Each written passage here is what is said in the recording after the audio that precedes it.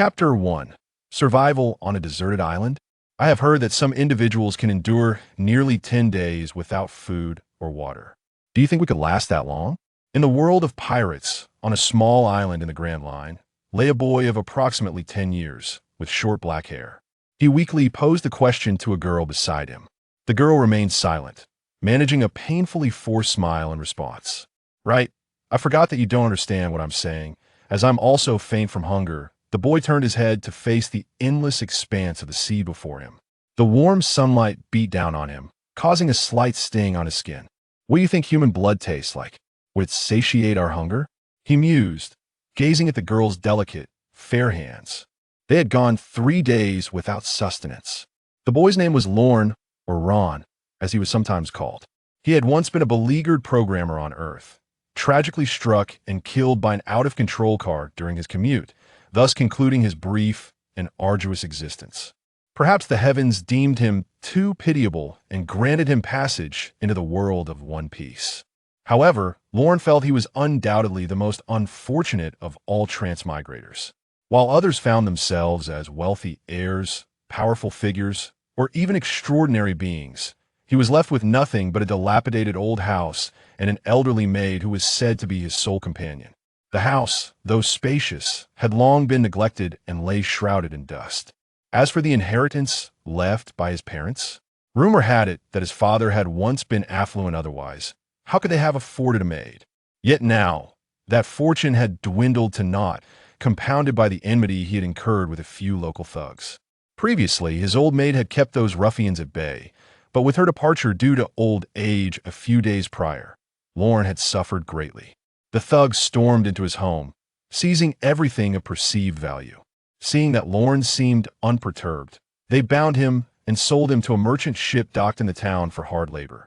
Fortunately, Lorne's past as a beleaguered programmer had accustomed him to hardship. From the perspective of his 21st century, internet novel-influenced mind, this situation was not entirely dire. The next chapter of his life would involve physical training with the merchant crew, followed by a chance encounter where they would be attacked by pirates. He would then join the pirate ship, accumulate strength in secret, usurp power, and ultimately become one of the 7 warlords of the sea, eventually claiming the title of Pirate King. Yet, it was evident that he was overly optimistic. His maiden voyage led him directly into a once-in-a-hundred-year storm. The ship, bereft of the extraordinary beings he had imagined, was torn to shreds by the tempest. Clinging desperately to a pillar in the hold, he managed to avoid being ripped apart by the fierce winds. However, when he regained consciousness, he found himself washed ashore on an unfamiliar island.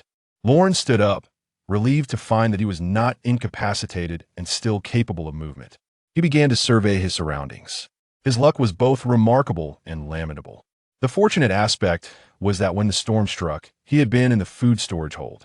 The unfortunate part was that the entire hold had been ripped apart by the storm. All he could find were a few scattered barrels of liquor around him. With a wry smile, Lorne scooped a spoonful of liquor and took a sip. A little to drink was certainly better than nothing. However, just as he was drinking, he suddenly heard a gurgling sound nearby. Who is it? Lorne was aware that the sound did not originate from him. As he was not, yet starving, he was merely quenching his thirst. A petite figure emerged from behind a rocka girl with winered hair. Lorne furrowed his brow. He recognized her from the ship. A robust, perpetually polite and smiling butler trailed behind her, hinting at a distinguished lineage. Yet, she too had fallen to a fate similar to his own. Fate had played a cruel hand. Lorne waved her over, inviting her to partake in some liquor. The girl hesitated for a moment, but eventually approached him cautiously and accepted the spoon he offered, beginning to drink. It seemed she was genuinely hungry, yet even in her starvation, she did not forget her manners. As Lorne observed her, an unusual thought struck him. Wasn't this reminiscent of the plot of some obscure novel, where the protagonist shares trials with a core heiress of a great faction? Once she developed feelings for him, the powerful figures of her family would inevitably come searching for their lost princess. Perhaps the old butler following her was indeed such a figure, not one to be trifled with. Yet, the ensuing narrative typically involved the butler feeling that their shared tribulations would tarnish her reputation and deciding to eliminate him. only to relent at the girl's pleas. Then, the protagonist would proclaim the iconic line, 30 years in the East, 30 years in the West. Do not underestimate the young and poor. He would then strive diligently, ultimately ascending to the rank of a warlord of the sea and achieving the pinnacle of his life. Surely, the old butler would express gratitude, gifting him an outrageously powerful devil fruit as a reward for saving the young lady. Moved by his unyielding spirit, he would forcibly place the fruit in his mouth and become his personal trainer, imparting all the secrets of the Navy's 6 styles, conqueror's hockey and observation hockey. Ah, the allure of such a tale. At this moment, Lawrence's internal musings remained unvoiced as he began to prepare for his ascent to greatness. However, reality proved him to be overly ambitious. After 3 days of true hunger, witnessing the seemingly noble girl alongside him growing weak from starvation, Lorne abandoned any unrealistic notions. The tropes of obscure novels were certainly untrustworthy. So, was human blood palatable? Lorne pondered, moistening his cracked lips in a moment of idleness. It seemed he was indeed the most unfortunate of all transmigrators' notions of kingship and harem were nothing but empty dreams. What he desired now was simply a morsel of food. No. Just as Lorne was lost in thought, a small, pale arm appeared before him. He turned to see the girl rolling up her sleeve and timidly extending her arm towards him, as if summoning great courage. So you can understand me. Lorne managed a strained smile. He reached out to grasp the girl's arm, and in that moment, he felt her involuntary tremor, a manifestation of her fear. I was merely jesting. How could I bring myself to consume someone as adorable as you? Seeing her reaction, Lorne gradually released her hand and gently patted her head. Her winered hair was remarkably soft. She would surely grow into a beauty capable of causing great turmoil in the future. Yet it was unfortunate that they were both destined to perish here. There should still be some liquor left in the barrel. You may drink it. It should sustain you for a while longer. The girl understood his words and slowly rose to approach the barrel. At the moment she turned away, Lorne seized a handful of sand and stuffed it into his mouth. Ugh, how gritty! It was clear the humans were not meant to consume sand. After spitting out the grains, he resumed his aimless thoughts. He heard the barrel topple over, confirming that there was little left. How long would that last drop of liquor keep the girl going? It was a pity he had yet to accomplish anything significant since his arrival in this world, only to meet his end in such a desolate place. He had lain on this coastline for 3 days without seeing even a hint of a passing ship. Was the universe truly conspiring against him? At that moment, he felt something tugging at his sleeve.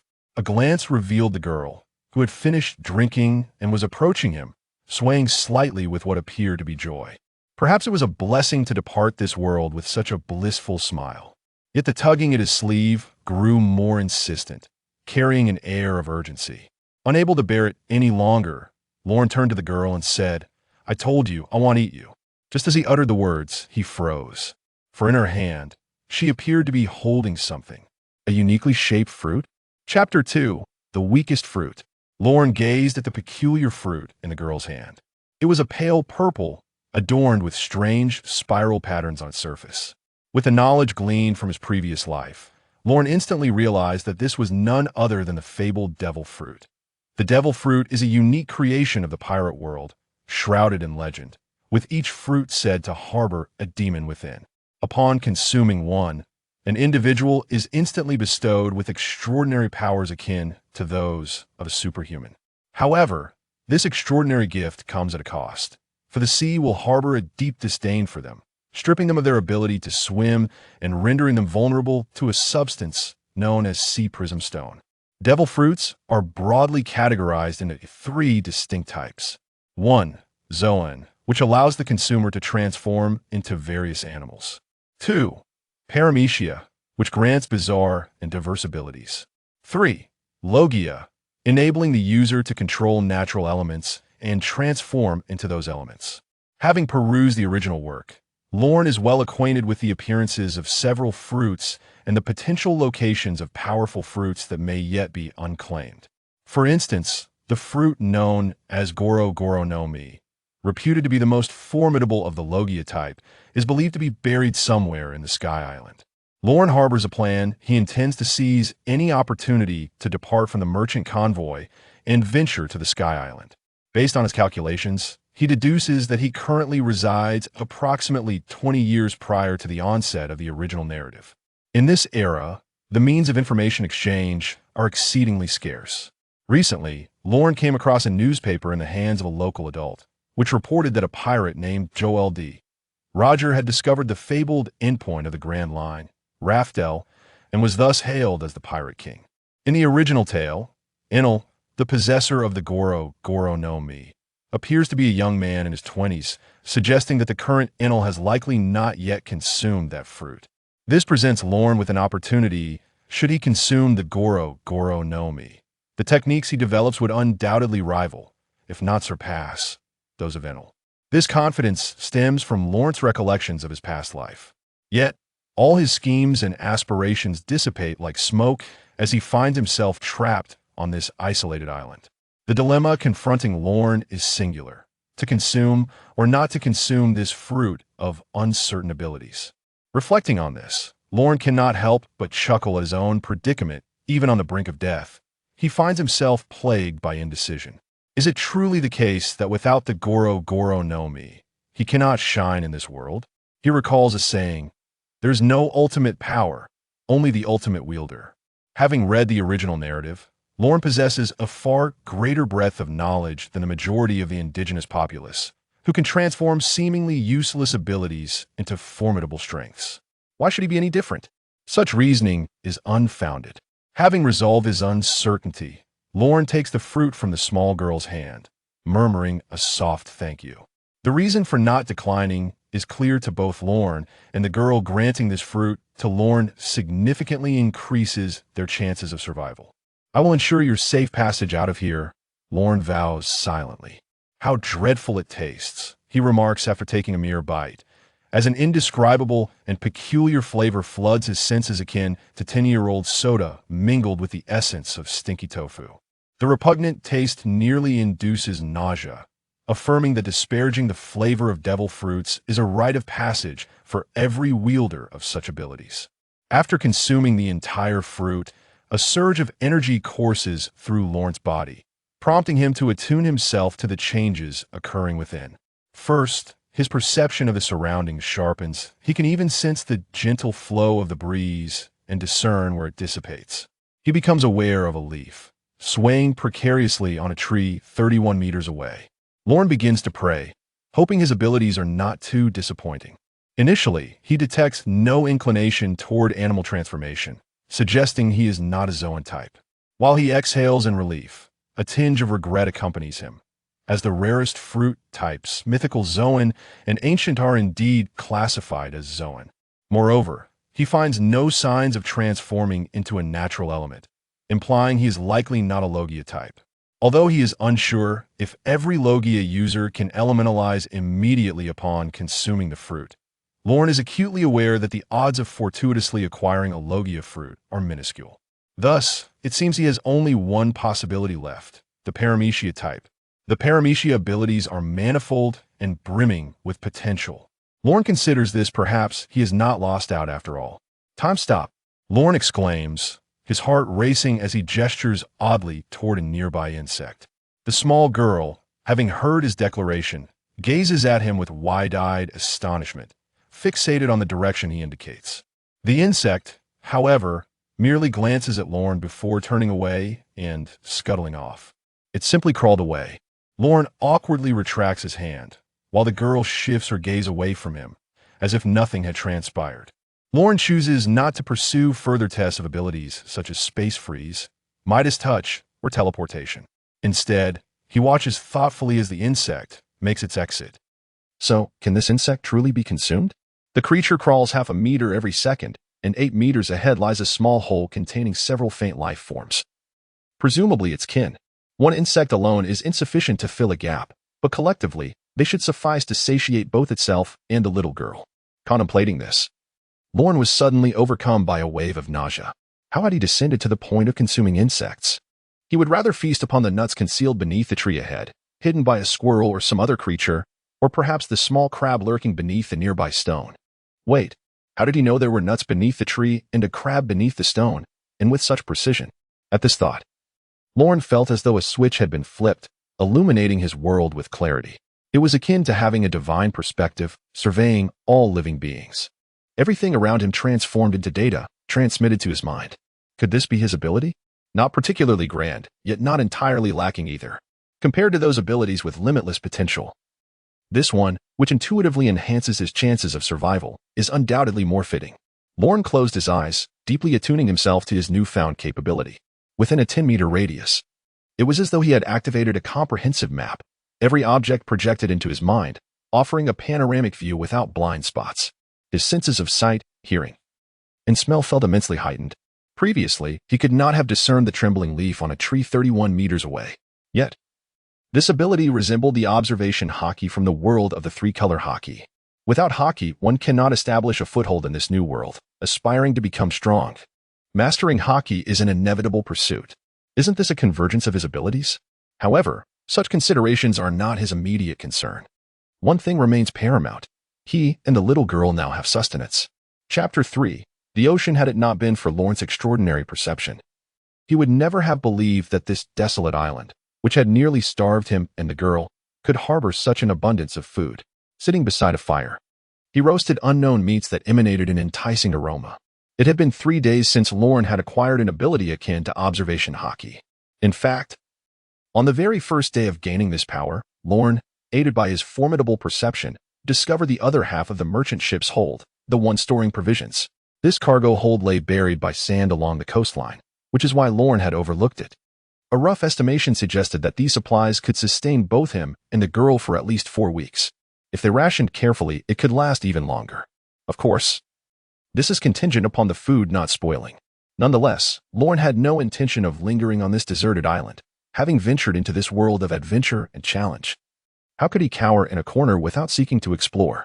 Names like Roger, Whitebeard, Goldlion, Kaido, and Charlotte Linlin surged through his mind. The deceased rocks, or the future titans Shanks and Mihawk, inspired a rush of fervor within him.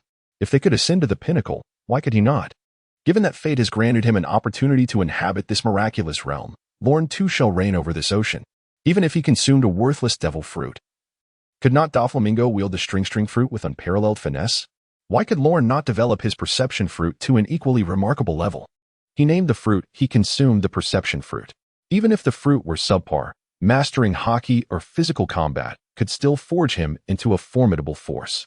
Yet, he pondered whether observation hockey would overlap with his abilities or, under the fruit's influence, evolve into something even more extraordinary.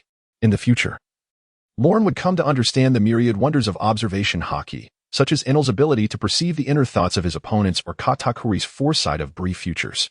Even the legendary Pirate King Roger's capacity to listen to all things might be a transcendence of observation hockey.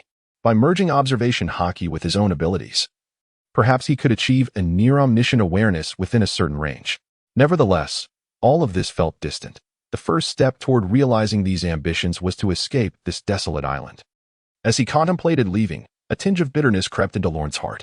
He and the girl had been stranded on this island for nearly a week, and during that time, they had not seen a single ship pass by. This indicates that this solitary island is not on any shipping route, making it unrealistic to expect someone to pass by and rescue them. The only way to escape lies in relying on oneself. Utilizing the wreckage of merchant ships and a few rudimentary tools, Lorne ingeniously fashioned a small vessel, reminiscent of the boat that the protagonist Luffy sailed on his inaugural journey. The boat is modest in size, accommodating only Lorne and the little girl, along with provisions sufficient for a few days. Despite Lorne possessing memories from his past life, he is nearly ignorant of navigation, unaware of where to sail or the nearest island. He faces two choices: remain on this deserted island and pray for a passing ship to discover them before their supplies dwindle, or set sail on this rudimentary craft toward an uncertain future. Both options hinge on fortune. Yet they bear a distinct difference. One relies on external assistance while the other depends on his own survival. For Lorne, whose ambition is to reign over the seas, lacking the courage to stake his life on such a gamble renders his dream a mere jest. Having resolved to leave, he understands the necessity of acting swiftly. Procrastination would only squander his resolve. As for the little girl, he instinctively reserved a spot for her, having vowed to take her with him. When the moment arrives to inform her, If she expresses reluctance, he would forcibly take her along. Remaining on this island equates to awaiting death. Any resentment from her would be inconsequential. A man's promise must be upheld. After dinner, Lorne sat by the fire, basking in its warmth. The island exuded an eerie stillness, alleviating concerns that the flames might attract any wild beasts. The flickering light illuminated the little girl's rosy cheeks, revealing her tender age. Lorne realized that his own body was merely 8 or 9 years old, while she appeared even younger. Such a small girl must have been a princess in her previous life, yet here she was, ragged and struggling for survival alongside him. It was pitiful. Nevertheless, despite her disheveled appearance, she emanated an innate air of nobility. After dinner, she sat upright, gently closing her eyes, her hands clasped before her chest, murmuring something softly. Lorne could not fully comprehend her words, but her demeanor led him to conjecture. Is this a prayer? The girl opened her eyes, gazing at Lorne with a hint of surprise, before responding. Lorne, already aware that the girl could understand him, found himself lost in her language. However, this was sufficient, as the forthcoming message could be conveyed through gestures. He pointed to the small boat he had crafted, then gestured towards the girl and himself, mimicking rowing motions. The girl tilted her head in contemplation, then shook it in confusion. All right, this approach seems futile. I shall speak slowly. Do you wish to stay here? If so, nod. If not, shake your head. The girl vigorously shook her head. Enough, enough. No need to shake so much. Will you accompany me on the boat? Upon hearing this, the girl tugged at Lorne's garment, her eyes reflecting a trace of fear, yet she nodded fervently. Then we shall set off at dawn, just as the sun rises. But first, please release my clothing. I will not abandon you. Lorne reclined on a wooden plank, gazing up at the starry sky, his mind a whirlwind of thoughts. Yet sleep eluded him. Beside him, the little girl slept soundly, her small form curled up tightly, her arms clasped around herself. Whether it was due to the cold or a habit of clutching a doll while sleeping, Lorne found her sleeping posture peculiar. He draped half a barrel over her in a bid to shield her from the chill, although it was likely a meager defense. Sighing, he thought it better to rise and take a stroll rather than lie awake. Lorne quietly stood, careful not to disturb the girl. The island was devoid of life, and at night, it became eerily silent. Fortunately, Lorne possessed the powers of the perception fruit, making the dimly lit surroundings less imposing. He wandered to the shoreline, contemplating the vast ocean before him. Chapter 4. The saber-toothed shark. Lorne was awakened by the little girl shaking him, and upon opening his eyes, he saw the dawn breaking over the horizon, a dazzling sight. He realized he had spent the night by the sea. The girl beside him appeared pale, likely having caught a chill the previous night. Strangely, despite having slept on the shore, he had not felt the cold. The physical form I possess is far sturdier than I had anticipated. It is worth noting that I was once a noble, one who had not yet reached the age where one might recklessly squander their own body. From the moment the old servant departed, I was subjected to the bullying of local ruffians, eventually finding myself laboring aboard a merchant vessel, and later enduring days of hunger on a deserted island. The resilience of this diminutive body has been a pleasant surprise. While it is advantageous to have a robust physique, in this world, such a slight edge in physical prowess is inconsequential.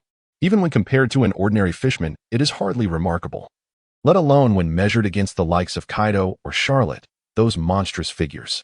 Let us proceed. I gently patted the little girl on the head and spoke softly.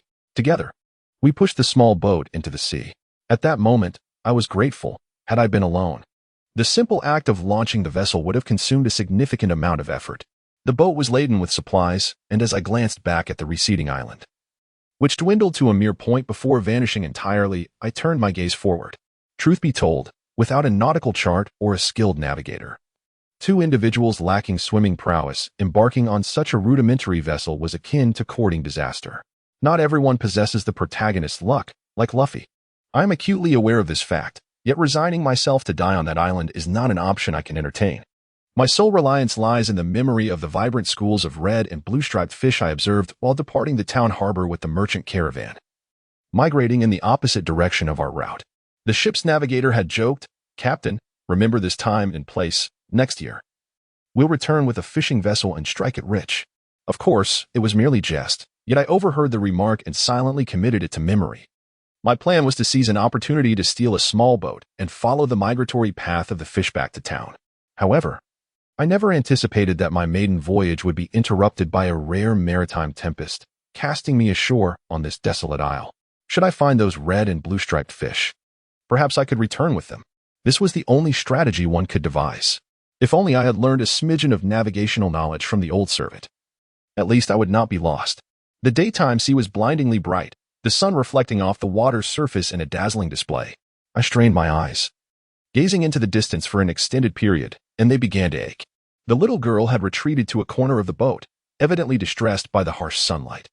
I sighed. Indeed, she was a delicate noble, unable to withstand such discomfort. Yet I had never expected otherwise from her. My promise to take her away was my own obligation, independent of her capabilities. Suddenly, a chill enveloped me, a warning from my fruit's power. My instincts alerted me to danger lurking beneath the boat, in the depths of the sea. "Fetch me the anchor I fashioned," I commanded. An anchor typically refers to the primary component of a mooring device. It is a metallic apparatus tethered to the vessel by an iron chain, designed to be dropped to the seabed to secure the ship. This particular anchor was a remnant of the merchant vessel, which I had sharpened into a weapon. The threat drew closer, not particularly large, just beneath the surface, approximately 5 meters away, poised to breach the water to my left. I closed my eyes, concentrating with all my might to sense the approach of this perilous visitor. Now, I suddenly opened my eyes, gripping the anchor tightly, and struck forcefully to the left as the sea beast emerged. A deep crimson spray stained the water's surface. The creature likely had not anticipated such a fierce blow upon surfacing, and it immediately dove below. Yet, rather than feeling triumphant, I was far from at ease. In that fleeting moment, I recognized the creature's identity, the saber-toothed shark, one of the most cunning of its kind. Adult saber-toothed sharks can exceed 10 meters in length, approaching the size of smaller sea kings. This one was likely a juvenile, measuring only 3 meters long. However, even in its youth, it posed a lethal threat to me. The saber-toothed shark possesses 2 particularly deadly traits. First, it harbors an insatiable thirst for vengeance, having been wounded by my anchor. It would not easily forgive the affront to its pride. Second, these creatures are notoriously social, often found in packs. The realization of this second point filled me with despair. Fortunately, I sensed no other saber-toothed sharks in the vicinity, suggesting that this juvenile may have strayed from its group. Otherwise, a single adult shark could effortlessly swallow this small boat whole. The shark lingered beneath the vessel, biding its time. Lorne, attuned to his surroundings, continued to track the movements of the saber-toothed shark. Suddenly, the small boat began to rock violently. Lorne's expression turned ashen. He had not anticipated the juvenile saber-tooth's impatience, as it began to ram the boat with ferocity. The vessel measured a mere 4 meters in length, while the 3-meter-long juvenile shark was nearly its equal in size. A single blow could easily capsize the small craft. The ocean was not its domain yet. Once Lorne and the young girl were cast into the water, the shark would revel in its freedom. The impact abruptly ceased, and the shark seemed to alter its course, initiating its assault from a different angle. This could not continue. Lorne furrowed his brow. It was crucial to remember that he was a user of a devil fruit. What is the most renowned characteristic of a devil fruit user? It is not the bizarre abilities they wield, nor is it the classification into paramecia, zoan, or logia types. Rather, it is their vulnerability to seawater. This is an unyielding rule. Regardless of how formidable a user may be, once submerged, they become utterly powerless and immobile. Determined, Lorne gritted his teeth and unsheathed a knife, slicing into his left hand and letting the crimson liquid flow forth onto the water's surface. The moment his skin met the ocean, he felt as if vitality was being siphoned from him, rendering him weak and feeble. The blood trickled from the wound, deepening the already vibrant hue of the sea. The shark's sense of smell far surpassed that of a human, capable of detecting the faintest trace of blood from kilometers away. Lorne was certain that the saber-toothed shark beneath the boat had caught wind of his scent, recognizing him as the adversary who had inflicted injury. Lorne was gambling on the hope that the creature would succumb to temptation and strike once more. When the shark next revealed its head, it would present his opportunity. As seconds ticked by, the saber-toothed shark ceased its assault, seemingly weighing its options.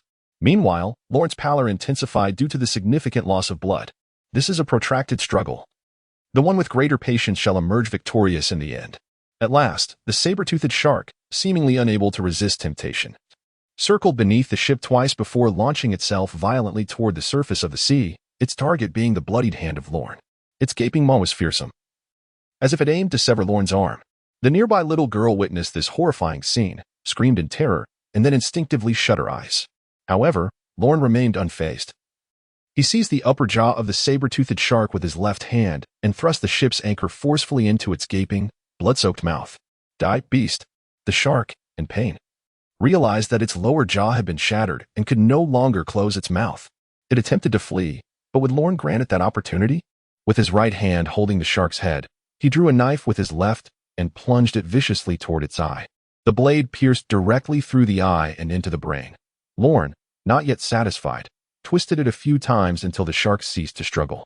At which point he released it, collapsing onto the deck. Waves of soreness washed over him. The potential of this body exceeded his previous estimations, yet it remained underexplored. This time, success was merely a stroke of luck. The little girl, alarmed by Lorne's motionless form on the deck, rushed over, her words a blur of concern. Lorne smiled and gently patted her head, reassuring her, "I am fine." Upon hearing Lorne speak, the little girl sighed in relief and hurried to the cabin to fetch supplies for bandaging. As Lorne watched her depart, he mused, "It is good to be alive." Yet, in the next moment, his eyes hardened with resolve. "I shall not perish meaninglessly. I refuse to be but a fleeting wave in the tumultuous tide of this era. I shall grow stronger. I aspire to be the sovereign of this time." Chapter 5. Names. After lying on the deck for a brief moment, Lorne sprang to his feet, beckoning the little girl as they prepared to leave this place, uncertain whether the blood of the saber-toothed shark would attract other dangers. Lorne was not yet a formidable figure in this pirate-infested world, capable of challenging the colossal sea kings at will. Unlike Luffy, who could effortlessly topple a sea cow with a single punch, such feats were beyond Lorne's current aspirations. In this vast ocean, the sea kings were undisputed rulers, at least. That was Lorne's belief. The small boat hastily departed from the shark's carcass, and as Lorne observed the blood-stained water receding into the distance, a weight lifted from his heart. He allowed the little girl to tend to his wounds. As the alcohol was applied to his injuries, the sting almost made him instinctively withdraw his hand. But he restrained himself. He was beginning to comprehend that this diminutive body harbored immense strength, at least rivaling that of an average adult.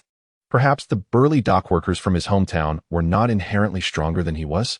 Had he been aware of the latent power within him when those ruffians tormented him, he would not have suffered so grievously, losing cherished family heirlooms and being sold into servitude. The old butler's departure had been possible because he understood the extraordinary strength concealed within Lorne. Humanity is indeed a peculiar creature, often oblivious to its own potential until circumstances reveal it. Upon his arrival in this new world, Lorne had perceived himself merely as an ordinary child. Thus, whether besieged by thugs or laboring on the ship, he never showcased this hidden strength. Had it not been for his determination to set sail and encounter the saber-toothed shark, he might have lived and died in ignorance of his true capabilities. If he were to return to his hometown, he would ensure those ruffians paid dearly for their transgressions. The little girl, cautious not to inflict pain, bandaged Lorne's wounds with delicate movements, wholly focused on his injuries. Observing her earnestness, Lorne felt an irresistible urge to pat her head once more. Initially, he regarded the little girl as his lucky star, had she not discovered the devil fruit. He might have perished from starvation on that desolate island. However, as time passed, he began to see her as a sister, being an outsider in this world. Lorne felt unanchored, yet the little girl's presence instilled a sense of value in his life. "How about I teach you to speak?" Lorne suggested as he watched her attentively bandaging him. He was uncertain how long it would take to find the striped fish he had once seen, or if he would even survive long enough to return to his hometown. The journey had proven exceedingly dreary, devoid of companionship. The little girl tilted her head in contemplation before nodding gently. "All right, you first tell me your name," Lorne continued. Knowing that names were among the simplest words to articulate, requiring no translation, merely transliteration. Once he learned her name, their future communications would become significantly easier. After a moment of hesitation, the little girl slowly uttered, "Jalete." "Jalete?" Lorne mused, feeling the name seemed somewhat familiar. Yet he could not recall where he had encountered it. His memories felt as chaotic as leaves scattered by an autumn breeze. "Never mind, if I can't remember. I won't dwell on it.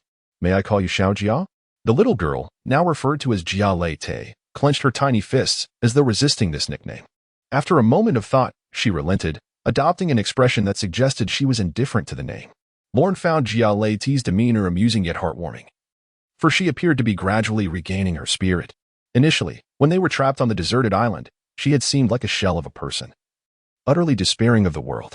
"Xiao Jia, where do you come from?" Lorne inquired, but before Jia Lei Te could respond, he realized he should first introduce himself. "As for me, I reside in this maritime expanse. I am a fallen noble, though my ancestors were once prosperous. I had an old butler who cared for me, but he departed some time ago. Since then, a few ruffians have bullied me. seizing my belongings and even selling me into servitude on a merchant ship at the town's port. Lorne recounted this with a hint of detachment, omitting certain details. After all, the transition from noble to a bankrupt victim of thuggery was not a tale he could readily share. Upon hearing Lorne's story, Jia Lei's expression shifted to one of indignation, her small fist tightening. Realizing he was staring at her, she suddenly remembered it was her turn to speak. Hesitating for a moment, she pointed toward the sea and uttered something unintelligible. Looks like we have a long way to go in our communication, Lorne thought. Though he considered it a small victory to have learned the girl's name, there would be ample opportunities to teach her words gradually. At that moment, Lorne gazed out toward the distant horizon of the sea. Is there truly a chance for us? At this moment, an unexpected visitor arrived in the small town of Lorne. He was a young man clad in a light yellow suit, appearing to be under 30. A cigarette dangled from his lips, while he held a crumpled piece of paper in his hand, casually uttering, "Is this the place where the schemer Venshir once hid? Sakazuki truly is something. He rushes off to capture pirates and leaves such troublesome matters to me." He wandered aimlessly along the port, spotting an individual clutching a piece of paper, and inquired, "Excuse me, have you seen this person? He is an extremely dangerous fugitive, and if you possess any information regarding him, I implore you to share it with me." However, each individual he approached, upon seeing the photograph in the young man's hand, could not help but display a flicker of surprise on their faces, before hastily retreating as if evading something sinister. What a lack of cooperation! Should I resort to the authority granted to me by that scoundrel Sakazuki? In truth, the expressions of those passers-by revealed that Venshir was undoubtedly entwined with this place, perhaps having committed some dreadful acts that compelled the townsfolk to remain tight-lipped. Such criminals would be better off dead. Suddenly, the sky opened up, unleashing a torrential downpour. The young man furrowed his brow slightly and retrieved an umbrella he always carried. As someone endowed with abilities, one of his greatest grievances was the rain. Thus, carrying an umbrella had become second nature to him. However, it was said that the weather in the New World seas was even more unpredictable, and he wondered if he might have the opportunity to transfer to a branch there. He had grown weary of spending his days in this paradise, catching mere trifles. In fact, the case he currently held regarding the pursuit of Venshir was one he had wrested from the hands of Sakazuki, a fellow graduate who was also labeled a monstrous newcomer and who perpetually wore a stern expression. The young man vividly recalled the disdainful look on Sakazuki's face when he first took over the case, as if to say, "If you fail to handle this case properly, I shall ensure you face the consequences." Venshir appears to have some connection to the higher-ups, as it seems that the elders directly bypassed the Steel Commander to address us, the newcomers who have only recently graduated. However, these matters belong to the upper echelons. The young man suddenly noticed a small girl curled up in a corner ahead. The child was clad in tattered garments, sheltering in the street's nook. Yet, the torrential rain fell mercilessly upon her fragile form. He could not help but sigh, pondering where the girl's family had gone. Perhaps they had fallen victim to the chaos wrought by the so-called freedom-seeking pirates. Why must some individuals destroy the happiness of others in this world? With that thought, the young man approached the girl, raising his umbrella to shield her from the relentless downpour, intending to escort her to a place of refuge. Upon noticing him, the little girl cast a grateful glance in his direction, but her eyes quickly darted to the wanted poster in his hand. Tentatively, she inquired, "Are you searching for Lord Lorne?" Chapter 6, Venshir Lord Lorne? The young man in the yellow suit mulled over the implications of her words, questioning. "Lord Lorne is indeed from the Venshir family, but I believe he left recently on some business with Lord Marin. It has been quite a while since he shared any cake with us." He realized he was becoming confused by the mention of Lord Lorne and Lord Marin. Who were these individuals? The girl, sensing she had inadvertently mentioned too many names, sheepishly stuck out her tongue. "I saw you with a picture of the elder from the Venshir family, so I assumed you knew Lord Lorne. Lord Marin is Lord Lorne's steward. He used to frequently share cake with us." The young man contemplated the girl's words and glanced at the wanted poster in his possession. It seemed the girl did not comprehend its significance. "Can you not read?" he probed cautiously. No," she admitted, her cheeks flushing. "But Lord Marin promised to teach us how to read." Suddenly, a thought struck her, and she exclaimed in a flurry, "I have something to do. I must go." With that, she turned and fled. Not again. The young man felt a surge of frustration. Every time the topic of Venshir arose, people would hastily depart. He resolved to follow her discreetly, driven by a strong intuition that the key to Venshir lay within this little girl. With the exceptional skills he acquired at Naval Academy, trailing an ordinary person went unnoticed with ease, especially given his capabilities. After parting ways with the young man, the girl did not run far. She headed straight into a cake shop. Gazing at the array of delectable confections in the window, she swallowed hard and addressed the shopkeeper, "Sister Manda, I would like a small strawberry cake." She then pulled out a few grimy bills from her pocket, amounting to approximately 300 berries, her entire savings. The shopkeeper, known as Manda, cheerfully accepted the berries and retrieved a beautifully crafted strawberry cake from behind the counter, clearly prepared in advance. "It's too big." The girl's face flushed upon seeing the cake. She realized her meager funds could not possibly cover such a grand treat. Today is little Kanti's birthday, so consider this a gift from Sister Manda. Upon hearing her sister's name, the girl froze momentarily, then deeply bowed, accepting the strawberry cake from Manda's hands. "Thank you, Sister Manda." The young man in the yellow suit observed this scene in silence for a moment. It dawned on him that the girl's abrupt departure was not an evasion of the name Venshir, but rather a pure desire to celebrate her sister's birthday. The girl's dwelling was a dilapidated old house, seemingly neglected for ages, teetering on the brink of collapse. The young man furrowed his brow upon witnessing her living conditions. As he had previously been insulated from the harsh realities faced by society's most vulnerable individuals. "Hello, uncle. Would you like some cake?" At that moment, the little girl spotted the young man in the yellow suit from afar and waved at him. The young man did not mind the girl's peculiar reference to him as uncle. Instead, he gazed at her and gently inquired, "Could you tell me about the Wainhill family?" He was eager to understand why the townsfolk avoided discussing them. The girl paused for a moment, then cheerfully replied, "Sure. I can tell you that the old master of the Wainhill family is a good person." Meanwhile, Lorne, lying in the small boat, began to ponder his own name. The respect shown to him by the elderly servant was not feigned. His parents must have had some wealth, otherwise they could not have afforded a servant. Where were his biological parents? What were they doing? Lorne had grown up in an orphanage in his previous life and had never experienced the presence of parents. Hence, he felt a strange longing for his current parents, a mixture of anticipation and yearning. His thoughts were muddled, and he felt a sense of frustration. Realizing that he should focus on escaping rather than dwelling on irrelevant matters, he slowly rose from the deck.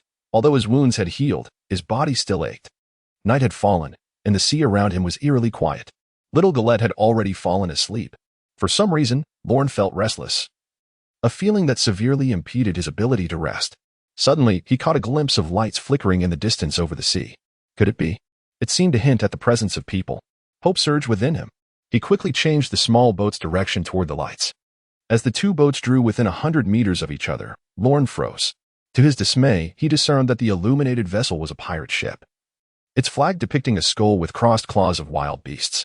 Lorne couldn't recall having seen this pirate flag before, but he dared not take a chance. Not all pirates were kind-hearted like those in stories. Brutality, cunning, and ferocity were the true hallmarks of pirates, not the foolish or lovesick. However, it was too late. The pirate ship had already spotted them and was slowly approaching. Lorne resigned himself to the situation, realizing that their small boat could never outrun the pirate ship. He felt a pang of regret for not having used his sensory abilities to assess the situation beforehand.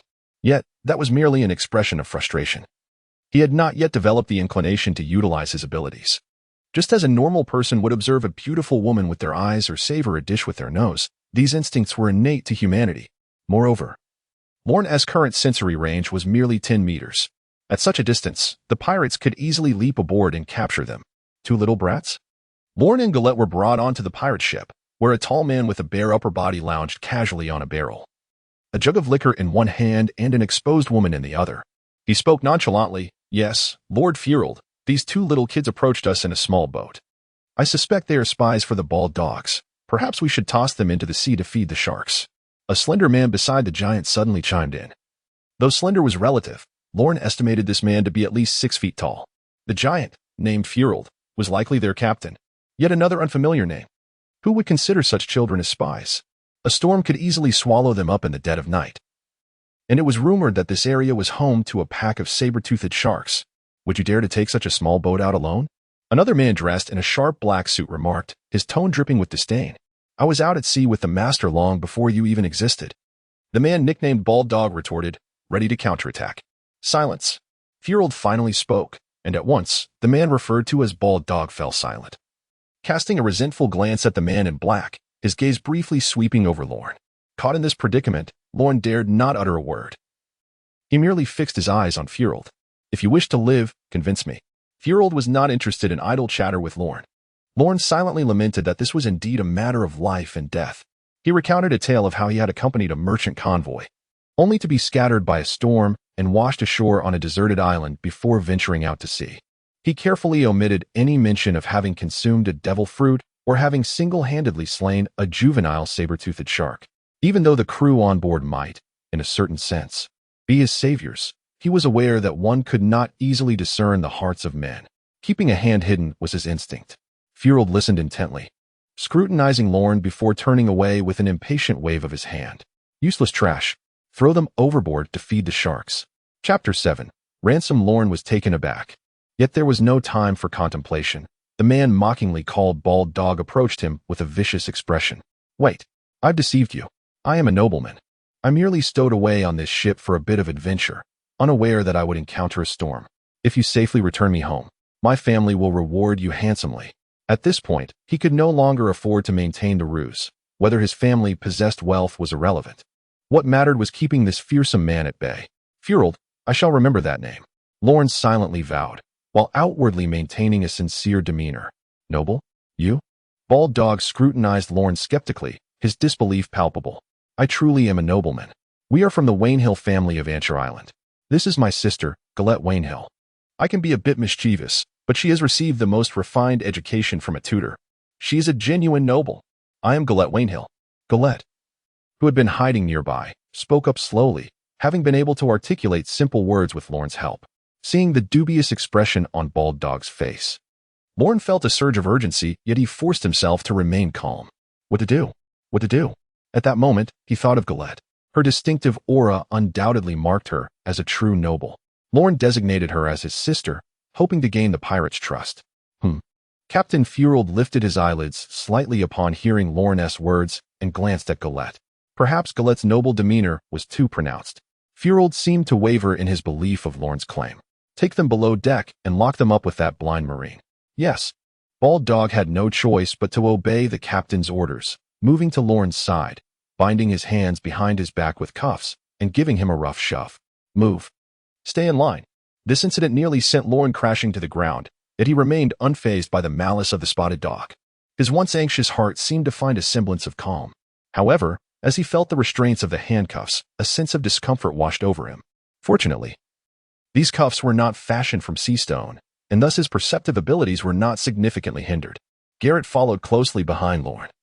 Relieved that the spotted dog did not resort to violence against her, her delicate frame was certainly not as resilient as Lorne's. The spotted dog brought up the rear. The vessel was far grander than Lorne had envisioned. Unlike the deck, which was illuminated by bright lights visible from afar, the interior of the ship was shrouded in darkness, permeated by a damp scent. Hurry up. Don't dawdle, or you might endanger your life, the Dalmatian urged as Lorne slowed his pace. Yet, Lorne keenly grasped the implications of the Dalmatian's words. What do you mean by don't look around? Within the confines of the cabin, it seems that some secrets lie concealed. However, Lorne had no time to ponder this, for the spotted dog delivered a swift kick to his back, sending him sprawling to the ground. Nearby, Galette gasped in shock and hurriedly rushed to aid Lorne, helping him rise from the floor. I told you to move faster, did you hear me? Barked the spotted dog. Lorne's eyes fluttered shut, and though his hands were shackled behind him, his clenched fist relaxed. This spotted dog had firmly secured a place on Lorne's list of adversaries. Yet, the circumstances compelled Lorne to submit. Bowing his head, he took small steps forward. The room where Lorne was imprisoned lay at the far end of the cabin. And as the door swung open, he beheld a man clad in a naval uniform, soundly asleep within. But there was no time for further contemplation.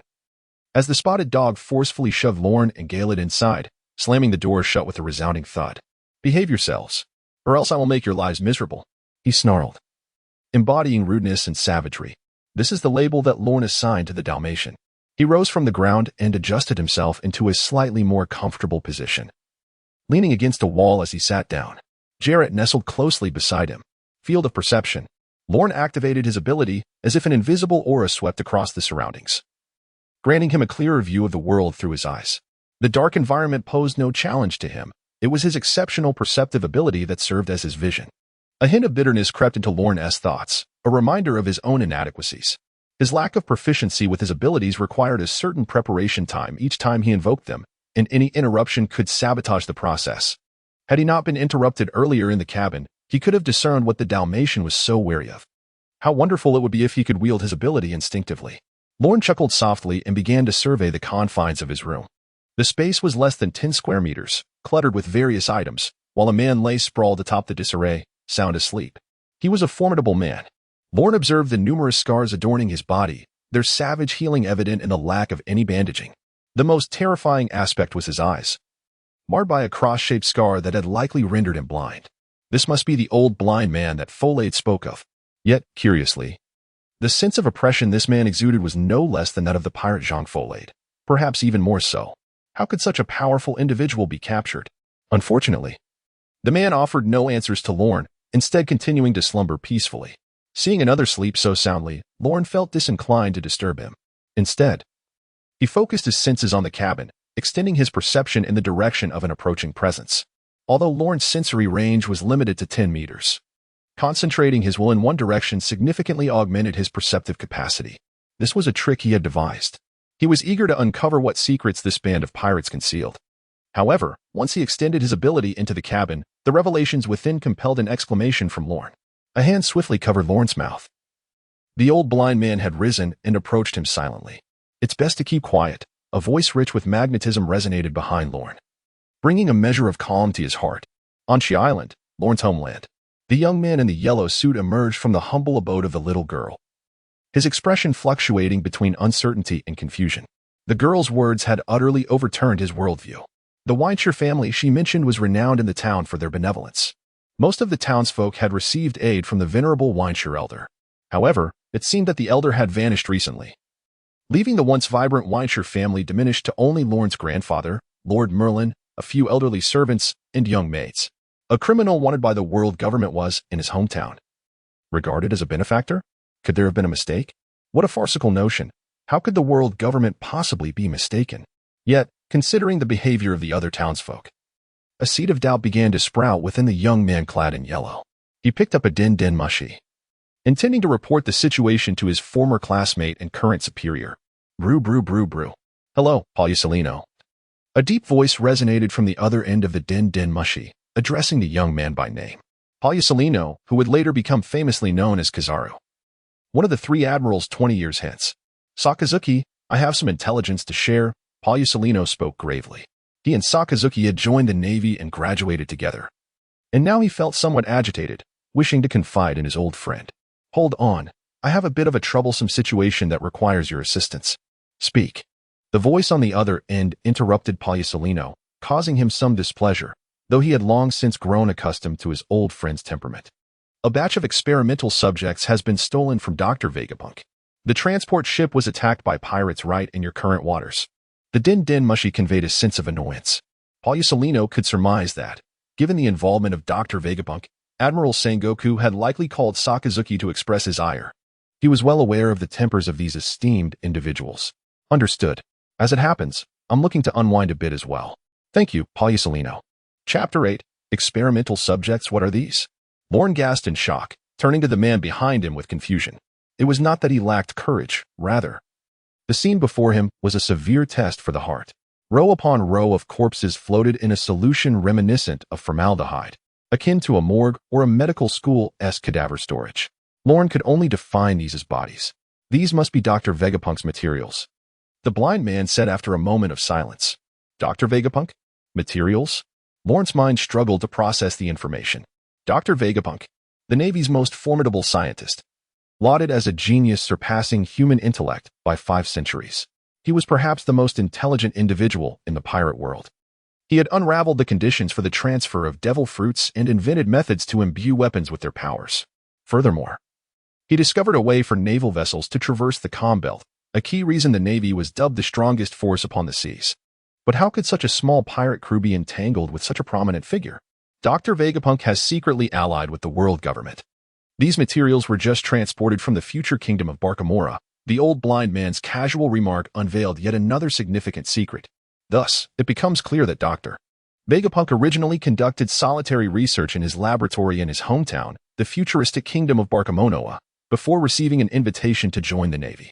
He left behind an enormous laboratory, which ultimately became an opportunity for Frankie of the Straw Hat Pirates. However, that is a tale for another time. Furthermore, Luffy is privy to a secret unbeknownst to the vast majority of high-ranking Navy officials. This secret reveals that Vegapunk did not willingly join the Navy. Rather, in his youth, he stumbled upon an object deemed exceedingly perilous by the world government, which subsequently led to his arrest by the same. At this moment, Lorne found himself regretting his poor memory, as he had entirely forgotten what the young Vegapunk had discovered. However, one thing was certain: Vegapunk had been coerced into joining the Navy. The materials in question held little value for these brutish pirates, and Lorne wondered what their elaborate scheme could possibly be. The blind man expressed his confusion, then reached for his waist, seemingly searching for something. "Ah, these uncouth pirates. They've taken my flask," he lamented, albeit without taking any action, before turning away and falling into a deep slumber amidst the clutter. Meanwhile, Lorne's mind raced as he pondered the key to overcoming his adversaries. His home had long been stripped bare, having been abandoned by the old steward, making it impossible for him to gather the ransom for himself and the young girl, Garrett. Once these vicious pirates realized they had been deceived, they would undoubtedly seek revenge. They might even unleash chaos on the island. If that were to happen, Lorne could very well become the island's pariah. The key to victory lay in the materials associated with Vegapunk. Undoubtedly, the Navy would not remain idle once they learned that Vegapunk's experimental subjects had been seized by pirates. After all, he had only recently joined the world government, and now his possessions had been plundered en route. What would become of the Navy's reputation? Thus, the inevitable pursuit would ensue. Perhaps the Navy's fleet was already scouring these waters for their whereabouts. Yet why were they illuminating their ship with lights at night? Were they fearless of the Navy, or did they harbor ulterior motives? Lorne felt a profound disdain for his utter ignorance of navigation. Had he possessed even a modicum of knowledge, his situation might not have felt so hopeless. In the dimly lit dungeon, the concept of day and night had ceased to exist. Perhaps due to being confined for so long, Lorne experienced an unexpected thrill when the door finally creaked open. He concealed his excitement well, adopting a neutral expression as he regarded the figure entering. It was the spotted dog, who spat in frustration. To his dismay, he had lost everything during the previous night's card game and was now obliged to retrieve the insufferable brat. He hoped the boy's home would yield some spoils to compensate for his losses. However, the dog's gaze toward Lorne bore a hint of pity. Under ordinary circumstances, that would suffice, but currently their pirate crew was tasked with a bounty from a significant figure, carrying corpses aboard their ship. The sole requirement from this powerful individual was to ensure that no whispers of their activities escaped. Thus, not only this wretched boy, but his family, and indeed everyone on Ancha Island, were in peril. Captain Farrell had resolved that not a single survivor would remain. The dog's smile twisted into something sinister. He had gone far too long without taking a life. Ever since that so-called pirate King Roger had risen to infamy, the world government's oversight of the seas had become increasingly stringent, reaching draconian levels. The captain had even instructed them to temper their actions. That damned Roger. Did he ever earn the recognition of our bear pirate crew? No matter how formidable he may be, he pales in comparison to our esteemed captain. Captain Farrell possesses not only terrifying strength but has also consumed the legendary devil fruit, allowing him to transform into a fearsome black bear and rend everything asunder. If it weren't for the strength of our pirate crew, that significant figure would never have entrusted such a crucial task to us. Yet, the whims of the powerful are indeed strange. One wonders what he intends to do with these corpses. Nonetheless, the mere thought of soon arriving in the boy's homeland ignited the dog's excitement. He once bore the title of Bloodwolf, relishing nothing more than shattering his enemies' bodies and smearing their blood across himself. Who could have imagined he would now be reduced to the moniker of the spotted dog? Observing the dog's demeanor, Lorne began to grasp the gravity of his situation. These scoundrels have no intention of preserving their own lives. Yet now, a sense of helplessness prevails. Even if I am aware of these truths, what difference does it make? Confronted by such a group, I find myself utterly powerless. The sheer disparity of strength rendered any strategy utterly futile. The captain has asked me to take you out for some fresh air. Ah, the captain truly treats you well. When you return home, be sure to reward him generously. The spotted dog remarked with a smile that did not reach his eyes. Lorne nodded slightly, then gently rose to his feet, guiding Galette outside. I shall assuredly eliminate you all once I acquire sufficient power. Yet, this thought remained unvoiced, as he instead wore an expression of gratitude. Thank you, my lord. Upon my return home, I shall bestow upon you a lavish gift.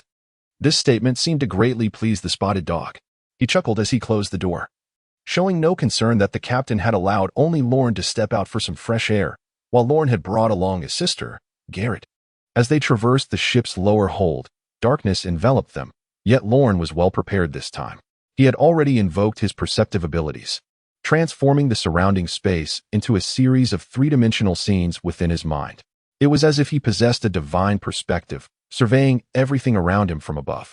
This feeling is truly delightful. Lorne stepped out of the cabin and beheld the sky, which had already brightened considerably. For the first time, Lorne felt that the sunlight on the sea was not harsh, but rather soothing. The sensation of freedom is truly delightful. However, when his perception swept through the captain's quarters, he noticed several unfamiliar faces aboard the vessel. A few burly men clad in tight-fitting combat suits and donning dark sunglasses. Chapter 9, Turning Point. The island you mentioned is waiting for you. Lorne heard the leader of the men utter this somewhat nonsensical phrase. Yet, there was no time for Lorne to ponder further, as the spotted dog behind him kicked him once more. Don't just stand there. The kick was evidently executed with force, sending Lorne crashing to the ground. Garrett hastily assisted Lorne to his feet. Both remained silent, accustomed to bowing their heads under the eaves of life.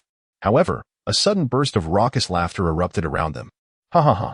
I heard a spotted dog wagered his mother's underwear with old Jack yesterday. Indeed. The spotted dog dares not confront old Jack, but only vents his frustrations on a child. The idle pirates surrounding the scene paid little heed to Lorne, instead turning their mockery towards the spotted dog. Who said that? The spotted dog's eyes widened in fury as he glared at the provocateur. What of it?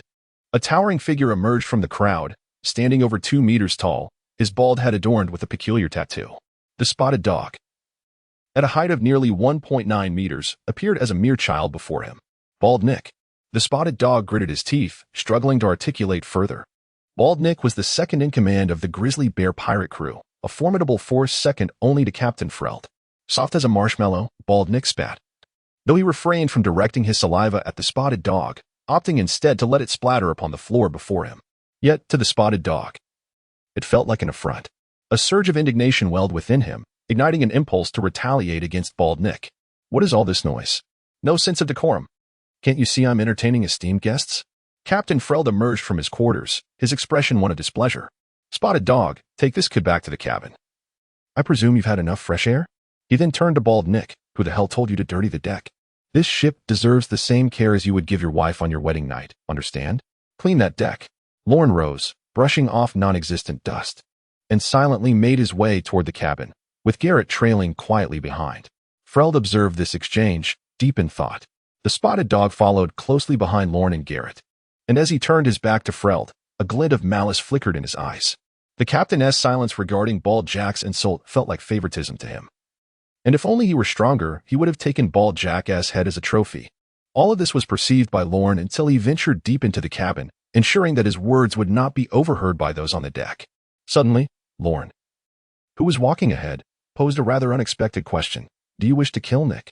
The spotted dog was momentarily taken aback, mistaking Lorne's inquiry for mockery, and retorted angrily.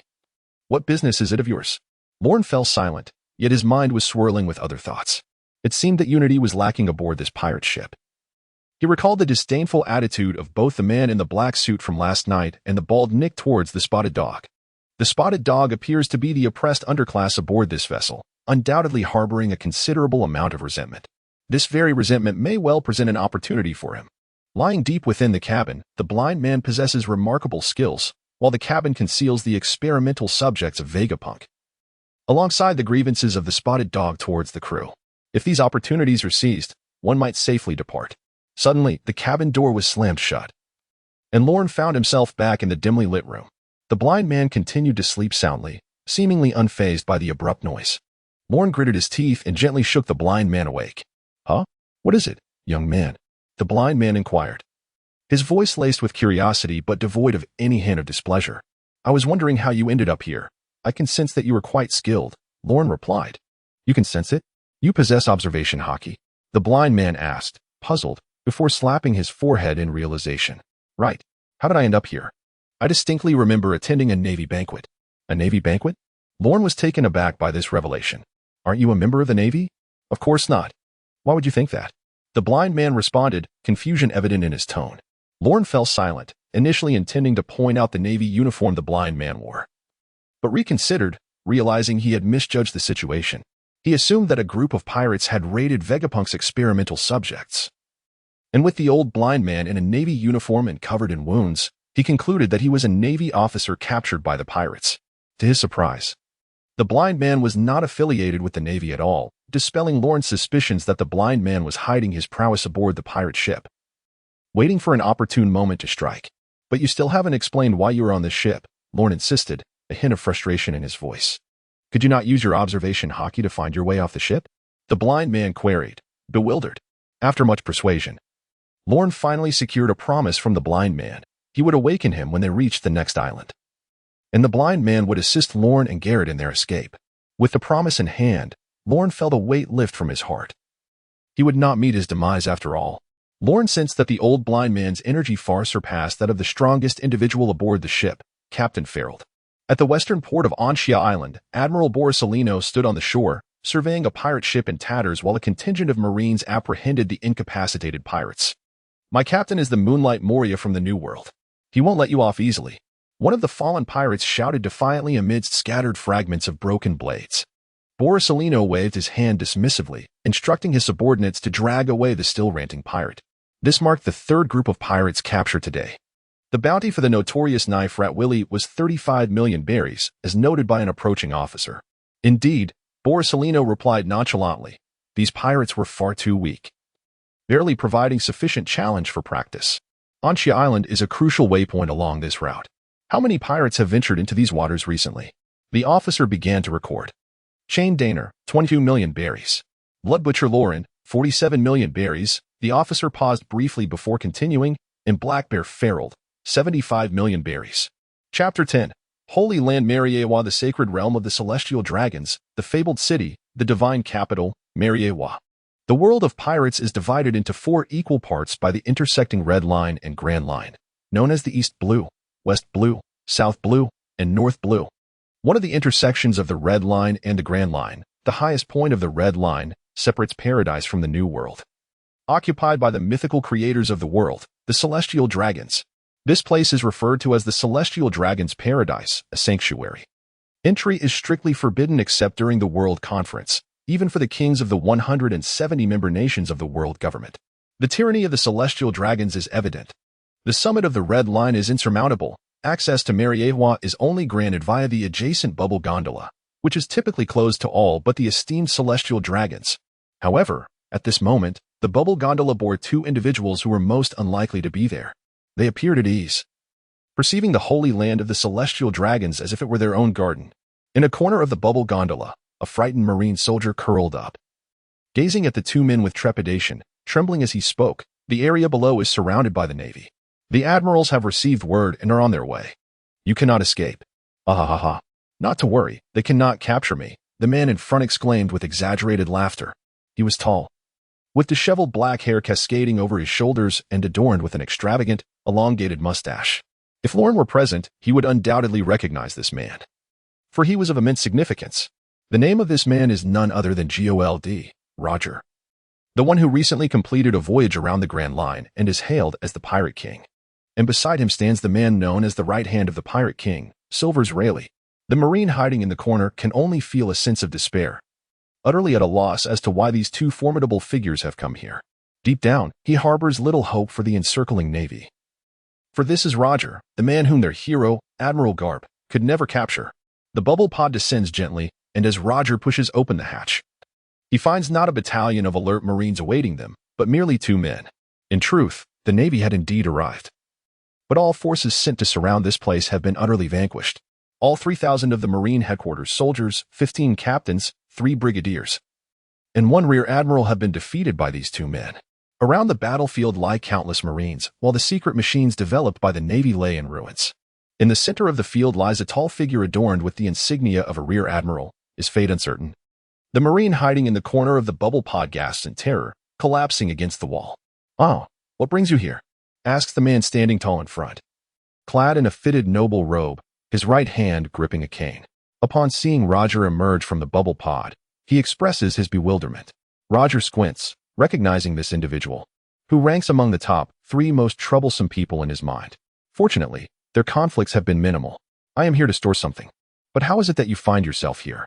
Wasn't the Vinsmoke family exiled from Mariewa? Roger's eyes widen in confusion. Rayleigh, standing nearby, lets out a sigh, preparing for any potential confrontation, knowing that Roger's demeanor might be perceived as a deliberate provocation. Before them stand two individuals who are among the few in this world against whom they cannot guarantee victory. The man, known as Venshir Caesar, was the contemporary head of the once illustrious Venshir family, infamous as the Blood Tyrant. Beside him stood his impeccably dressed butler, Marin, a man whose prowess was rivaled only by his master. Yet, perhaps due to familiarity, the man dubbed the Blood Tyrant paid no heed to Roger's impudent behavior. Instead, he grasped his cane with his right hand and addressed Roger, stating, "This is my home. Why should I not return?" Roger chuckled in response. "I suspect it is not merely a matter of returning home, is it? I happen to peruse a portion of your family's history in the annals, and I am among the few who know the true reason behind your family's expulsion." "Silence," Caesar replied coolly. 10 years ago, in Mariewa, I said, "Silence." Caesar could no longer contain himself, pointing his cane at Roger. "Before Karp and Sengoku arrive, do you wish to engage me in a duel?" "Oh, I might entertain that notion, but I doubt you came here seeking a brawl, did you?" Roger laughed heartily, feeling a long-lost surge of adrenaline at the prospect of battle. However, decades of experience had taught him the importance of discernment. The man before him surely had motives beyond mere combat, and it would be unwise to thwart his purpose simply to indulge his own combative instincts. After all, there were few in this era whom he could truly call friends, Newgate being one, and perhaps Karp, begrudgingly. As these thoughts lingered, his fighting spirit waned considerably. Nearby, Rayleigh sighed and rubbed his head. He understood his captain's temperament well. He was a man easily provoked, impatient, and willful, traits that had led to numerous troubles during their voyages. Yet, there was also a childlike sincerity to him, a deep appreciation for his companions, which earned him their unwavering trust.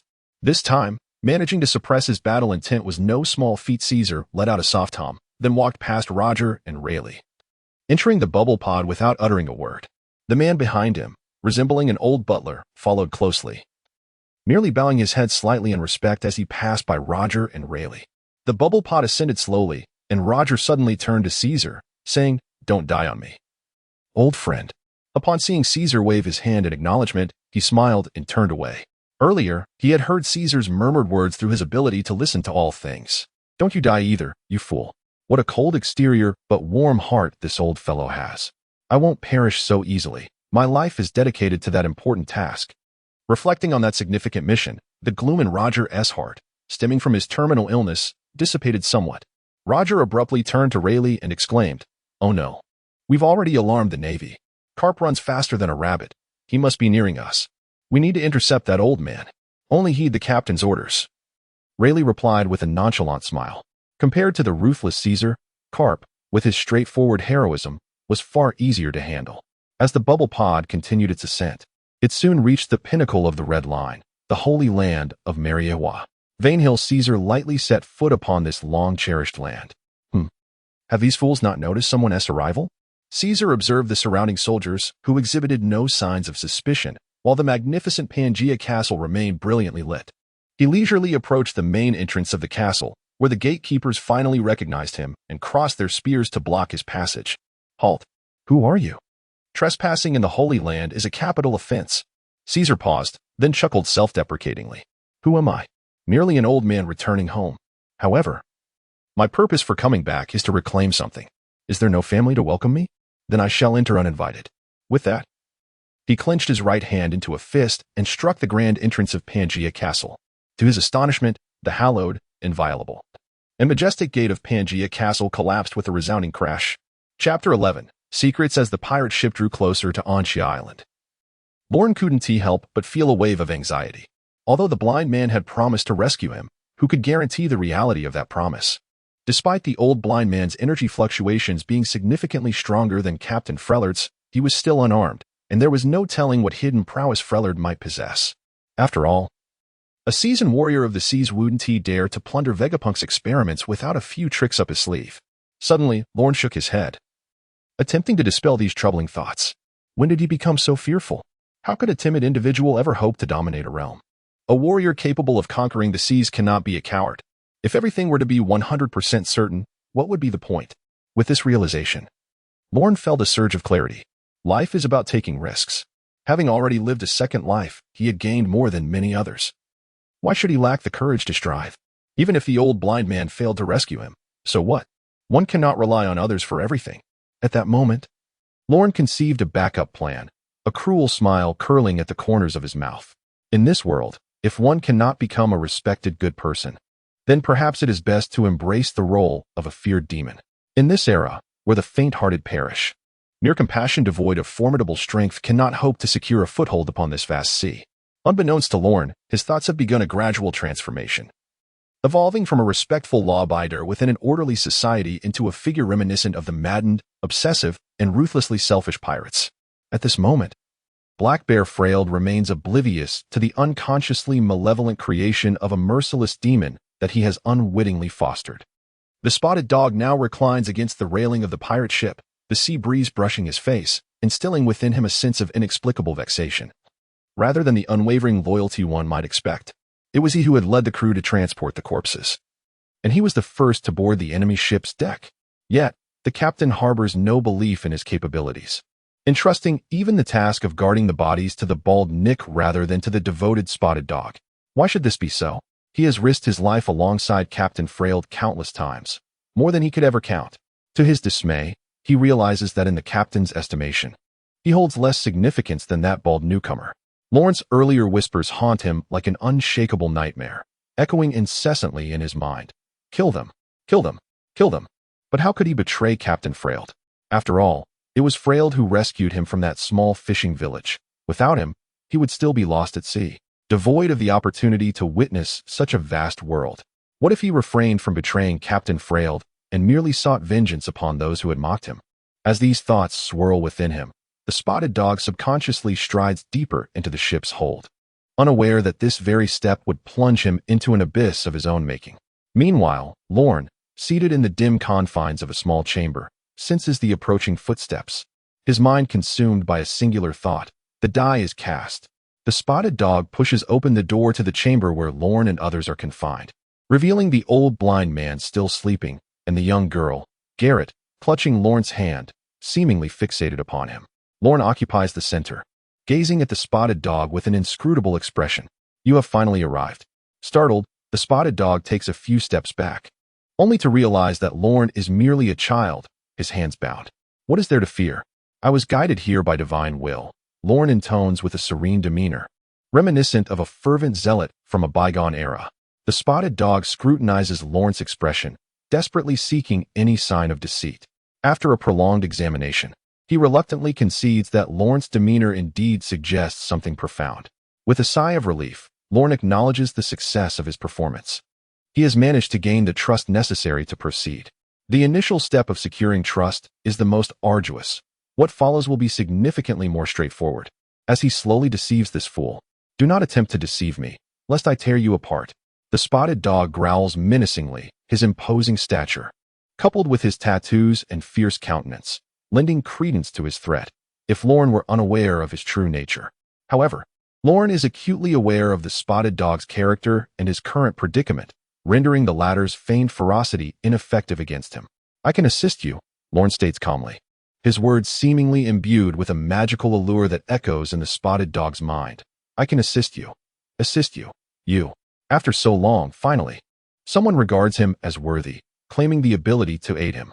A surge of unfamiliar emotion envelopes the spotted dog, leading him to instinctively trust Lorne's words. Meanwhile, Freyld erupts in fury within the captain's quarters, his agitation palpable. He has received alarming news that the Navy appears to be guarding Venshir Island. Reports indicate that several pirate crews have ventured past Venshir Island, only to vanish without a trace. While he harbors no fear of ordinary Navy forces, having navigated these waters for years and with a bounty of 75 million berries hanging over him, his anxiety heightens with the knowledge that the notorious butcher, Lauren, with a bounty of 47 million berries, is also stationed there. Freyld knows that Lauren is a formidable adversary. His lower bounty, merely a reflection of his penchant for slaughtering pirates rather than clashing with the Navy as Freyld does. He has faced Lauren in battle on several occasions, with no definitive victor emerging. This is a man he respects. How could he find himself trapped at Venshir Island? If possible, Freyld would gladly circumvent Venshir Island. But his agreement with a significant figure mandates that he deliver there, and the lucrative offer from that figure is far too tempting to abandon. He has already risked much, plundering Navy vessels and sacrificing numerous crew members, only to retrieve a handful of worthless corpses. The thought of relinquishing this tantalizing prize is intolerable. Moreover, this venture is intertwined with a powerful individual from the North Sea, the legendary army. Should he gain that individual's support, his ambitions to dominate the Grand Line would surely become far more attainable. As for Ansha Island being Lorne's homeland and the colossal ransom Lorne mentioned, Freald has long since cast those notions aside, considering them trifling in the grand scheme of his ventures, especially when the primary undertaking is already precarious. Who still concerns themselves with such trifles? Chapter 12. You may step outside for some fresh air.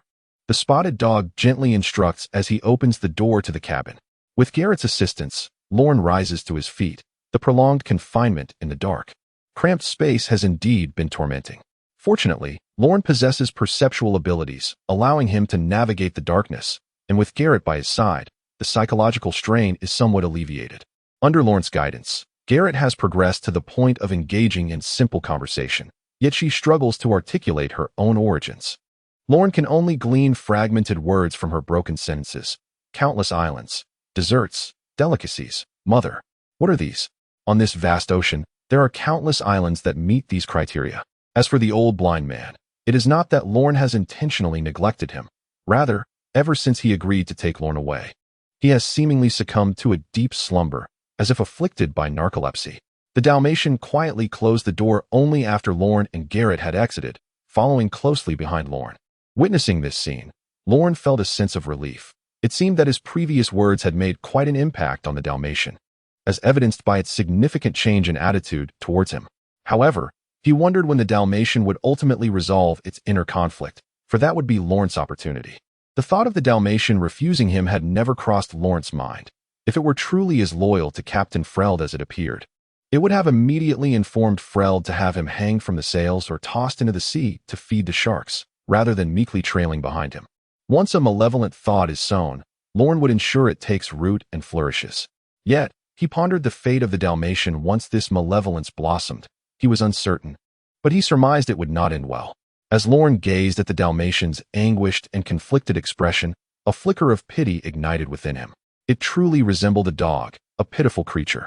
However, upon recalling its actions towards him, Lorne discarded the last vestiges of his compassion, for karma inevitably begets retribution, does it not?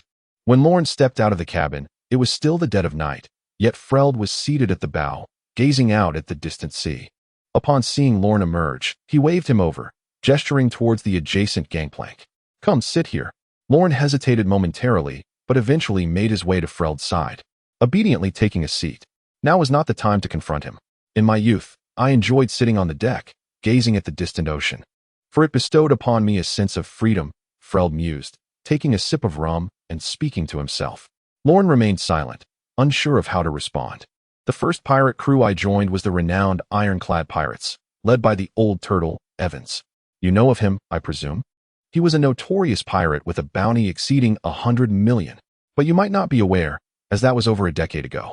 Back then, old Evans ruled these waters with impunity. Even in comparison to the legendary pirate king, Roger, he was not easily overshadowed, having fought alongside him for many years. I have experienced countless battles, yet I have never seen him sustain any injuries. But do you know how such a formidable figure met his end? At that time, the naval hero, Garp, was just beginning to make a name for himself. We were once cornered by Garp in a windless zone. We urged old Evans to split up and escape, for no matter how powerful Garp was, he could not possibly capture us all. Old Evans was a deity in our eyes, and deities do not succumb to fear. He resolutely decided to confront the Navy head-on. Yet, a man like old Evans, who had fought countless times without sustaining injuries, was mercilessly beaten to a pulp by Garp. Freald took another swig of rum, a hint of trepidation lingering in his expression. This made me realize that in these waters, there are monsters we can never hope to surpass. As Freald uttered these words, a sense of resignation crept into his countenance.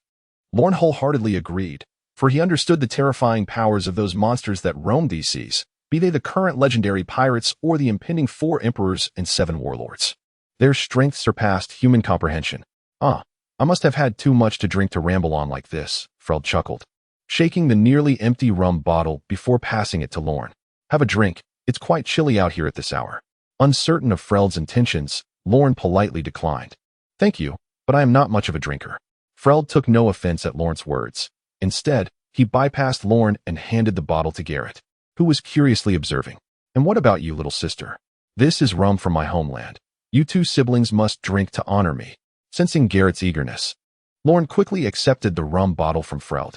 Gritting his teeth, he downed the liquor, which bore a faint oak and vanilla aroma. But the ensuing sharpness scorched his throat like fire. Thank you, Captain, but my sister is still young and not accustomed to drinking. I shall drink in her stead. Oh, come now, there are no young men who cannot drink. Otherwise, no girl will take a liking to you. Freld laughed heartily, no longer pressing the matter. He took the bottle from Lorne's hands and finished the remaining rum in one gulp, then contentedly burped. Nothing beats the rum from my homeland.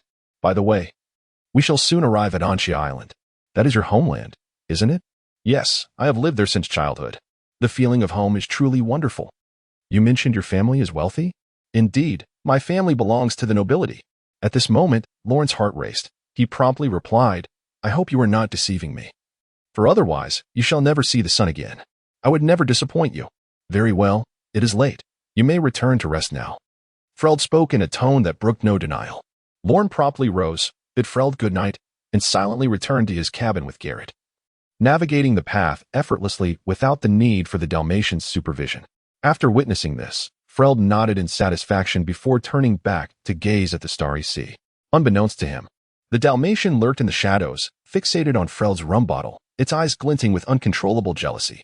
Chapter 13. Background. Thus, Freld sat quietly at the bow of the ship, his stories adding an air of mystery to his somewhat aged visage. Everyone is drawn to men with tales of hardship, for such individuals exude an aura of reliability. However, the account of his past, following a notorious pirate only to be chased by Garp across the world, whether true or false, failed to elicit even a flicker of astonishment from Lorne. This is simply because there are far too many individuals in this world with legendary experiences. Just as in the future, a clown will emerge in the East Sea. Having once served as an intern on the ship of the Pirate King, Gold, Roger, alongside the 4 emperors, and a former subordinate of the fishman hero, Tiger, will also make an appearance. There are indeed countless individuals of this kind. However, if one lacks corresponding strength, no matter how illustrious their past may be, they ultimately remain a mere jest. To instill fear and trepidation in others, one must first become a legend themselves. This is the path chosen by Lorne. He glanced back at Frellard, who remained seated on the deck, sipping rum, a complex expression flickering in his eyes. The man appears quite amiable. Perhaps there lies a chance for friendship between us. If only I had not consumed that perceptive fruit, which revealed the barely concealed malice within him. Where are you headed? A voice inquired from nearby. Lorne turned to see a man clad in a black suit opening the door, smiling warmly at Lorne and Garrett. The man known to Lorne was the one who had quarreled with the spotted dog when they first boarded the ship. The captain has commanded us to return and rest, Lorne stated, his head slightly bowed, maintaining a demeanor of neither servility nor arrogance. The man in the black suit scrutinized Lorne, searching for any sign of weakness in his expression. After a prolonged silence, he seemed to relent and spoke slowly. The captain possesses a demeanor that is cold on the outside, yet warm within. His incomplete sentences convey his fondness for you. Otherwise, he would have simply ordered you to leave. When he speaks of rest, it surely does not imply returning to that dark and cramped space, but rather here. With a smile, the man in the black suit opened the adjacent cabin door, revealing a room that, while not opulent, was undeniably clean and tidy, a rare find among the notoriously rough pirates. You nobles must find such a filthy and dim environment rather unwelcoming, I presume? The captain specifically instructed us to prepare this clean room for you. Before Lorne and Garrett could respond, he pushed them inside and, as he began to close the door, casually inquired, "What did the captain discuss with you? You appear quite pleased." The captain just shared some of his past stories with us, which were truly enchanting, Lorne replied, maintaining his composure in the face of the inquiry. Ah, indeed, the captain enjoys reminiscing about his past. However, do not underestimate him merely because his pirate crew was once defeated by that hero of the Navy. He is a true pirate. Yes, Lord Frellard is the most valiant man I have ever encountered, a genuine warrior of the sea. Lorne felt that his resilience had been honed to the point of impenetrability. Such praises flowed from his lips without a hint of embarrassment. Satisfied with Lorne's response, The man in the black suit nodded approvingly before closing the door, adding, "Good night, my little nobles." As the door slowly shut, Lorne's expression darkened. Garrett, witnessing this side of Lorne for the first time, felt somewhat at a loss. She grasped Lorne's hand tightly and gazed at him with wide eyes. "Please don't be upset. I'm fine. Let us get some rest." Lorne reassured Garrett with a smile, leading her to the bed. The young girl, still innocent, believed his words wholeheartedly and dutifully pulled the blanket over herself, preparing for sleep. The quilt is remarkably soft. After a few days of discomfort in her body caused by the cramped quarters of the cabin, she quickly succumbed to slumber upon lying on the plush bed. Lorne gazed at the sleeping Garrett, and the fabricated smile on his face finally dissipated, replaced by a profound heaviness. How could this be? Had he inadvertently revealed a flaw? What warranted such relentless probing from Fielder and the man in black? If they truly harbored suspicions, why not eliminate him outright? What could be the reason? Most critically, he was separated from his vital ally, the old blind man. Without the old man by his side, Lorne felt an unsettling sense of danger. His mind was a chaotic tangle, with one elusive thread hidden within it, which he could not grasp. The words he had uttered, the actions he had taken, and the perceptions he had experienced flashed through his mind like a revolving lantern. Suddenly, a man's silhouette began to sharpen in his memory. During a previous excursion for fresh air, he had overheard Fielder seemingly conspiring with someone in the captain's quarters. However, he only caught a vague phrase, "The island you mentioned awaits you." Could there be a connection? He could not fathom it. A sudden knocking echoed from outside the door. Lorne's heart skipped a beat. Could it be that Fielder could no longer contain his murderous intent? Approaching the door and pushing it open, he was met with an empty hallway. What was going on? Lorne was bewildered by this unexpected turn of events, and at that moment, he found himself envious of the protagonist, Luffy. After consuming the gum-gum fruit, Luffy transformed into a rubber man, an innate skill, unlike Lorne's own perceptive abilities, which required preparation, intense focus, and considerable energy expenditure. Of course, this might also stem from Lorne's insufficient development of his powers. Had he been employing his perceptive abilities just now, the person knocking would have been rendered visible before him. Just as he turned to return to his room, he felt something beneath his feet. Lorne shifted his foot and bent down to discover a note concealed on the ground, inscribed with a few crooked words. "I agree." Quickly employing his perceptive abilities to survey the surroundings, he confirmed that no one lurked in the shadows. And he cautiously shut the door, a look of trepidation on his face, though a long-lost joy began to surface. Finally, he had received some good news. In the captain's quarters, Fielder and the man in black sat on the sofa, their previous lightheartedness replaced by grave seriousness. "Well?" After a lengthy pause, Fielder finally spoke. "Nothing particularly remarkable stood out. He seems like an ordinary child. Shall we continue testing him?" The man in black replied solemnly. "Is that so? In that case, let it be," Fielder said, rubbing his head. "You may go." "Yes, Captain." The man in black bowed deeply to Fielder before quietly departing. Fielder lit a cigarette. A call had come through the transponder snail from a subordinate of a significant figure, and the words exchanged had made Fielder's skin crawl. He glanced at the room below, where Lorne and Garrett resided, and sighed, pondering, how could these two children be connected to Big Ma'am? Chapter 14. Vinsmoke, though it was deep into the night. The port of Onshia Island was bustling with activity. The dock appeared as though it had just endured a fierce battle, with numerous oddly dressed, fierce-looking men sprawled on the ground. These were the pirates who had just arrived at Onshia Island, still shouting defiantly. Yet now, they and their captain, with a bounty of 30 million berries, lay unconscious on the ground. Many soldiers were busy cleaning up the aftermath, imprisoning pirates where necessary, and tending to wounded comrades. At the very center of the battlefield, a tall young man clad in a yellow suit sat in a chair, eyes closed in meditation. The man in question is none other than Borsalino, the yellow monkey, who received orders from the Navy to locate the lost experimental subject of Vegapunk. He stood with his arms crossed over his chest, legs crossed in a relaxed manner, and his eyes closed in a meditative state. At this moment, he was not yet the indolent admiral clocking in for work decades later, but rather a young man who had recently graduated from Naval Academy, filled with aspirations of justice. After receiving instructions from his old classmate, Admiral Akainu Sakazuki, he promptly summoned his subordinates and initiated the lockdown of the island of Ansha. In recent days, every pirate that had previously traversed this area has been utterly vanquished, while there are a few promising newcomers among them. Their encounter with Borsalino signifies the end of their aspirations to sail the seas and make a name for themselves in the new world. Yet, even an extraordinary individual like him, once dubbed a monstrous newcomer at the Naval Academy, has begun to feel a tinge of fatigue after days and nights of relentless combat. In truth, nearly all the pirates captured in recent days were subdued by his own hand. It is not the physical toll of battle that wears him down, but rather the unyielding mental strain of constant vigilance that has left him exhausted. Initially, he found this to be a welcome diversion, but as time wore on, weariness set in. How he wished his subordinates possessed the competence of Sakazuki's crew, capable of handling such trivial matters, allowing him the luxury of rest. Such thoughts occasionally flitted through Borsalino's mind, only to be swiftly quelled by a reminder of his duty. Echoing the motto of the Naval Academy, to punish evil and promote good is my responsibility. Still, he couldn't help but envy the mundane life of clocking in and out of work. How many batches have we dealt with now? Borsalino suddenly raised an eyebrow and inquired of his aide. Counting the recently apprehended Scarmouse Bailey, this marks the 8th batch, his ever-ready aide promptly replied, producing a pen and paper to record the information. Is it really that many? It seems that ever since Roger became the Pirate King, the number of fools eager to sail the seas and chase daydreams has proliferated, he mused. Indeed, reports from the Four Seas and our colleagues in Roguetown indicate that the number of pirate crews venturing out has nearly doubled compared to the same period last year. Roguetown, a small town near the Grand Line, is generally regarded as the starting point of that treacherous sea. Notably, it is also where the infamous Pirate King Roger was executed, earning the title of the town of beginnings and endings. It was here that Roger proclaimed the words that sent the world into a frenzy. Is it really that many? Perhaps capturing Roger before his execution would quell their pursuit of this so-called freedom. Borsalino frowned, clearly taken aback by the sudden surge in numbers, muttering to himself.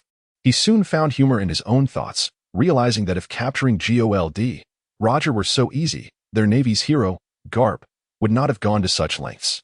Little did he know that a year later, Roger would surrender himself, and that his execution would ignite chaos across the globe. Such is the unpredictability of life. Report, Major. A ship approaches, disregarding our orders to disarm and submit to inspection. Please advise. Suddenly, a soldier hurried over to Borsalino, saluting with a serious demeanor. Another little pest has arrived, Borsalino remarked as he rose, stretching lazily before following the soldier to the shore. The surrounding soldiers stood at attention, saluting in unison upon the arrival of their superior. Good day, Major. Borsalino remained silent, taking the binoculars from his subordinate and gazing into the distance. A ship was slowly making its way toward Anchia Island, transforming from a mere speck to a discernible shape through the lenses. However, the expression on Borsalino's face shifted slightly. As he finally discerned the flag flying atop the vessel, he couldn't suppress a curse. Damn nobles. The ship, resembling a war vessel, was impeccably maintained, as though freshly waxed, something most pirate ships could not boast. Coupled with the flag that bore no emblem but 2 numbers, 66. Well-versed in naval lore and aware of certain secrets within the Navy, Borsalino immediately recognized the ship's origin. Germa 66. A nation without territory yet a member of the world government. A renowned war nation, its populace predominantly male. Capable of universal conscription, there was no other nation quite like Germa 66. At the pinnacle of this nation stood the legendary Vinsmoke family, among whom Vinsmoke Sanji was infamous for his brutal deeds. The heinous acts committed by him were beyond reproach. Were it not for their status as a member of the world government, Borsalino would have been compelled to take action against them. Peering through the binoculars, he spotted a towering figure standing at the bow of the ship. Being privy to internal naval intelligence, he immediately recognized him as none other than Vinsmoke Sanji. What business does such a figure have here? Borsalino pondered with curiosity, as the Germa 66 ship docked at the pier. A tall man clad in an unusual tight-fitting outfit disembarked, striding forward amidst a throng of burly men. Upon alighting, he caught sight of Borsalino standing on the shore. Though unfamiliar with him, he recognized the insignia on his shoulder, indicating a high rank within the Navy. And who might you be? What brings you here? Sanji inquired, already harboring suspicions but maintaining his composure. I am a rear admiral of the Navy, tasked with apprehending pirates in this area, Borsalino replied, refraining from disclosing the full intent of his mission. Military protocol dictated discretion, but his disdain for these arrogant world nobles was palpable. Yet, given his position, he refrained from overtly offending them. I see. We intend to remain on this island for a while, so as not to intrude upon your efforts against pirates. We shall proceed to the other side of the island. Sanji hesitated briefly before turning back toward the ship. Borsalino's name seemed familiar to him. likely due to the recent notoriety of another individual, Sakazuki.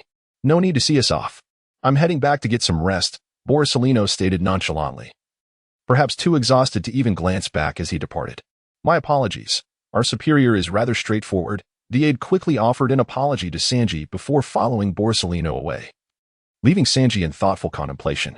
Upon returning to his chair, Borsalino slumped down, yet propped his legs up comfortably.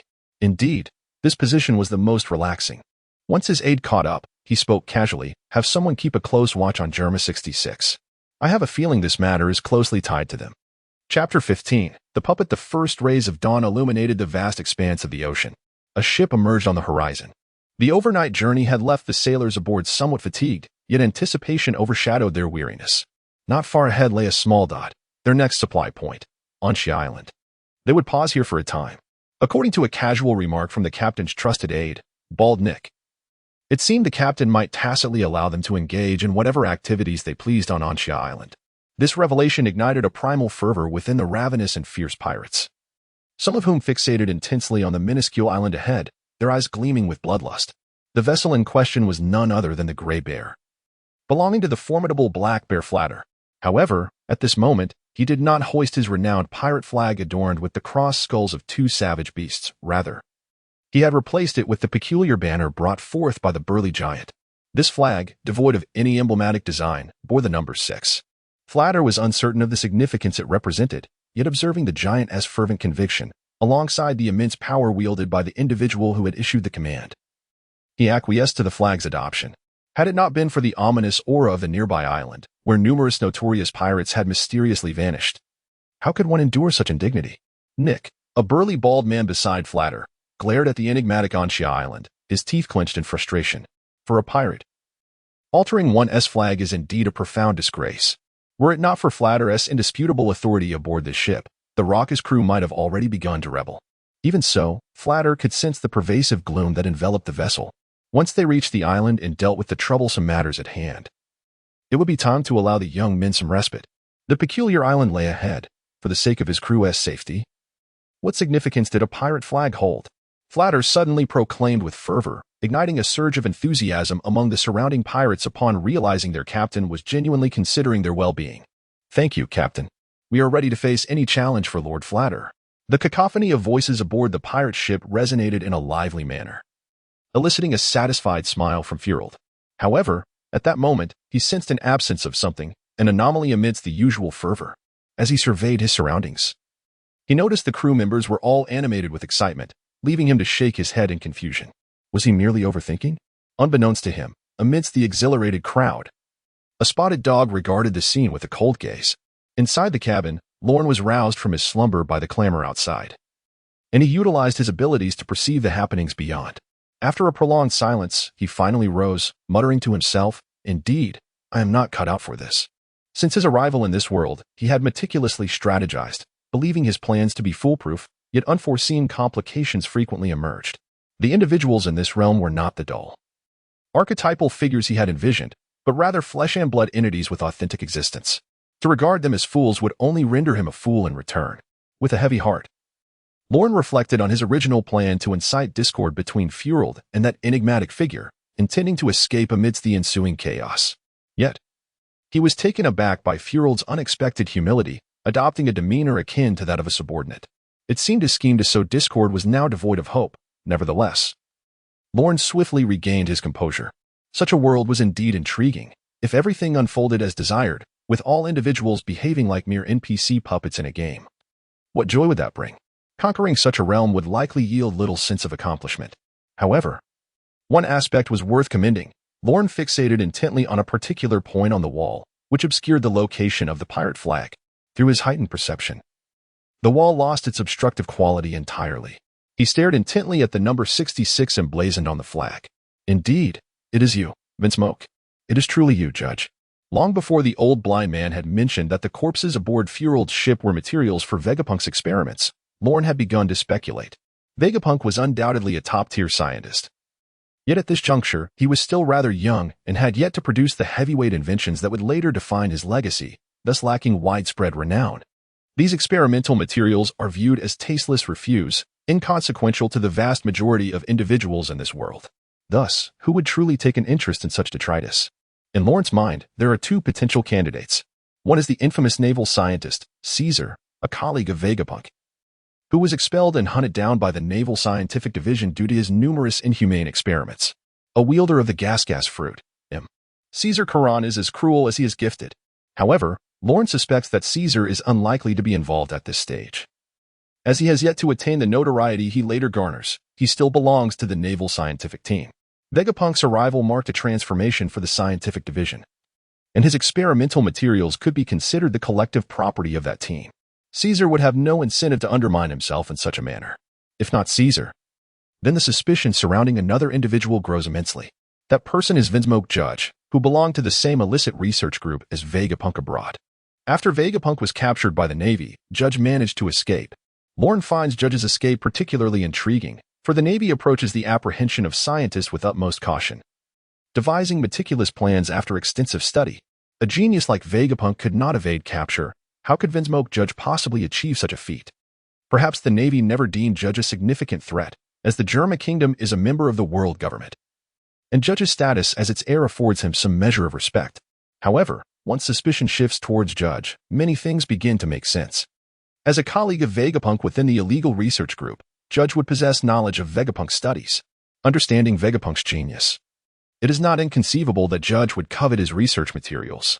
After all, the German kingdom has yet to accomplish the grand feats of conquering the North Sea and subduing the four nations.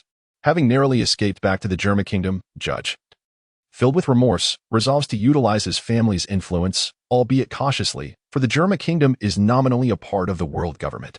Thus, he concocts a ruse. Vegapunk's experimental materials were plundered by pirates, placing him beyond reproach, and the formidable Fowler's Bear pirate crew serves as the perfect cover.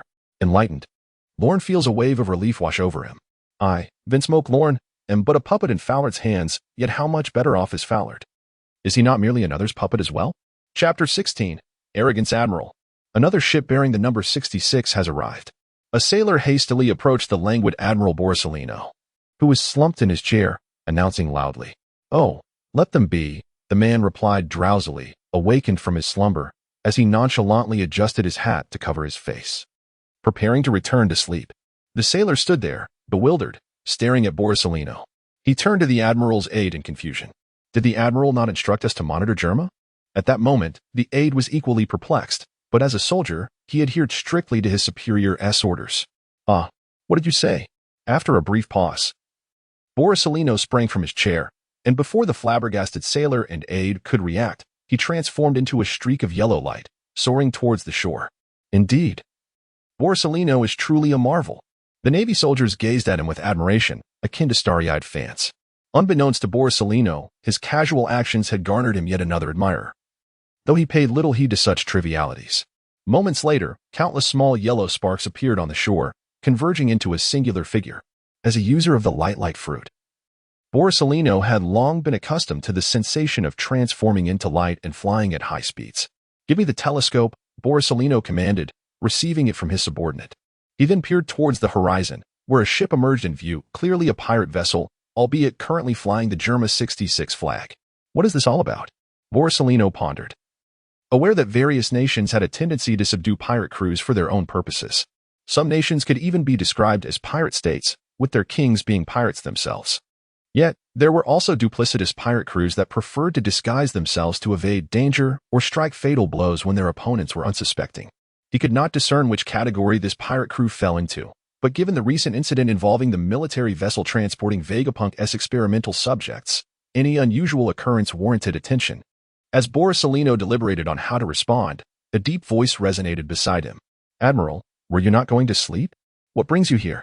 Venshir Judge approached casually, clad in battle attire and exuding an air of composure, flanked by two burly men wearing sunglasses and stern expressions. Judge stood beside Borsalino and scoffed lightly, seemingly displeased by a previous slight. "Wasn't the German ship headed to the island's rear? What are you doing here?"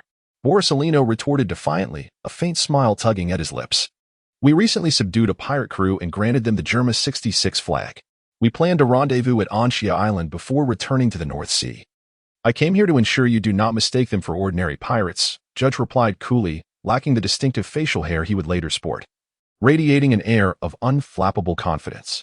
Borsalino remained silent, which was precisely why he detested dealings with nobles. The two parties operated on entirely different systems, complicating matters beyond resolution. Furthermore, regardless of the crimes committed by these nobles, it should not fall upon the Navy to rectify their misdeeds. Ironically, should the nobles find themselves in trouble, they might even call upon the Navy for assistance. In truth, within the Navy, a significant portion of the higher-ups harbored varying degrees of discontent towards these nobles. Notably, the legendary hero Garp and their mentor, the renowned Black Arm Zephyr, had both previously expressed disdain for the nobility on multiple occasions. Were it not for Garp and Zephyr's formidable reputations, the Navy would find it challenging to protect them. As the pirate ship slowly approached, Borsalino's brow furrowed deeper. Through the telescope, he recognized the ship's captain, Fallard, a notorious pirate with a bounty of 75 million berries, a user of the bear fruit, and known for his cruelty and numerous misdeeds. In his youth, he once followed the turtle shell Evans into the Grand Line. However, after Evans was defeated by the esteemed Admiral Carp, the fortunate Folade managed to escape with his life and retreated to the West Sea, where he concealed his identity for several years. Once the storm had calmed somewhat, he emerged to establish the Grey Bear pirate crew. Yet he dared not venture into the Grand Line, content to wield power only in the West Sea. Perhaps upon hearing that Roger had ascended to the position of Pirate King, he believed that the era of pirates had finally arrived, and thus, after years of lurking in the West Sea, Folade could no longer resist the call to venture into the Grand Line with his crew. When Borsalino first laid eyes on Folade's bounty notice, he resolved, regardless of any personal connection to the matter, to eliminate him right there. Such a vile and cowardly individual was simply too detestable. Borsalino believed that allowing such scum to remain in these waters was an affront to the freedom of the sea. As the ship slowly approached, Borsalino surveyed the naval officers on the shore, noting that none dared to engage him. He couldn't help but appreciate the effectiveness of the flag bearing the number 66. Looking down upon the naval officers, he felt no trace of the usual rivalry or occasional fear, but rather a burgeoning sense of superiority. Who says being someone else's dog is undesirable? I serve that esteemed individual, and aren't you Navy officers merely lapdogs of the world government? Upon catching sight of a tall man standing beside that esteemed individual, Borsalino's pupils constricted and an unsettling chill ran down his spine. Although the pampered Kaji, entrenched within the world government's hierarchy, did not recognize Borsalino, the seasoned Folade, who had long danced on the edge of a knife, certainly did. This is indeed one of the notorious new generation monsters of the Navy. The nature-based power wielder, Borsalino. What brings him here? Countless thoughts flashed through Falade's mind, cursing himself for succumbing to momentary temptation and wading into this murky water. However, his demeanor remained unruffled. Since Borsalino had not attacked his pirate ship, it indicated that the influence of that esteemed individual still held some weight here. Perhaps he had latched onto a formidable ally? Lord Germa, please board. Falade lowered his stance, recognizing that having boarded another's pirate vessel necessitated an appropriate attitude. Upon witnessing Falade's demeanor, Gaji nodded in satisfaction, then stepped onto the deck via the makeshift plank. The Germa ship is behind the island. Let us proceed without disrupting the Admiral's pursuit of the pirates, he instructed before turning and finding a seat. The vessel began to move slowly, with Gaji steadfastly gazing ahead, not once looking back. Reminiscent of the moment when Borsalino had mentioned his desire to rest. Chapter 17, Transformation. As the small boat glided through the waters, the pirates on deck suddenly erupted into raucous laughter, shattering the serene stillness of the sea. Damn it! Borsalino's hands instinctively clenched, the immense pressure nearly crushing the telescope he held. At that moment, he was still too young, far from the cunning he would later embody.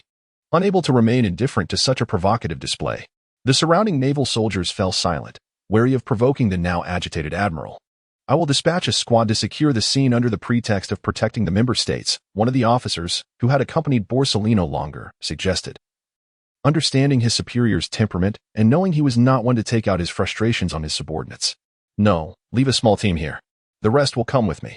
I want to see what they are up to, Borsalino replied in a low voice, his composure restored. He recalled the words of his mentor, Admiral Zifa, who had once spoken to him and Sakazuki on the eve of their graduation. Your abilities already surpass the graduation standards, and you belong to the most exceptional group among those I have taught. Zifa had called them into a small room for a private conversation. Yet, I still harbor concerns. You are both too young, and I fear for your well-being. Borsellino, you can be too complacent, slacking in your training, and your light-hearted nature makes you easily provoked. As for Sakazuki, you are too obsessed with perfection, striving for excellence in everything. Yet you should understand that rigidity can lead to downfall. If only you could rectify these flaws. How had they responded to their mentor back then? Sakazuki had stood, saluting Zifa, declaring, "We shall heed your teachings." Meanwhile, Borsellino had grinned and said, "All right, we will follow your guidance." Zifa had chosen not to speak further, but Borsellino vividly remembered the sigh his mentor had let out, shaking his head and bidding them to leave. Zifa must have been disappointed. Indeed, he had not overcome his tendency to anger, as the admiral had foreseen. Borsellino and his subordinates proceeded towards the other side of Anxiao Island, the entire team enveloped in silence. Just as Borsellino reminisced about his time at the Naval Academy, a soldier hurriedly approached him, clutching a phone bug that incessantly buzzed. "Report, Admiral." "It's a call from Admiral Sakazuki." Borsellino took the phone bug, and Sakazuki's voice came through, sounding somewhat fatigued. "Hello, Borsellino. It's me, Sakazuki." Borsellino, puzzled, wondered about the purpose of Sakazuki's call. "I have a mission for you, but I'm currently dealing with Vegapunk." "This is far more urgent than the Vegapunk situation, Borsellino." There was a brief pause before Sakazuki continued. "Mariewa has been bombed." "What?" "The holy land of the celestial dragons, Mariewa, has been attacked. The perpetrator is the notorious blood tyrant, Vinsmoke Caesar." Sakazuki enunciated each word with gravity. After destroying Mariewa, he fought against Admiral Sengoku, but unfortunately, he managed to escape. "Your task is to go to Anxiao Island and bring his son back. The celestial dragons are pressuring the Navy, and we must provide them with an explanation." How could this happen? Borsellino's mind became a whirlwind. While the higher-ups in the Navy harbored no affection for the celestial dragons, they undeniably held the title of the world's creators. However, Caesar's son, Vinsmoke Lorne, had gone missing over half a month ago. "What?" Sakazuki's voice on the other end rose with anger, tinged with resignation. He should have anticipated this. Any ordinary celestial dragon had the power to incite the Navy to unleash a massacre order. And now, the very place where the celestial dragons resided, Mariewa, had been laid waste by Vinsmoke Caesar? It is akin to a resounding slap upon the visage of the world government. The world government must exhaust every possible means to restore the dignity it has irrevocably lost. What looms ahead for Caesar is the frenzied retribution from the celestial dragons, with his son being the first target. However, the blood tyrant, Vinsmoke Caesar, is no ordinary individual. Had he not made meticulous preparations, he would not dare venture into the sacred domain of the celestial dragons recklessly. Sakazuki hastily terminated the call, leaving Admiral Borsellino stranded in a state of confusion. "Sir, shall we proceed to Germa?" The naval soldiers inquired upon noticing the yellow monkey's stillness, causing the entire unit to halt. After a brief pause, the adjutant cautiously posed the question. It was only then that Borsellino recalled his original intent to confront Germa. Yet, at this juncture, it seemed ill-advised to pursue them further. The explosion at Mariewa would undoubtedly stir a tempest across the globe, inciting skepticism regarding the world government's deterrence capabilities. Should any scandals arise from its member nations at this critical moment, it would only serve to exacerbate the situation, potentially igniting widespread unrest. While the world government may harbor numerous unsavory secrets, it has nonetheless maintained a semblance of order within this world, akin to a powder keg yet to detonate. Borsellino had no desire to be the spark that ignites the explosives. Why not go? He hesitated momentarily, then resolved to proceed, albeit unwilling to allow any potential transgressions to transpire unchecked. Upon arriving at the temporary encampment of Germa, he discovered what appeared to be a harmonious interaction between Fullard and Gaji had devolved into a dispute. A pirate lay dead, with a small boy, battered and bruised, standing beside the lifeless body. Borsellino chuckled softly, shaking his head. Truly, the irredeemable nature of pirates remains unchanged. Vinsmoke has surely shot himself in the foot this time. However, as he approached, he noted that the quarrel seemed to have reached a resolution, with Gaji now commanding his burly subordinates to transport rectangular metallic coffins from Fullard's ship. Borsellino observed that the battered boy's eyes brightened upon his arrival. Chapter 18. Beating moments prior, the gray bear slowly approached Anxiao Island, while Lorne, concealed within the ship's cabin, focused intently on everything occurring outside. It was, without a doubt, a moment of life and death. Lorne was determined not to miss any opportunity. As the gray bear drew nearer to the island, the pirates aboard fell into an unusual silence, shedding their previously frivolous demeanor. After all, this island had claimed the lives of many formidable pirates. The small vessel finally docked, and Lorne beheld a multitude of vigilant naval soldiers standing on the shore. Had he misjudged the situation? Was it not Vinsmoke Gaji colluding with Follard, but rather a high-ranking official from the Navy headquarters? Yet that made little sense. The Navy personnel had no motive for such a duplicitous act. Moreover, if that mysterious figure were indeed from the Navy, why would Follard be flying the Germa flag? There was simply no need for it. Lorne's heart plummeted. If the Navy headquarters had truly sunk to such depths of corruption, he could scarcely envision any opportunity for redemption. As he continued to observe, Lorne finally spotted the figure he had envisioned. Tall and clad in a peculiar combat uniform, a man stood on the shore, exuding an aura of unyielding authority. Beside him stood a similarly tall, albeit leaner, young naval officer, dressed in a light yellow suit with a white naval coat draped over his shoulders, emanating an imposing presence. A pair of light brown sunglasses adorned his chest, and his gaunt face bore a slightly mischievous expression. The man is extraordinarily powerful, far surpassing Follade. When comparing him to the old blind man in the cabin, Lorne finds himself at a loss. It is akin to how a pauper can easily distinguish between a billionaire and a millionaire. Yet discerning the difference between two billionaires becomes a perplexing endeavor, even if the disparity between them may be vaster than that between wealth and poverty. Fortunately, the relationship between this man and Vinsmoke Judge does not seem as harmonious as Lorne had imagined. After respectfully inviting Judge aboard, Follade watched as Judge strode onto the ship.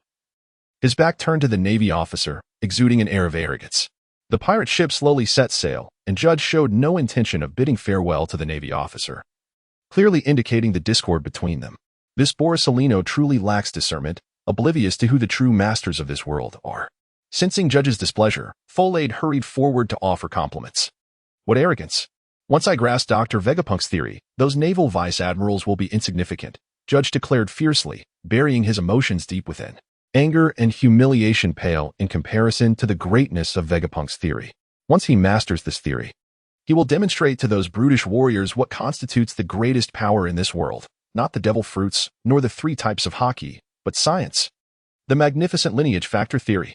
Hidden within the cabin, Lorne felt as if struck by a thunderclap upon hearing Follade's words, awakening him completely. The gaunt man was none other than Borsalino. Who is Borsalino? In 20 years, he will be one of the 3 admirals of the Navy, a paramount force within the naval headquarters, known as the Yellow Monkey.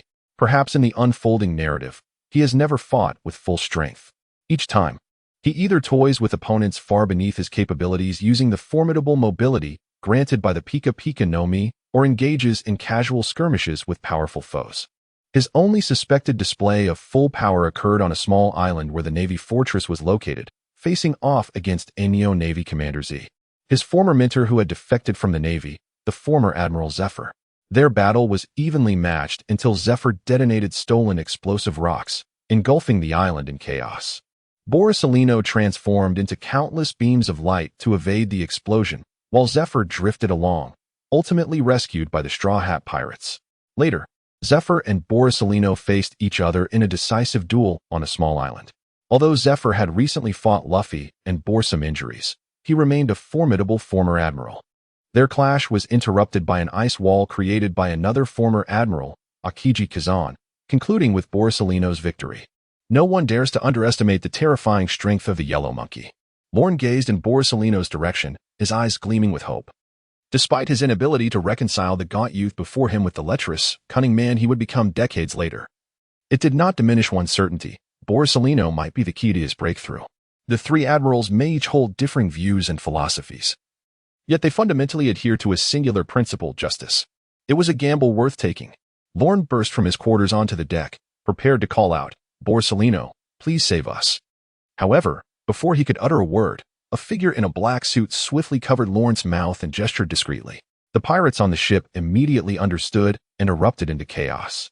Several burly men approached Lorne, lifting him effortlessly. The man in the black suit sneered. "It seems our little noble still lacks understanding of the rules." He stretched his limbs, cracked his knuckles, and delivered a punch to Lorne's abdomen. With a menacing expression, he added, "Let me teach you what rules truly entail." The force behind the punch was formidable, far beyond what a mere child like Lorne could endure.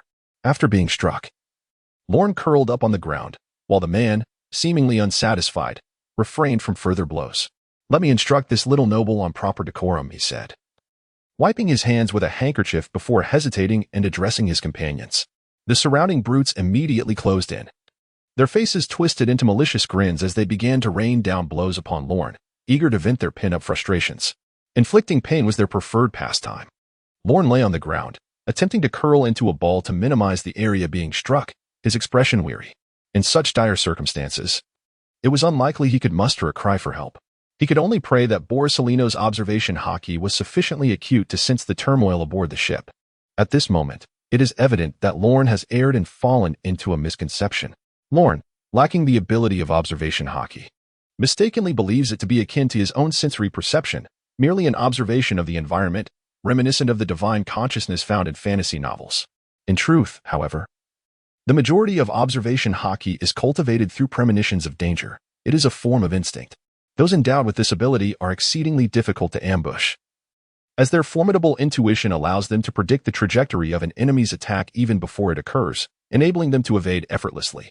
Indeed, some of the most adept practitioners of observation hockey can glimpse fleeting moments of the future. Thus, Lawrence hoped that Borsalino might sense the anomaly here through observation hockey. In order to rescue him, is destined to remain unfulfilled. Chapter 19. Charlotte from within her chamber, Garrett witnessed Lorne being brutally assaulted. She hurriedly dashed out from the hold, pushing aside the burly pirates encircling Lorne. With her petite form, she shielded the crumpled Lorne behind her, arms outstretched, and confronted the pirates with a fierce admonition. However, due to the language barrier, the pirates could not comprehend Garrett's words. They paused momentarily, taken aback by the delicate young girl, unsure of how to respond. Striking a man was one thing, but to harm a young girl was unfathomable. "I merely wish to breathe fresh air after being cooped up in the hold for so long," Lorne managed to articulate with great effort while lying on the ground. His body bruised. Garrett's heart ached at the sight of Lorne's injuries. "I was wrong. I shall not repeat my mistakes." Lorne spoke in halting phrases, lowering his demeanor, even as a fiery resolve ignited within him. "You are exceedingly rude. You have frightened our esteemed guest," a voice feigned reproach from behind the pirates, revealing itself to be Flerald. The pirates stepped aside, and Lorne noted two individuals seated upon a wooden barrel, one of them, a man, observed Lorne and Garrett with keen interest. This man was none other than Katakuri. Upon meeting the man's indifferent gaze, Lorne instinctively lowered his head, concealing his thoughts. After all, this man was among the most astute in the world, and even the slightest chance warranted utmost caution. Fortunately, Katakuri seemed little concerned with the musings of this child. Flerald, eager to capitalize on the moment, posed a long-held question. "Do these two truly have any connection to that esteemed individual? I have not heard of any union between the Charlotte and Vinsmoke families." That promiscuous woman may very well have undisclosed paramours," Katakuri replied with a calm demeanor. Upon hearing of her children's maritime misfortune, that woman lost her wits entirely. She even sent her second son from the New World to the Paradise. The New World refers to the latter half of the Grand Line, while Paradise denotes the former half, as pirates of the New World deem those in the first half to be feeble and devoid of danger. "The second son of the Charlotte family?" Flerald pondered, attempting to recall the name. Suddenly, the name of a certain monster struck him. That would be Katakuri, right? "Ah, so you are aware. Katakuri has put out a bounty of 50 million berries for information regarding his descendants, while those who locate them would receive a staggering 500 million berries." Flerald's eyes gleamed with greed as he regarded Lorne and Garrett, perceiving them as living treasures glimmering with promise. Their close relationship led him to assume that Lorne was also a child of the Charlotte family. Regret washed over him. Had he known, he would not have laid a hand on Lorne. What if he inadvertently harmed him? "Should we turn these two children over to the Charlotte family?" Flerald tentatively inquired. For the allure of 10 billion berries was simply too enticing. Return them to the Charlotte family? Why would we do that? A peculiar smile crept across Katakuri's face. His gaze fixated on Lorne and Garrett, sending a chill down their spines. "I wish to see what peculiarities lie within the bloodline of that Charlotte Linlin, allowing her to command such authority in the New World." Flerald was taken aback. He had not anticipated Katakuri's audacity, which was bound to offend the Charlotte family, an undeniably monstrous lineage. "But they are indeed children of Charlotte," Flerald exclaimed, desperate to avoid facing the relentless wrath of that family, urging Katakuri to reconsider. "What Charlotte? Did not the children of the Charlotte family perish in the maritime disaster?" Flerald's realization dawned as he observed Katakuri's silence, comprehending the intentions of his new master. He resolved to perform admirably, now that he had committed to following this new leader. Katakuri cast an approving glance towards Flareald. Meanwhile, Lorne's heart plummeted. Through their recent conversation, he had discerned Garrett's lineage. She was none other than the daughter of the formidable Charlotte Linlin, the sole female among the infamous four emperors. It remained uncertain whether Garrett had ever appeared in the narrative, as Lorne had only sporadically followed the tale of One Piece, leaving many plot points unclear. Yet, even 2 decades hence, when Katakuri sought to ally with the Charlotte family, he did so through his son in a manner akin to marrying into the family. The formidable nature of the Charlotte clan was unmistakable. Now, with Katakuri's power and influence not yet at their zenith, what audacity did he possess to detain a child of Charlotte? Out of greed and avarice, Lorne mused. The human propensity for gambling could lead one to take risks for even the slightest gain, while immense profits could render one indifferent to the laws of the world. At his core, Katakuri remained a scientist. His future union with Charlotte was but a means to attain the bloodline of that family, and now, with 2 living children before him, the mad scientist could scarcely contain himself. Lorne's heart sank further. If he and Garrett fell into Katakuri's grasp, their fate would be dire, especially since he bore no trace of the Charlotte bloodline, an outcome that would assuredly be catastrophic. Release these 2 children at once, Katakuri commanded, his mood buoyant as he gestured to Flareald. I wish to see the condition of my possessions. Flareald, comprehending the implication, promptly assured him, rest assured, my lord. All is secure. I have dispatched my most capable subordinates to oversee the matter. He flattered, then turned to inquire, where is Nick? Suddenly, a resounding splash echoed through the air, as if something had plunged into the water. All present turned towards the sound and beheld a tattooed bald man, clutching his neck, his eyes wide with disbelief as he slowly collapsed. A dagger protruded from his neck, blood gushing forth from the wound. Nearby stood a small pirate, paralyzed with fear. What transpired? Flareald approached, seizing the small pirate by the collar, incredulous that one of his trusted subordinates had met such a fate. It was the Spot. The spotted dog, my lord, the young henchman stammered, rendered speechless by terror. The Dalmatian, in a sudden ambush, has just slain Lord Nick. Flareald surveyed his surroundings and indeed found no trace of the Dalmatian. Enraged, he exclaimed, he cannot have gone far. Bring him to me. I shall flay his skin. The crew aboard the ship sprang into action, yet none noticed a battered young boy quietly approaching the corpse of the bald Nick, concealing his small dagger on his person. Chapter 20. Chaos Splash. Splash. One pirate after another leapt into the sea, searching for their once comrade, the Dalmatian, who seemed to have vanished into thin air. The pirates only knew he had jumped into the ocean, yet they could not locate him. Damn it, that treacherous cur. Flareald fumed, while his new master, Vinsmoke Sanji, stood silently by, observing with a cold gaze. It has nothing to do with you. Flareald suddenly turned, glaring intently at Law, seeking any potential weakness.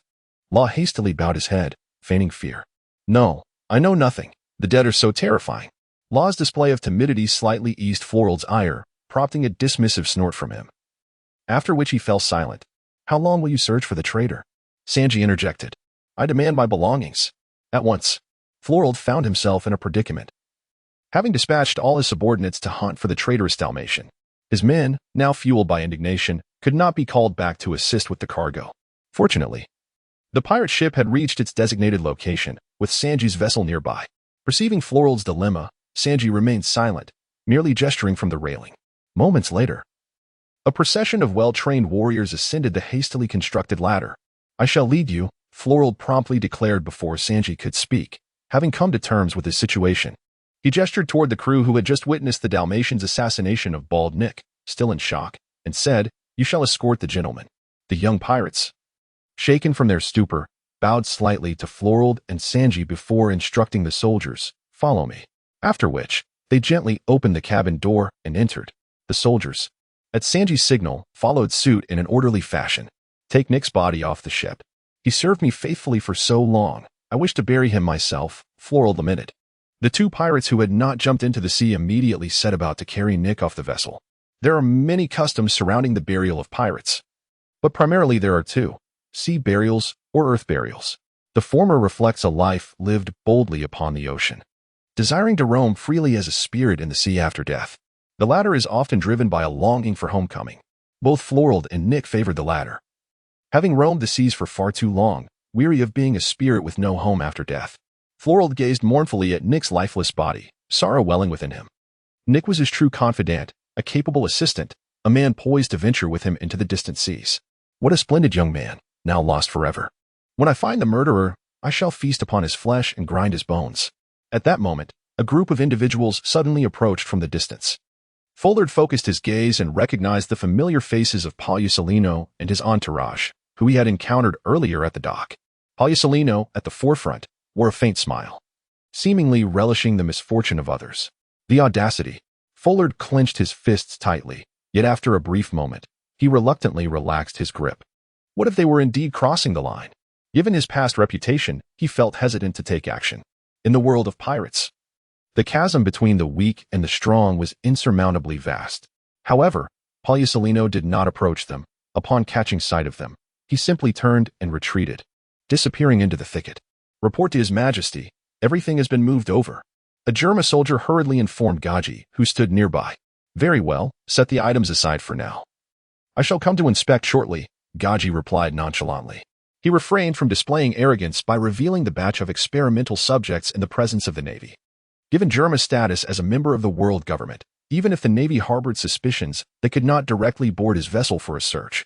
However, should he expose the contents, it would irrevocably damage the fragile trust that lingered between them. He remained indifferent to Pagliusolino's current thoughts, as long as he maintained an air of ignorance, feigning complete unawareness.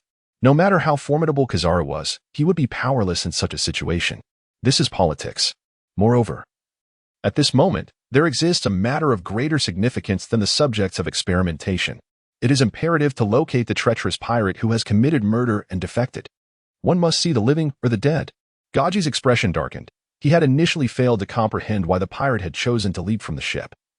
But now he realized that the pirate had likely overheard their plan to detain the child of the Charlotte family.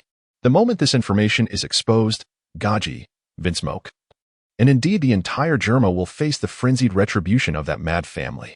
He must be captured, Gaji thought to himself, beckoning a Germa warrior to his side. After receiving Gaji's instructions, the warrior silently retreated.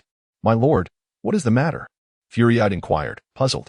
Those in positions of authority must possess the resolve befitting their rank. Such trivial matters as finding a person should be entrusted to subordinates. I have already dispatched my men to search. That individual shall find no escape. Gaji replied coolly. He was, in fact, reluctant to allow the Navy officer in front of him to witness any semblance of folly. He intended to demonstrate through action that true nobility remains composed at all times. Kill him. He is over there. Help. Suddenly, a cacophony erupted from aboard the Germa vessel. A soldier rushed to Gaji's side and whispered urgently. Gaji's countenance changed drastically, disregarding all notions of noble decorum as he hurried back to his own ship. What has happened? Fury-eyed stood by, perplexed, yet he could discern that Gaji's earlier poise and composure had vanished. The Navy officers, meanwhile, found themselves entertained by the unfolding drama. At that moment, aboard the Grey Bear, Fury-eye's remaining capable subordinate, clad in black, was organizing a search for the spotted dog. Suddenly, the pirates below seemed to have discovered something. Fury-eye's spirits lifted. He was eager to approach and investigate. Report, my lord. We have found what jumped into the sea. The young pirate, dazed by the earlier encounter with the spotted dog, rushed to the side of the black-clad subordinate and announced, Have you found the spotted dog? Alive or dead? The black-clad subordinate queried. The young pirate cupped his hands, mimicking a gesture of whispering, prompting the black-clad subordinate to lean in closer. Yes, suddenly. A blade plunged directly into the chest of the black-clad subordinate.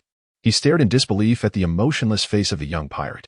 The latter continued to stab repeatedly until he confirmed his victim's demise, withdrawing the knife to lick the blood from its blade. Then, he began to count on his fingers. 3, 2, 1. With one more life, I can repay my debt to you, spotted dog. He then gazed intently down at the ship, fixated on Fury-eyed. Chapter 21. The battle. I shall no longer require your ransom. From now on, you two belong to that esteemed gentleman.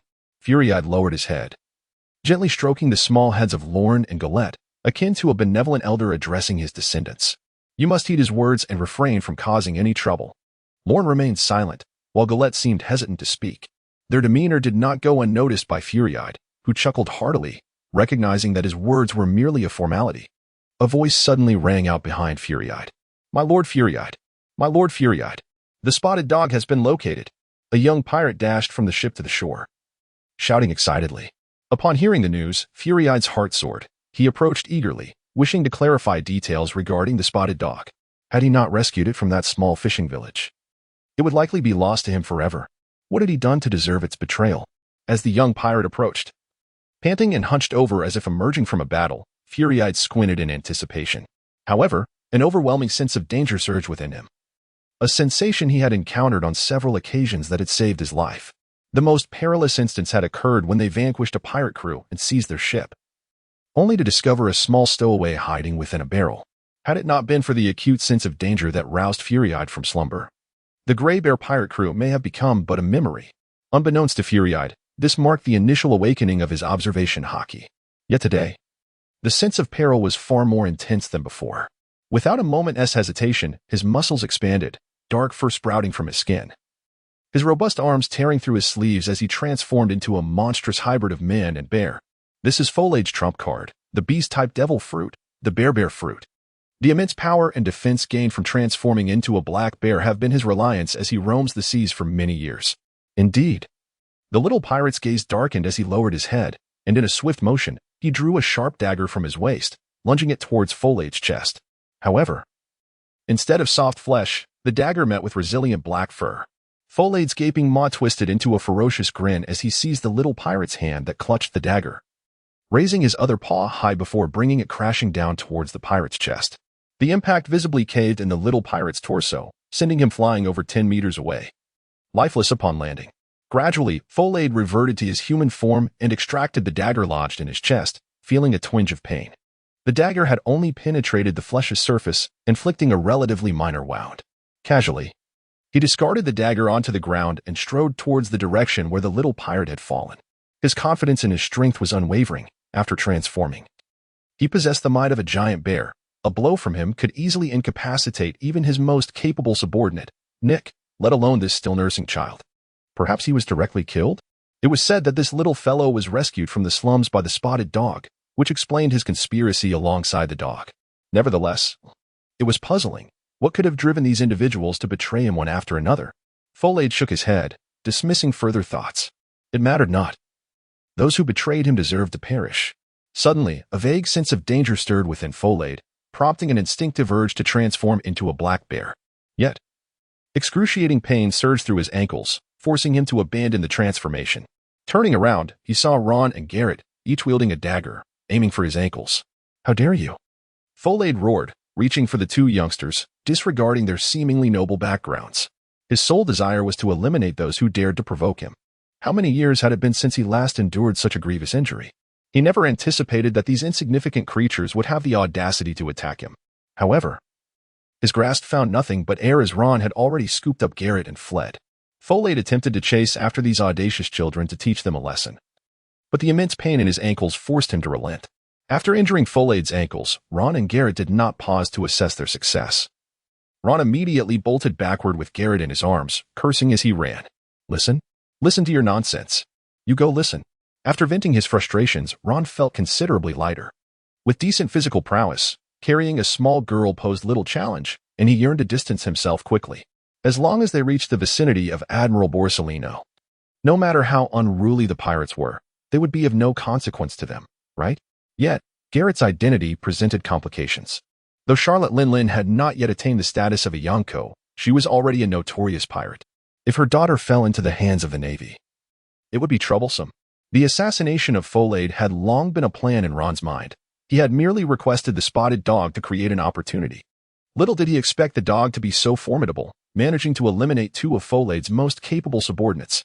Indeed, Ron sensed through his perceptive abilities that it was not the spotted dog who defeated Bald Nick, but rather that inconspicuous little pirate. In that moment, Ron decisively altered his strategy, having witnessed the dog's fury. He realized it would not suffice for the dog to be satisfied merely by eliminating the black suit and Nick. Thus, he would make another move, and that opportunity would be Ron's. However, through the little pirate, Ron felt that the likelihood of successfully ambushing Folage was slim. Folage seemed to have grasped some level of observation haki, completing his transformation before the little pirate could strike. The strength he wielded after transforming into a black bear was astonishing. Observing the little pirate sent flying across the distance, Ron found himself uncertain whether a single strike to Folage's vital area would suffice, fearing the resilient pirate might retaliate. Therefore, Ron revised his plan to incapacitate Foley's mobility before leading Garrett to safety. A gentleman's vengeance is not delayed as long as Foley lives. They would inevitably cross paths again on the high seas. Foley lay on the ground, roaring in anger. The damage inflicted by Ron was not severe, yet it was undeniably effective. Do not let me catch you. Captain, we found the thing that jumped overboard. At that moment, a pirate crew member rushed over, astonished to see Foley sprawled on the ground. Yet, upon meeting Foley's nearly predatory gaze, he dared not approach too closely. Is that so? Bring me the spotted dog's remains, severed and presented before me. But that is not the spotted dog. What? Meanwhile, aboard the Gray Bear, several pirates struggled to place a drenched corpse onto the deck, flipping it over to reveal that it was not the expected spotted dog, but rather a specimen of some sort. Chapter 22.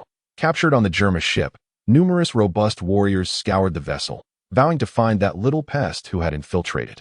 Meanwhile, the spotted dog concealed himself within a storeroom, peering through a crack in the door to observe the situation outside. At his feet lay the corpse of a German soldier, the blood still warm. As he noticed someone approaching, the spotted dog held his breath, gripping a sharp dagger at his waist, poised for action. The storeroom door creaked open, and the spotted dog remained hidden in the shadows, watching intently as the intruder stepped cautiously into the dark space. Momentarily startled by the sight of his fallen comrade and bending down to investigate. Now is the moment. The spotted dog silently counted in his mind. This was the 8th. I will ensure that those who look down upon me pay the price in blood. Like an arrow released from its bow, the spotted dog lunged at the German soldier, gripping the dagger with both hands in a chest-level pose, delivering the blade forward. This move, crafted by the spotted dog himself, allowed him to perfectly harness his physical prowess. And in that instant, both the speed and timing of his strike were impeccable. This undoubtedly marks the pinnacle of my endeavors as a pirate. With this one strike, the spotted dog, felt a surge of confidence that I could deliver a fatal blow to the venerable Captain Foley. At this moment, I could almost envision the blood gushing forth from a living body. Protect His Highness. Suddenly, the German soldiers outside roared, surrounding the entire storeroom like a swarm of bees. I realized that my intended victim was seemingly a person of great significance. Unfortunately, I had come to this realization too late, after delivering my lethal strike. Escaping would be nearly impossible. Had I recognized his importance earlier, I could have taken him hostage and departed safely. The dagger did not penetrate flesh as I had envisioned. Instead, powerful hands seized my own, compelling me to look up in astonishment, only to meet the cold gaze of the man standing beside Foley. I've caught you, little pest. With a forceful grip, Vinsmoke Sanji crushed my hands, the excruciating pain causing me to release my grip, and the dagger clattered to the ground. Sanji carelessly discarded me aside, and I lay on the ground like a discarded rag, groaning. My hands. Lock this wretched scoundrel up and take him back as a specimen for experiment ZT-5. Sanji remarked indifferently. The German soldiers sprang into action, capturing me, some casting glances that bore a hint of pity. The ZT experiment was infamously regarded within Germa as the Hell experiment, and ZT-5 was the very embodiment of hell. Those cast into its depths found even death a luxury. Having dealt with this matter, it was time to check on Foley and to see how those two charming children from the Charlotte family were faring. However, just as Sanji set foot on the gangplank, a desperate roar echoed. You little wretches from the Wineshield family. I will not let you escape. Sanji recognized this as the voice of Foley from the Gray Bear pirate crew, recently joined under his command, and his brow furrowed in concern. Could this fool truly be so incompetent as to let two children slip away? Meanwhile, in the depths of the forest, Lorne, cradling Garrett, hurriedly pressed onward when he suddenly heard a man's voice filled with confusion. Countless yellow lights appeared before them, coalescing into a yellow figure. It was Vice Admiral Borsellino. Having heard Foley's anguished shout, he transformed into a beam of light to investigate. We are saved. Lawrence's legs buckled beneath him, a sharp ache from exertion coursing through his body, causing him to collapse. Yet, within him resided a profound sense of survival. Are you the children of the Wineshield family? Lawrence sensed a hint of joy in Borsellino's tone, yet disbelief overshadowed it. Despite his confusion, he replied earnestly, Yes, I am Lorne Wineshield, and this is my sister, Garrett Wineshield. We are nobles residing on this small island. He recounted the details of his previous conversation with Foley to Borsellino. However, he remained cautious, concealing Garrett's identity, wary that a pirate's wrath might befall her. One might say you are either fortunate or unfortunate, Borsellino suddenly mused. What? Lorne responded, sensing an unease in the atmosphere. After days of training, his perceptions had evolved slightly, allowing him to sense the emotions of others. He detected that Borsellino's feelings were not merely anger towards pirates or sympathy for his plight, but rather a mixture of surprise and pity. What could this mean? Did my surname conceal a secret unbeknownst to me? After all, I am merely a fallen noble from a small island. The One Piece original narrative makes no mention of the Y-Shield family. Given my position, I should not be disclosing this to you, Borsellino said, bending slightly to stroke Lorne and Garrett's heads with a sympathetic gesture. However, I must inform you of something. Just days ago, the Holy Land of Mary Geos was attacked, resulting in the death of a celestial dragon and numerous injuries. Lorne's mind erupted with thunderous chaos. Borsellino's revelation left him bewildered. The celestial dragons were the undisputed rulers of this world. Who would dare assault their sacred ground, and what connection did this have to him?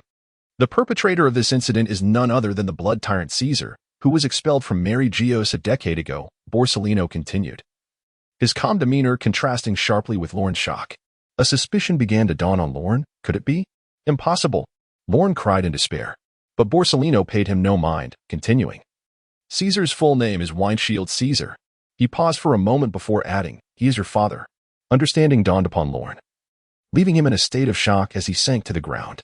Garrett, confused, rushed to support him, mistaking Borsellino's intentions as malicious, her small face contorting into a fierce expression as she glared at him. Lorne felt a profound sense of hopelessness. He had heard of fathers abandoning their children, but never had he anticipated being ensnared by his own. He relinquished the thought of escape, acutely aware of the insurmountable power disparity between himself and Borsellino. Running would be futile. All he could do was surrender, his heart heavy with despair as he glanced at Garrett, who had tried to defend him. How unfortunate that he could not ensure her safety. It was his presence that had endangered her. Borsellino, witnessing Lorne's despondent gaze, felt a pang of sorrow. Yet his position forbade him from showing pity for the offspring of a criminal. The soldiers, who had gathered around, produced handcuffs to bind Lorne and Garrett's wrists. Borsellino turned away, as if unable to face Lorne, and stated coldly, in summary, you are under arrest. Chapter 23. The Strong Though It May Be Presumptuous. I must interrupt you. A figure suddenly emerged from the depths of the woods, and Lorne's eyes brightened. It was the old blind man he had almost forgotten, who had been imprisoned alongside him on the Gray Bear. Clad in an unfamiliar lavender robe, he brandished a sword directed at Lorne, then turned to Borsellino and asked, I promised this young man I would take them away, so can you let us go? He is a formidable opponent. Borsellino sensed the old man's aura and donned a mischievous expression. How terrifying. However, it is my duty as a Navy officer, and I cannot overlook a criminal. He removed his vice admiral's coat and handed it to a nearby sailor, saying, take them away. I will handle this. I will see who dares. The old blind man thrust his sword into the ground, causing Borsellino to feel an overwhelming force pressing down upon him. The ground seemed unable to withstand this immense pressure, cracking open to form a circular pit, and Borsellino was directly forced into its depths. Roan's pupils dilated slightly, and through this almost iconic ability, he had roughly deduced the identity of the sightless swordsman before him. Admiral! Exclaimed the naval soldiers, who had followed Borsellino for so long. They had never witnessed the Admiral suffer such a grievous setback. Who on earth was this man? Such terrifying power, came Borsellino's voice from the depths of the pit, as he indicated that he was unharmed and slowly addressed his subordinates. Take these two criminals away. I shall confront this monster. Countless specks of light surged forth from the abyss, coalescing into the figure of Kizaru. His expression was one of exhilaration as he positioned his right leg behind him, gathering strength for a powerful kick. Have you ever been kicked by light? Borsellino concentrated the photons in his calf, launching his leg at the speed of light, enveloped in a fierce aura of haki. Clang! The old blind man raised his sword, similarly enveloped in a dark haki, successfully parrying Borsellino's formidable kick. Yet, the tremendous force still forced him back several steps. Kizaru steadied himself, gazing at the old man with a complex expression. What a troublesome fellow, he mused. The technique of wrapping haki around one's weapon is one developed by a select few swordsmen to prevent their beloved swords from sustaining damage. Swords enveloped in haki are extraordinarily sharp, nearly indestructible, and possess the advantage of haki, allowing them to strike at the bodies of Logia-type users. This is precisely the nemesis of someone like Borsellino, a user of natural abilities. Just moments ago, during their brief clash, Borsellino sensed the terrifying might of this man's domineering aura. His armament haki was formidable enough to engage him without faltering, while his observation haki surpassed Borsellino's own. displaying no disadvantages of being blind during their encounter, coupled with the peculiar and fearsome abilities he had just exhibited. Borsalino pondered when the seas had gained yet another such monster. "If you do not move, I shall approach," declared the blind swordsman, firmly establishing his stance and raising his blade towards Borsalino. With a powerful swing, he unleashed the technique greatsword, broken flow. The black blade encircled with armament hockey emitted a ring of violet sword light that sliced through the surrounding trees, aimed directly at Borsalino's form. "Heh, I am light. Your strike cannot touch me." Borsalino transformed completely into radiant light, preemptively parting his body to evade the incoming attack. The violet slash followed the angle of his separation, failing to inflict any harm upon the yellow monkey. "Is he a natural user?" the blind swordsman murmured, yet without hesitation. He unleashed 3 more violet sword lights after Borsalino's transformation into elemental form. "I told you it's futile." Although Borsalino feigned indifference, he did not dare to underestimate the blind swordsman. Each blade was entwined with armament hockey, and to recklessly endure such attacks would surely lead to severe injury. 8 Shakuyata no Kagami. Borsalino prepared to disperse his form into countless tiny points to evade this onslaught, and swiftly reposition himself beside the blind swordsman for a counterattack. He could not afford to be passively struck. "Did you think it would end there?" came the calm voice of the blind swordsman in Borsalino's ear. "Has your teacher ever told you that you rely too heavily on your abilities?" A chill crept up Borsalino's spine, for indeed, his mentor, Admiral Zephyr, had once imparted such wisdom. "Allow me to teach you how to contend with natural users." The sword light that reached Borsalino erupted, transforming into myriad smaller lights that forced him from his natural state of light, compelling him to brace himself with his physical armament hockey against the impending strike. Greatsword, Hellbound Journey. The blind swordsman traced a circle with his sword, and Borsalino felt an overwhelming pressure enveloping him. Trees collapsed under the immense gravitational force directed towards him per the blind swordsman's command. The ground shattered, far exceeding the force with which the blind swordsman had initially ambushed Borsalino. Surrounding Borsalino, the earth cracked and fragmented into fine dust, forming a deep, bottomless pit with a 10-meter radius centered around him. The collapsing trees and soil effectively entombed him. Ron, restrained by soldiers, felt the tremendous commotion behind him and could not help but marvel at the sheer power of the world's top-tier warriors. Was this the battle among the 3 great admirals that he had heard of? Indeed, having observed the entirety of their fierce confrontation through the powers of the observation fruit, Ron had nearly deduced the identity of the blind swordsman, who was later revealed to be Fujitora, a formidable force who had joined the world government through recruitment in the New World after his duel with Admiral Akainu over the position of Fleet Admiral. Fujitora smiled.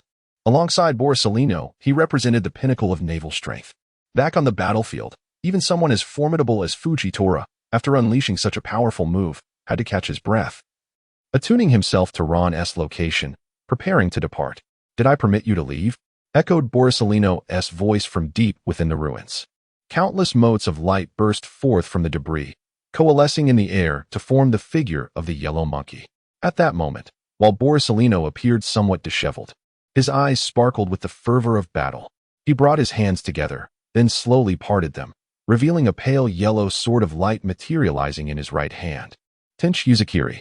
Once the light sword fully materialized, strands of black armament hockey entwined around it, transforming the yellow blade into a pitch-black weapon.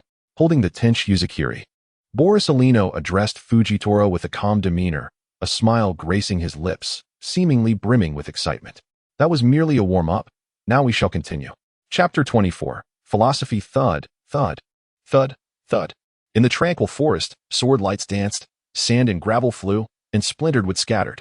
Realizing that employing his powers against Fujitora would yield no advantage, Borsalino opted to engage in a swordsmanship duel.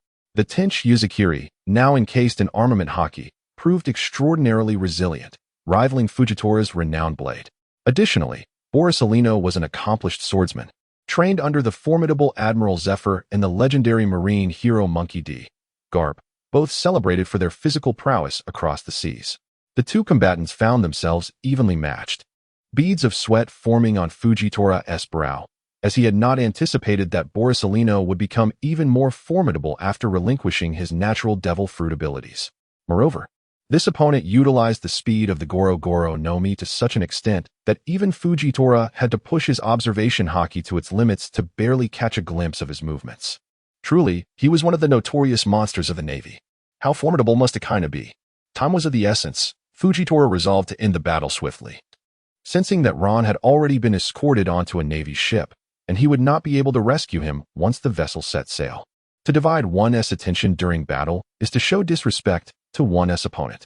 Seizing the moment of Fujitora's distraction, Borsalino struck from a diagonal rear. But Fujitora barely evaded the onslaught, the sharp tench Yuzakiri grazing his waist and leaving a shallow wound. Suddenly, two massive boulders levitated, drawn by Fujitora's gravitational powers, hurtling towards Borsalino, who had successfully landed a hit. Fujitora staggered back, one hand pressed against his waist, blood staining his palm. Injured, he thought, furrowing his brow. Despite the lengthy battle, it was not Borsalino who had been under his pressure, but he himself who first drew blood.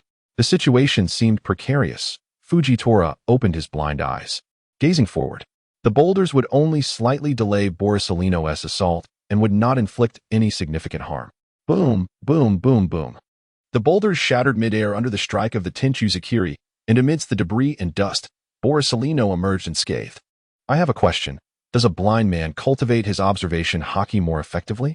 Borsalino, utilizing the moonwalk technique from the 6 forms of the Navy, sword in hand, looked down at Fujitora and suddenly posed this query. During their previous skirmish, he had distinctly perceived that the old blind man's observation haki was superior to his own. His carefully planned attacks had been deftly anticipated and evaded by the old swordsman. Heh, it's merely a matter of extensive practice, Fujitora replied with a grin. Oh, I see. Borsalino felt a slight twinge of disappointment. The 3 types of haki, apart from the innate conqueror's haki, were all abilities that could be cultivated through diligent training. The armament haki, which hardens the body and poses a threat to other devil fruit users, and the observation haki, which allows one to sense the surrounding environment and anticipate an opponent's attacks. Upon witnessing the formidable observation haki of his opponent, he had hoped for a shortcut, only to realize that mastery ultimately comes with practice. Shall we continue? If you remain distracted, you might find yourself in peril, Borsalino remarked softly, transforming his body into countless specks of light that danced around Fujitora. It was rare to encounter an intriguing adversary. Thus, he deemed it essential to engage fully in their duel. Numerous light particles swirled around Fujitora, suddenly coalescing at an odd angle into Borsalino's form. Here, the Amatsukuyomi blade lunged forth, but was deftly parried by Fujitora's sword. The sheer power of observation haki was evident, as Borsalino thought to himself that although he was slightly stronger than his opponent, he could gain no advantage against Fujitora's nearly prescient abilities. Fujitora, on the other hand, was increasingly anxious. Natural-type devil fruit users were notoriously challenging to confront. Aside from his haki-infused strikes, he found it difficult to inflict substantial damage on such adversaries. Engaged in battle with Borsalino, he realized he had not gained the upper hand at all. Panting heavily, Fujitora felt the toll that the fierce combat was taking on his stamina, while Borsalino remained composed and unyielding. The outcome of their clash seemed inevitable. I wish to know why you are so fixated on those 2 children, Fujitora inquired, focusing all his attention on Borsalino, bracing himself for an impending confrontation. Yet, before proceeding, he felt compelled to voice his curiosity. This is an internal matter of the Navy and does not concern you, Borsalino replied, uncertain of how to articulate the truth. Should he divulge that the children's father was a notorious criminal who had recently attacked Mary Geos, the holy land of the celestial dragons? Was capturing these children merely a means to appease the celestial dragons? Setting aside the morality of holding the children accountable for their father's sins, he could not bring himself to express such a rationale. Is it the Navy's practice to shift the burdens of parental misdeeds onto innocent children? Fujitora continued. Since you are aware, why do you feign ignorance? Borsalino's expression darkened slightly. How can the Navy, acting in such a manner, still claim to uphold the notion of justice? Fujitora rebuked loudly. He had gleaned the gist of the situation from Borsalino's words in the forest. Knowing what he did, even without a promise to Luffy, he felt compelled to rescue those children. This principle had guided him throughout his decades of maritime adventures. Unfortunately, Borsalino's overwhelming strength thwarted his intentions. Whether or not one can bear the weight of those two words is not for you to determine. Borsellino's eyes narrowed, the frivolous smile absent from his visage, as genuine anger ignited within him. You blind fool, what do you claim to see that allows you to make such assertions?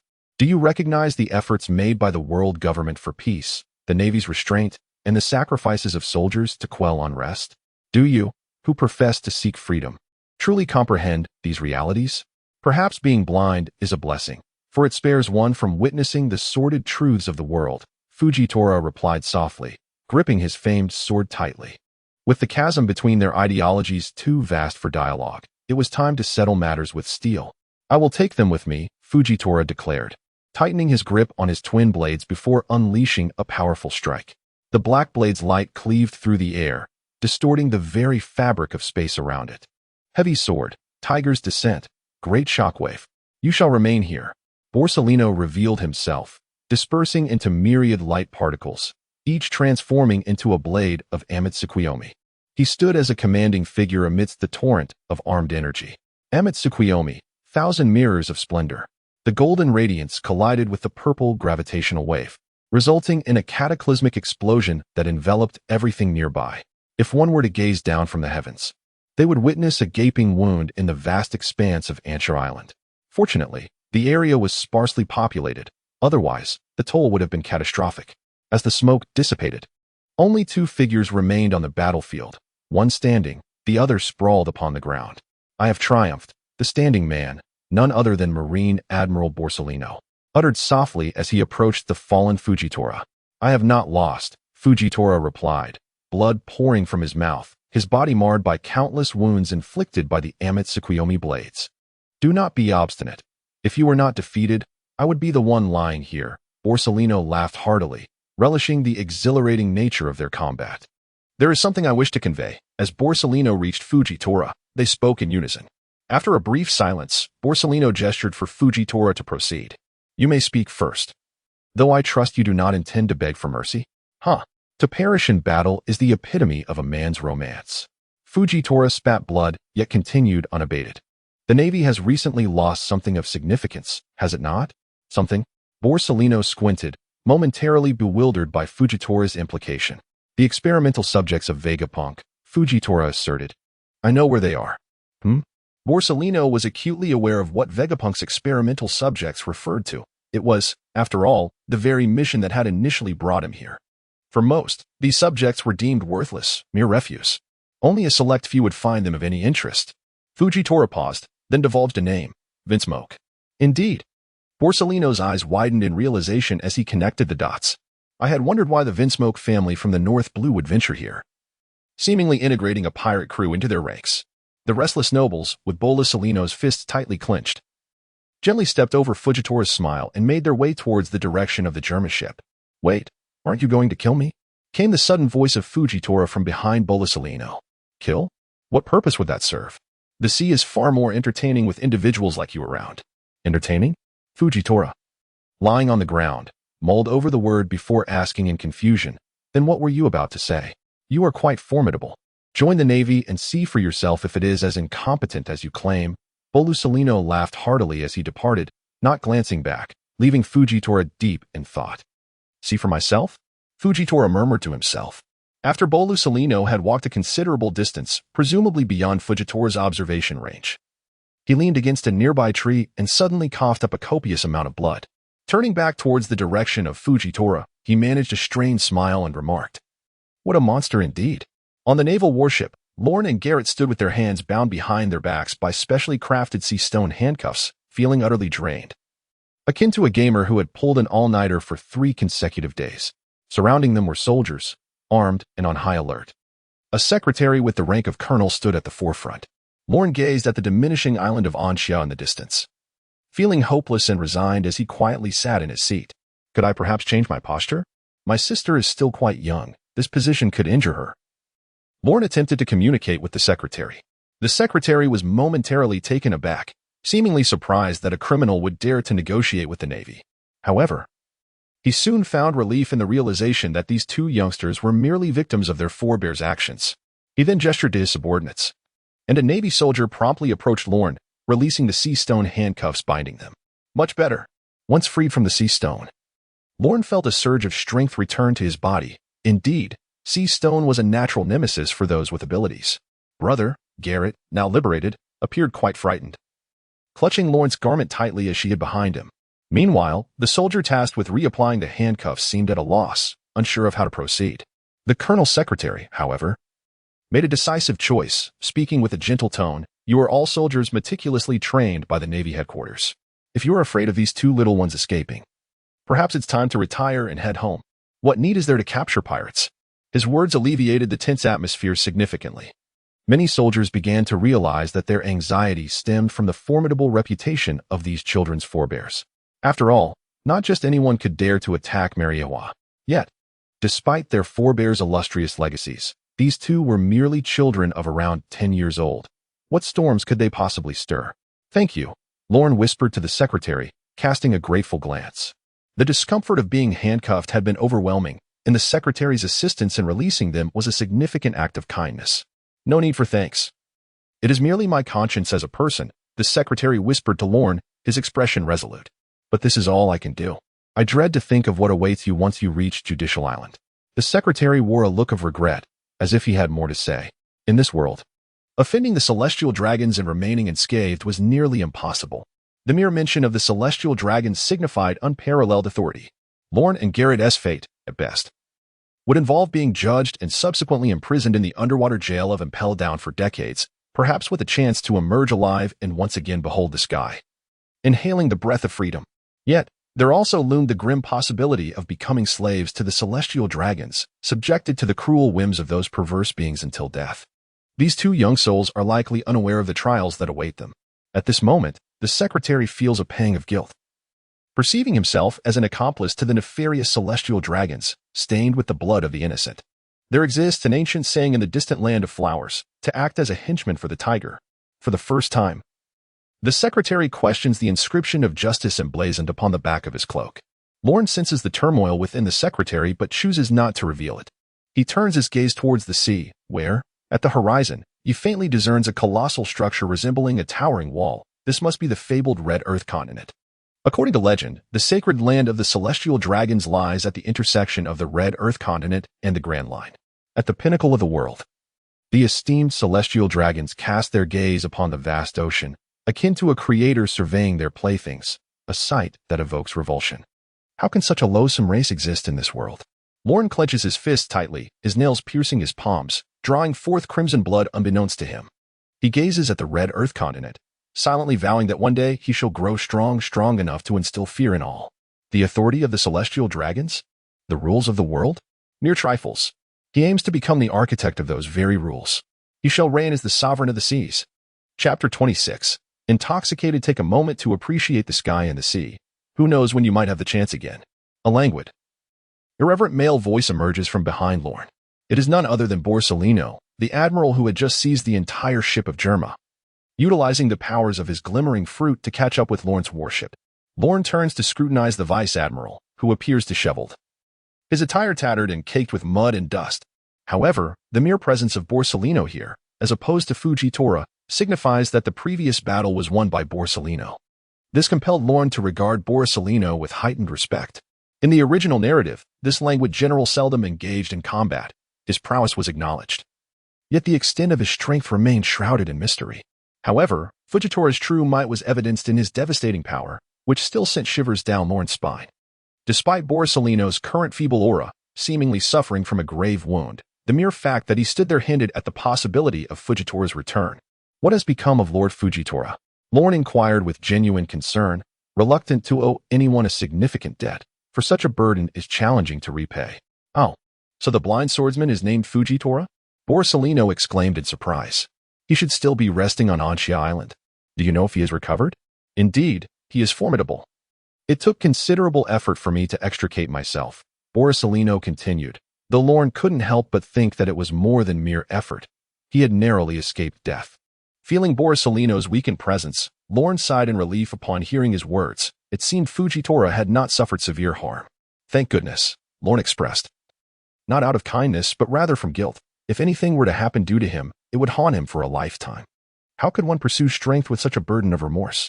Fujitora was arranged as your bodyguard by your father, Caesar, wasn't he? Borsalino inquired with a smile before adding, truly, the blood tyrant is capable of locating even such extraordinary beings. Father's arrangement? Lorne murmured, not refuting the claim. To him, his father was merely a man who sought to ensnare him, dispatching him to confront the celestial dragons while leaving his son vulnerable to capture. He recalled how street thugs had sold him to a merchant vessel, and had it not been for the tempest, he might have already ventured into the New World. Wait. If not for the storm, he might have already reached the New World. A thread of clarity seemed to unravel in Lorne's mind. The entire situation was becoming evident. Upon his arrival, unaware of the preceding events, he had regarded his encounters with the thugs as mere happenstance. But now, a different perspective emerged. With his father absent, he could have ended up in the East Sea aboard that merchant ship, leaving the Navy's expedition to Anxia Island fruitless. Any islanders questioned would have been unable to provide his whereabouts, for even before boarding, he had no knowledge of his destination. Had it not been for the tempest, he could have found himself in the New World, the true domain of pirates, where even the Navy dared not act recklessly. It seemed his father's schemes had not accounted for the possibility of his capture by the Navy, considering that such storms occur only once in a century, while his very existence as a traveler was an anomaly of millennia. Had these improbable events not coincided, he would have been foolishly striving to return to Anxia Island, only to be ensnared by the waiting Navy. Upon reflection, it appeared that Lorne's character did not exist in the original narrative, nor did the surname Venshir. According to the original storyline, had Lorne not traversed into this world, he would have encountered the once-in-a-century tempest at sea, resulting in his untimely demise. Upon returning from the celestial dragon's sanctum, Venshir Caesar would have been devastated to learn of his son's death, prompting him to once more set foot on Mariewa. However, he would have been confronted by the former three-army commander Steelbone and the Navy hero Iron Fistcarp, leading to a fierce battle wherein Venshir Caesar was ultimately captured and imprisoned in the 6th level of Impel Down, spending the remainder of his life there. Thus, the illustrious history and glory of the Venshir family would fade into oblivion. This is the tale of Wayne Hill, chronicled in the inconspicuous recesses of history, unnoticed by all. As the narrative unfolds 20 years later, not a soul utters the name of this family. The world pays no heed to the vanquished. Do you believe your father would return to rescue you after learning you were captured by the Navy? Suddenly, the voice of Borsalino echoed in his ears, pulling Lorne from his introspective reverie. Father? I cannot say, Lorne replied slowly. He was indeed unfamiliar with Caesar. What manner of man is he? Attacking Mary Geos is no trifling matter. Given the nature of the celestial dragons, they are unlikely to relent easily. The Navy has seized upon my vulnerability and will surely position countless formidable experts by my side. Should my father make an appearance, it would only lead him into a trap. Ah, clever child. Borsalino wished for a drink, only to discover that the bottle he carried had been shattered during his skirmish with Fujitora, leaving him somewhat disheartened. He called to the Navy soldiers behind him. Bring me some liquor. Upon hearing their commander's request, the soldiers promptly retreated to the ship's hold, laboriously retrieving a wooden barrel. Borsalino poured himself a generous glass and downed it in one go, a satisfied smile gracing his lips. This is the rum from the island of Ogum, a specialty supplied exclusively to Navy headquarters. It cannot be found elsewhere. Would you care for a few glasses? He tossed a wooden cup to Lorne, gesturing for him to help himself. Lorne, unreserved, filled his cup to the brim and imitated Borsalino, drinking it in one swift motion. Recently troubled by his thoughts, he certainly needed a touch of alcohol to invigorate himself. Brother, I would like some too, said Jarrett, gazing at the drink in Lorne's hand, her cheeks flushed, while she silently swallowed hard. The young girl seemed to be oblivious to her predicament, and Borsalino felt a pang of compassion as he observed her. He signaled to his subordinate to bring forth a clean cup, which he then handed to Garrett. Lorne did not intervene. Perhaps a state of inebriation could dissipate the weight of eternal sorrow. With so many vexations plaguing him recently, perhaps he too needed a drink to clear his mind. You may drink, but only half a cup, Lorne gently instructed Garrett, for he could never bring himself to be stern with his sister. They are all pitiable souls. Upon receiving Lorne's permission, Garrett was somewhat exhilarated, scooping a generous glassful in preparation for a taste. However, after just a small sip, she became slightly tipsy, her wine-red hair cascading chaotically, unbeknownst to her. Brother, I feel so sleepy. I'm going to rest now, she murmured, leaning her head against Lorne's shoulder and promptly drifting off. Lorne, somewhat resigned, shifted his posture to cradle Garrett more comfortably in his embrace. He removed his outer coat and draped it over her, mindful of the warmth from the alcohol and concerned she might catch a chill. Holding a wine glass in one hand, He lovingly tidied her disheveled locks. The soft glow of the ship's lights enveloped them, transforming the tense atmosphere into one of tranquility. Borsalino, witnessing this scene, turned his head away, feeling a sense of pity for the unfortunate child, lamenting her tragic background. Chapter 27. The Pinnacle of Powerhouses. Could you tell me about my father? Lorne gently inquired of Borsalino after ensuring Garrett was sound asleep. He harbored a curiosity about his formidable father. Are you unaware? Borsalino replied, astonished. Then, noticing Garrett's slumber, lowered his voice slightly. It is understandable. You are still quite young and unaware of such matters. He straightened up, adopting a serious demeanor. To understand this, we must go back many years. Are you familiar with the peak powerhouses of these seas? Peak powerhouses? Lorne mulled over the phrase, tentatively responding, Whitebeard? Gold Lion? Roger? Is it only pirates you know? Borsalino's tone bore a hint of displeasure. Lorne shrugged helplessly. These were the only legendary pirates he could recall at that moment. As for the newer Yonko, they had yet to reach their zenith. Let me first illustrate the powers at play upon the seas, Borsalino said with a touch of exasperation. The strongest force on the seas is undoubtedly the Navy, teeming with talent. Among those regarded as legends are Fleet Admiral Steelbone, Captain Carp, and Admiral Sengoku. He refrained from mentioning his mentor, Admiral Zifa, as their relationship was merely one of teacher and student, lacking the grandeur he believed should accompany such a title. Furthermore, Zifa's prowess paled in comparison to the aforementioned titans. He also omitted discussions of the new generation within the Navy, like Akainu and Kazan, as their journeys were still unfolding. Lorne nodded in agreement, clearly recognizing the names Borsalino cited. When Borsalino had previously questioned him, Lorne had assumed he was inquiring solely about pirates. Hence his omission of these names. Borsalino observed Lorne before continuing. The sea is boundless, and countless souls embark upon it in pursuit of elusive aspirations, each with their own motives. Some perish in their quest for dreams, while others rise to fame, becoming formidable figures in the new world. Among these renowned powerhouses, a few stand out. Edward Newgate, known as Whitebeard, is indeed powerful but has a stubborn disposition, resulting in frequent clashes with the Navy. Then there is the Flying Pirate, Gold Lion Shiki, a quintessential rogue whose airborne fleet poses considerable challenges to the Navy. Borsalino took a hearty swig of his drink, casually critiquing the might of these sea legends.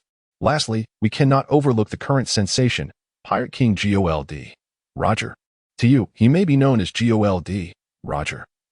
Indeed, he is a remarkable figure. 2 years ago, during the Battle of Whitewall, he found himself besieged by dozens of Gold Lion's ships.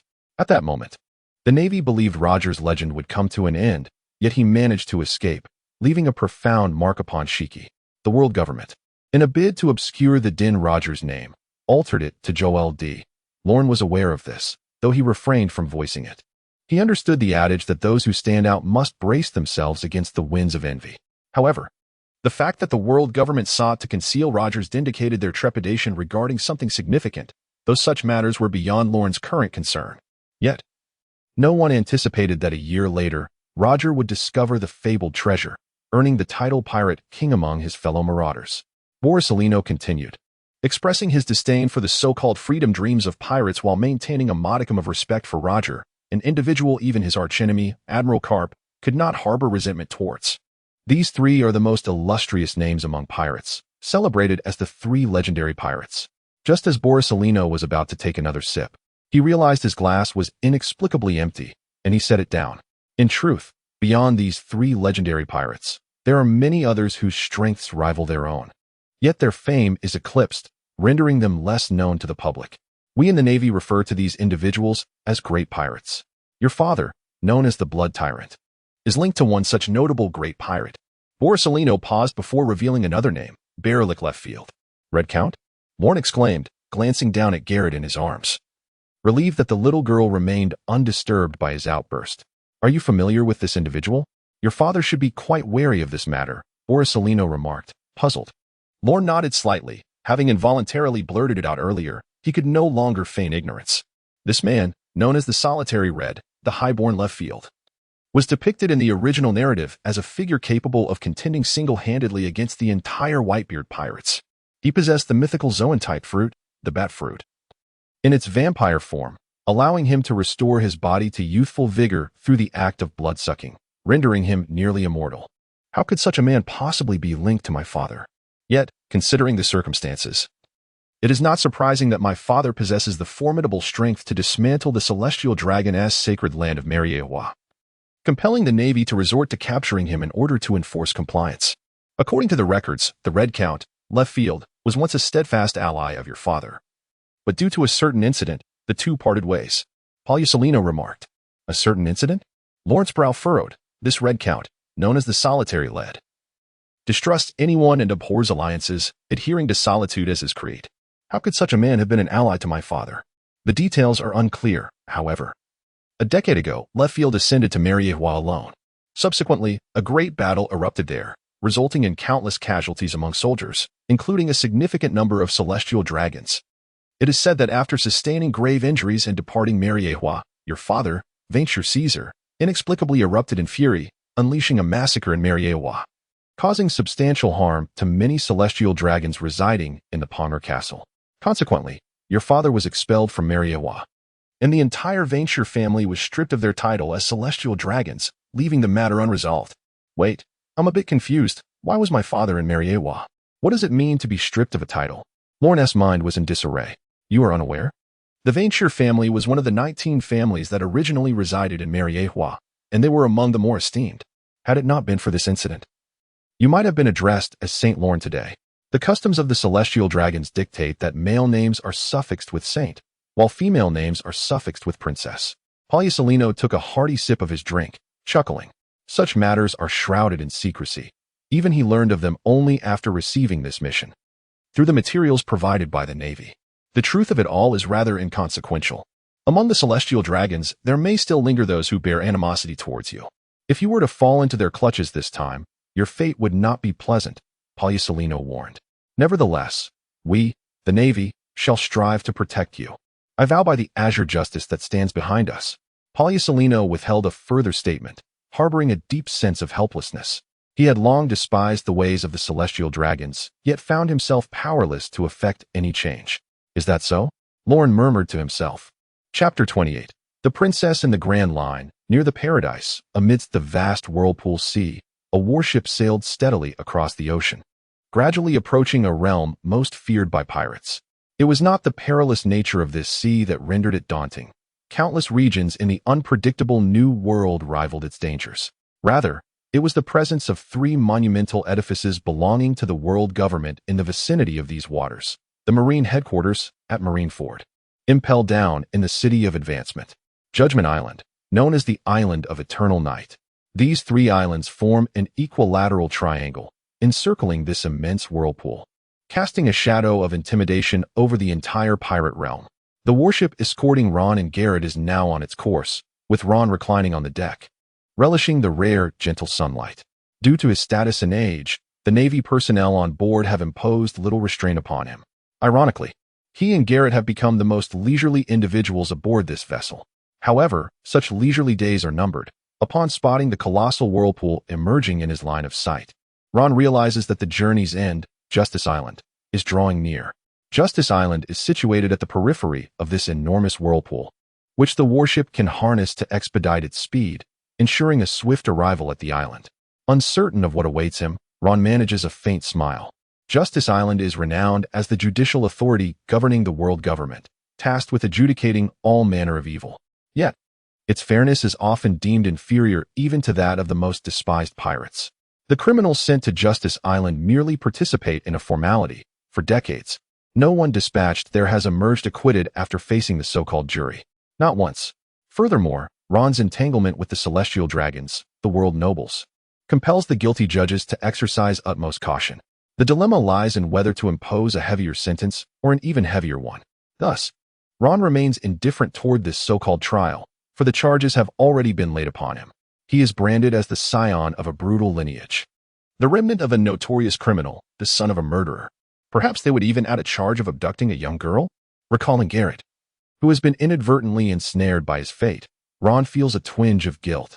Had it not been for him, she might have returned to the realm of her mother, living a life befitting a princess.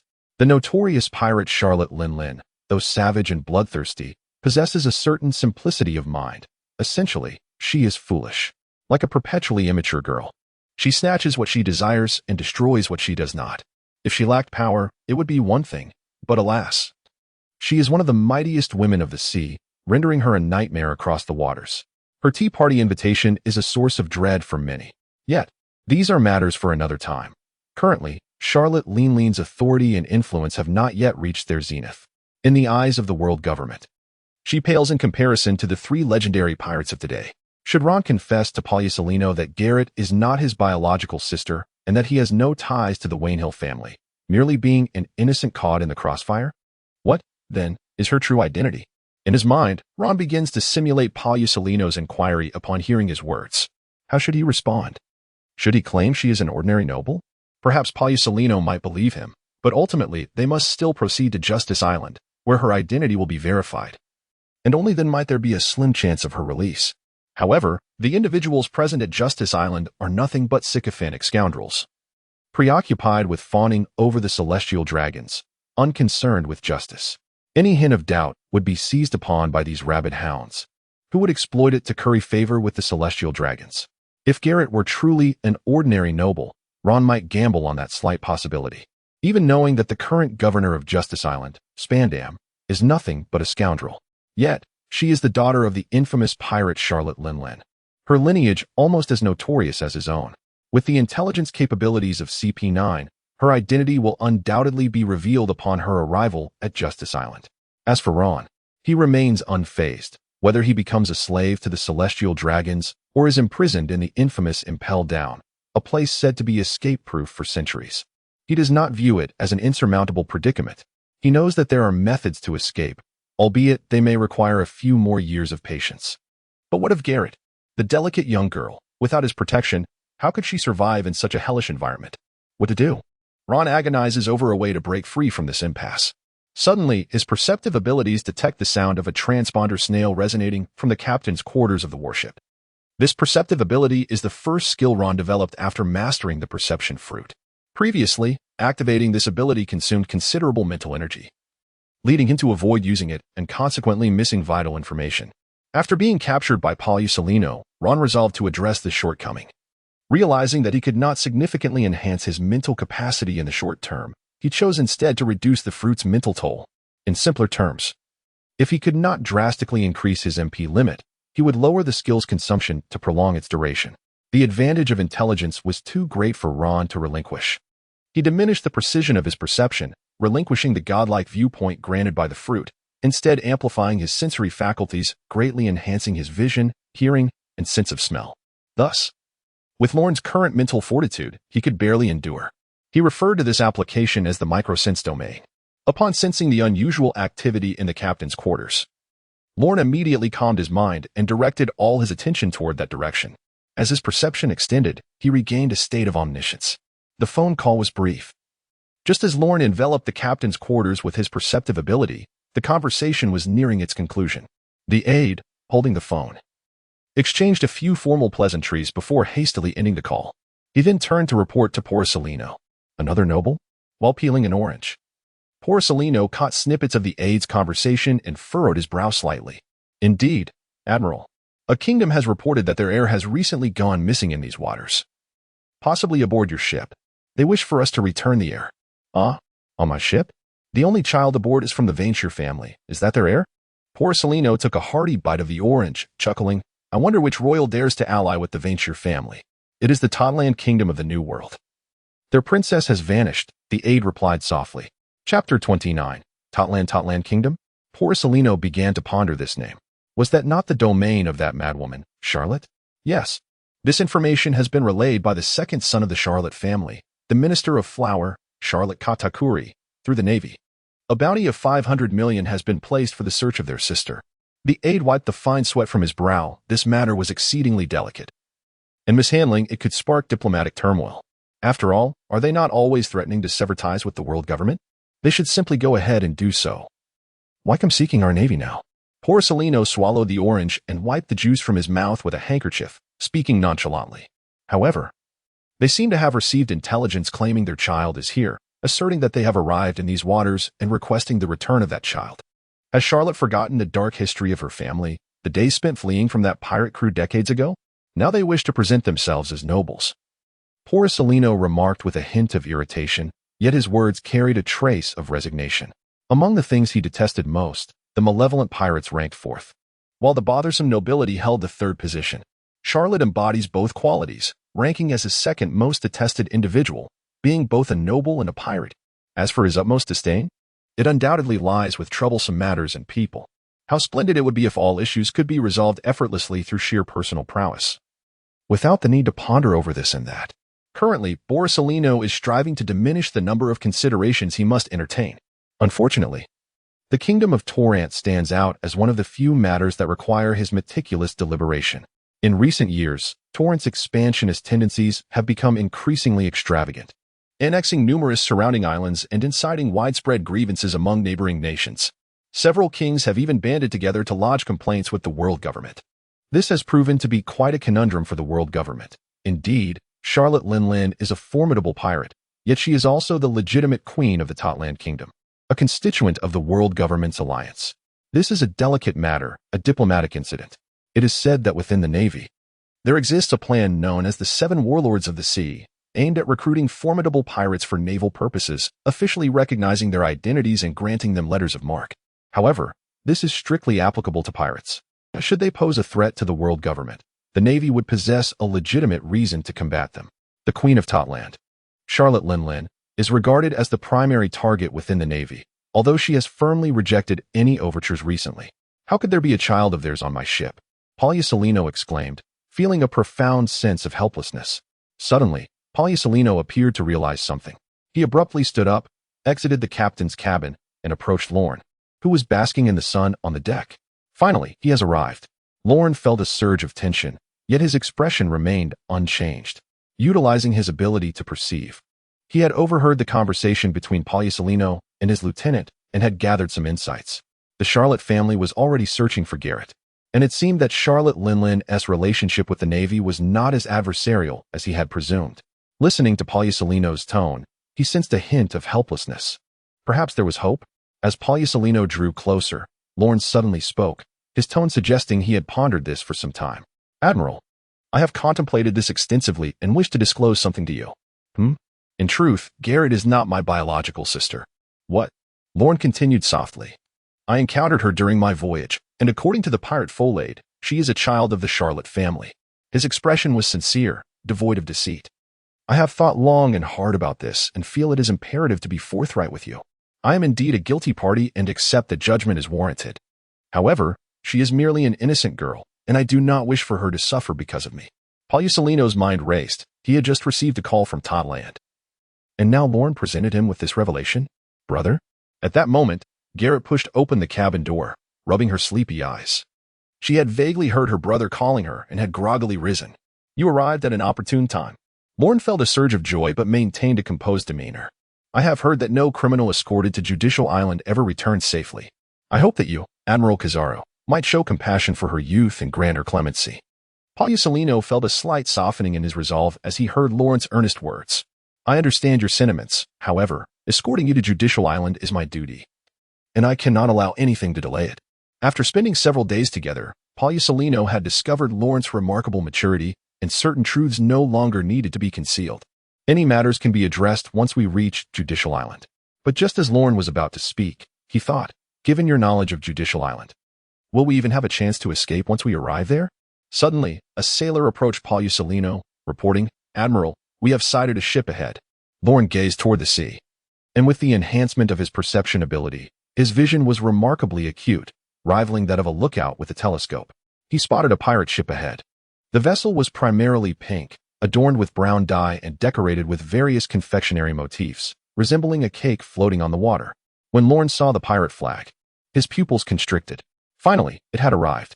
The flag depicted a skull with pink hair and red lips, a symbol belonging to only one pirate crew in these waters, Charlotte Linlin's Big Pirates. The people of Totland are here?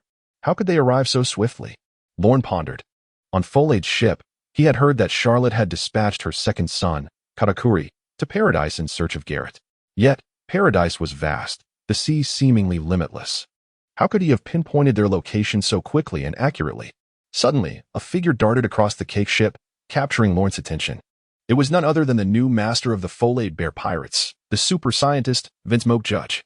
Lorne realized that the Charlotte family could so swiftly locate Garrett because of Judge's presence. Yet, he was perplexed as to why Judge was there. Hadn't Palusolino dealt with the incident involving the captured experimental subjects? In truth, it was entirely Palusolino's fault. After hearing Fujitora remark on Anchi Island, he had gone directly to Folade's pirate ship and apprehended the entire crew. The injured Folade had shown no resistance before the wounded Palusolino, a fact understood by both parties. Folade had made no significant struggle, willingly donning handcuffs. Subsequently, they discovered the experimental subjects aboard Germa's ship, which could be termed a crime caught in the act. However, due to Vinsmoke Judge's status, it was challenging to arrest him directly. They could only allow him to return to the North Sea aboard Folade's ship with his subordinates, awaiting an internal trial from the world government. Yet, it was likely to come to naught. As the two ships drew alongside one another, Lorne observed a figure stepping forth from the cake ship. Upon the appearance of this individual, every Navy officer on the warship, save for Kizaru Palusolino, displayed expressions of unease. In the world of One Piece, many powerful figures are exceptionally tall. For instance, Kizaru stands at an imposing 3 meters, while Lorne barely reaches his knee. The man who emerged was even taller than Palusolino. With deep red hair, a muscular build, and a lithe frame, he bore a skull tattoo on his left arm. Dressed in heavy metal attire and adorned with an exaggerated white scarf that obscured much of his face, he presented an imposing figure. This individual is none other than the crowning masterpiece of the Charlotte family, Katakuri, the second son of Charlotte Linlin. As he stepped forward, the soldiers aboard the naval warship instinctively recoiled, and even Luffy experienced a sensation of dizziness, perceiving this man as invincible. Is this the legendary conqueror's haki that appears once in a million? The power dynamics between Katakuri and Borsalino are difficult to ascertain.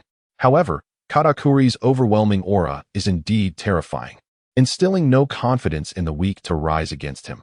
Such feelings are simply unthinkable. On this entire warship, only Borsalino remains unaffected by Katakuri's conqueror's haki. You seem to be enjoying yourself with such trivialities, Katakuri, Borsalino remarked nonchalantly. Ah, it is you, Borsalino, Katakuri replied, his towering figure crossing his arms over his chest as he gazed down at the yellow monkey. Are you not afraid that I might arrest you? I have quite the collection of your dark past.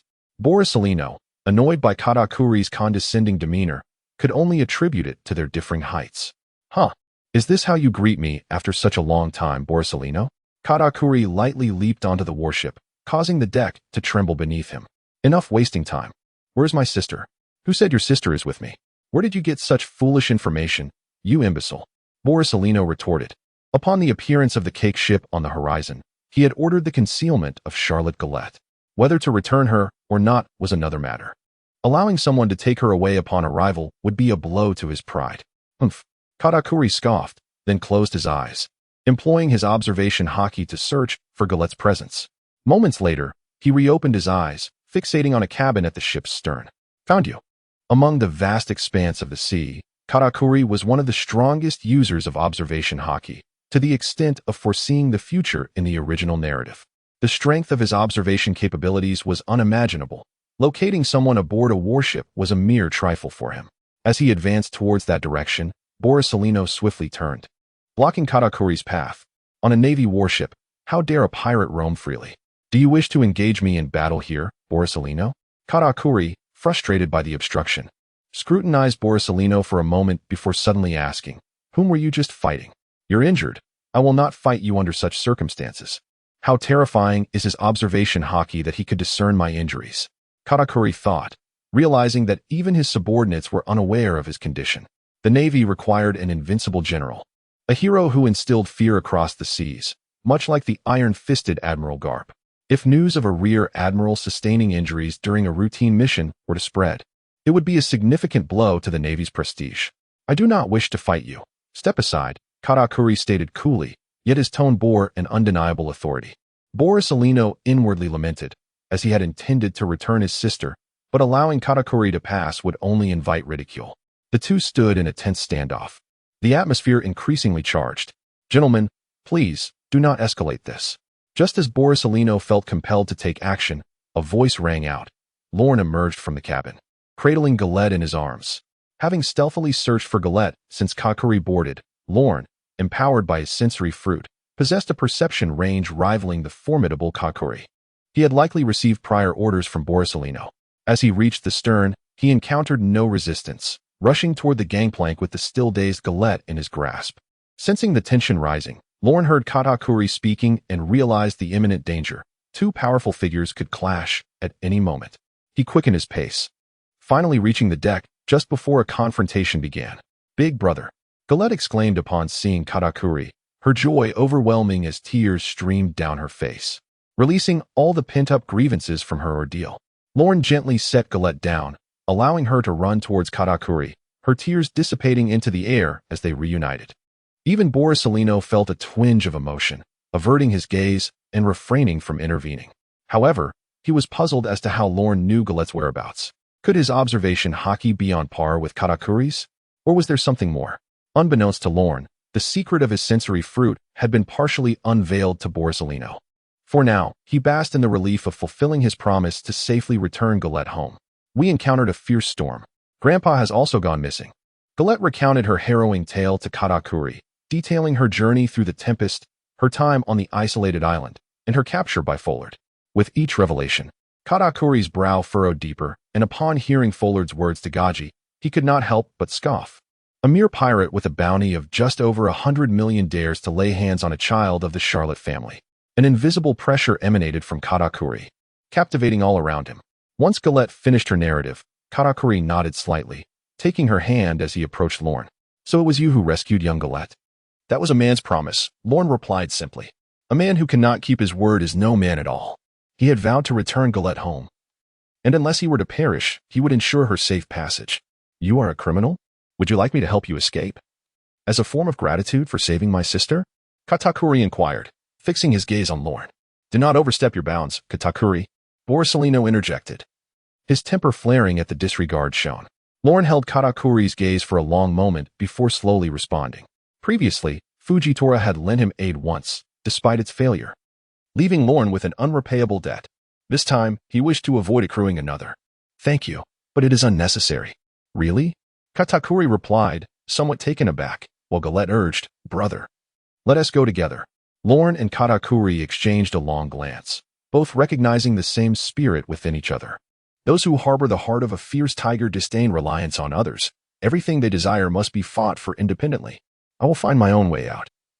There is a place for me in this vast ocean," Lorne declared, a proclamation of strength. "Relying on others' assistance will never forge a true warrior. A man must tread his own path. I await your return. Having another like you in these waters will surely be intriguing," Katakuri mused, falling into a contemplative silence. Chapter 31.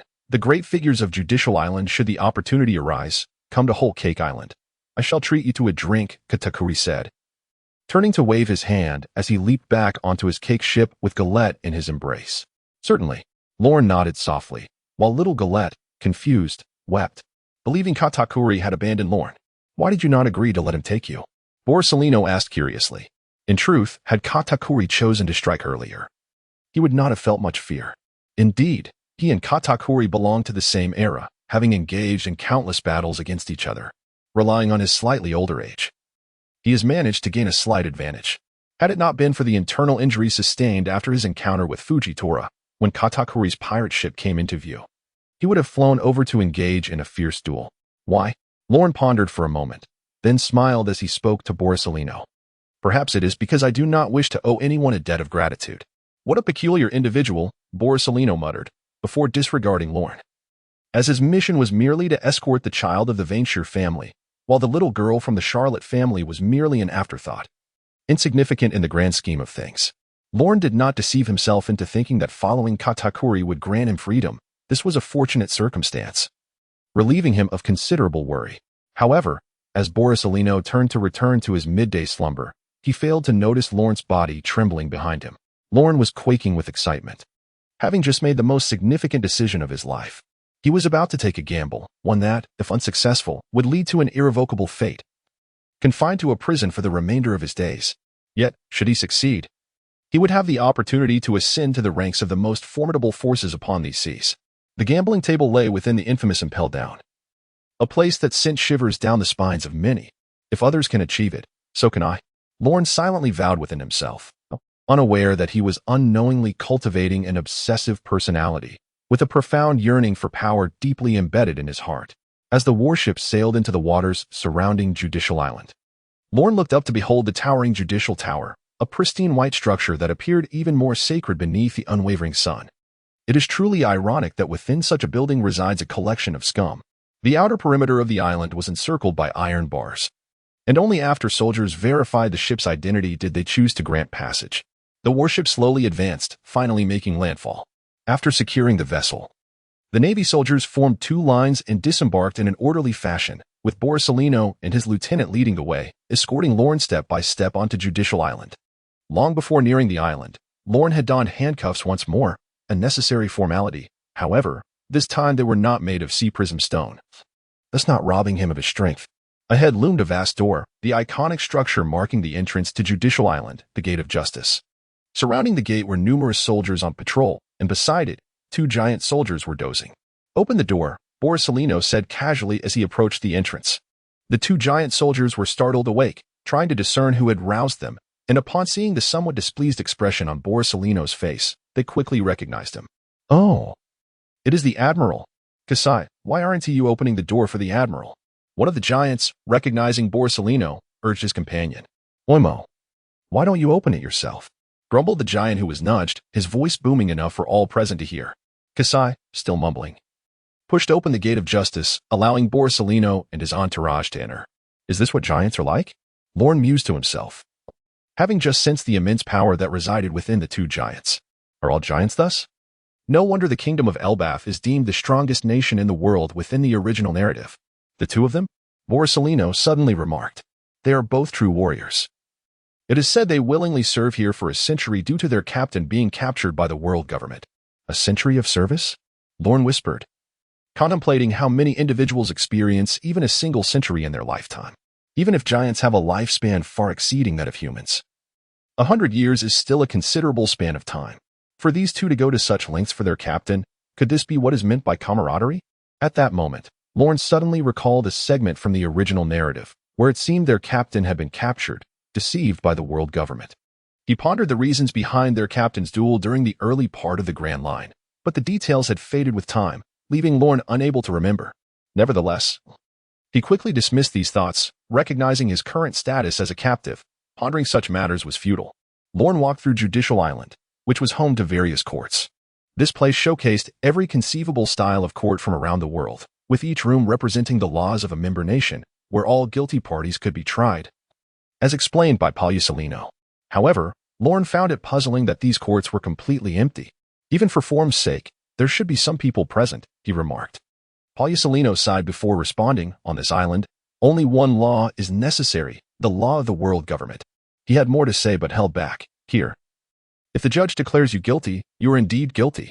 The Navy headquarters had long disapproved of the practices on Judicial Island. Yet they felt powerless due to their shared allegiance to the world government. Lorne nodded, fully aware of the overwhelming influence of the world government. As they continued onward, they eventually reached the end of the island, the courthouse. Upon approaching the entrance, Lorne spotted a middle-aged man with a black goatee standing at the door, seemingly waiting for them. "Ah, Borsalino, you have arrived," exclaimed the man, stepping forward eagerly to embrace the arriving vice-admiral. However, Borsalino was not receptive to such overtures, swiftly kicking the man away. "It's been a while, and you remain as you were," the goateed man muttered, somewhat disgruntled. "Why are you here instead of staying at the Judicial Tower? Performing your duties as the Chief Justice? This is unlike you, Spandam," Borsalino remarked, his brow slightly furrowed. Lorne, who had been listening discreetly, felt a jolt upon hearing the name. This eccentric man with the goatee was indeed Spandam, the Chief Justice of Judicial Island. "I just wanted to see you," Spandam replied, feigning a look of grievance. "Spare me the pretense," Borsalino retorted, clearly unconvinced. "All right, the truth is, a significant figure has come to meet you." "Along with the little one you brought," Spandam confessed, abandoning his act. Chapter 32. Saints and Prisoners. A significant figure wishes to see me? Lorne questioned, bewildered. Lacking past memories, he was unaware of his social connections. With his imminent status as a prisoner, who could possibly want to meet him? Spandam pushed open the doors of the courthouse and led the way, several individuals trailing behind him. Lorne walked in the middle of the group, observing as a soldier at the rear slowly closed the courthouse doors. For the first time, he began to question the wisdom of his decision to come here.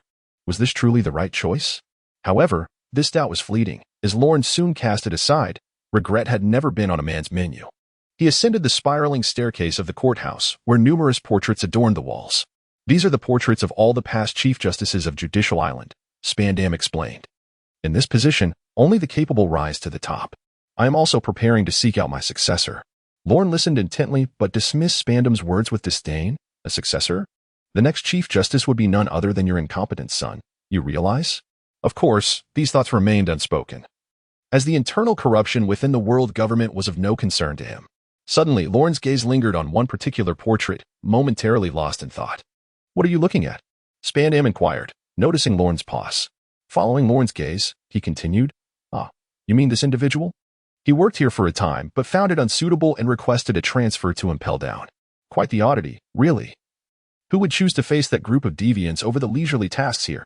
I wonder what he found so disagreeable about Judicial Island that he left so abruptly. Regardless, he has done well for himself. He is now the warden of Impel Down. But enough about him. I have an old friend there who is far more reliable.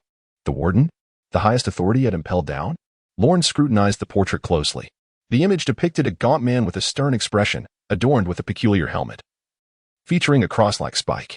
Let us move on. You will have plenty of opportunities to meet him later, Palusolino said, prompting Lorne to proceed. Yet, before departing, he couldn't resist glancing back at the portrait, committing the name to memory kin. As they made their way, Spandam chattered incessantly, while Palusolino remained indifferent to his prattle. Good day, Chief Justice. Upon reaching the rooftop of the courthouse, several soldiers stationed there immediately greeted Spandam. Spandam waved his hand dismissively, instructing, lower the drawbridge. We are heading to the Judicial Tower. The soldiers complied, moving to lower the drawbridge. With a rumble, the drawbridge descended slowly as Spandam led the way, with Lorne closely following. Upon stepping onto the bridge, he realized that the entire courthouse was suspended in midair. To say it was suspended in midair was somewhat misleading. Judicial Island was constructed atop a circular waterfall, with the courthouse situated at its very center. As Lorne placed a foot on the drawbridge, he felt a rush of vertigo as he gazed into the abyss below. Thanks to his perceptive abilities, enhanced by the perception fruit, his sensory awareness far surpassed that of anyone present. It was akin to a first-time traveler stepping onto a glass bridge, staring down into the unfathomable depths below, regardless of fear. There was an innate sense of weakness in the legs. Fortunately, Palusolino, walking behind Lorne, promptly steadied him, preventing any embarrassment. Lorne felt deeply ashamed, avoiding a glance at Palusolino and pretending to carry on nonchalantly. Next time, I will not allow this to happen. Unbeknownst to Spandam, who hummed a tune ahead, he had traversed this precarious drawbridge countless times, rendering him oblivious to any trepidation. Soon, they arrived at the entrance of the Judicial Tower. Spandam straightened his attire and gently knocked on the door. Only after receiving a response did he slowly push the door open. Why? If he is the Chief Justice of Judicial Island, would he treat someone with such deference? Lorne pondered, his curiosity piqued. Currently, he had only activated his minor perception field to enhance his senses and was unaware of the individuals inside. As the door creaked open, the first sound that emerged was a soliloquy from within. The filth in this sea is overwhelming. The beautiful world created by the gods should not be sullied by these scum. Indeed, you are absolutely right, my lord. There is certainly no shortage of refuse in these waters. Spandam interjected, a look of sycophancy on his face as he approached. Only then did Lorne catch sight of the significant figure inside, a middle-aged man of somewhat rotund stature, dressed in a bizarre outfit reminiscent of a spacesuit, most notably adorned with a glass fishbowl-like apparatus atop his head. Lorne's pupils constricted as he recognized the distinctive attire worn by those before him. Such garb was exclusive to the celestial dragons, who believed that mere mortals should not share the same air they breathed, donning glass-like contraptions as a symbol of their superiority. You are the wretched scion of the Venshir family? The celestial dragon remarked, casting a disdainful glance at Lorne, exuding an air of condescension. You are the true wretch. Lorne nearly erupted into a torrent of profanity but managed to restrain himself, resigned to his unfortunate predicament. This is Saint Nightcat. Spandam interjected, but Nightcat waved his hand dismissively, signaling him to cease. Insects are unworthy of knowing my name. When your Venshir family was expelled from Mariehwa, our fates diverged irreparably. Indeed, I share a fundamental difference with swine, Lorne muttered, lowering his head in silence. Silence resolves nothing. Look at me, Nightcat commanded. A subordinate approached and forcibly turned Lorne's head to face Nightcat. Nearby, Borsalino frowned slightly. The arrogance of the celestial dragons was exceedingly loathsome. Do you comprehend the gravity of your crimes? Nightcat inquired coolly. I am a sinner, Lorne gritted through clenched teeth, the weight of humiliation nearly suffocating him. We shall address the Venshir matter later. Do you realize you have committed 3 offenses? Lorne was perplexed, unaware of any transgressions beyond his family lineage. First offense, failing to pay me homage, deserving of 30 lashes. Second offense, your silence in response to my inquiry, deserving of 50 lashes. Third offense, your irrelevant answer, deserving of 100 lashes. Nightcat stated flatly, causing the onlookers to blanch, while veins pulsed visibly on Lorne's forehead. Was he truly intent on condemning him to death? What enmity existed between them to warrant such cruelty? Nightcat, can you not show mercy? Though he is a grievous criminal, he is but a child. 100 lashes would surely end his life. Spandane pleaded, unable to contain his compassion upon witnessing the scene. Humph. Spare him? Who will compensate for the harm Caesar inflicted upon me? Nightcat retorted, revealing burn scars that marred his skin. For years, I have harbored this pain in my heart. And when Caesar is captured, I shall demand retribution. Chapter 33. The youngest prisoner and impelled down several of Nightcat's subordinates upon receiving their master's orders. Ter opened Lorne's shirt and turned him to face Nightcat. One attendant even presented Nightcat with a whip, his expression as cold as a machine. Crush him. Nightcat snarled, unleashing the whip upon Lorne's unblemished back, skin splitting and blood gushing forth. Lorne bowed his head, beads of sweat dotting his forehead.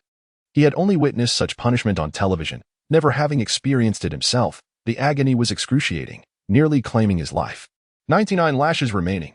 After delivering a strike, Nightcat felt his muscles ache, his long untested physique proving inadequate. Yet, a sinister grin remained on his face as he handed the whip to a nearby subordinate. Assist me. Upon completion, I shall grant you your freedom. The once despondent subordinate's eyes ignited with fervor, akin to a candle ignited in the night. He seized the whip, turning to Lorne with a cruel expression. Little one, do not hold it against me. This is for my own liberation. I can no longer endure my servitude beside the celestial dragons. With a force greater than Nightcat's, the slave strike was fueled by an intense desire for freedom. Witnessing this, the timid Spandane even shut his eyes, knowing that such a blow could either kill Lorne or leave him grievously injured. Thud. The whip did not crack against flesh, but instead collided with something solid. Spandane opened his eyes to find that Borsalino had intercepted the lash. Black-armed hockey enveloped his hand, gripping the whip tightly. The slave, attempting to retract the whip, found it immovable, as if it had taken root in Borsalino's grasp. Do you dare to defy my will, Navy? Nightcat bellowed, his fury ignited by this act of defiance. This is a criminal apprehended by the Navy. He ought to undergo the Navy's judicial process. Your punishment here is unlawful. Borsalino replied calmly, his perception of the celestial dragons now diminished further. I am the creator of this world. I am a descendant of the gods. Nightcat shouted. You, a mere surface dweller, dare to speak to me thus and defy my orders. I shall slay you. The gathering watched in trepidation as Nightcat spiraled into madness. Particularly the slaves he had brought with him. My lord, do you not comprehend the gravity of the situation? That before you stands a notorious monster of the Navy. None of us combined could withstand him. The whip-bearing slave thought, recognizing the perilous folly of Nightcat's hubris. Nightcat drew a pistol from his coat and aimed it at Borsalino. I shall execute you, you filthy insect, he declared, then pointed the gun at Spandane. And you, lowly servant. Spandane's expression was one of bewilderment, as he questioned the logic of Nightcat's actions. However, he had no time to protest as Nightcat fired at Borsalino. Bang, bang, bang. The bullet struck Borsalino's hockey-covered body, failing to pierce even his clothing, which fell gently to the ground. The onlookers were unsurprised, recognizing that if such a pistol could threaten a Navy monster, the Navy's reputation would be thoroughly tarnished. You dare to resist. Nightcat's fury escalated as he witnessed the ineffectiveness of his firearm. Will you not judge me? Just then, Lorne's weak voice broke through, restoring some semblance of order to the atmosphere. Spandane suddenly recalled their purpose. Yes, yes. I nearly forgot the matter at hand, he exclaimed dramatically. He then turned to Lorne, offering a grateful look, whispering in his ear, Thank you. I will ensure my old colleague takes good care of you. Lorne had not anticipated that a mere offhand remark would earn him Spandane's favor. He merely wished to conclude this farce swiftly. Being in the presence of such foolish celestial dragons was a profound insult. If they represented the celestial dragons, it was indeed miraculous that the world government had endured thus far. The trial was merely a formality. Spandane symbolically questioned Lorne about his alleged crimes. To which Lorne responded succinctly, "The son of a sinner, Venshir Lorne, is deeply culpable and beyond redemption. He is sentenced to a century of imprisonment and impelled down." As an example to others, after Spanden's verdict was pronounced, he eagerly approached Niddick, who was seated in the jury box, and inquired, "My lord, what do you think of this matter?" Niddick, currently in a fit of anger and indifferent to the verdict, initially intended to dismiss him. Yet suddenly, a thought struck him. "I have heard there exists a sixth level within impelled down?" Spandane, sensing trouble, nonetheless replied, "Indeed. The sixth level is reserved for the most heinous criminals whose atrocities are so vile that even their names must remain concealed."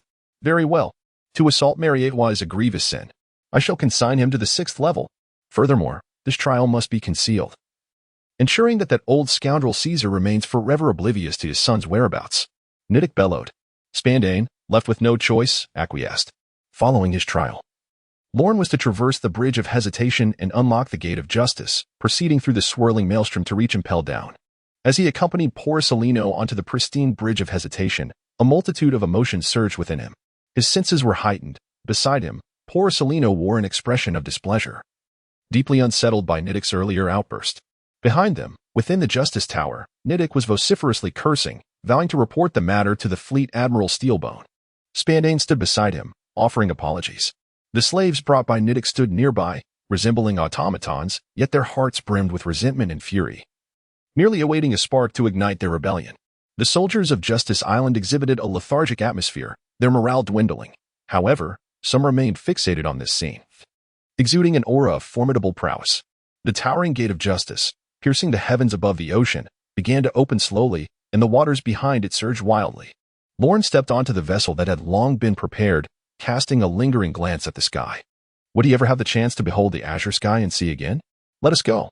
There will be opportunities ahead," poor Salino consoled, though with a tinge of reluctance. Lorne turned back, dismissing such thoughts, as the small boat gracefully glided into the Gate of Justice. It was the summer of the year 1500 in the era of the sea. At that moment, Roger had not yet been executed. At this time, Newgate had not yet succumbed to the ravages of age. At this moment, Shurgi had yet to embark on his solitary journey to Merifudo. At this moment, the advanced city welcomed its youngest prisoner in history. Chapter 34, Despair and Hope. The vast whirlpool sea region. Advanced city, Pendleton, the sixth layer of infinite hell. Perpetually shrouded in darkness, this place exudes a suffocating sense of gloom. It serves as a prison for the most heinous death row inmates or those sentenced to life imprisonment. Once cast into this abyss, the possibility of seeing the light of day again is utterly extinguished, such has been the case throughout the centuries of Advanced City's history. The prisoners here, having committed numerous heinous acts, have been deliberately concealed by the world government, with newspapers too fearful to report on them, leaving ordinary citizens oblivious to the existence of this layer.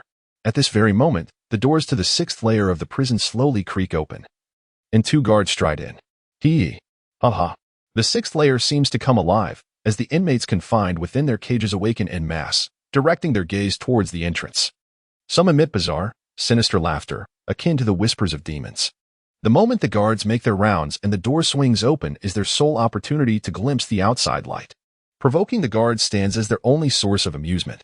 Many novice guards stand hesitantly at the threshold, fearful to take another step. Quiet down.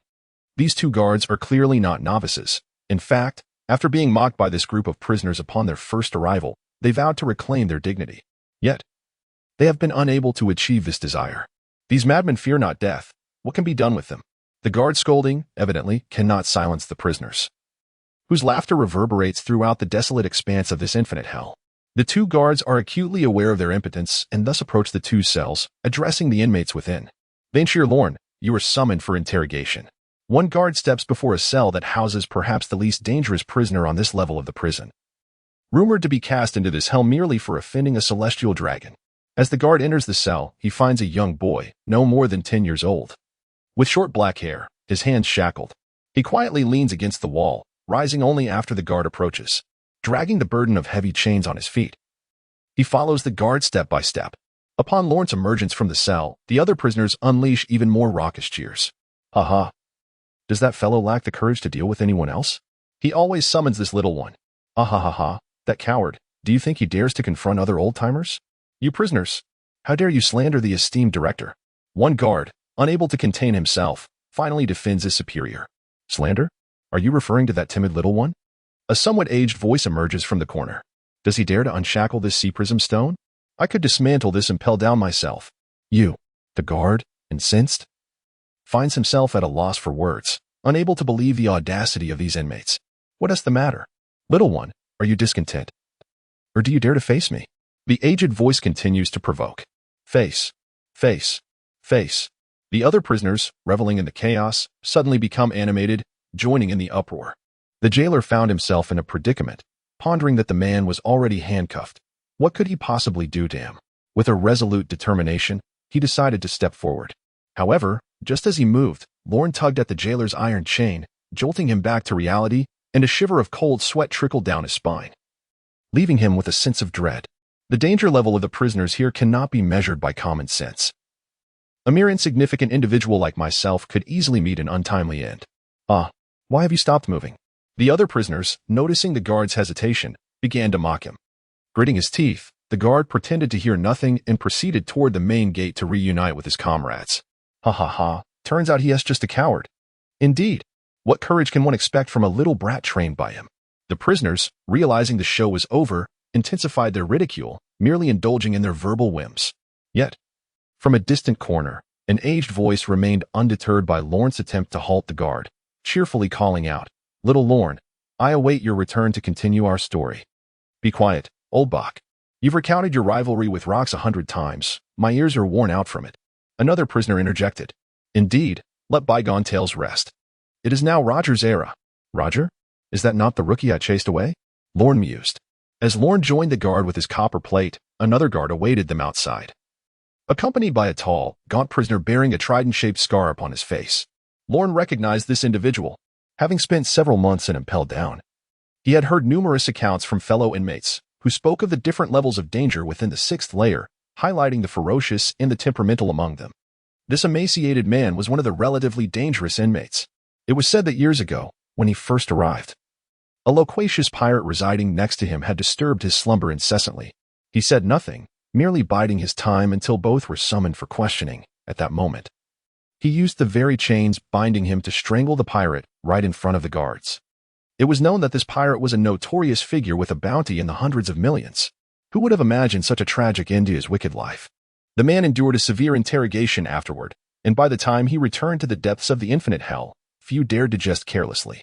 As Lorne regarded the gaunt man, the latter scrutinized him in return, his eyes exuding an unsettling softness that made Lorne feel uncomfortable.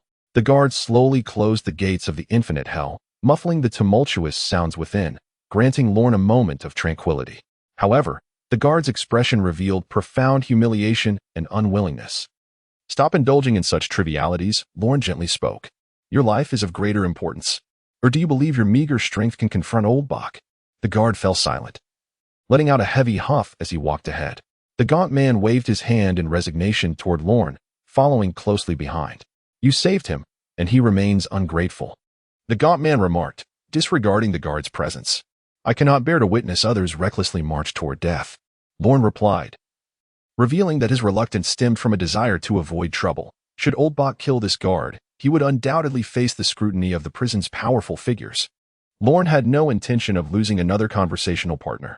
An intriguing young fellow, you should not waste your life in this hell, the gaunt man said. I am Glenn. Linton Glenn. Perhaps we shall meet upon the seas someday. Perhaps, Lorne replied nonchalantly. In this bleak abyss where the future seemed non-existent, had he not already devised a plan? He might have succumbed long ago. Chapter 35. The Emperor within the prison. The two guards moved swiftly, while Lorne and Glenn, shackled, struggled to keep pace. The warden's office was located on the 4th layer of Impel Down, in the scorching hell. To traverse from the 6th layer of infinite hell to the 4th layer, one must pass through the 5th layer of extreme cold. The first time Lorne traversed the 5th layer, he found himself barefoot in the snow, nearly frozen, unable to take another step. By the time he returned to infinite hell, his feet were frostbitten, taking him over half a month to regain mobility. The guards, seemingly fearful of the infinite hell, lingered there for only a moment before hastily approaching the 5th layer's entrance. As they opened the door, a wave of terrifying cold rushed out, causing all present to shiver involuntarily. The guards fared better. Their prison uniforms had been specially modified to effectively insulate against the chill of the 5th layer and the heat of the 4th layer, allowing them to perform their duties normally. The two prisoners, however, were far less fortunate. Their thin garments provided no respite from the biting cold. Lorne trudged forward, leaving faint impressions in the snow. Yet after only a few steps, he sensed the loss of feeling in his feet, which grew increasingly numb. The prisoners confined here must endure the relentless cold year after year. Lorne wondered how they managed to survive. As he walked, he noticed a colossal ice sculpture resembling a human figure. Upon closer inspection, he realized it was a man frozen stiff, whose death had occurred long ago. He sat against the wall, snowflakes covering him like a shroud. Such is the fate of wicked pirates. A guard exclaimed, walking ahead. My family perished at the hands of these cruel pirates. I swear they will pay with blood. Is that so? Lorne murmured, recognizing that the speaker was the guard who had nearly met his end at the hands of old Bach. It was no wonder he was easily provoked. Yet, what relevance did this have to him? The grievances of the weak are merely the growls of a rabid dog, which only serve to irritate. The group slowly traversed the extreme cold hell, encountering a few living prisoners, all of whom sat feebly in the corners, indifferent to passers-by. Merely surviving required all their strength, leaving no energy for conversation. They made their way to the massive elevator connecting the various layers, excluding the sixth layer of infinite hell. Upon arrival, the guards presented their passes to the soldiers on duty, who granted them passage. As the elevator ascended, Lorne felt the air grow warmer, the cold dissipating from his body. A wave of heat rolling in from the scorching hell. Ding! The elevator reached the fourth layer, and the instant Lorne stepped through the doors, he was enveloped in an overwhelming warmth, his frostbitten calves gradually thawing, regaining sensation. However, Glenn made no move to exit. He resembled a marionette. His neck twisted at an odd angle on his shoulder, smiling at Lorne. What's this? Aren't you coming down? Lorne asked, unnerved by the scrutiny. Farewell, little one. Glenn whispered. My destination lies above. Above? Lorne's tone darkened. The warden's office was located on the fourth layer, with only the prison's exit and the gallows beyond. One could easily surmise that those whose existence had been concealed by the world government would never have the chance to escape. Thus, the fate of this gaunt man was all too evident. At that moment, he seemed to understand his destiny, gazing at Lorne with a smile. Perhaps this farewell is the last. I owe old Venshir a favor. It is likely I shall never have the opportunity to repay him. Glenn expressed his frustration, stating that he had heard Venshir had embarked on his significant endeavor. If by some stroke of luck he survived this time, he truly hoped to share a drink with him upon the sea. Take care of yourself, little one, he added, speaking each word of the prison with deliberation. Before he could finish his sentence, a guard silenced him. The elevator doors slowly closed, leaving Lorne frozen in place. Is this person a friend of my father? What were the last words he wished to convey? What significant task does my father need to accomplish? A myriad of thoughts surged within Lorne. Yet no one was present to provide answers. He's gone, remarked the guard beside Lorne in a nonchalant tone. Once this path is chosen, one must be prepared for death. Though the sorrow of parting with loved ones is heart-wrenching, the living hold infinitely greater value than the deceased. You are quite intriguing, unlike those steeped in heinous crimes. I do not wish for your demise here, the guard stated earnestly, locking eyes with Lorne. However, Lorne averted his gaze, turning his head away. The guard's words awakened something within Lorne, prompting him to offer a simple smile in return. He then followed the guard's lead towards the warden's office. The fourth floor resembled an enormous iron cauldron, filled with a boiling sea of blood and flames. When Lorne first arrived at Impel Down, he underwent a disinfection process on this very floor, and he had no desire to endure that stifling heat again. We're here. The warden is inside. The guard led Lorne to the door of a dark room before turning to leave. Lorne inhaled deeply, the sweltering air filling his lungs. Yet he found no solace in it. He slowly pushed open the warden's door. Inside lay an array of torture devices, faintly stained with blood, revealing their grim purpose. These were not mere artifacts in a museum, they were genuine tools of torment. In the center of the room sat a tall man clad in a black uniform, wearing a matching hat, with grotesque wings sprouting from his back. Upon noticing Lorne's entrance, he smiled. I have recently been contemplating a method to inflict internal injuries upon a person without leaving any visible marks on the skin, he said softly. However, after experimenting on several prisoners, I found it challenging to control the force. I inadvertently ended up killing them. I believe it would be more effective to test on someone less resilient and more forgiving. Would you assist me? The warden's gaze bore a hint of cruelty as he looked at Lorne. Internally, Lorne cursed vehemently. What kind of logic is this? Because his experiments tend to result in fatalities, he seeks a weaker subject for his trials. Does he not regard others' lives as valuable? Lorne lowered his head, remaining silent. "Do not fear, you may not necessarily die," the warden said slowly. "You can refuse me, but it would be futile, for I am the master of this prison. I am the king here." Chapter 36. Right and Wrong. Stance. Bang. Bang. Bang.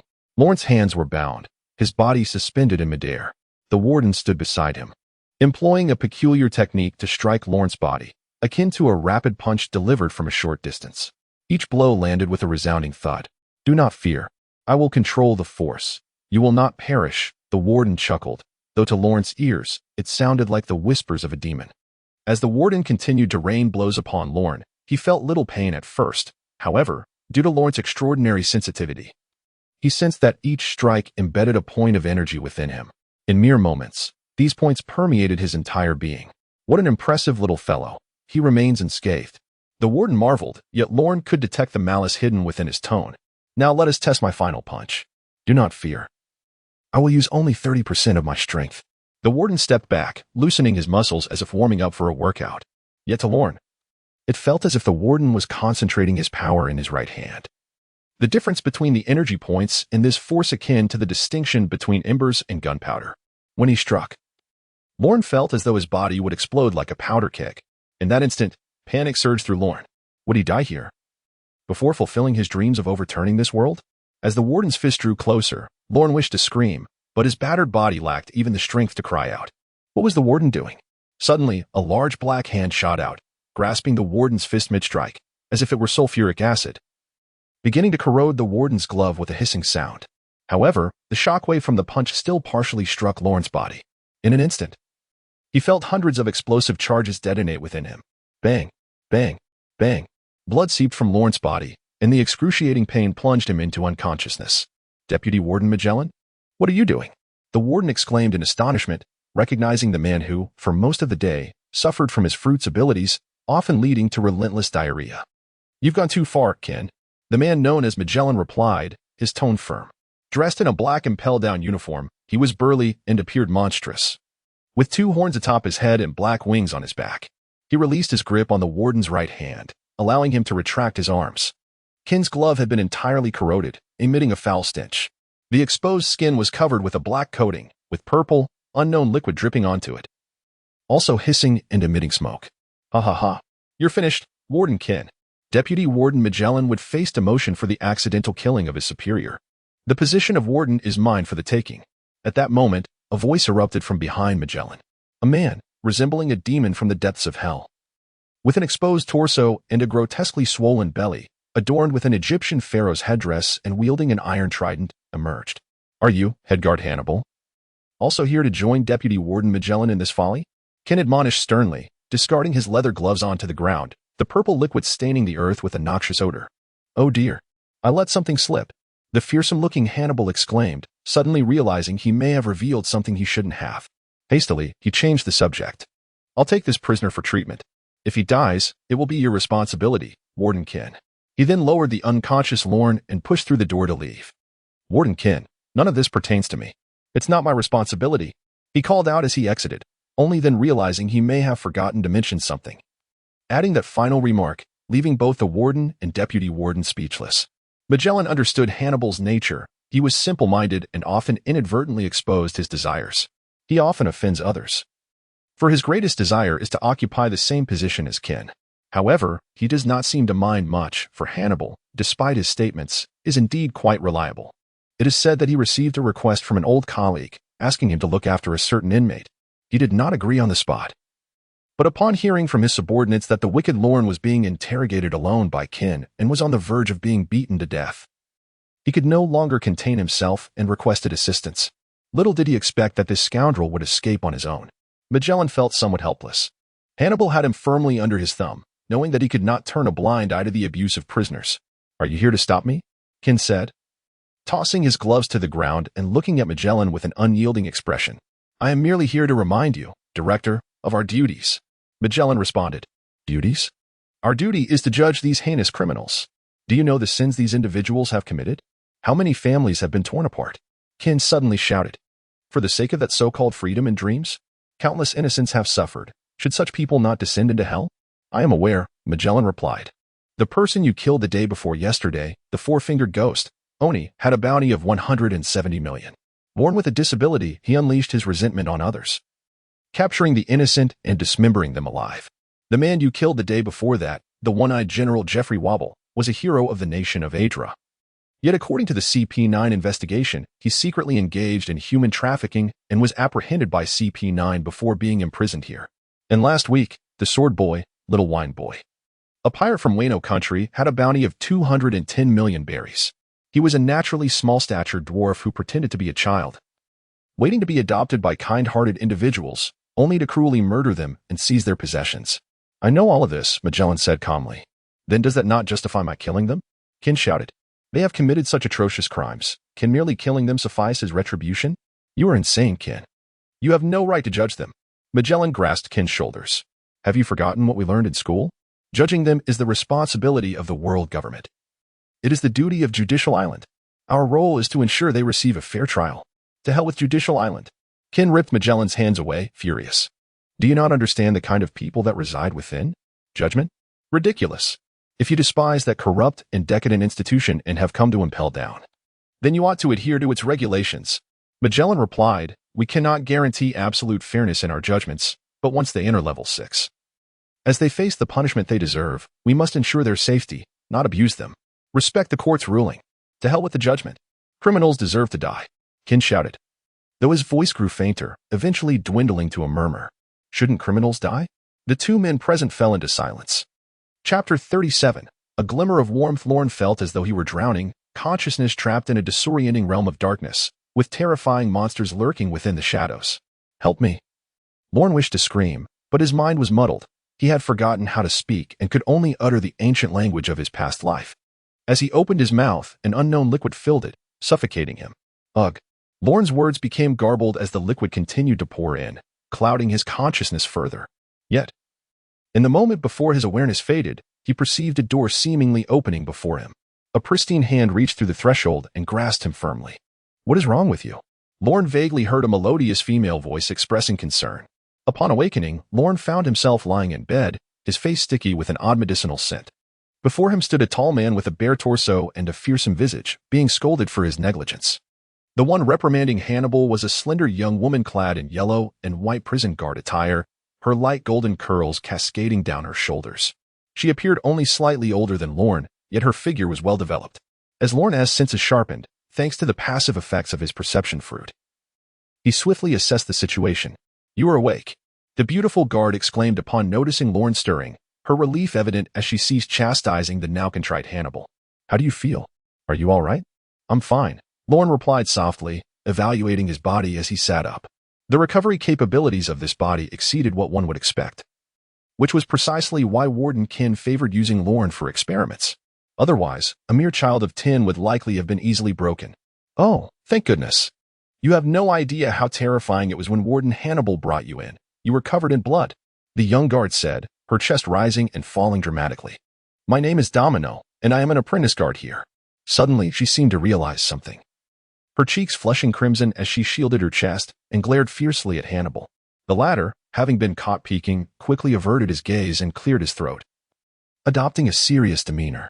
Thank you both, Lorne said after a moment of silence, realizing he had unknowingly accrued another debt of gratitude. It's nothing, just fulfilling a request. Hannibal replied earnestly, catching Lorne's attention. Was this not the timid man from the original narrative, who only acted when absolutely necessary? Spandane had mentioned that there were old colleagues in the prison who could look after him, seemingly referring to Hannibal and remarking on his good nature. However, Lorne had not taken it seriously at the time. The divide between prisoner and guard is stark. It would be remarkable if they did not mistreat or beat him, let alone care for him. Lorne had not harbored much hope. Yet, unexpectedly, Hannibal, a man Lorne remembered as timid, evasive of responsibility, and somewhat naive, had genuinely pulled him from Warden Kin's clutches. Based on the fragmented information gleaned through his perception fruit, Lorne surmised the sequence of events. After being brought into Warden Kin's office, Hannibal promptly received news from his subordinates. He immediately contacted Deputy Warden Magellan. Magellan was known for his unwavering commitment to his duties. He ensured the safety of all prisoners under his command, even those sentenced to death. He believed that allowing a death row inmate to perish from mistreatment rather than execution was an affront to his responsibilities. He and Kin have always been at odds, frequently clashing in their daily interactions. He was particularly disturbed by Ken's previous mistreatment of death row inmates, which led to a confrontation with the warden. It was then that Hannibal decided to take Lorne away. "I've reviewed your file. Those individuals are excessively arrogant," Hannibal remarked suddenly. Lorne remained silent. The individuals he referred to were likely the celestial dragons, the world's aristocracy. Responding recklessly would only bring unnecessary trouble upon himself and Hannibal, especially since the celestial dragons still wielded immense power over the world. Indeed, there is no justification for family members to suffer for the crimes of their relatives, Domino asserted, nodding in agreement. "And how can they imprison you in an eternal hell based solely on their word?" she exclaimed, breathing heavily, her chest rising and falling with suppressed emotion. Her long-held sense of justice had been profoundly shaken. "Yes, that is entirely unjust. Even if I had not been entrusted by Spandam, I would still do my utmost to protect you," Hannibal replied, but then he seemed to realize something and turned to Domino, his mouth agape in surprise. "How do you know about his background? Did you peek at my files?" Domino, the beautiful trainee guard, felt an unexpected shyness at her superior's reaction and stammered. "I noticed you were distracted that day, and when you left the room, I took a look at the file you left on the table." "What? Who gave you the right to enter the warden's office?" Hannibal exclaimed, his tone sharp. He needed to correct his subordinate's inappropriate behavior, especially since he had already faced numerous reprimands from Magellan and Ken regarding such matters. Surely, his inability to rise through the ranks stemmed from them. But, Domino seemed somewhat aggrieved. After all, she was just a young girl with limited life experience. Seeing Hannibal's stern demeanor frightened her, bringing her to the brink of tears. "But if you don't clarify this today, I will have you sent to the warden," Hannibal continued sternly. "But I am your secretary," Domino protested, her expression one of indignation. "What of being a secretary? Does that grant you access to my files?" Hannibal furrowed his brow, momentarily forgetting this detail. It dawned on him that she was indeed his intern, and his tone softened considerably. "My lord Hannibal, you never review documents yourself. You always leave everything for me to handle," Domino retorted, arms crossed defiantly. Hannibal was left speechless, standing there in silence. Lorne, sitting on the hospital bed, witnessed the transformation of Hannibal from serious to comical, finally revealing a long-lost smile. In this place devoid of humanity, perhaps this was a rare flicker of warmth in the depths of hell. Chapter 38, The Unfolding Destiny. "I believe I should return now," Lorne said, stretching his limbs as he felt no significant injury. "You suffered such severe wounds. You should be observed further," Domino exclaimed in surprise. Lorne furrowed his brow. The relationship between him and Domino was that of prisoner and guard, yet her demeanor seemed excessively solicitous, unlike someone who had merely read his file out of pity. If one truly felt pity for another, their statuses would not align equally. Through his perceptive abilities, Lorne sensed her growing anxiety and concern upon hearing his intention to leave. He had never met her before. What could account for this peculiar emotional response? However, such musings were not for Lorne to ponder at that moment. In this cold prison, having someone care for him was undoubtedly a blessing, despite the adage that excessive kindness often harbored ulterior motives. Yet, Lorne found it difficult to attribute malice to her goodwill at this juncture. "Indeed, if I do not return you, Ken will not let me off the hook. How can I hope to advance in rank?" Hannibal, oblivious to Domino's unusual behavior, made a rather whimsical connection. He called out to the two guards waiting at the door, who promptly entered the room. "Take him back to the 6th floor," Hannibal commanded before striding out. "I must check if Ken and Magellan are alive. If they're dead, I shall be appointed warden. Ahaha. Be cautious. He is gravely injured," Domino advised the two guards with concern. After receiving their affirmative responses, she still seemed uneasy but dared not overstep her bounds. Under no circumstances shall anyone enter the 6th floor without the approval of the higher officials. This is the ironclad law of impelled down. Lorne's conviction intensified after witnessing Domino's behavior. As the guards escorted him out, she urged with worry, "Please be gentle. And if you need anything, do not hesitate to let me know. I will do my best to assist you. I appreciate your kindness." "But entangling ourselves further would not serve either of us well," Lorne replied, his expression tinged with bitterness. Regardless of her intentions, he now owed her a debt of gratitude. And historically, such debts are the hardest to repay. As they neared the exit, Lorne suddenly recalled something and turned to Domino. "If possible, may I have the privilege to read the newspaper? Just the newspaper?" Domino paused, lost in thought. Lorne sat in a dark cell on the 6th floor of the notorious impelled down prison, several days having passed since he was interrogated and returned. Upon his return, his fellow inmates were astonished. During this period, many had been summoned for questioning, yet Lorne was the first to return wholly intact. Others either returned grievously injured or vanished without a trace, never to reclaim their cells. Even the infamous Glinton Glenn, a gaunt man linked to Lorne's father, had not returned. However, after Lorne's interrogation, the warden seemed to have exhausted his interest, as no further summons ensued. The inmates on the 6th floor began to inquire, through veiled questions, what means Lorne had employed to satisfy the warden's penchant for tormenting prisoners. Some even jested that perhaps the warden harbored a peculiar fetish that Lorne had indulged. Each mention sparked uproarious laughter, for in this hellish realm, verbal sparring was the only reprieve they could afford. As for Lorne, he merely smiled along, concealing the true thoughts buried deep within. His relationships with Warden Hannibal and the lovely guard Domino could not be made public. This will undoubtedly bring them considerable trouble. At this moment, Lorne sat on the ground. Before him lay the newspaper secretly delivered by Domino today. True to her word, she often took advantage of her position to pass newspapers to Lorne. The prison guards merely turned a blind eye to these actions, as the prisoners confined here were utterly incapable of escaping. Allowing them to peruse newspapers posed no real threat. In fact, the antics of some criminals upon encountering information related to themselves became a source of amusement for the guards. Once imprisoned here, who would care about your past exploits? Hey, little Lorne, what interesting news do you have today? A middle-aged man's voice called out from beside Lorne's cell. He was none other than the infamous Phantom Turner. Renowned in the New World for his ghost-like agility, yet he had fallen prey to the Navy due to a momentary lapse in judgment.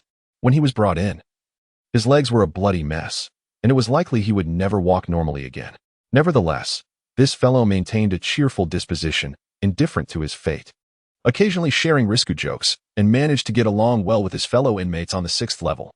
However, at this moment, he was making an effort to stand up. Gazing eagerly at Lorne, feeling helpless, recognized that since he had begun reading the newspaper, the entertainment options in this area of the 6th level had expanded.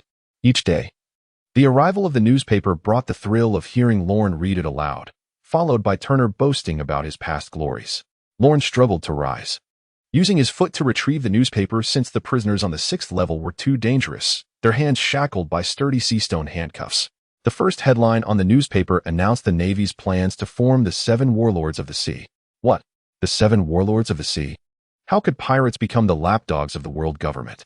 My friend, you must be out of touch. The Navy is currently formidable, and it is only natural that some scum wish to align themselves with them. Nonsense. When I ruled the seas, the Navy headquarters wouldn't dare to make a peep. There wasn't a single vessel in the New World that dared to sail under the Navy's flag. That's true. Those pirates who align with the world government are merely insignificant characters, not worth worrying about. Lorne chuckled helplessly. These criminals, lost in their pasts, had no inkling of the terror that the warlords of the sea represented. Each of these grand pirates, driven by their own ambitions to join the ranks of the warlords, possessed strength rivaling that of entire nations. Yet, due to their precarious positions, they were viewed as enemies by both the Navy and the pirates. Lorne continued to peruse the newspaper, encountering only trivial matters thereafter. Yet the prisoners, having been confined for so long, listened with rapt attention. Once Lorne finished reading this page, they clamored for more. Is that all, little Lorne? Did you flip the page? Of course not, Lorne replied. He simply found it more convenient to read the front side. With great effort, he flipped the newspaper over with his foot and discovered only a single bolded headline. Upon reading it, Lorne fell into a long silence, momentarily stunned. The 6th level housed many with the ability to sense the future, and upon noticing Lorne's unusual demeanor, they eagerly inquired, "What is it, little Lorne? What did you see?" "Yes, don't be afraid. I've got your back." Lorne stared at the newspaper, reading aloud each word. A great relief. The Pirate King Gold. Roger has finally been captured and will be executed in 1 week. Chapter 39. A shocked world. Lorne stared at the newspaper, reading each word. A great relief. The Pirate King Gold. Roger has finally been captured and will be executed in 1 week. The entire 6th level of Impel Down fell into a deathly silence, broken only by the incredulous gasps of the prisoners. What? How could Roger be captured?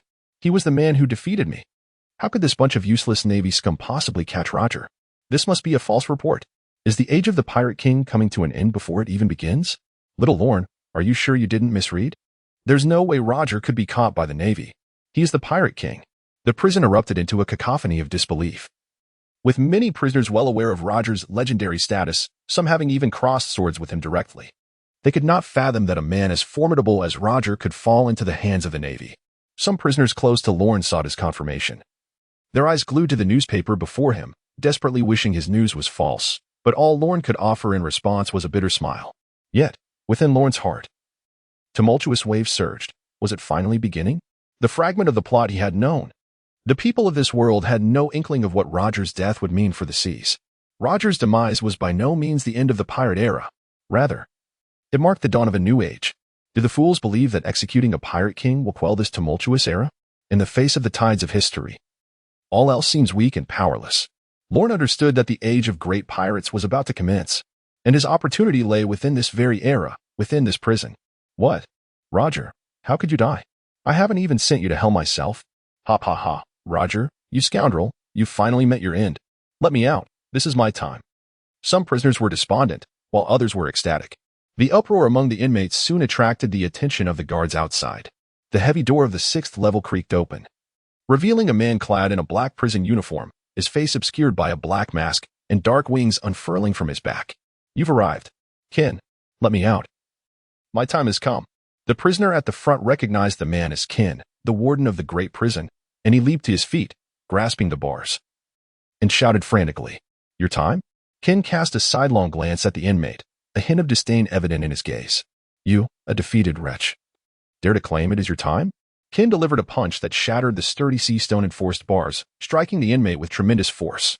The man was sent sprawling, crashing against the wall, leaving cracks in the solid surface, blood streaming from his body, his life hanging by a thread. Scum like you're a waste of space in here. You might as well be dead. Ken bellowed, then turned to address the other prisoners. Who else wishes to leave? Step forward and try your luck. I'll send you to hell to meet Roger. A collective gasp echoed through the prison, as many of those present were aware that some among them possessed strength rivaling Ken's. However, they were shackled by the unyielding sea stone cuffs, their bodies rendered weak, while others, lacking abilities, had been starved for so long they lacked the strength to move. Engaging Ken in battle with their current condition against someone capable of breaking through sea stone prison walls would undoubtedly lead to certain death. This is the terror of Impelled Down. Suppressing the most heinous criminals in the world with absolute power. Have you quieted down? Ken inquired, revealing a peculiar smile. Allow me to present an old acquaintance. You should all be familiar with him. With a wave of his hand, 2 guards escorted a towering man into the room. This man boasted an exaggerated mane of golden hair, yet a comical ship's wheel was affixed to his head. He appeared to have just emerged from a fierce battle, his body battered and on the brink of collapse. Shackled by sea stone chains, it was evident how highly Impelled Down regarded him. His arrival sent a chill through the entirety of Level 6, plunging it into a silence even more profound than when the news of Roger's capture had been announced. This man is adorned with numerous titles, one of the 3 legendary pirates, the captain of the flying pirate crew, and the admiral of the Golden Lion pirate fleet. He is the aerial pirate, Shiki the Golden Lion, renowned alongside the pirate king Gold, Roger, and the great pirate Edward Newgate, known as Whitebeard. The news of Roger's capture reached them solely through Lorne's account, leaving many prisoners skeptical. Thus, the shock they experienced was far less intense than the immediate impact of the Golden Lion's capture before their very eyes. Has the era of the 3 legendary pirates, who have dominated the pirate world for years, been reduced to just Edward Newgate, the sole survivor? Many prisoners felt their worldview collapsing. Could it be that the age of great pirates has come to an end? The news of the capture of these heinous criminals is bound to dampen the spirit of the entire pirate world.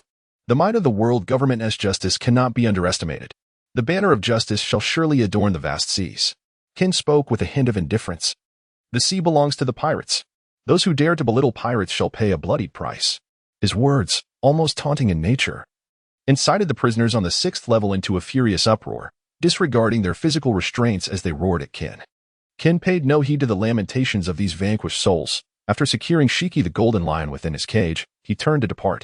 This cage was precisely the spot left vacant after Grelton Glenn's exit, conveniently situated next to Lorne. Shiki appeared to be suffering from some profound despair. Resigned as the jailers bound him without resistance, Ken slowly approached the grand door, which began to rise, and softly addressed the infinite hell before him. Your era has come to an end, foul pirates. On the Grand Line, at Venshir Island. So, you have lost Master Lorne? A man clad in a crisp long robe sat in a chair, resting his hand on a cane while surveying the several youths kneeling before him. Beside him stood a stern-looking elder, impeccably dressed in a tailored suit, rigorously questioning the youths on their knees. If Lorne were to witness this scene, it would surely evoke memories within him. These young men are indeed the so-called ruffians who facilitated his boarding onto the merchant vessel. We truly had no knowledge of the situation, my lord. After we executed the plan to send young Master Lorne onto the ship, we were left in the dark. It is said that the merchant ship encountered a tempest at sea, and we were powerless to intervene. Indeed. Subsequently, a dreadful battle ensued here, with 2 foreign individuals, as formidable as yourself, nearly laying waste to half of this small island. We remained hidden in our homes, too fearful to venture outside, completely unaware of what transpired. As the middle-aged man, seated, was about to speak, a newsbird suddenly swooped down from the heavens. Upon receiving the newspaper, the man's gaze fell upon the bold headlines, causing his pupils to constrict in astonishment. What? Roger has been arrested? Chapter 40. The Path of a Man. Please collect. What? Roger has been apprehended? The nobleman found himself momentarily stunned by the news conveyed in the paper. In his youth, he had harbored numerous conflicts with Roger. Yet those grievances had faded with the passage of time. During his tenure as a celestial dragon, he had deemed Roger's naive ideals utterly incomprehensible. However, after being exiled from Mariewa and observing the world from a different perspective, he began to perceive that such innocence was, in fact, a form of compromise, a concession to this distorted world. Roger dedicated his life to the pursuit of freedom, an elusive concept, and not long ago, he had encountered him during a visit to Mariewa. Such a haughty man, even in death, ought to achieve feats that astound the world. Rather than being captured and executed by the Navy, the man named Venhill Caesar furrowed his brow and, after tossing the newspaper to Marin, chose to disregard him entirely. Since this was the path he had chosen, interference was unwarranted. This is a mark of respect among men. The members of his pirate crew were anything but docile, and it was likely that significant events would unfold in Roguetown within a week. Marin, glancing at the newspaper, spoke earnestly. After all, having clashed for so many years, they were well acquainted with the formidable beings within the Roger pirates. The right hand of the Pirate King, the Dark King Rayleigh, the left arm of the Pirate King, the Heavenly King Jabba. These 2 names immediately sprang to Marin's mind. Following the news of Roger's capture, it was certain that these titans would not remain idle. If they were to venture to Roguetown, it would surely become a scene of tumult. Was it not the case that Roger, a man of such restless spirit, would leave the world in upheaval with his departure? Marin murmured, and then dismissed the thought. He was merely an elderly man who had served his master for decades. He understood Caesar's temperament well. Since Caesar had not spoken on the matter, it would not concern him. Every decision a man makes must be borne by him alone. This is the ancestral teaching of the Venhill clan. Pride is etched into the very essence of the Venhill lineage. The young men lying on the ground fell silent, their hearts filled with trepidation. They were aware of their master's formidable strength and profound background. Yet they had not anticipated their ability to casually engage with the likes of Gold, Roger, the Pirate King. For he was the Pirate King, the freest man upon the seas, an idol in the hearts of countless men across the world. Several years ago, when these 2 individuals arrived at Onshia Island, they held in their arms an infant swathed in a blanket, the very same child who would later be entrusted to their care, young Master Venhill Lorne.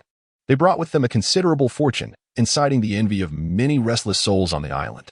However, these discontented individuals mysteriously vanished overnight, a display of formidable power that quelled any illicit ambitions among the island's inhabitants. Contrary to the terrifying vices often attributed to nobility, they were remarkably affable. Lord Mellon established an orphanage dedicated to caring for children orphaned by the hands of pirates, imparting to them the skills of literacy and the fundamentals of survival.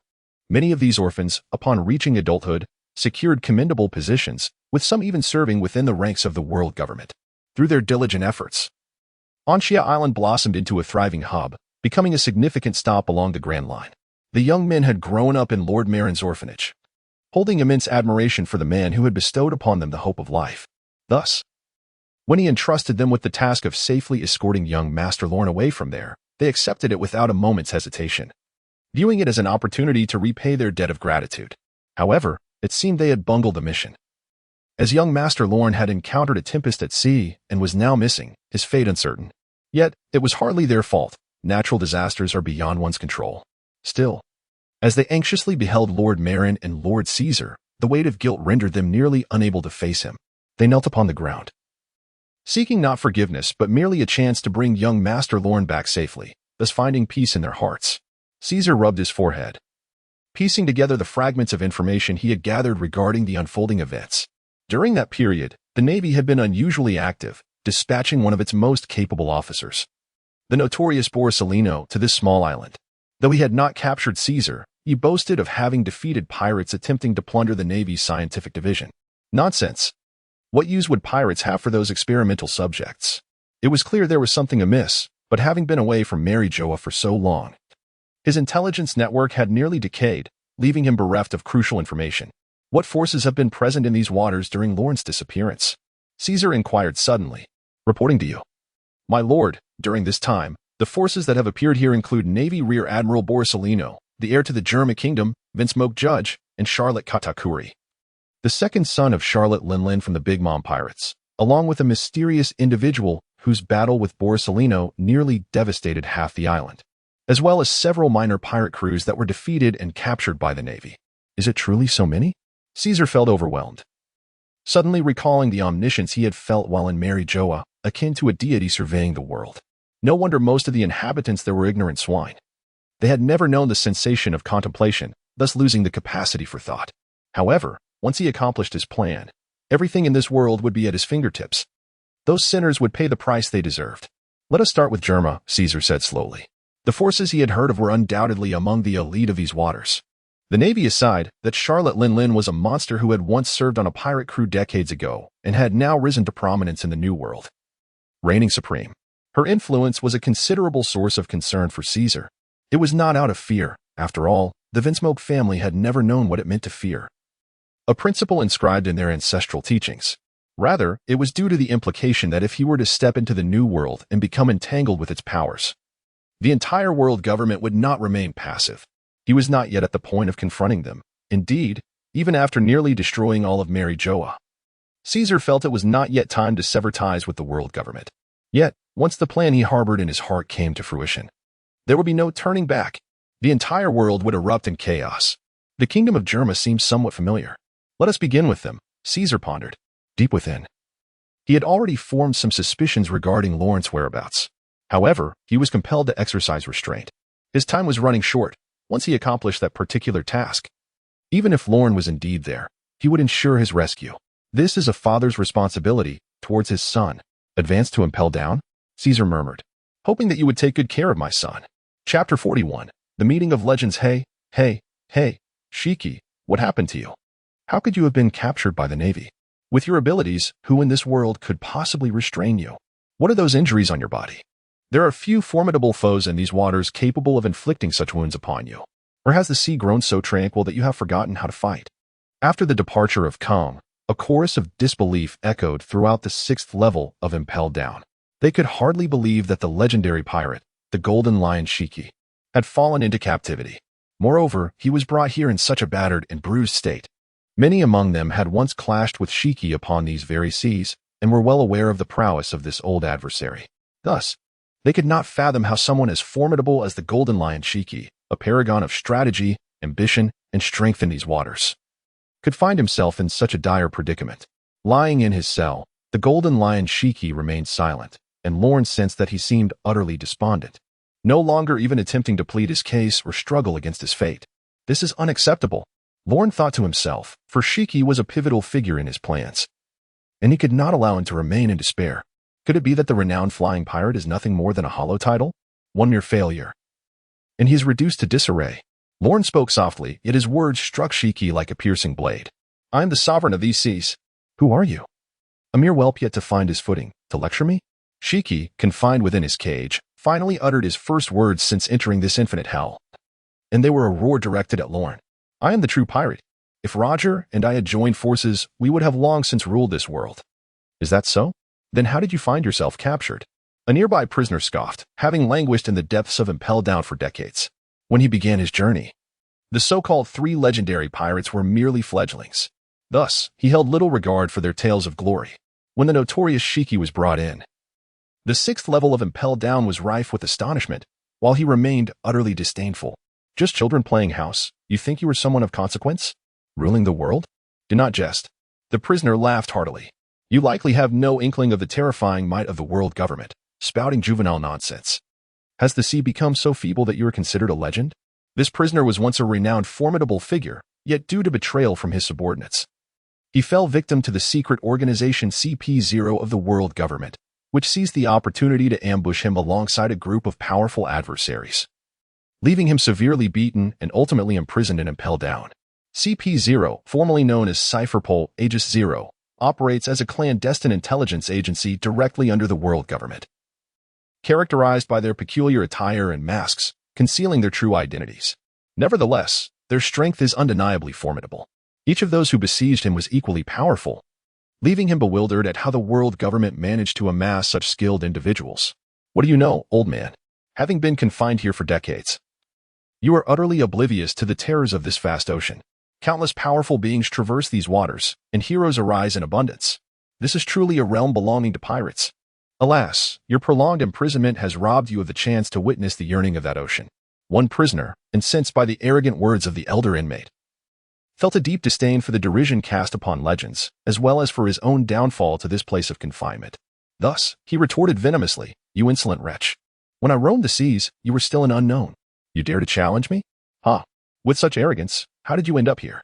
The two prisoners erupted into a fierce argument over this matter, a common occurrence in Impelton, while the surrounding inmates began to jeer and revel in the spectacle. This is one of their rare forms of entertainment. Child, what crime have you committed to find yourself imprisoned here? The prisoners had long since cast aside thoughts of Golden Lion Shiki, who, despite his current disheveled state and the blood seeping from his wounds, was a figure of considerable power who had dominated these waters for years. He now turned his gaze to the young boy who had first spoken. Lorne was remarkably youthful, the likes of which could not be found throughout Impel Down. Shiki could not fathom what crime a child like him could have committed to warrant such a fate. This was no child's play. The inmates of Impel Down were truly heinous criminals, guilty of unspeakable acts. The sixth level, known as the Infinite Hell, was a prison within a prison, where the most vile offenders were confined, their crimes so atrocious that the world government sought to erase them from history itself. Lorne fixed his gaze on Shiki, stating calmly, "My surname is Venhill." He recalled how his father, Venhill Caesar, had once caused a stir at the Holy Land Mariehua, an event that had transpired long ago. Although the world government sought to obscure the truth, it was not difficult for someone like Shiki, with his extensive network of information, to uncover certain truths. My father's name is Venhill Caesar. If Lorne's previous statement had left Shiki puzzled, the latter revelation undoubtedly astonished him. Shiki furrowed his brow.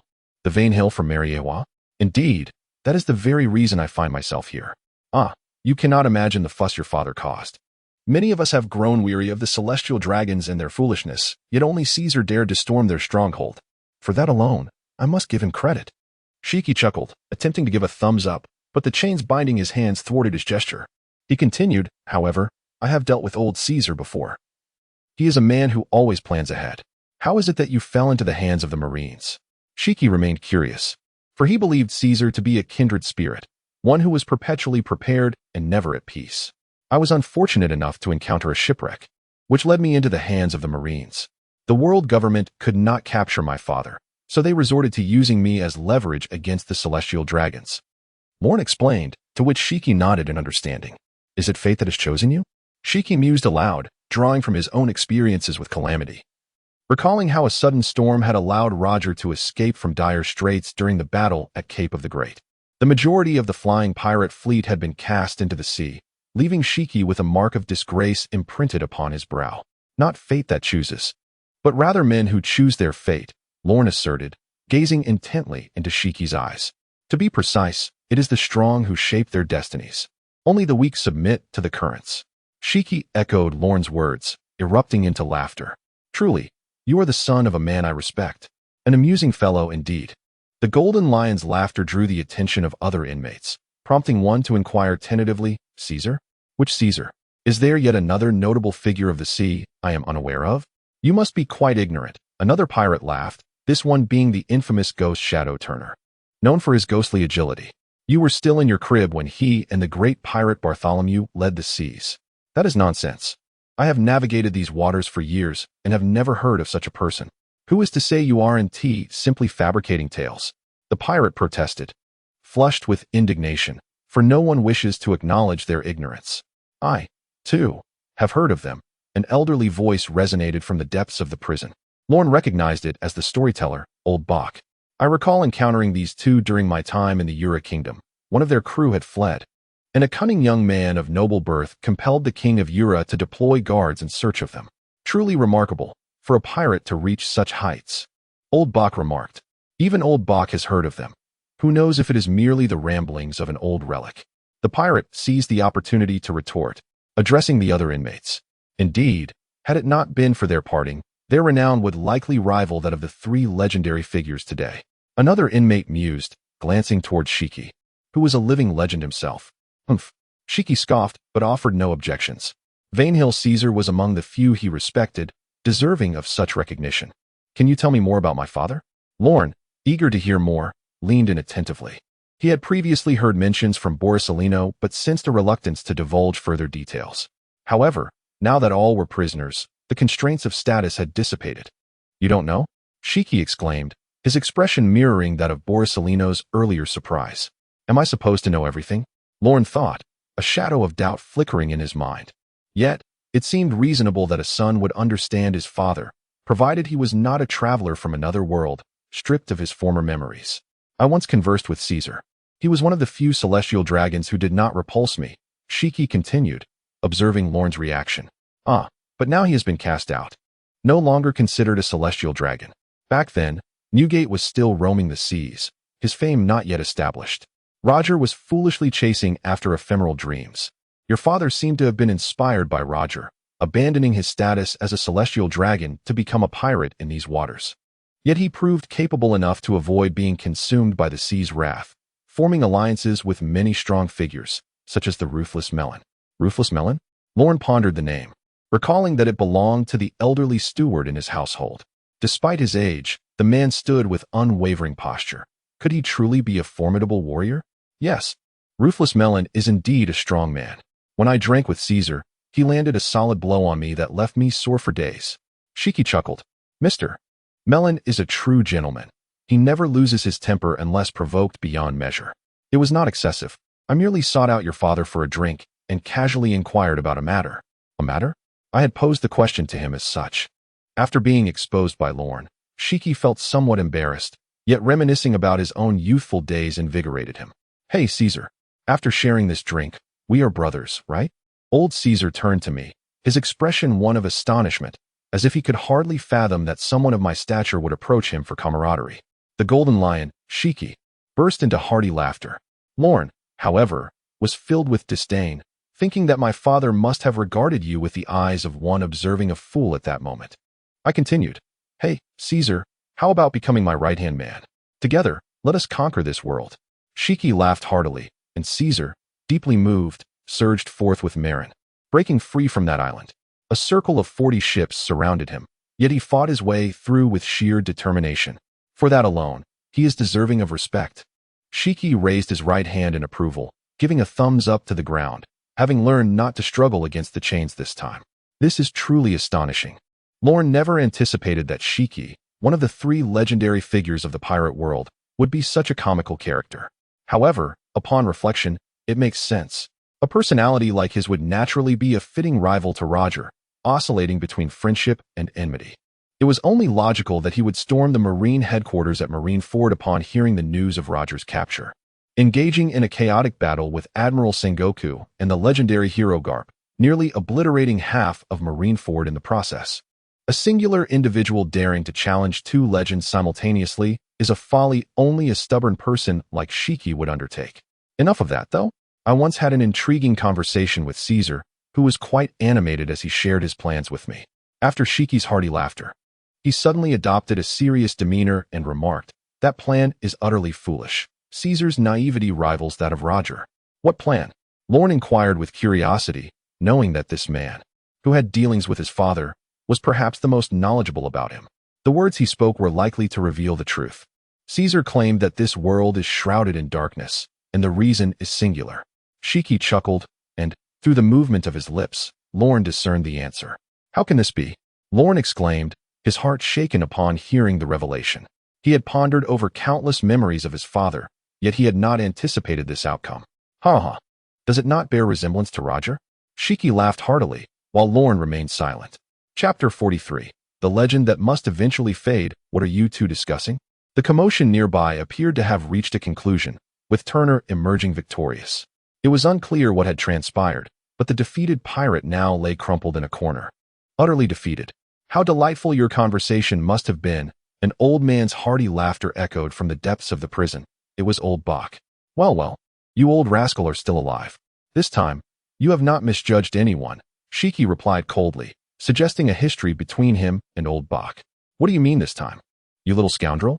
Old Bach retorted angrily, and Lorne could easily envision his beard bristling in fury. Isn't it so? After your capture, I took over all your subordinates. I treated them as loyal followers of mine for many years. Yet how did they repay me? With my entire fleet surrounding Roger, they fled. These are your crew. Shiki bellowed, his lifelong regret of not defeating Roger compounded by his disdain for betrayal. The amalgamation of these two grievances fueled his ire towards Old Bach's crew, transferring the frustration of Roger's escape and the significant losses incurred to them, despite the fact that Roger's flight was largely due to an unforeseen storm, which had little to do with their actions. You lie? My subordinates are top-notch. True warriors. They would never abandon ship in the heat of battle. Even if they did flee, it would be your inadequacies that led them to believe you unworthy of their loyalty. Old Bach shouted angrily, his voice hoarse from age and the irritation caused by Shiki. Perhaps, if given the chance to escape, I shall ensure you witness the evidence with your own eyes. Then personally twist your neck. Shiki retorted coldly, choosing not to further engage with Old Bach. However, the remaining prisoners did not let the two prominent figures off lightly and began to jeer. As Lorne observed the raucous prisoners, he found himself questioning whether he had come to the right place. Days passed, and during this time, the gate to level 6 of Impelled Down opened once, escorting a silent and sinister prisoner out, only to bring in another. This newcomer was a taciturn middle-aged man with a stern expression, compelling Lorne to gaze at him a moment longer, as he was now confined in the cell vacated by the escorted prisoner. It was evident that the departing inmate would likely never return. On this day, the entire 6th floor was enveloped in an unusual silence. No one engaged in banter or jesting, and even the most loquacious among them, Turner, had ceased his incessant prattle. All within the infinite hell were acutely aware that today marked the execution of the pirate king, Joel D. Roger.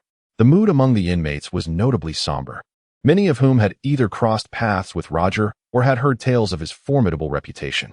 His demise signified the end of the pirate era. With the death of the pirate king, what purpose remained in pursuing the life of a pirate?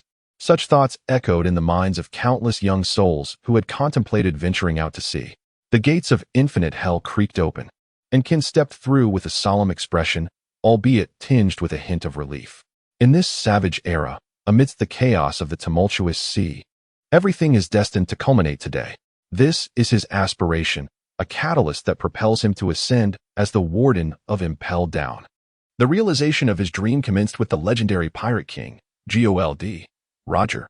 Kin resolutely steps into the depths of the infinite hell, surrounded by a few despondent inmates who have lost their former jovial spirit in his presence. What is the matter, my valiant heroes? Why do you refrain from singing praises today? Kin jovially exclaimed, relishing the gloomy countenance of these incorrigible criminals, which only heightened his delight. You scoundrel! Kin, the nearest inmate, bearing a furious gaze, rose to his feet, fixated on Warden Kin. This inmate was the very one whom Kin had previously sent flying with a single blow. However, his resilience was remarkable.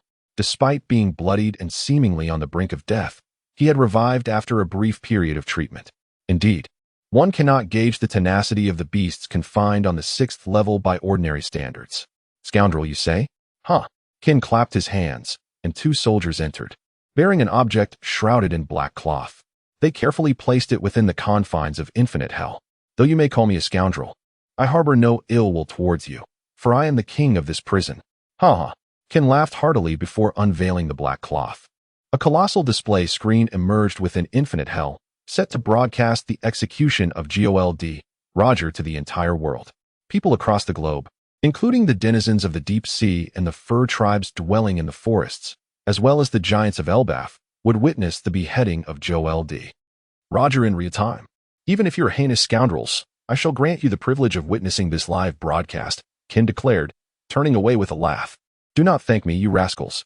This is a special favor from the warden. Ahaha, as Kin roared with laughter and exited.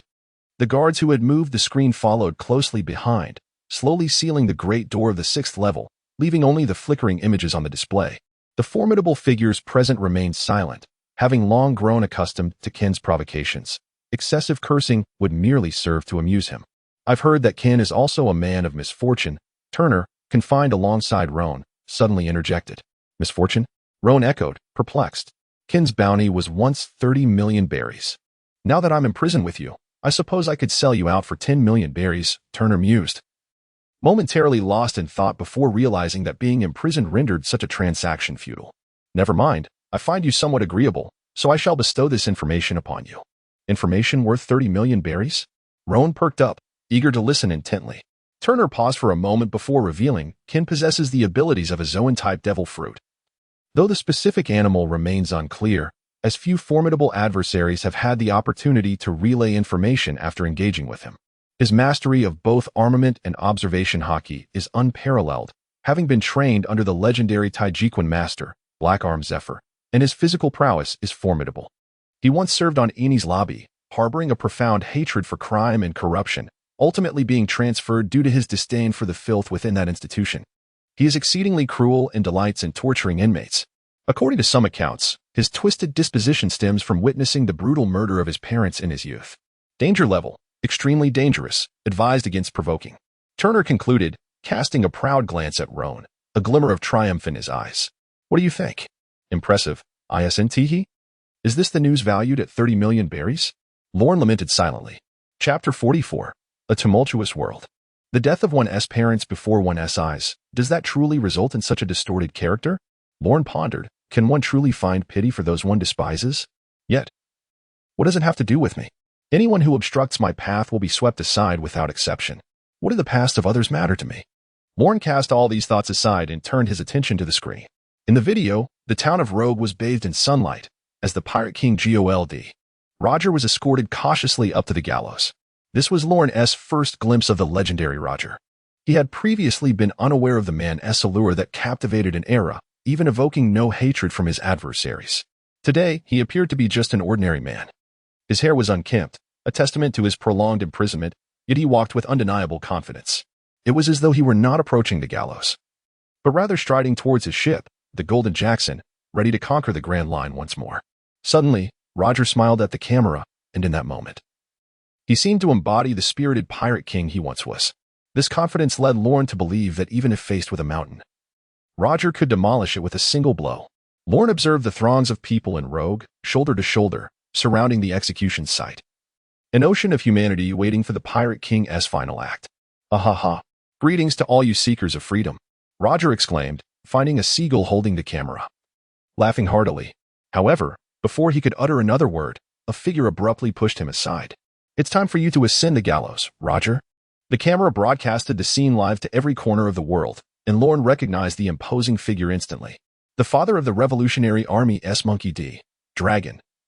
The infamous pirate, and the grandfather of the original protagonist, Straw Hat Luffy, hero of the Navy, Iron Fist Monkey D. Garp. Roger flashed a broad smile at Garp before proceeding directly to the gallows, while Iron Fist Garp stood silently behind him, watching intently. At this moment, Garp was in his prime, his hair still dark. Yet, Lorne sensed a hint of melancholy in Garp's silhouette. They had battled for a lifetime. When Roger had yet to be called the Pirate King, he had been chased by Garp across the New World. Suddenly, Shiki, bound by iron chains, interjected beside Lorne. His gaze fixed on the live broadcast screen in the infinite abyss. There was an indescribable glimmer in his eyes. Yet, Garp never anticipated that Roger's legend would conclude in this manner, Shiki remarked with a bitter smile. None of us expected this. What if this is not the end? Lorne countered. If the death of the Pirate King does not signify the conclusion of this era, then it shall be my time. And I shall fight with all my might to emerge. The thought of that scene ignited a sudden yearning within Shiki, who laughed maniacally. Yet, midway through his laughter, he fell silent, his tone turning somber. Lorne remained quiet, surprised by Shiki's despair. Yet, considering it, the departure of his longtime rival would indeed render the sea lifeless. Besides a few intriguing adversaries, the vast ocean would grow dull and lifeless. What meaning does such a sea hold? Lorne speculated that if not for Roger's declaration igniting the fire within Shiki, he would not have undertaken such a desperate gamble. Little Wayne Hill. Do you wish to know how I came to be here? Shiki suddenly shifted the conversation, addressing Lorne. However, before Lorne could respond, Shiki continued to speak to himself. I refuse to believe that the Navy captured Roger. A man like him would never meet such a simple fate. Shiki shouted, My subordinates brought news of Roger's capture. But I simply cannot accept it. I rushed to Marineford to seek verification, and if the Navy had truly captured Roger, they would present him to the world. He is a man I acknowledge. He can only die by my sword. Shiki chuckled grimly. The rest of his words remained unspoken. Even when faced with two legendary Navy powerhouses, Admiral Sengoku and Hero Garp, Shiki harbored no fear in his heart, nearly obliterating Marineford before his eventual capture. Such trivial matters are utterly insignificant. Shurji gazed at the television screen, realizing that the scoundrel Roger had indeed been apprehended. Lorne, seated beside him, listened as Shurji muttered to himself, observing his alternating fits of laughter and profound anguish. With his limited life experience, he struggled to comprehend the complex relationship between Roger and Shurji, two individuals who were both adversaries and allies. The demise of either would feel akin to the loss of a long-standing rival or a cherished friend. On the screen, Roger ascended the gallows step by step, the sunlight casting a shadow over his back, obscuring his features, yet he maintained a bright and cheerful smile. This smile was deeply etched upon his face, allowing those present to perhaps forget his features, yet they would never forget his grin. Is this the infectious charm of the Pirate King? Roger knelt upon the high execution platform, flanked by two soldiers armed with spears, poised to carry out his execution. Lorne could clearly see the beads of sweat upon the soldiers' cheeks, for the man before them was none other than Joel D. Roger, the Pirate King. The man who stood atop the world, possessing nearly everything. My treasure? Roger suddenly exclaimed before his execution, drawing the gaze of the entire world. If you dare, come and claim it. His eyes blazed with an intense fire. The sky, previously clear, darkened ominously as thunderclouds gathered. Go seek it. I have placed everything in this world there, he declared with a wild laugh. As his voice faded, the executioners plunged their spears into Roger's body. The rain began to pour down in torrents upon Logtown. Ah-ha-ha-ha. The only sounds that remained in Logtown, aside from Roger's laughter in his final moments, were the patter of the rain. The town fell into a profound silence. No, the entire world became quiet in response to Roger's proclamation. One could only hear the sound of people swallowing hard, their astonished gazes lost in shock. But in the next moment, the entire Logtown erupted into fervor. No. The entire world ignited with excitement. The era of great pirates had arrived. Chapter 45, The Prison Riot. Roger's words set the world ablaze. Even the prisoners trapped within Impel Down were stirred into a raucous uproar upon hearing his grand declaration. The era of pirates will never end, they shouted, clashing their iron chains against the walls in a rhythmic frenzy. The age of pirates was about to commence. It felt as though they were on the verge of breaking free. Let me out, you bastards, they cried. A new era has begun. I shall set sail for the pirates' sea of the new age. Upon hearing this news, the prisoners of the 6th level began to riot. Meanwhile, Shiki the Golden Lion lay on the ground, still in disbelief. Roger, why must you die? Was your death merely to usher in this so-called new era? Utterly tedious. Even if those treasure-seeking fools run rampant across the seas, they are but an eyesore. One day, I shall break free and make you realize who the true rulers of these seas are, the pirates. Lorne murmured to himself. Was this what Roger fought so desperately for? Was this what it meant to be a pirate? Was this the essence of the Pirate King? Even though he had long known the plot. Aware that Roger would inevitably perish and utter those words to ignite the age of pirates, in that moment, as Lorne listened to Roger's declaration, he found himself deeply influenced. Unable to restrain the urge to rush towards the sea. A man must make his mark on the world. What meaning is there if one does not achieve great deeds? Roger's words ignited the fervor within the hearts of men, and countless souls surged towards the ocean, foreseeing the tumultuous waves that would soon rise upon the waters. Creak, creak. The door of the great prison slowly swung open, and Warden Ken entered with a dark expression. Ken had intended for these defeated souls to witness the fall of their pirate king, to show them that the era of pirates had come to an end. Yet unexpectedly, Roger's words only drove them into further madness. Even after being confined in this place for so long, he understood the weight of Roger's words. It was akin to throwing fresh meat into the depths of a mountain, drawing forth the beasts. Did it truly matter whether the One Piece existed or not? The crux of the matter was that once the beasts tasted fresh blood, they would become even more ferocious. Once men experienced the freedom of the sea, would they ever return to live mundane lives? He had previously commanded all the prisoners to witness Roger's death, not realizing he had sown the seeds of chaos. Upon hearing Roger's proclamation, the entire Impel Down erupted. Riots broke out in the upper levels, and Magellan and Hannibal were dispatched to suppress them. As for the most perilous and savage 6th level, that task was left to him. After all, It was his error. Silence. Ken bellowed. Yet the desperate prisoners of the 6th level were consumed by their desires, unafraid of Ken. Ken, let me out. I shall conquer the seas. They shouted. Release my shackles. And let us have an honorable duel, Ken. I have no time to waste here. The boundless world awaits. Ah, the boundless world? Ken scoffed. Let him out. But sir, isn't that against protocol? Deputy Warden Magellan would never allow it. Who is in charge here, him or me? Ken roared. His subordinates bowed their heads low, unable to meet Ken's almost murderous gaze as they slowly unlocked the prison's chains. They then removed the sea prism stone handcuffs binding the prisoner. Ha! Ken, your audacity is remarkable. I shall grant you a reprieve for your kindness. The prisoner sneered, astonished that Ken had genuinely released him and undone his restraints. His expression turned cruel.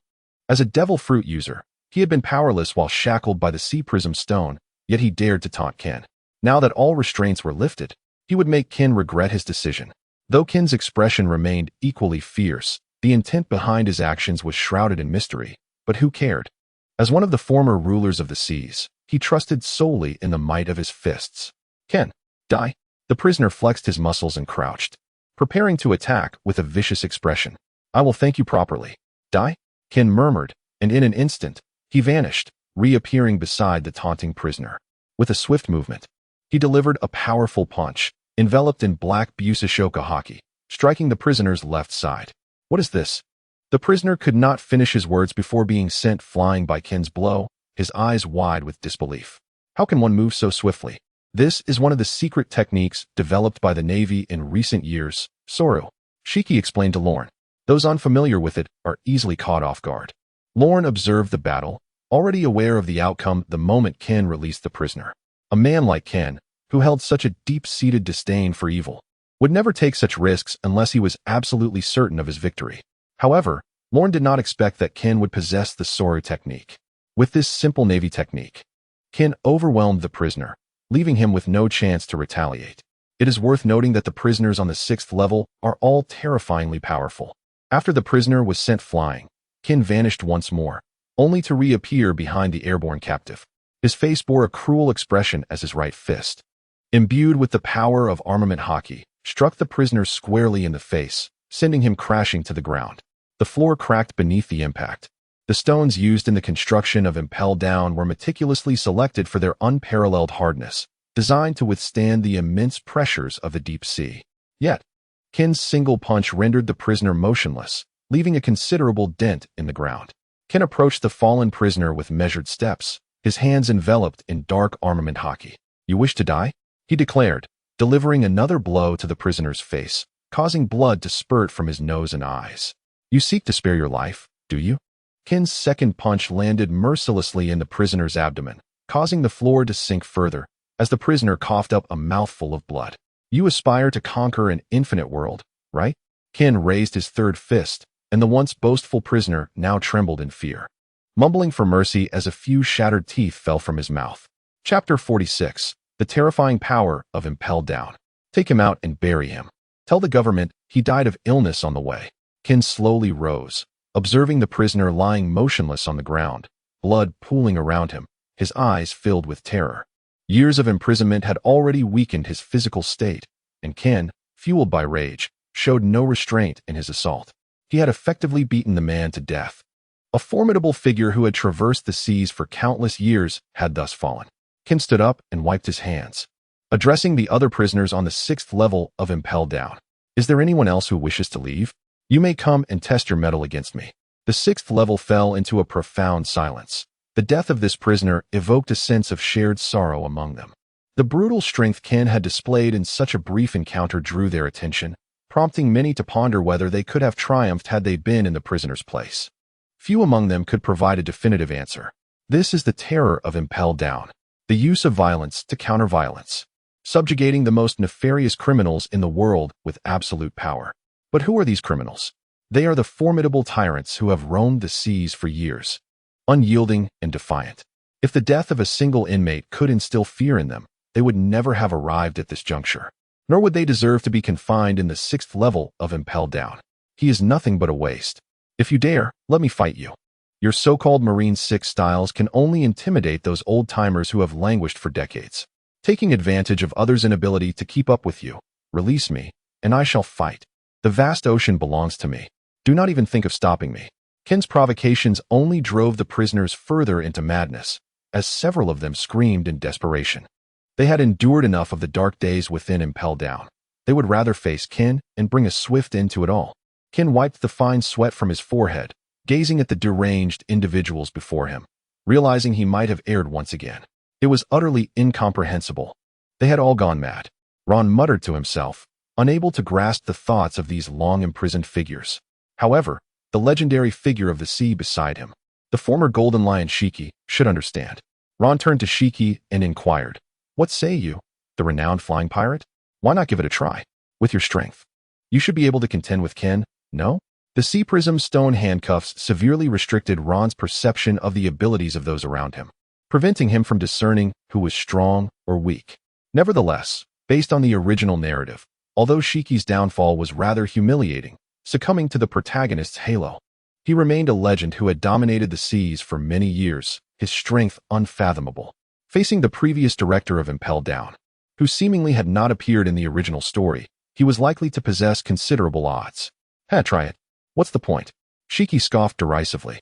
Even if you defeat Ken, there are still 6 entire levels above, heavily fortified.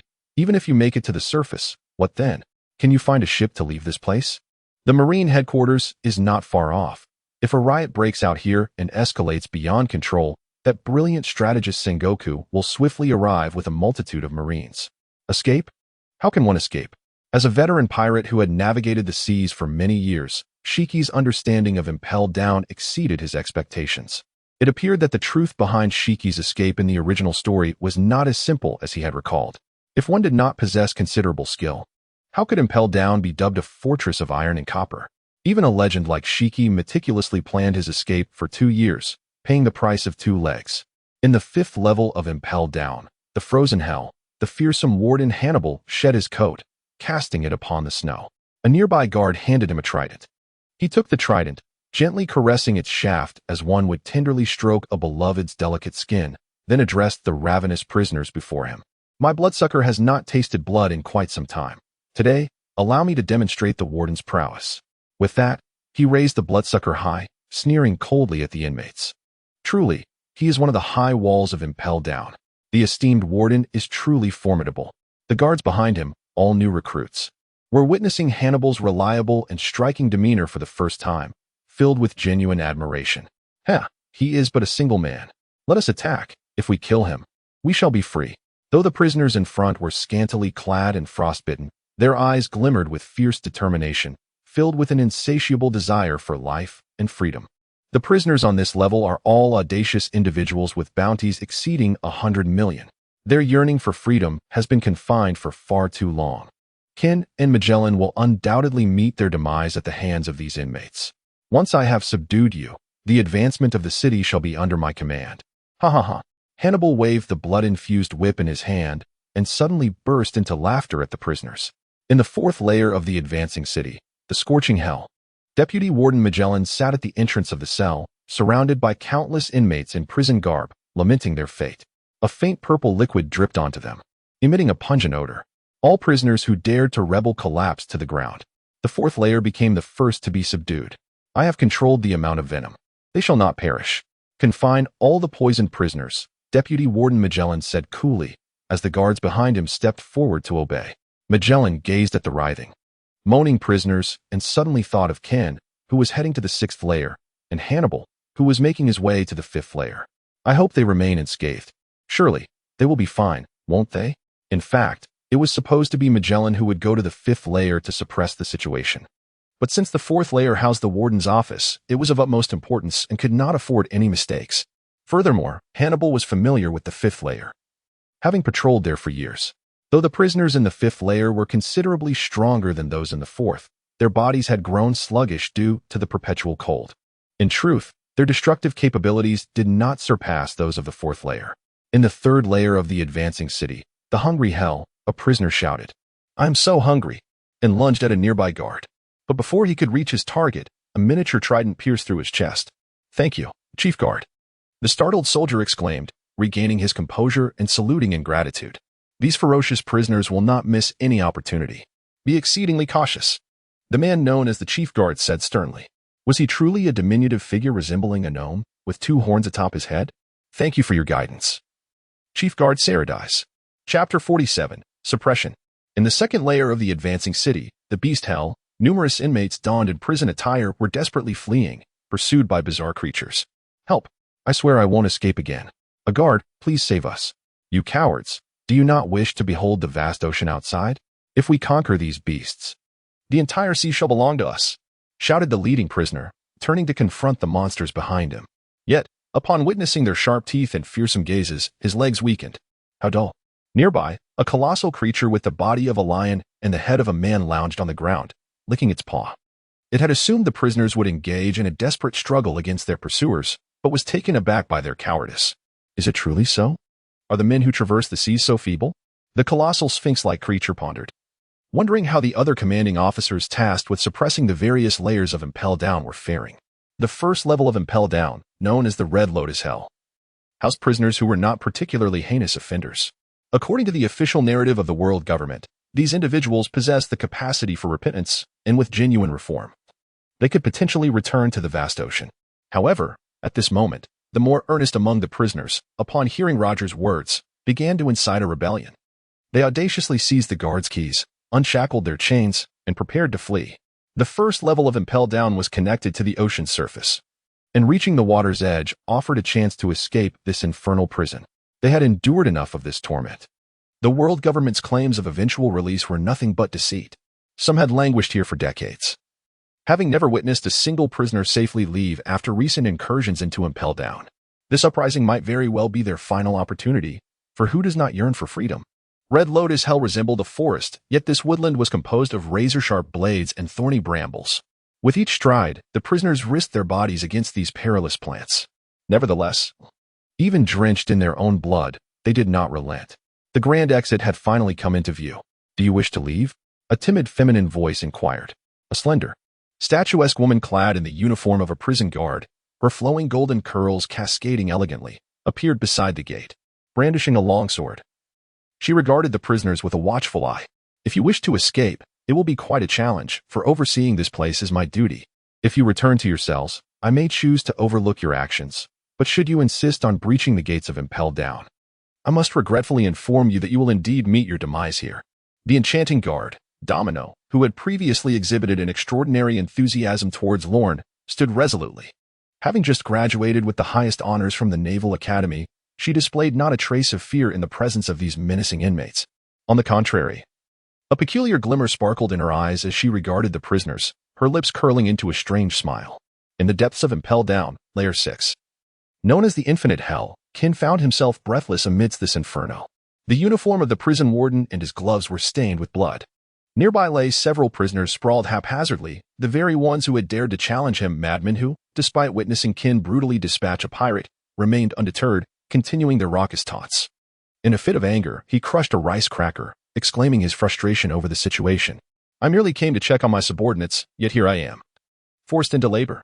That rascal Ken has caused a tremendous mess. Had I known then, I would never have entrusted Impel Down to him. Although Magellan's temperament does not quite sit well with me, at least he would not resort to such foolishness. If a prisoner manages to escape, the legend of Impel Down will be shattered because of you, Ken. Ken, determined to uphold the dignity of Impel Down, contemplated the notion of releasing the prisoners one by one for duels. With the mastery of the Marine's 6 powers, originally devised to bolster the combat prowess of mid-tier naval personnel, he unleashed unparalleled devastation, showcasing the formidable potential of these techniques in his capable hands. This is the formidable strength of the director of the world's largest prison, a power that transcends even the most heinous of criminals. Although these prisoners may lack the drive for combat, their physical prowess may not be at its zenith, or they may be unfamiliar with their techniques. These factors are inconsequential. Whether it is Ken or the defeated 6th-tier warriors, they regard such losses as mere excuses. This is the pride of the strong. Is there more to continue? The warden, Ken, took a deep breath and then shouted at the group of villains. The vast prison fell into a profound silence. The group of prisoners, stirred by Roger's final proclamation, gradually felt their blood cool and their minds, once clouded by the pursuit of freedom across the sea, began to clear.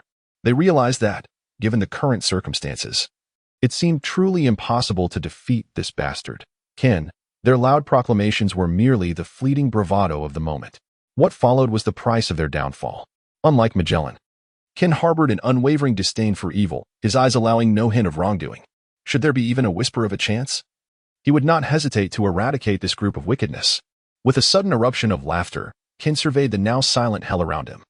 The guards had already removed the prisoners who lay on the ground, leaving only the stubborn bloodstains on the floor to bear witness to the events that had transpired. The ominous aura that had enveloped Ken began to dissipate, revealing the true colors of his uniform. As he regarded the prisoners with a mocking smile before turning to depart from this infinite abyss. The heroes of the sea, the freest of pirates? How laughable. Little did Ken know, as he turned away, a pair of eyes remained fixed upon him. Was this the essence of the strong? A true man should communicate with his fists. As Lorne observed Ken's unyielding dominance, a deep yearning filled his heart. Ken had suppressed the entirety of the 6th level with absolute violence, and the suppression of the other levels was also nearing its conclusion.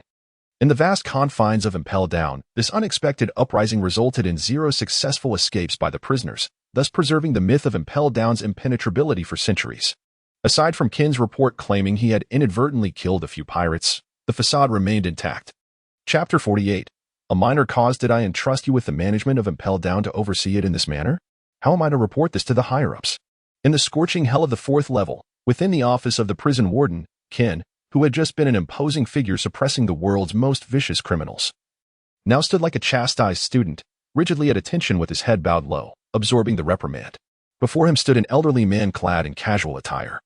Furious and berating him, he pointed an accusatory finger at Ken, scolding him for an extended period, while the esteemed prison warden dared not retort, instead wearing a forced smile. Standing behind Ken were the stern-faced deputy warden Magellan and the gleeful chief guard, Hannibal. Perhaps fatigued from his tirade, the elder finally paused to sip some water. Then softened his tone. You all seem to give me no peace of mind. The elder sighed, gesturing towards Ken and Magellan. Back in school, you both exhibited the same tendencies. Ken, you were perpetually bathed in the glow of righteousness, intolerant of even the slightest grain of sand in your vision. And Magellan, you remain rigidly obedient to the rules, lacking in adaptability. At the time, I considered these traits your virtues and praised them highly. Now, I wonder if they have harmed you. A hint of regret surfaced in the elder's voice, reflecting on 2 precious stones he had failed to carve properly. Teacher, you have done nothing wrong. Ken, witnessing the elder's self-reproach, felt a pang of sorrow, for this teacher was akin to a father to him and Magellan, having cared for them during their school years. Indeed, we have grown up now. It is our duty to safeguard the world's justice. Magellan quickly interjected in support. Safeguard? Is this how you protect it? The elder's anger flared at the mention of safeguard. Ken, I have heard that since your appointment as warden, you have wielded your power with great might, mercilessly slaughtering numerous prisoners. Ken momentarily fell silent, yet even in the presence of his esteemed teacher, he couldn't help but retort. But those I killed were criminals. They were all guilty of heinous acts, deserving of death. My actions merely enforced their payment for their sins. Paying for sins? If you, as an enforcer of the law, do not adhere to it, then what purpose does the law serve? The elder grabbed a handful of sunbae and chewed thoughtfully. At this moment, his anger had subsided considerably. It was a relief that despite Ken's extremism and Magellan's rigidity, both still possessed noble hearts, seeking to protect the azure justice. He sighed in relief, for he feared that Ken, blinded by the hatred stemming from witnessing his parents slaughtered by pirates in his youth, would become consumed by vengeance now that he held the power of life and death within Impel Down. That would not make him a righteous judge, but rather a filthy criminal. However, each prisoner I executed had their files meticulously examined.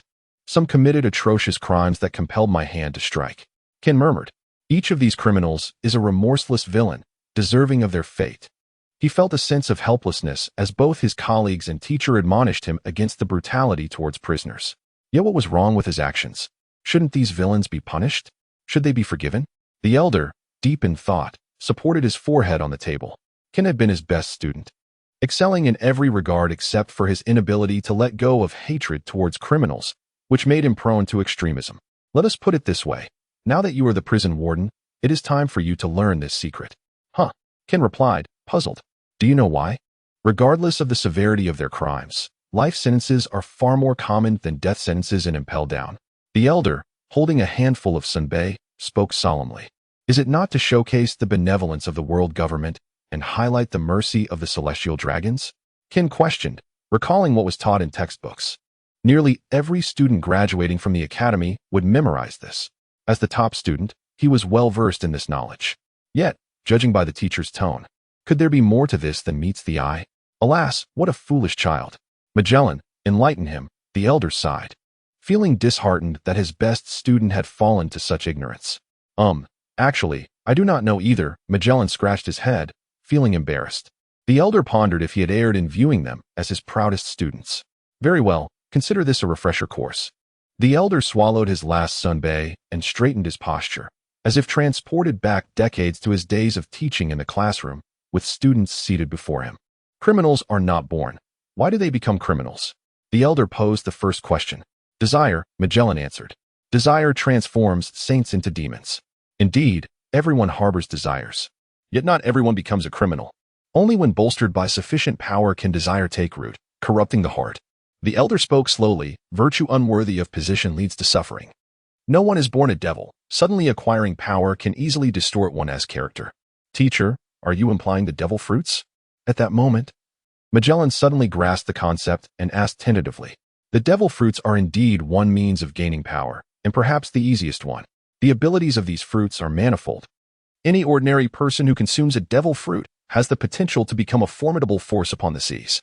Sudden acquisition of power can inflate one's ego, leading to lawlessness, emboldening them to disregard the authority of the world government. The elder stated, his tone tinged with a sense of resignation. Is this truly the case? He pondered to himself, is this the reason behind the strict prohibition against the brutal execution of prisoners and impel down? Even those whose sins are unfathomably heinous deserve the right to live out their remaining days in relative peace. It seems he had erred in his previous judgment. For within this prison are confined the most unrestrained lunatics of the seas, harboring a plethora of terrifying devil fruit abilities within their very beings. The elder remarked that should they perish here, their powers would be reborn somewhere in the ocean, unleashing horrific abilities that ought to have vanished from history. Much to the chagrin of the world government, consuming a devil fruit bestows one with the powers of a demon, a gift that accompanies the wielder throughout their life. And in these waters, there exist only similar abilities, never identical ones, a consensus among all fruit users. Once a user meets their demise, the devil fruit shall reappear somewhere in the ocean, perhaps following a pattern yet to be discerned. This is precisely why Impel Down prefers to let those wicked prisoners die of old age within its confines rather than execute them. Chapter 49, The Transformation of the Great Prison. Is this the reason why Impel Down is reluctant to execute these criminals? Qin was astonished. It seemed that some of the prisoners he had previously tortured possessed remarkable abilities. It appeared he had inadvertently unleashed some terrifying fruits. However, if this was indeed the reason, should this band of villains be allowed to rot away and Impel Down? Qin found it hard to accept this notion. He was determined to devise a way to thoroughly torment these scoundrels. Thus, you have committed a grave error this time. Come with me to report to the world government. The elder sighed, yet felt a sense of relief within. These two students remain, as they were in the past, remarkably innocent and straightforward. Whatever the teacher conveys, they accept it at face value, never delving deeper into contemplation. Is the reason for not executing those prisoners in Advanced City truly due to the fear of their abilities being exposed? Furthermore, there are indeed some non-ability individuals who have not been sentenced to death, are there not? This is merely a narrative intended for outsiders. The true reasons are ones the elder dares not reveal to the two students. He fears that these two students, who harbor a sense of justice, might crumble under the weight of the world's darkness. After the prison riot was quelled, a dedicated guard arrived on the 6th level to document the damages inflicted during the upheaval, thanks to the swift intervention of Warden Qin, who employed absolute force to suppress the chaos. The 6th level suffered minimal destruction. The most significant damage was done to the walls and floors after Qin released the prisoners. However, with both the deputy warden and the chief warden attending a debriefing at the world government's headquarters, the vast prison was temporarily under the jurisdiction of Chief Guard Hannibal. The tense atmosphere among the prisoners eased considerably, alleviating their fear of being brutally executed by Warden Qin at any moment. Hannibal finally achieved his long-desired role as the master of this deep-sea prison. Although the term temporary precedes his title, it nonetheless represents the ultimate aspiration of his life. To relish the hard-won authority of the warden, Hannibal sensed that Qin was aware of certain matters, even after the elder had repeatedly cautioned against the cruelty of torturing prisoners. Qin continued to act according to his whims, secretly instructing Hannibal to alter the prison regulations. If he could not personally execute these criminals, he would employ the rules to torment them to death. The prisoners confined in the first hell of Red Lotus and the second hell of Beast were, in fact, equally culpable. Hannibal resolved to implement a rotation system, allowing this band of rogues to fully experience the sights of Impel Down. In the third level of the Hunger Hell, the heat rising from the fourth level rendered the ground arid, and the scorching waves sapped the prisoners of all strength. Those confined to this level would receive no food or energy until they were on the brink of collapse, at which point the guards would intervene. This so-called rescue simply meant bringing them back to consciousness before sending them to the second level of Beast Hell, where they would be forced to combat the terrifying beasts. Whether they would slay these monsters for sustenance or become prey themselves depended solely on their own abilities. As for escape, that was utterly impossible. The guards overseeing these two levels were rational super beasts, endowed with human intelligence and monstrous power, making them insurmountable foes. Rumor even had it that among these guards was an awakened user of a mythical Zoan-type devil fruit, possessing extraordinary vitality, akin to an immortal being. Even if a prisoner were to miraculously slay a beast, the scent of fresh blood would attract more monsters, often forcing the prisoners to abandon their hard-earned meals in a desperate bid for survival. After toiling fruitlessly, they would barely secure enough to stave off hunger. Once the prisoners had sufficiently filled their bellies, they would be returned to the third level of Hunger Hell, awaiting the next cycle of starvation-induced fainting. The fourth level of Scorching Hell, once the domain of the warden's office, had been a place where prisoners dared not misbehave. However, with both Kin and Magellan gone, the recently settled prisoners' hearts began to stir once more. Crack! Hannibal delivered a powerful punch to a fleeing prisoner, sending him crashing to the ground. The sizzling sound of the scorching floor meeting flesh echoed in the air. "Wow, what a delightful aroma! Is that the scent of roasted meat?" Hannibal exclaimed, but quickly regained his composure. "No, he cannot die here. Otherwise, I'll never assume the role of warden," he shouted, kicking the prisoner away to a slightly less searing spot. The fourth level featured a massive iron cauldron, filled with a boiling pool of blood and flames. The cauldron was crisscrossed with numerous bridges, their temperatures soaring under the intense heat. Hannibal found himself standing at the center of the bridge above the cauldron, where the temperature was the highest, and any fallen prisoner would be immediately scorched. He kicked the prisoner away, doing so to save him. Wow, it's scorching. Even with his specially designed leather boots, Hannibal could feel the heat radiating from the air. After contemplating his decision, he resolved to adhere to Kin's orders. From that day forth, the prisoners on the fourth level would be compelled to engage in strenuous labor, tasked with moving enormous logs to stoke the cauldron's flames. Moreover, Kin emphasized that every prisoner must be barefoot while hauling the logs, forcing them to feel the heat of the iron bridge they had ignited themselves. The very thought of this made Hannibal admire Kin's ruthless ingenuity. Even with his protective boots, he could feel the heat, and the prisoners, unshod, would surely suffer from burns after just a few steps. Rest was entirely out of the question, as guards wielding iron forks stood menacingly behind them. Any attempt to slack off would result in a forced bath in the blood pool. However, devising a strategy for the prisoners on the fifth level proved to be a significant challenge, as each inmate was a high-profile criminal with a bounty exceeding 100 million. Their strength and will far surpass those of the prisoners in the upper levels. Caution was essential. One misstep might grant them an opportunity to escape, a mistake for which Hannibal could not afford to be held accountable. After much deliberation, he decided to introduce a breed of animals known as ice wolves in the fifth level. Each wolf was ferocious and bloodthirsty, surviving in the frigid environment by hunting small creatures adapted to the icy tundra. When food was scarce, their hunger would turn towards the prisoners confined within the fifth level. Even if they could not kill the prisoners outright, they could drain their strength, leaving them weak and exhausted. "Chief Guard, want to you come to the sixth level for a look?" timidly inquired the beautiful apprentice guard Domino, standing in the snowy expanse of the fifth level and addressing the spirited Hannibal. "Why would I venture into such a perilous place? The prisoners there are vicious and brutal. It's far too dangerous," Hannibal replied, bewildered. "Could it be that you're concerned for that little fellow?" he suddenly realized, asking with curiosity. "Of course not." Domino blushed, her demeanor shy as she responded. "I truly don't understand what is so special about that kid. Why are you so concerned for him?" Hannibal sighed in exasperation. Chapter 50. The ambition to become stronger by repeatedly striking the ground dozens of times to generate powerful rebounding force for rapid movement. This is the secret of the Marine 6 Styles technique, known as Soru. Within the confines of the sixth level, the shadowy figure Turner was explaining this to his companion, Lorne.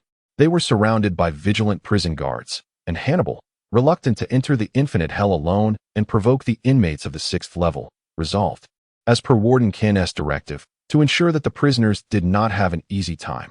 Thus, he decided to rotate the prisoners from the 6th level, allowing them to experience the frigid conditions of the 5th level and the scorching heat of the 4th level. However, he was wary of releasing all the 6th level prisoners at once, as it could easily incite chaos. He also prohibited them from ascending to the 1st, 2nd, and 3rd levels, for those areas were perilously close to the sea surface, prone to unforeseen changes.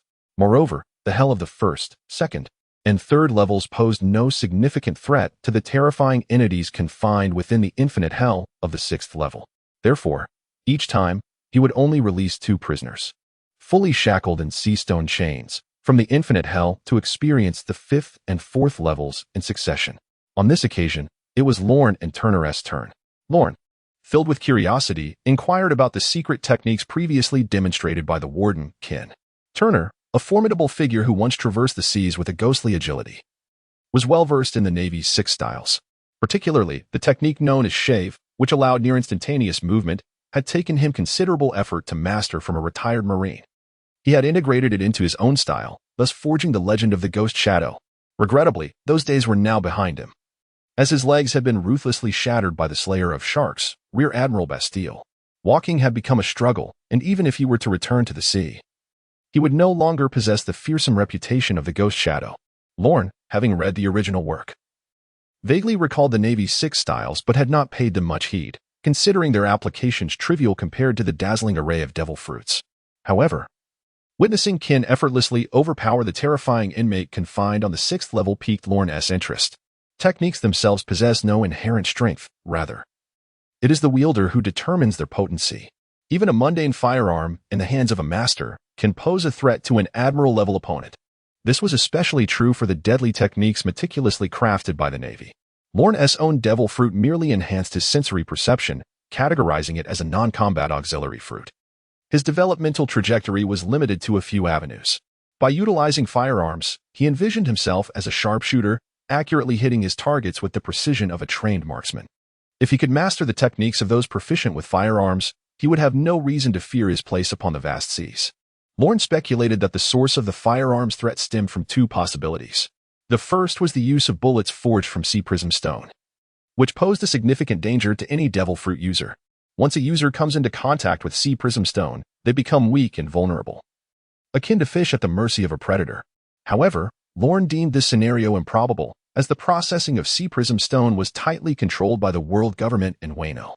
Even if some pirate wielders managed to obtain such ammunition through clandestine means, their supply would inevitably be limited, preventing unrestricted usage by firearms experts.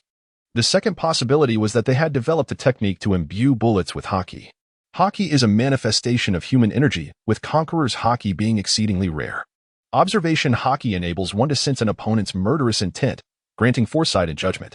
Through the cultivation of armament haki, a practitioner can physically perceive the forms of Logia-type users, which is the only method of countering them aside from sea prism stone. Additionally, armament haki significantly enhances both defensive and offensive capabilities. In the latter half of the Grand Line, a pirate without haki would find it exceedingly difficult to navigate. Lorne conjectured that those firearms-wielding pirates understood how to coat their bullets with haki. This differed from a swordsman coating their blade to prevent breakage, bullets discharged from firearms. And being able to cover them with haki implied mastery over the technique of projecting haki externally. His fruit ability indeed complemented firearms perfectly. And if given the opportunity to become a firearms expert, Lorne would welcome it wholeheartedly. Turner, on the other hand, spoke of the Navy's 6 styles as an alternative path. Physical techniques also serve as a means to power, exemplified by the Navy hero garb and the later peak pirate Shanks, who achieved dominance over the seas without any devil fruit abilities, relying purely on their physical prowess. The Navy's 6 styles represent a form of martial skill.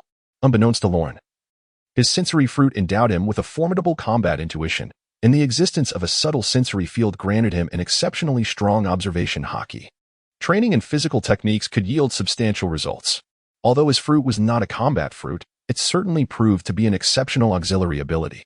What other techniques are included in the Navy's 6 styles? Lorne inquired, eager not to forego any chance to grow stronger, as he profoundly detested the feeling of helplessness. Well, I don't know many of the Navy's 6 styles, I've only heard of a few others in passing, Turner admitted awkwardly, unable to dismiss the eager glint in Lorne's eyes. How about this? I'll gradually explain the techniques of the Navy's 6 styles to you. Whether you can learn them is up to your own effort. Turner began. The Navy's 6 styles, as the name suggests, consist of 6 distinct techniques that combine. These techniques are shave, moonwalk, paper drawing, iron body, galefoot, and finger gun. I've already explained shave, so let us start with moonwalk. Moonwalk is an advanced application of shave, allowing one to achieve brief flight by rapidly striking the air with their feet to change their trajectory. However, this technique consumes too much stamina and is not suited for long-distance travel. Paper drawing is a defensive technique that involves releasing all tension in the body to sense an opponent's attack. By detecting the changes in airflow caused by the opponent's strike, one can evade the attack, much like a piece of paper blown by the wind. Iron body is akin to armament hockey, being from the Venshir family. You should be aware of hockey, right? Yes, Lorne nodded in acknowledgement. Then I shall continue. Iron body is a weakened version of armament hockey, used solely for defense. As for finger gun and galefoot, I'll explain them together. These two are offensive techniques developed by the Navy and possess formidable destructive power. However, they're of no use to me, so I haven't learned them and am unaware of their principles. That is all I know.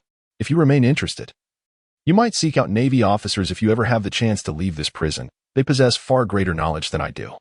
Just as he was halfway through his sentence, Turner suddenly froze. My apologies, my apologies. I completely forgot we are prisoners here, he sighed helplessly. This is sufficient, Lorne thought to himself. This was his first opportunity to grow stronger. Chapter 51. The Eyes of the Demon Under the Escort of the Guards. Lorne and Turner ascended through the colossal elevator to the higher levels of hell. Unlike before, the elevator was now surrounded not merely by a handful of guards. Within the realm of Lorne's subtle perception, several formidable presences lay concealed nearby. Specifically, these were emanations of extraordinary vitality, a strength of life that Lorne had never before encountered, even surpassing that of the Marine Admiral Borsellino he had previously met. Perhaps the 2 giants who had been deceived into guarding the gates for a century on Judicial Island could be considered a rough comparison. Have they fortified their defenses? Lorne mused. Following Roger's execution and the declaration that incited the uprising in Impel Down, Ken had remained absent for an extended period, opting instead to transfer the management of Impel Down to Hannibal. The prisoners confined within the depths of Impel Down seemed indifferent to Hannibal's alterations in the management of the facility. The occasional escort of 2 individuals out was merely a trifling annoyance. In contrast, there were now significantly more guards stationed at critical points within the prison. Lorne speculated that Ken was likely not present in Impel Down at this moment, suggesting that the current stringent defenses might be little more than a facade. And perhaps the strength of the guards was not as formidable as it had been previously. An opportunity. With Impel Down currently weakened, this might be his chance for escape. Yet, Lorne hesitated, feeling a pang of reluctance. He had taken immense risks to arrive at Impel Down, even rejecting Katakuri's attempt to rescue him from Borsellino's escort ship as a means of repaying the favor for saving his sister. He had endured the humiliation inflicted by the celestial dragon, snide dictator, all for this chance, this potential to ascend as a dominant power across the seas. But to flee in such a cowardly manner? Lorne could not accept that. Moreover, the pirates imprisoned on the 6th level were not fools. Seasoned by the tempest of their pasts, they should have sensed the unusual atmosphere within the prison as they were escorted from the 6th level. Yet, they remained unmoved, including the legendary pirate, the Golden Lion Shiki.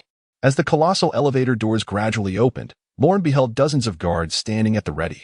Behind these guards stood a towering creature, its upper body adorned with pale yellow fur, while its lower half resembled that of a human. Clad in tight black and white pants, standing upright on 2 feet. The creature appeared vacant, with mucus dripping from its nose, resembling a red sphere, and falling to the ground. In the world of pirates, ordinary soldiers are akin to mere fodder, posing little threat in the presence of the powerful. As time progresses, even the mere aura of a formidable warrior can render the weak-willed soldiers unconscious. Thus, the addition of more common guards in Impel Down holds no significance for Lorne. Although he is merely a child of around 10 years, he is acutely aware of the extraordinary nature of his own body. With the foresight granted by the paramecia fruit, he understands that these guards are unlikely to be his match in a one-on-one confrontation. However, the creature with yellow fur standing behind the guards is a different matter. If Lorne's intuition serves him correctly, this creature is undoubtedly one of the hidden powers of Impel Down. An awakened Zoan-type devil fruit user, the tailless raccoon, Minokora. Beneath its seemingly dull and deceptive exterior lies a terrifying strength. As an awakened Zoan user, it possesses an extraordinary vitality, manifesting in a remarkable regenerative ability. In the original narrative, it is depicted that even when severely injured, collapsing to the ground in a daze, it can rise after a brief respite and continue the battle. This relentless recovery ability has caused considerable distress among the prisoners in Impel Down, where nearly all inmates find their powers severely restricted. For the weaker prisoners, attacks against them feel like mere tickles. Meanwhile, the more formidable inmates, who are not devil fruit users, have had their strength significantly curtailed by the sea stone handcuffs they wear. Those skilled in martial arts can only obtain meager rations that barely sustain their lives, leaving them too enervated to move. Faced with such tenacious Zoan-type awakened beings, it is exceedingly difficult to bring an end to the conflict swiftly, once ensnared by them. The comprehensive surveillance system of the telephone bugs in Impel Down ensures that a multitude of guards will quickly converge on the scene, thwarting any attempts at escape before they can truly begin. However, the emergence of the tailless raccoon affirmed a conjecture of Lorne S. The current state of Impel Down is indeed one of outward strength coupled with internal fragility, suggesting that the warden, the strongest of them all, may no longer reside within its confines. Upon noticing Lorne and Turner, the guards silently parted to allow passage. Yet their hands remained steadfastly gripped on their weapons, poised to strike at these two demons from the 6th level. In stark contrast, the tailless raccoon, embodying the mightiest presence, nonchalantly stood aside, its satchel brimming with grass. It gleefully plucked handfuls of greenery, munching on them as if they were mere snacks, wearing an expression of pure enjoyment. Soldiers possess their own unwavering dedication, often referred to as military spirit. Pirates are driven by their fervent aspirations, deemed dreams. Likewise, these guards harbor their own steadfast resolve. They will not allow a single prisoner to escape, even if their own lives seem inconsequential. They will stand as barriers before the convicts, for behind them lie the defenseless civilians. It is the perseverance of such individuals that has prevented the decaying world government from teetering on the brink of collapse. They are the true guardians of the realm. Observing the tense expressions of the guards, Lorne was reminded that he was now a prisoner in the 6th level of the grandest prison on the seas, Impel Down. Locked away among the most heinous of criminals, individuals who should have been erased from the annals of history. A bitter self-reflection struck him. Am I truly a villain as well? In this world, justice is dictated by the world government, determined by the so-called land of justice, Judicial Island, which itself serves as a pawn for the celestial dragons of the world. Lorne S. father had obliterated their sacred ground, Mariewa. And in the one-track mindset of the celestial dragons, Wayne Hill Caesar and all of his lineage are deemed irredeemable sinners. Among them, naturally, was Lorne, who, by the standards of this world, was deemed a villain. His gaze hardened, and it seemed that embracing the role of a villain was not such a bad proposition after all. Lorne smirked with a hint of amusement. Yet his thoughts drifted to the celestial dragons residing at the pinnacle of this world, Mariewa. Those self-proclaimed descendants of the creators remained blissfully unaware that, at this very moment, a pair of demonic eyes were fixated upon them. Chapter 52, The Return of Life Unfazed by the Watchful Eyes of the Guards. Lorne stepped into the 4th level of Impel Down, the scorching hell. A wave of heat assaulted him, and he perceived that the temperature here surpassed that of his last visit. Merely entering the chamber caused beads of sweat to trickle down his face, and his back was already dampened. Yet, the scene before him differed from before. Prisoners clad in tattered uniforms staggered forward, each shouldering massive logs. In their eyes, Lorne discerned not a glimmer of hope. They had become utterly numb. This scene bears a striking resemblance to the fiery inferno depicted in Lorne's memories from the original work, where prisoners tirelessly moved logs to feed the blazing cauldron of the scorching hell, contributing their share to maintain the suffocating heat of this level. I am the temporary overseer here. A guard emerged from the ranks, appearing to be their leader. With a smile that did not reach his eyes, he remarked, "The warden has instructed us to treat you well." A prominent scar marred his face, stretching from his left forehead to his right cheek, and when he smiled, it contorted the scar into a grotesque expression. Esteemed guest from the infinite hell, experience our hospitality in this scorching realm. Under the guidance of a guard, Lorne and Turner arrived at a corner filled with an abundance of colossal logs. According to tradition, each prisoner on the 4th level was required to move 10 logs daily, traversing the bridge of hell to add fuel to the iron cauldron below. The guard captain stated, "Even though you are esteemed guests, we cannot show favoritism, so you must also participate." Faced with the daunting situation, Lorne had no choice but to approach the log pile, searching for a slender piece for quite some time. Upon lifting it, the weight exceeded Lorne's expectations. The immense gravity nearly toppled him, causing the guards behind him to erupt in laughter. Is this a significant figure from the 6th level? How can he be so feeble? Quiet down. Show some respect for our esteemed guest. Haha. Conversely, Turner nonchalantly lifted a hefty log onto his shoulder, striding steadily across the bridge. Having navigated the seas as a formidable figure, the log's considerable weight did not hinder him.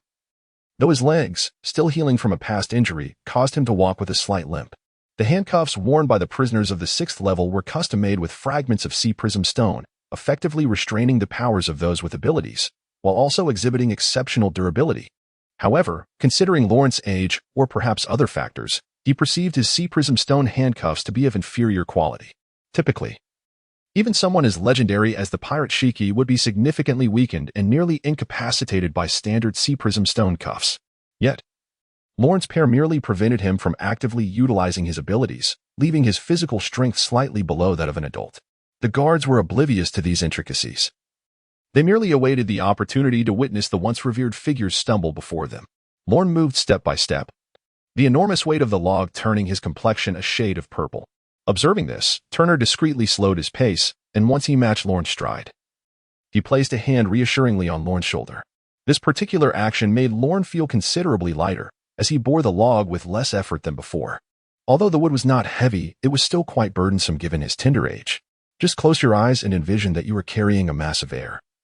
Then channel your strength into your arms and shoulders, Turner gently suggested. This is a marvelous technique I clandestinely learned. Lorne tried to follow Turner's advice. Yet he felt no discernible change within his body. It seems that, at your age, mastering the technique of life return is still a formidable challenge. Turner remarked with a hint of resignation.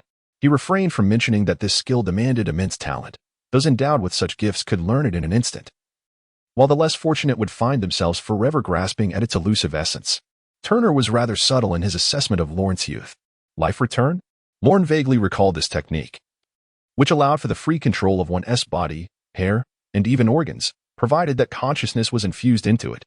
Mastering this skill enabled rapid energy conversion, a remarkable ability. Lorne remembered that Luffy possessed this technique, consuming vast quantities of food during hunger, causing his rubber-like belly to swell, and then swiftly converting it into stamina and combat prowess through life return. Luffy had managed to exhaust numerous formidable foes with this very ability. At that moment, Lorne could not help but regard Turner with newfound respect. This man, seemingly defeated by his diminished strength, possessed a noteworthy depth of knowledge. Despite the fact that all others in the 6th level of Impel Down, apart from Lorne, had once been titans of the sea, few retained their former might after suffering such debilitating injuries. If given the opportunity, Lorne considered the possibility of recruiting Turner, provided he could execute his plan successfully. With each step, Lorne ascended the Hell Bridge, a massive iron span suspended over the fiery depths of hell. The design of Impel Down was intended to make the vile criminals confined in the 4th level truly experience the searing heat of this inferno. A wave of scorching sensation radiated from his bare feet, and Lorne felt that, though his soles might not be seared, blisters were an inevitable consequence. Gazing ahead at the lengthy expanse of the Hell Bridge, Lorne pondered how he would continue. Was he to rely on Turner's assistance? Even if he were to miraculously receive compassion from others, what would follow? Must he perpetually depend on others? How could he ever establish his footing in this vast ocean? At that moment, Lorne recalled Turner's earlier words. He closed his eyes, envisioning that he was lifting a mere wisp of air, directing his strength into his arms and shoulders. A technique of life restoration. The essence lies in the imagination. Lorne shut his eyes tight, picturing the searing iron bridge beneath him not as a blistering surface, but as a block of ice, akin to the wintry snowfields.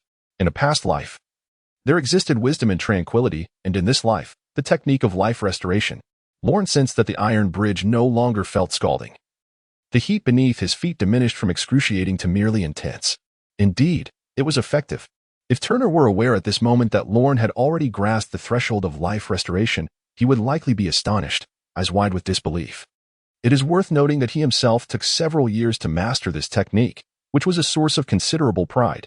Lorne and Turner stumbled along the Hell Bridge, oblivious to the pairs of eyes that had already fixated upon them. Chapter 53, Confrontation and Action. Those pairs of eyes belonged to several prisoners confined on this level. One of them was the very prisoner who had previously attempted to escape, only to be thwarted by the interim warden, Hannibal, who had struck him down, leaving burn marks upon his skin. Yet, at this moment, he was ingratiating himself to the bald prisoner seated nearby. "Brother Carlos, these two are prisoners from the 6th level," he whispered, his gaze unwaveringly directed at Lorne and Turner. "Prisoners from the 6th level?" The bald man, known as Carlos, chuckled with amusement, while a plump pirate beside him observed the two men awkwardly maneuvering the logs. He then derided, "I see nothing special. They are merely empty vessels of reputation." Yes, yes, yes. They are unaware of Brother Carlos's infamous reputation. That is their misfortune. Should Brother Carlos venture to the 6th level, he would undoubtedly be the kingpin there. One prisoner exclaimed in admiration. Carlos Jody, a dominant figure among the inmates in the scorching depths of Impel Down's 4th level. Once, his bounty soared to a staggering 97 million berries. Possessing a fierce strength, he was dubbed the Humpback Whale. Even after being captured and imprisoned in Impel Down, he swiftly asserted his dominance over the hellish confines, with the guards turning a blind eye to his transgressions. This Carlos Jody was impervious to influence. The guards were utterly powerless against him. Those capable of sanctioning Carlos Jody within the higher echelons of Impel Down tacitly allowed his behavior, much like nurturing a venomous creature. "Let us go greet them," Carlos remarked nonchalantly. A few prisoners rose, hefting their respective logs, and gradually approached the two newcomers from the 6th level. Lorne furrowed his brow slightly. The sea-stone handcuffs he wore prevented him from utilizing his omniscient sensory field. However, the perception granted by his fruit endowed him with an extraordinary sixth sense, an innate passive effect. As he passed by the group of prisoners, he subtly sensed a malevolence emanating from them, which intensified as they stood. When they positioned themselves adjacent to Lorne and Turner, a portly prisoner suddenly stumbled, lurching forward and inadvertently swinging his log toward Lorne. It is crucial to understand that they were currently on the Hell Bridge, situated directly above the massive cauldron of the scorching depths. Should Lorne be struck by this log, even a momentary lapse in balance could send him plummeting into the cauldron below. Even if he miraculously survived, he would be severely injured. Furthermore, the cunning individual feigned his misstep, disguising his intentions. Should the guards investigate, they would find it difficult to ascertain the truth. What of it if I stumbled while walking? Who could have anticipated such bad luck? Besides, these are significant figures from the 6th level. How could I have known they were so fragile? That a mere bump would send them tumbling? Such conduct is exceedingly malicious. Lorne is oblivious to the grievances he bears against others, compelling him to drive them to their demise. In truth, the overweight prisoner embodies a sense of imbalance, previously, while adrift upon the vast ocean. The majority of the prisoners on the 4th level were merely captains of relatively obscure pirate crews. Although they possessed some degree of strength, they were inconsequential when compared to the formidable prisoners of the 6th level, who once reigned supreme over these waters. The disparity in their statuses creates an insurmountable chasm. Why is it so? Why is it that, despite being pirates who risk their lives and struggle, your notoriety is so grand? This imbalance manifested itself within the confines of Advanced City, where even among fellow prisoners, those of the 6th tier exuded an air of superiority, their eyes set high, disregarding the inmates suffering in the depths below. Among the many prisoners harboring resentment born from this distorted inequality was the corpulent pirate. "Die, you arrogant bastard," he spat venomously, swinging a heavy log towards Ron with a fierce determination, intent on not letting anyone escape his wrath. Fortunately for Ron, despite the inability to utilize the powers of the perception fruit, his innate perceptive abilities far surpassed those of ordinary individuals. The moment the corpulent pirate approached, Ron was on high alert. Were there no malicious intent, he would be at ease. However, he preferred to be prepared for any hostility. Feigning a stumble, the corpulent pirate aimed to strike Ron with the log. Yet Ron was ready. As the log swung towards him, he deftly relinquished his own weapon and crouched low, the log whistling past his forehead, leaving a trail of heated air in its wake. Having narrowly escaped, Ron was not one to relent. In the midst of the pirate's astonishment, he slightly twisted his body, bracing himself against the iron bridge. The scorching metal seared his palm, but he paid it no mind. Using his hand for leverage, Ron positioned himself sideways on the bridge and delivered a swift kick to the pirate's calf. Though hindered by the sea prism stone, which sapped his strength, Ron knew that overcoming an opponent was not solely a matter of raw power. His kick sent the corpulent pirate off balance, causing him to slip and tumble from the Hell Bridge. "No." The pirate's voice echoed with despair from the air above, unable to fathom that he had been outmaneuvered by such a young boy. With a resounding splash, he fell into the iron cauldron below, his cries of anguish rising momentarily before fading into silence. All of this transpired in the blink of an eye. The portly pirate's companion scarcely had time to react. This is the terrifying combat instinct bestowed upon Lorne by the perception fruit. It is also the first time Lorne has struck against a person through this battle. He feels he has vaguely grasped his path. "Quick, let us go. Avenge our brothers," cried the pirate, his body scorched, while Carlos, at the forefront, wore an expression of fluctuating emotions. He had merely intended to greet them, but did not anticipate that the rotund pirate would attempt to sweep Lorne off the Hell Bridge and into the iron pot below. Even more astonishing was that this prisoner was swiftly kicked off the bridge by a mere child, leaving him no opportunity for rescue. It was common for prisoners to form factions, and those few following him were his underlings. Now that his subordinates were being bullied, he, as the elder brother, had no choice but to step forward. "We simply came to say hello. My brother accidentally stumbled, and you wish to condemn him to death?" Carlos spoke with a grim countenance, realizing that he had no choice but to act. After resolving this matter, he would properly teach his underlings a lesson, making them aware of the consequences of their reckless actions. Are you suggesting this cannot end peacefully?" Turner said casually, dismissing the prisoners of the 4th level he had previously ignored as mere scum. Now they dared to act arrogantly before him, seeking death. Chapter 54. Carlos Jody. Upon hearing Turner's disdainful tone, veins bulged on Carlos's bald head, revealing his extreme agitation. It had been ages since anyone had dared to speak to him in such a manner since arriving in this hell. Did he think that coming from the 6th level made him superior? In the pirate world, status was not merely determined by fame. Strength was established through combat. Who could admit inferiority without having fought? It was not uncommon for a newcomer to unseat a renowned powerhouse in the pirate realm. "Onward," Carlos commanded coolly, as his fellow prisoners swiftly surrounded Turner and Lorne. He moved ahead of his subordinates, aiming a powerful strike at Turner's abdomen. However, Turner blocked the punch with the chains on his hands. Though constrained by sea stone and significantly weakened, he was still aware enough to know that to subdue the thief, one must first capture the king. He wrapped the chains around Carlos's fist and, with a swift pull, aimed to drag Carlos toward him. Carlos, having missed his strike, utilized the momentum from Turner's pull to deliver a sweeping kick to Turner's leg. From his prior observations, he had already discerned that this 6th-level powerhouse had a vulnerability in his calves. Turner had intended to pull Carlos off balance and throw him into the iron pot. But he did not expect this bald man to be so formidable, even while at a disadvantage, still intent on attacking him, particularly targeting his still recovering leg. Yet you remain too naive. You know nothing of the true terror of the powerful on these seas. The might of the strong is not solely reliant on the devil fruit. Armament hockey. Turner concentrated his strength in his legs, which turned pitch black from the hockey. But the sea stone handcuffs transmitted a wave of weakness, causing the darkened hockey to dissipate rapidly. Turner's pupils constricted slightly. He had forgotten the limitations imposed by sea stone on ability users. Under such significant weakening, even the utilization of hockey became a strenuous task. However, Carlos would not concern himself with such matters. His leg swept forward with an overwhelming force, unleashing a scorching wave that left Turner no opportunity for counteraction. Could his life, filled with such grandiosity, truly conclude in this manner? Turner pondered, yet within he felt no despair nor reluctance. After all, he was already a waste. What meaning was there in merely lingering on? He only felt pity for young Lorne, who could not contend with these ruthless prisoners. Perhaps he would lend one final hand to help him, taking this attacking prisoner leader down with him, tightening the chains around Carlos. A resolute glint shone in Turner's eyes. "I can only assist you to this extent, young Lorne." Bang! A sound of impact echoed. Yet Turner felt no pain as he had anticipated. He saw the grim expression on his opponent's face. The decisive strike he had aimed for was unexpectedly thwarted by a child. Lorne had wrapped the chains around his arm, blocking Carlos's lethal kick. Ouch! Lorne felt a tingling in his arm. The man's strength was indeed terrifying. Even barefoot, striking the chain imbued with sea stone fragments was immensely powerful. The blow caused a gash to open on Lorne's arm, blood flowing from the wound. Seeing their leader falter, the other prisoners drew closer, their faces twisted with cruel smiles. "What are you doing?" Just then, a commanding voice rang out from behind them. A tall, voluptuous guard with golden curls, dressed in a brown-yellow uniform, approached from the rear of the Hell Bridge. Reinforcements had arrived.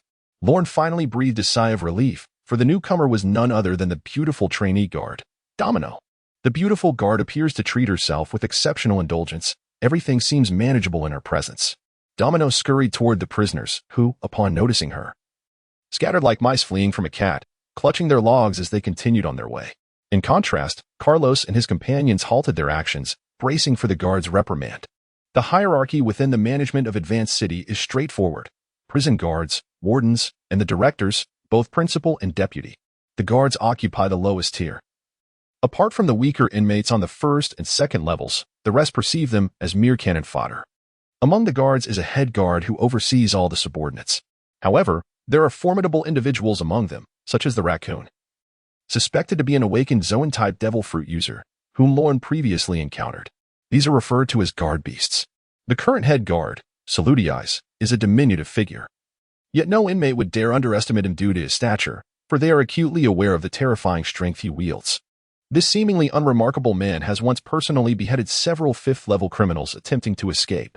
Beyond the guards are the wardens, each a pivotal powerhouse, entrusted with suppressing a specific area. The wardens represent the middle tier of advanced city, with the highest-ranking warden being Hannibal. This delicate beauty, amidst the prisoners, commands considerable authority. When she first arrived, some frivolous inmates underestimated her due to her appearance and dared to tease her. However, after a few bloody incidents, none dared to act so brazenly again. If it weren't for her lack of experience, the trainee label before Domino's name could have been discarded long ago. Upon witnessing the blood and burns on Lorne's arm, a flicker of compassion appeared in her eyes. Nevertheless, she maintained a stern demeanor as she remarked, engaging in brawls, "Is it? It seems you haven't been moving enough timber daily. Henceforth, each of you shall double your workload." "But, Warden, they provoked us.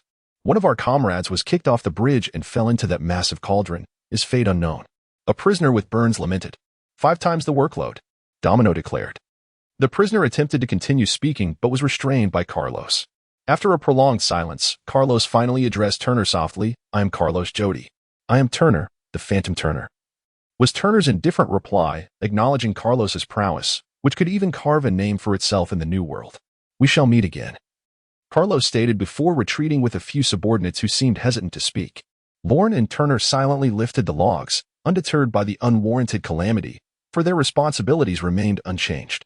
Domino gazed at Lorne with a hint of sympathy, yearning to assist, but was subtly deterred by Lorne, who reminded her of his previous words. She was the warden, and he was the prisoner. Their relationship should remain at a distance for the well-being of both. Chapter 55. You are my light, look at you. Always trying to be tough. You're injured, aren't you? Domino scolded while applying ointment to the wounds on Lorne's arm. Lorne could only respond with a bitter smile, realizing this foolish woman seemed oblivious to her own warnings. After Lorne and Turner transported the logs beneath the cauldron, he hastily concocted an excuse to retreat to a secluded chamber to inspect his injuries. "If they strike you, just crouch down and protect your head. I'll be there to back you up soon," Domino insisted. Her ointment proved effective, as the pain in his arm diminished considerably. Once she finished applying the ointment, she turned Lorne's arm over, inspecting it carefully to ensure no spot was overlooked before she began wrapping it with bandages. "It might hurt for a moment, but that's all right. You'll be fine soon." Domino seemed to be talking to herself, yet her hands never slowed. "Look, all done. For the time being, avoid using your arm too much," she exclaimed happily as she lifted Lorne's arm gently. "Is it really that severe?" Lorne remarked, glancing at his bandaged arm. After applying her special ointment, he felt certain it would heal within 2 days. Men have tougher skin. As he lowered his arm, Lorne noticed the bandages were tied with 2 butterfly knots. Momentarily taken aback, "Sister, are you wrapping so much bandage just to satisfy your girlish whims?" He stretched his arm, feeling no significant harm, then clenched his fists in anticipation of Domino fastening the handcuffs. The beautiful warden, momentarily dazed, recalled her duties and hurriedly rummaged for the handcuffs. "I have a question for you, sister," Lorne suddenly said, but Domino appeared to evade something and did not respond, instinctively avoiding Lorne's gaze and attempting to rise. "Where did I put them?" Domino murmured. Lorne, with his bandaged hand, gently pressed against her delicate arm and continued, "If you don't answer me, I want to come back next time." Domino struggled slightly, realizing Lorne's strength was formidable. Fearing that exerting too much force might harm him, she obediently sat down. As if a student caught in wrongdoing, her eyes averted in shyness. "You can ask, but I won't respond. Why are you so kind to me?" Lorne finally voiced the question that had lingered in his heart for so long. "Because I find you innocent and pitiable, not the irredeemably wicked type," Domino replied softly, blinking. "Is that so?" Lorne chuckled before continuing, "In this vast impel down, due to the corruption of the world government and the decay of Judicial Island, countless prisoners are imprisoned on unfounded charges. Are they not pitiable? Some may have committed minor offenses, yet they are grossly exaggerated and sentenced to spend the rest of their lives here. Why am I singled out?" Lorne did not perceive any malice from Domino. Yet the more he sensed her goodwill, the more cautious he felt. His identity was too sensitive, seen as a thorn in the eyes of the celestial dragons. Anyone close to him could face repercussions from those vile beings. Those who showed him kindness would be remembered. Yet he did not wish to endanger them due to his status. "Because I happened to see your file and learned about your past," I know nothing of the other inmates. Domino spoke ambiguously. You lie. Lorne replied, a surge of anger rising within him, not due to Domino's concealment, but because engaging with him, the son of the celestial dragon Venshir Caesar, was perilously dangerous. Domino was a rising star in Impel Down, with a bright future ahead. He did not wish to tarnish her record because of himself. Perhaps we should limit our interactions for both our sakes, Lorne resolutely stated. Despite knowing Domino could offer significant assistance. However, he was intent on fulfilling his plan, and ultimately, he would find himself at odds with Impel Down. Whether it was Kin or Magellan, who had promised Spandam to care for his Hannibal, or Domino, who harbored feelings for him. Every connection he made would leave a blemish on their records. This stain can only be cleansed with one's own blood. The current relationship is too amiable, detrimental to everyone involved. No, you must believe that I genuinely wish to assist you.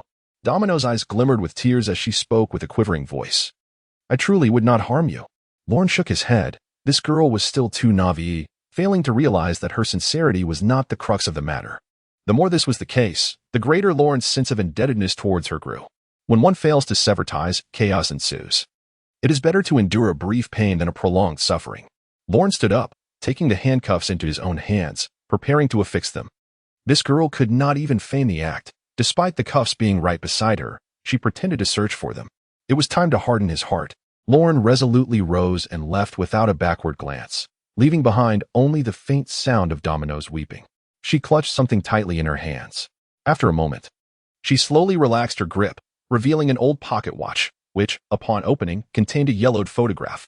It was a group photo of children. Sigh. Lorne had been gone for quite some time, yet with his extraordinary perception, he could still hear Domino's sobs. He could not help but let out a sigh.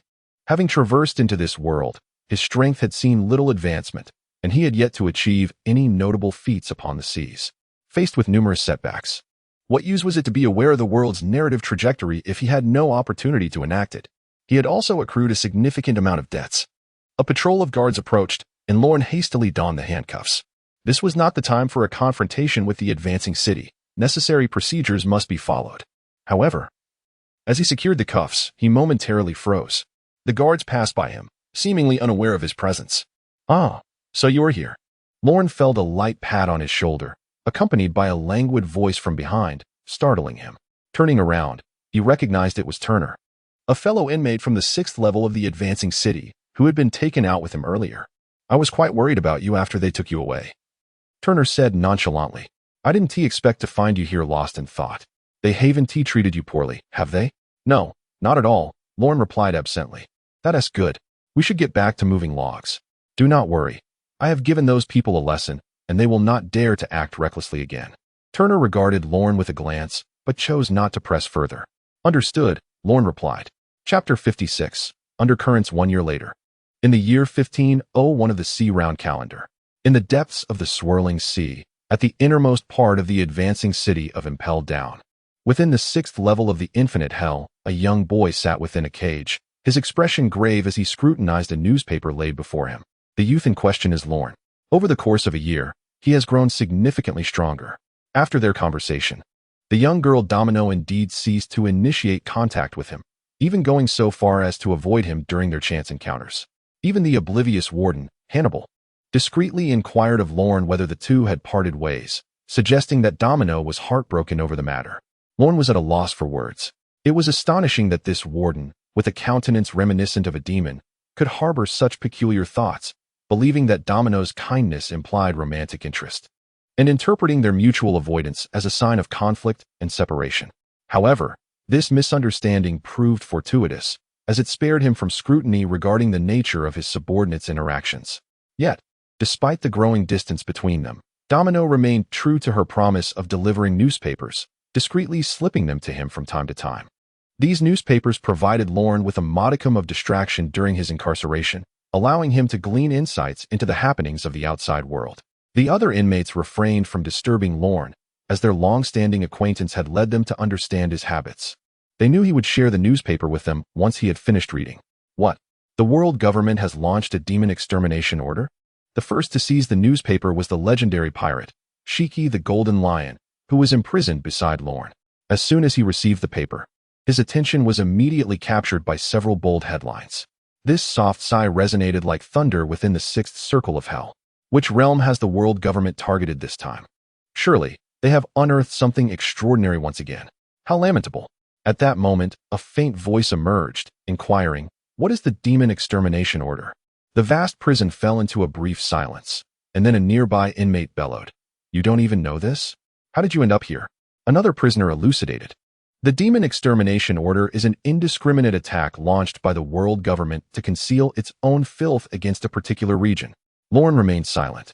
The demon extermination order was an indiscriminate assault authorized by the world government and executed by the naval headquarters. It was orchestrated by an admiral, comprising at least 5 vice admirals, 10 rear admirals, and nearly 10,000 elite marines, all assembled for a terrifying campaign aimed solely at obliterating everything and everyone within the target area. According to newspapers, the demons of O'Hara, accursed land, attempted to alter history and overthrow the government's reign, thus provoking this demon extermination order that reduced the entirety of O'Hara to ashes. However, the truth was that the scholars of O'Hara had uncovered secrets hidden within history, secrets concealed by the world government. They would not tolerate anyone discovering this truth, and thus, O'Hara had to be annihilated. This segment of the narrative indeed finds its origins in the original work, and its current unfolding signifies a further advancement of the plot.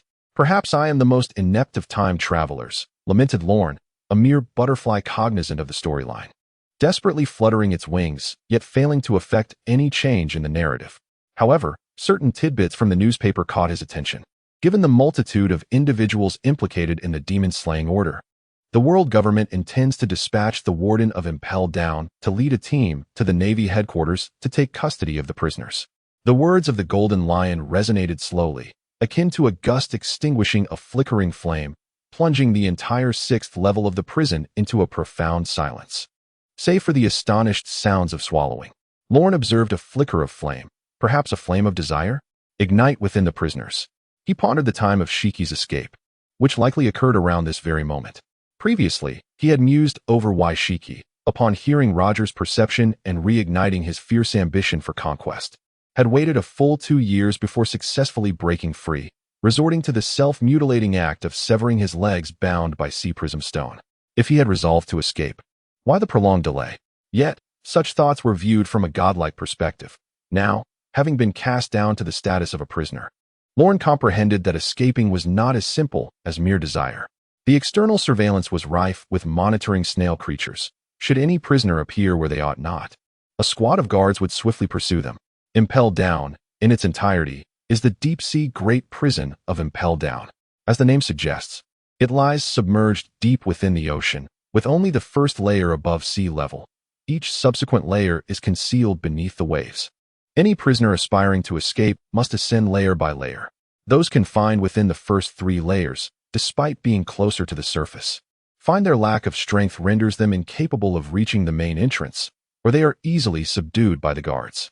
The 4th layer is overseen by both the warden and deputy warden, should any formidable escapee become entangled with the guards. The terrifying regenerative abilities of Zoan-type awakeners render them nearly indestructible. Once they ensnare the prisoners, the wardens will swiftly arrive at the scene. That moment signifies true despair. It is precisely this meticulous system that has fostered the myth of Impelled Down remaining unbreached for centuries. Lorne understood that Shiki, harboring ambitions to dominate the seas, would never resign himself to a mere existence within Impelled Down. He awaited an opportunity, and now, Lorne sensed that opportunity had arrived. This presented Lorne with a chance to fulfill his objective of entering Impelled Down. The news of Ken's presence within Impelled Down spread like wildfire, saturating the atmosphere with tension. The guards stood at the ready, observing the tormented prisoners in the depths of hell, brandishing standard-issue long forks, prepared for combat at a moment's notice. Meanwhile, the prisoners labored with distracted minds, casting peculiar smiles at the guards outside. In the office of the 4th layer's warden, Magellan paced restlessly, his brow furrowed. Following the prison riot during Roger's execution, he and Ken had been taken by their instructor to the world government headquarters in Mariewa for training, and they had penned numerous reports. Upon Ken's return to the prison, he had become considerably more sullen. No longer did he engage in the brutal slaughter of prisoners. Instead, he devised varied methods to torment them, ensuring they experienced the agonies of hell, all while remaining alive. This time, the world government ordered Ken to retrieve the warship detaining the O'Hara prisoners. Ken, without a moment's hesitation, agreed.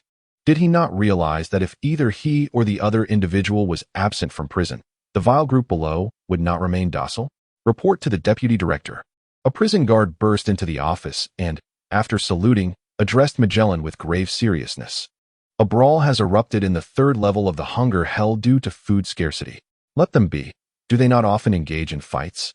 Magellan thought, irritated, not wishing to concern himself with such trivial matters.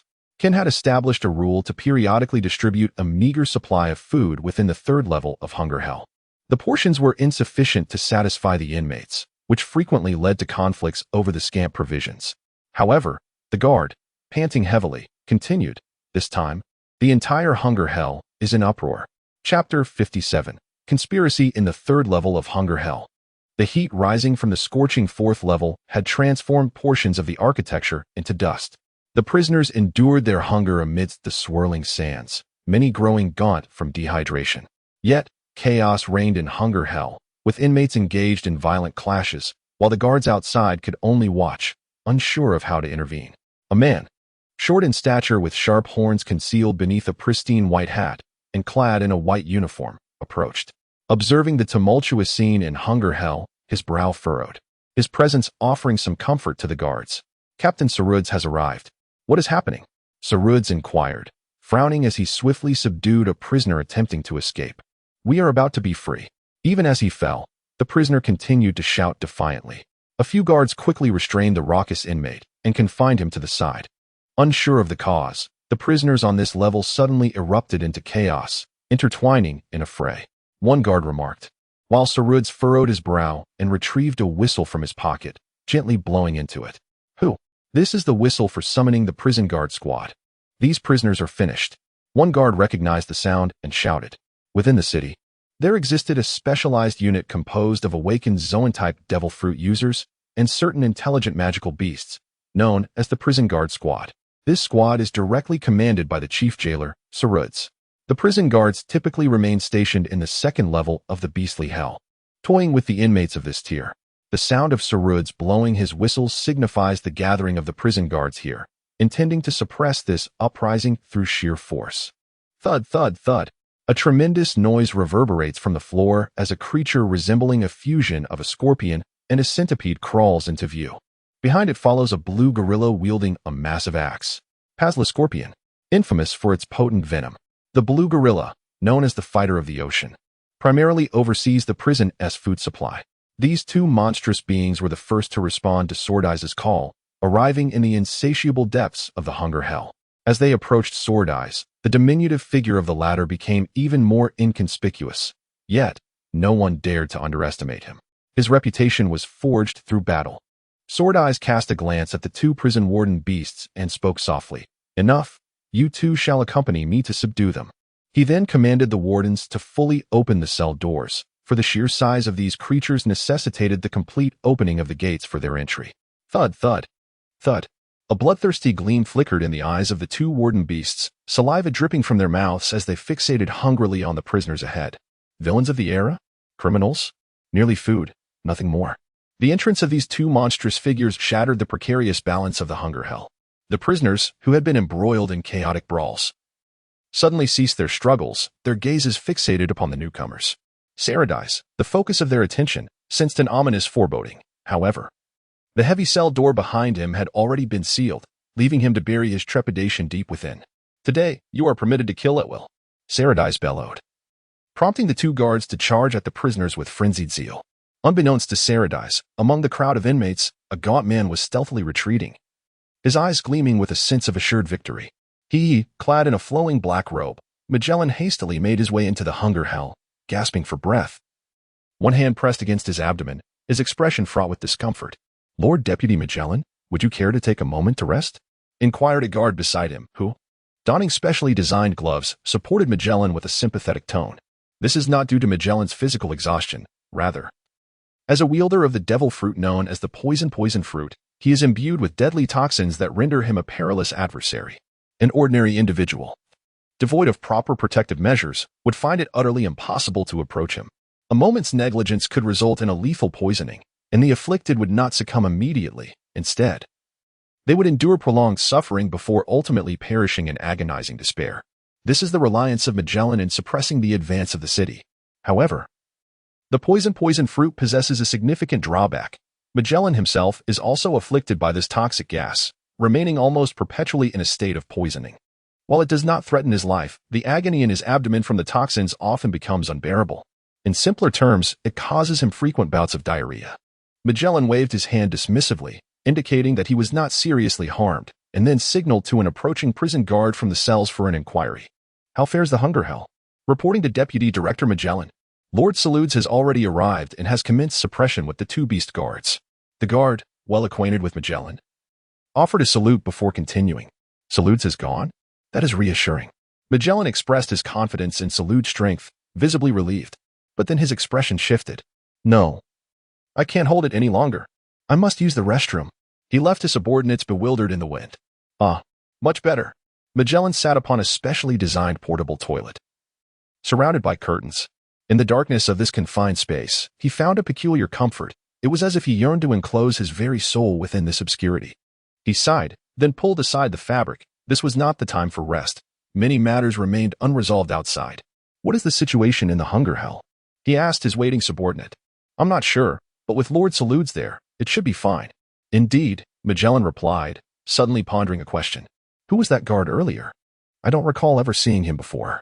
On the 5th level of the city, the ice hell, a massive prisoner suddenly collapsed, leaving a great din in the snow. The guards outside witnessed this and couldn't help but scoff. Look, wasn't he that guy once formidable? Now he has finally succumbed. I recall when he first arrived. He looked down on everyone, claiming this was Advanced City. There are countless methods to deal with such criminals. And yet, the warden instructed us not to let any prisoners die. If he lies there, the ice wolves will soon devour him to nothing. Two guards approached slowly, preparing to carry the fallen prisoner away, to treat him and return him for further torment. He's heavy. What on earth did he consume to grow so large? Once they reached the prisoner and turned him over, they were taken aback to find a bizarre smile on his face. What? One guard exclaimed, but before he could finish, they felt a chill behind them. Two prisoners had appeared from nowhere, their iron chains tightening around the guards' necks. Chapter 58. The Fall of the 5th Level U. One guard's face turned purple as he struggled against the chain, desperately trying to free himself. However, the two prisoners had planned this strike, and their strength far surpassed that of the guards, rendering the chains immovable. In the extreme cold of the 5th level, devoid of telephone bucks, it would take time for anyone to notice the absence of the guards. The fainting prisoner slowly stood up and spoke. The guards have all been reassigned to assist in the hunger hell, and Magellan is stationed at the 3rd level. This is our opportunity. But even if we can escape the 5th level, we must fight our way up through each layer. With Magellan guarding the 3rd level, we cannot break through. One of the prisoners furrowed his brow. Magellan, who has consumed the poison fruit, is virtually invincible in this confined environment. Without suitable means to counter him, he need not even retaliate. The toxins in his body alone could vanquish us. We must create chaos, a turmoil that demands all of Magellan's focus, allowing us to act unobserved, the plump prisoner stated. Magellan unobserved? Questioned another prisoner, momentarily perplexed by the plump prisoner's words. We lack the strength to confront Magellan. But they do. The plump prisoner pointed downward. The other two soon understood. Are you suggesting we release those in the infinite hell? The plump prisoner said nothing, rising to pick the lock from the guard's belt, then headed toward the other prisoners. Wait, Fat Tiger, didn't you say you would go to the 6th level? The two prisoners asked, puzzled as they freed themselves. This plump prisoner, having forgotten his name upon his incarceration, was dubbed Fat Tiger by his fellow inmates due to his formidable size. Of course, we will free the others. The greater the chaos, the better our chances. Fat Tiger bellowed. Oh, I see. Fat Tiger, how did your mind become so sharp all of a sudden? The two prisoners inquired. What do you mean, suddenly? I've always been clever, Fat Tiger retorted. However, after turning a corner and ensuring the other two had not noticed, he lowered his voice and addressed the air. Great God, please guide me on what to do next. Meanwhile, Magellan, stationed in the hunger hell of the 3rd level, sensed that events were more complex than he had anticipated. As if an unseen hand were orchestrating everything, manipulating him at will. Bring me the telephone bug, Magellan commanded. His subordinate quickly retrieved a special telephone bug, clad in protective gear and a gas mask, fearing that any lapse in Magellan's attention might result in the toxic gas escaping and killing the bug. Brew, brew, brew, brew. The telephone bug buzzed, but Magellan's anxiety mounted. Answer. Hey, you bastard Magellan. You interrupted my afternoon nap. A sharp male voice on the other end mimicked the sound of someone waking groggily. Stop sleeping. Something significant has occurred. Magellan replied sternly. What? Something significant? Are you finally going to hand over the deputy director position to me? The voice exclaimed, astonished. Enough with the nonsense. You must take the guard team to the 6th level immediately to suppress it. I have a bad feeling. Magellan frowned deeply. What? You want me to take people to the 6th level? You might as well send me to my death. I refuse to go unless you give me the deputy director position. The voice shouted. Beep, beep, beep. Magellan suddenly pinched his throat to emit beeping sounds, ignoring the ensuing insults as he gently hung up the telephone buck. Let us go. We need to check on the hunger hell. Let us hope all is well. Magellan instructed his aide. What about Warden Hannibal? The aide tentatively asked. That's unnecessary. Hannibal is quite reliable. At this moment, the tension on Magellan's face eased slightly. Although Hannibal often reminisced about their positions, his bluntness frequently led to revealing thoughts. He remained dependable. The greatest source of instability in Advanced City was the 6th level. The infinite hell, which, due to its unique design, could not be opened from within. Thus, the sole purpose for Magellan to dispatch Hannibal was to guard the gateway to the 6th level and ensure that the malevolent entities within were not unleashed. Magellan harbored considerable trust in Hannibal's abilities. With the formidable presence of the elite guard, ordinary individuals would find it nearly impossible to breach the defenses. He silently hoped that the unfamiliar jailer was merely a figment of his imagination. The immediate priority was to hasten to the 3rd-level prison, the epicenter of the turmoil. Only by quelling the chaos there could he free himself to attend to matters in the other levels. Damn it! Hannibal, a repugnant figure, cursed vehemently as he donned his attire. That Ken dares to hang up on me. I must file a complaint against him. Once he is dismissed from the deputy director's position, it shall be mine. And then, Ken's directorship will be within my grasp. The thought invigorated Hannibal, stirring a sense of excitement within him. Come in. He bellowed towards the door, and a young, attractive officer hurriedly entered, clad in uniform. What is it? The newcomer was Domino, still in her teens, and her physique had matured noticeably since the previous year, though her brow now bore a hint of worry. Why do you seem so distracted lately? Hannibal inquired with suspicion. In no reason. Domino averted her gaze, unable to meet Hannibal's eyes. Enough of that. Contact the guard team. We must proceed to the 6th level, Hannibal commanded. I shall ensure the criminals in the 6th level understand what true nightmares entail. However, upon reflection, Hannibal realized the criminal's strength might be formidable. He quickly amended his statement. Never mind. Let those daring enough to venture there learn what a nightmare truly is. Domino stood and pressed a button nearby, signaling an emergency assembly for the guards. Those who received this signal were required to gather outside the chief guard's office in the shortest possible time.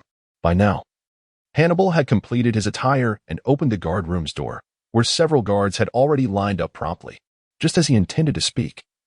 The alarm for the 4th level suddenly blared. What on earth is happening on the 4th level? Magellan, having just reached the front of the hunger hell cell, furrowed his brow upon hearing the alarm. The sound indicated only one thing. The cell doors had been opened without authorization. Inside the cell, chaos reigned, and the specifics of the situation remained unclear.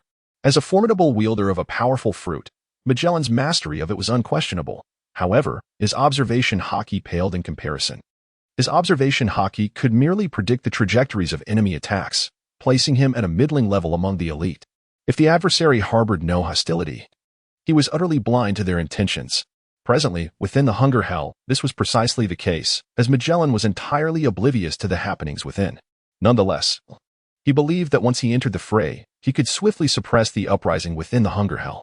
Yet, the sudden alarm from the 4th level made Magellan acutely aware of his limitations. Ken had gone to the Navy headquarters to receive the prisoners from O'Hara, while Hannibal was dispatched to the 6th level to maintain order. Sardines were engaged in combat with the prisoners on the 3rd level, leaving the 4th level defenseless. Fortunately, the 1st and 2nd levels remained relatively quiet, free from disturbances. He had to make his way to the 4th level post-haste. Quickly, let us investigate, Hannibal shouted after hearing the alarm. The assembled guards promptly set off towards the scorching hell's prison. It must not go awry, Hannibal silently prayed. For if the prisoners rioted and breached their confines, the consequences would far exceed what a mere chief guard could bear.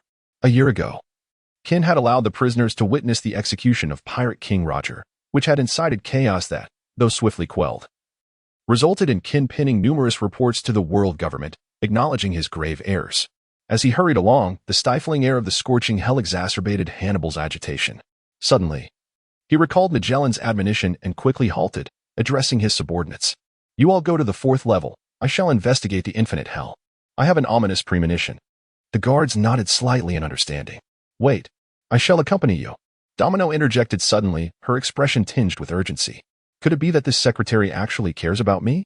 Hannibal suddenly pondered, but he quickly dismissed the thought, and the two hastened towards the colossal elevator. This immense lift was the sole passage connecting the surface of the propulsion city to the 5th layer of the frigid abyss. To reach the 6th layer of endless hell, one must first ascend to the 5th layer before traversing the entirety of the icy domain. Upon their arrival at the elevator, they discovered it was momentarily halted at the 4th layer. Has someone recently visited this level? Hannibal immediately recognized this possibility and seized a nearby guard stationed at the elevator. "Who has come through here recently?" Lord Hannibal," the guard stammered, momentarily taken aback by Hannibal's abrupt inquiry, but he quickly regained his composure. "Just a regular guard arrived from above shortly after Lord Magellan ascended." "A guard?" Hannibal murmured, pondering whether he had misjudged the situation. Yet, he could not afford to dwell on uncertainties. The circumstances were amiss, and he needed to proceed to the endless hell without delay, as long as he maintained control there. The other inmates within Propulsion City would pose no significant threat. The elevator's doors slowly closed, and Hannibal faintly caught the murmurs of the guard. He turned to the nearby attendant and inquired, "The individual who just descended appeared rather familiar. Have you encountered him before?" Upon reaching the gates of the searing hell, the guards were alarmed to find the cell doors ajar. A sense of foreboding washed over them. As they stepped inside, they beheld an area strewn with numerous gigantic logs, chaotically scattered where they should have been arranged. The prisoners, who were supposed to be handling the logs, had vanished without a trace. "Are you searching for us?" A resonant voice emerged from the shadows, and a robust man stepped forth, his bald head strikingly conspicuous. The individual before them was none other than Carlos Jody, the notorious leader of the prisoners in the 4th layer of hell, who had previously crossed paths with Lorne and Turner. At that moment, he toyed with a set of keys, a playful smirk dancing upon his lips as he regarded the guards. Beside him stood a gaunt man clad in prison guard attire. "How dare you attempt to escape?" one of the guards bellowed, pointing an accusing finger at Jody. "You will now kneel with your hands on your heads in the corner. We might consider sparing your lives, but resist, and you shall undoubtedly perish." "Undoubtedly perish?" Jody scoffed. "To be imprisoned here for eternity. Moving logs daily, how is that any different from death? Allow me to impart to you the hospitality of hell." With a clap of his hands, a multitude of prisoners emerged from the shadows, their eyes gleaming with a feral hunger as they fixed their gazes upon the guards. "Experience our wrath," Jody uttered nonchalantly. As the prisoners surged forward with the fervor of a tidal wave, the leading guard felt a shiver crawl up his spine. Though their strength might surpass that of the 4th layer's inmates, their numbers were alarmingly few. In such circumstances, suppressing them was a luxury they could not afford. Merely safeguarding their own lives was a daunting challenge. "Activate Iron Block," they called, channeling their energies throughout their bodies, as if cloaked in an invisible armor. The Navy's 6 styles, Iron Block, greatly enhanced their defensive capabilities, albeit at the cost of mobility. "I shall make you taste the anguish we have endured." A prisoner charged at a guard, landing a punch to his abdomen that resonated like steel colliding. "Ouch, that hurts," the prisoner yelped, retracting his hand and collapsing to the ground, blood seeping from his knuckles. They had incapacitated one, yet the guards remained tense as a sea of prisoners surged before them. "What has your deity whispered to you?"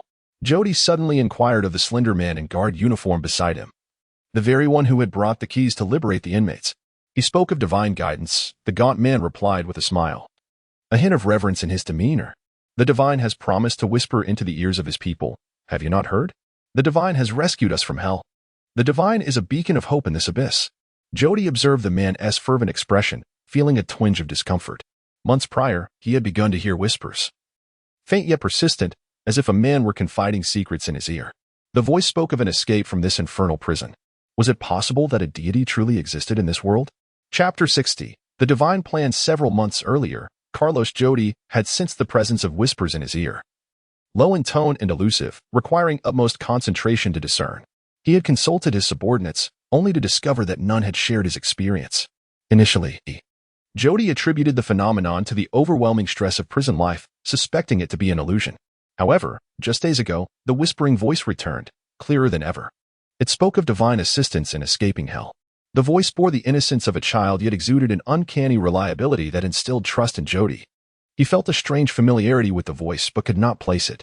As time passed, the voice grew increasingly distinct. No longer merely promising escape but meticulously outlining a plan, the prison structure, the composition of its personnel, the guards' patrol schedules, and the hiding places of surveillance devices all laid bare. Jody had once speculated that this so-called deity was merely a prison official, given the intimate knowledge of the prison's layout. Yet, the divine had urged him to prepare, assuring him that a messenger would soon arrive in this inferno, bearing keys to liberate his people. Though skeptical, Jody was astounded when a gaunt man in guard attire indeed appeared, producing keys that set the prisoners of hell free. To those ensnared in this abyss, it was nothing short of a miracle. "What is your name?" Jody inquired, fixating on the slender figure before him. "I am but a servant of the divine," the gaunt man replied earnestly. "Yet, you may have heard my former name, Kofiel." "Kofiel, the infamous thief of nations." Jody gasped, astonishment etched across his face. The name resonated like thunder. He was a legend upon the seas, not for his strength akin to Roger or Skypea, but for his extraordinary exploits. Born in the land of magic, Kofiel was hailed as the miracle hand of the century, a master of illusions renowned for his astonishing feats. However, mere mastery of magic would not have sufficed for such renown. For reasons unbeknownst, Kofiel harbored an intense loathing for the celestial dragons, often pilfering portions of the gold tribute offered to Mariehua, leading to a significant crackdown by the Navy. After a drunken mishap that resulted in the death of a pirate, Kofiel was apprehended, only for the Navy to uncover mountains of treasure within his abode, stolen gold intended for the celestial dragons.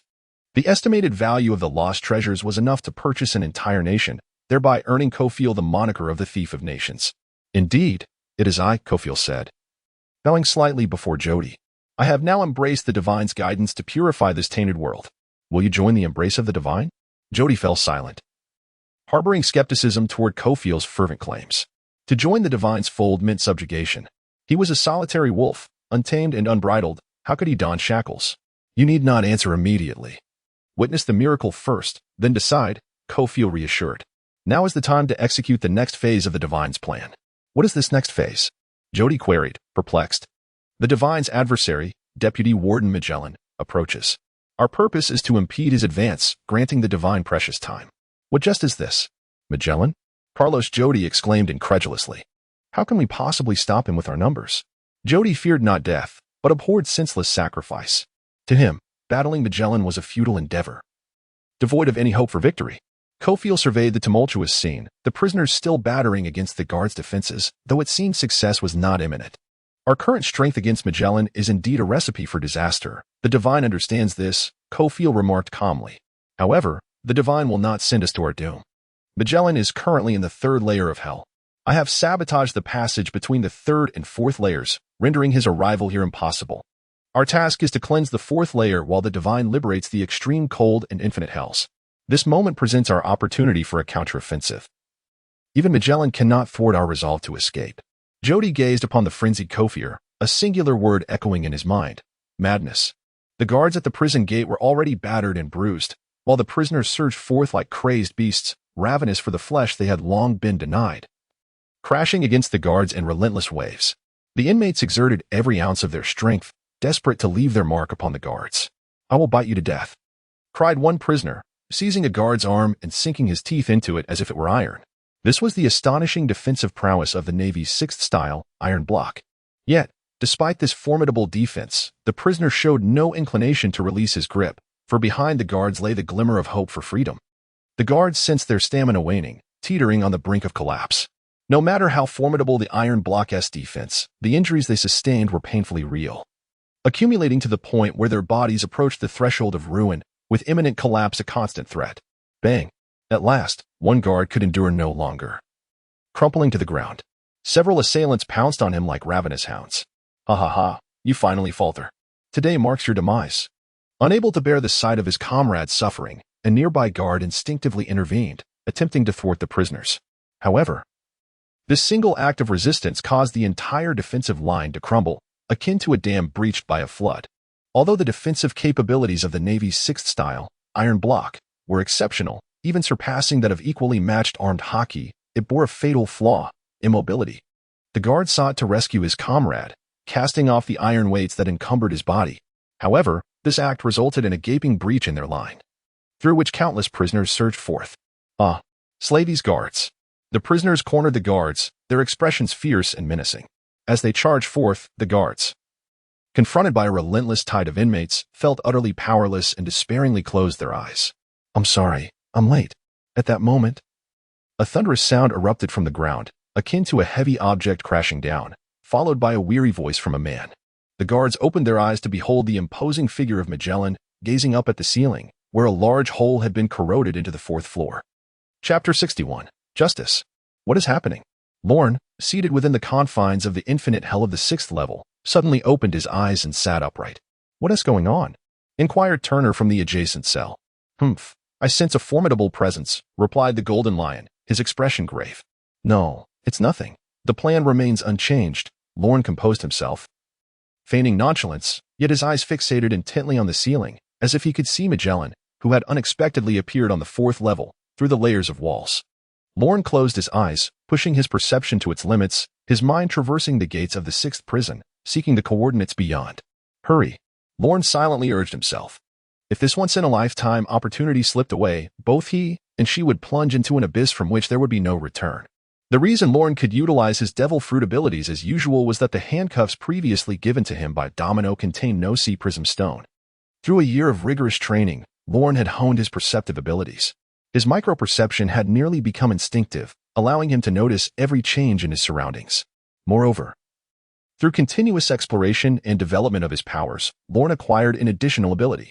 If he concentrated his will and focused entirely on a person, his voice could gently resonate in that individual's ear, allowing them to hear his whispered musings. Lorne named this ability Whisper. The mysterious voice that had spoken to Kofil on the third level, Carlos Jordi on the fourth, and Fat Tiger on the fifth was indeed Lorne. Generally, the powers derived from a paramecia-type devil fruit are limited to the user themselves, making the emergence of this whisper ability somewhat extraordinary. Unless Lorne had reached the awakened stage of a paramecia fruit, enabling him to influence things beyond himself. The principle of whisper is akin to enhancing the target's hearing, allowing them to perceive Lorne's voice. At this stage, there was no logical reason for Lorne to have awakened his fruit. However, he remained unconcerned by this fact. Anything that manifested and came into his possession became his.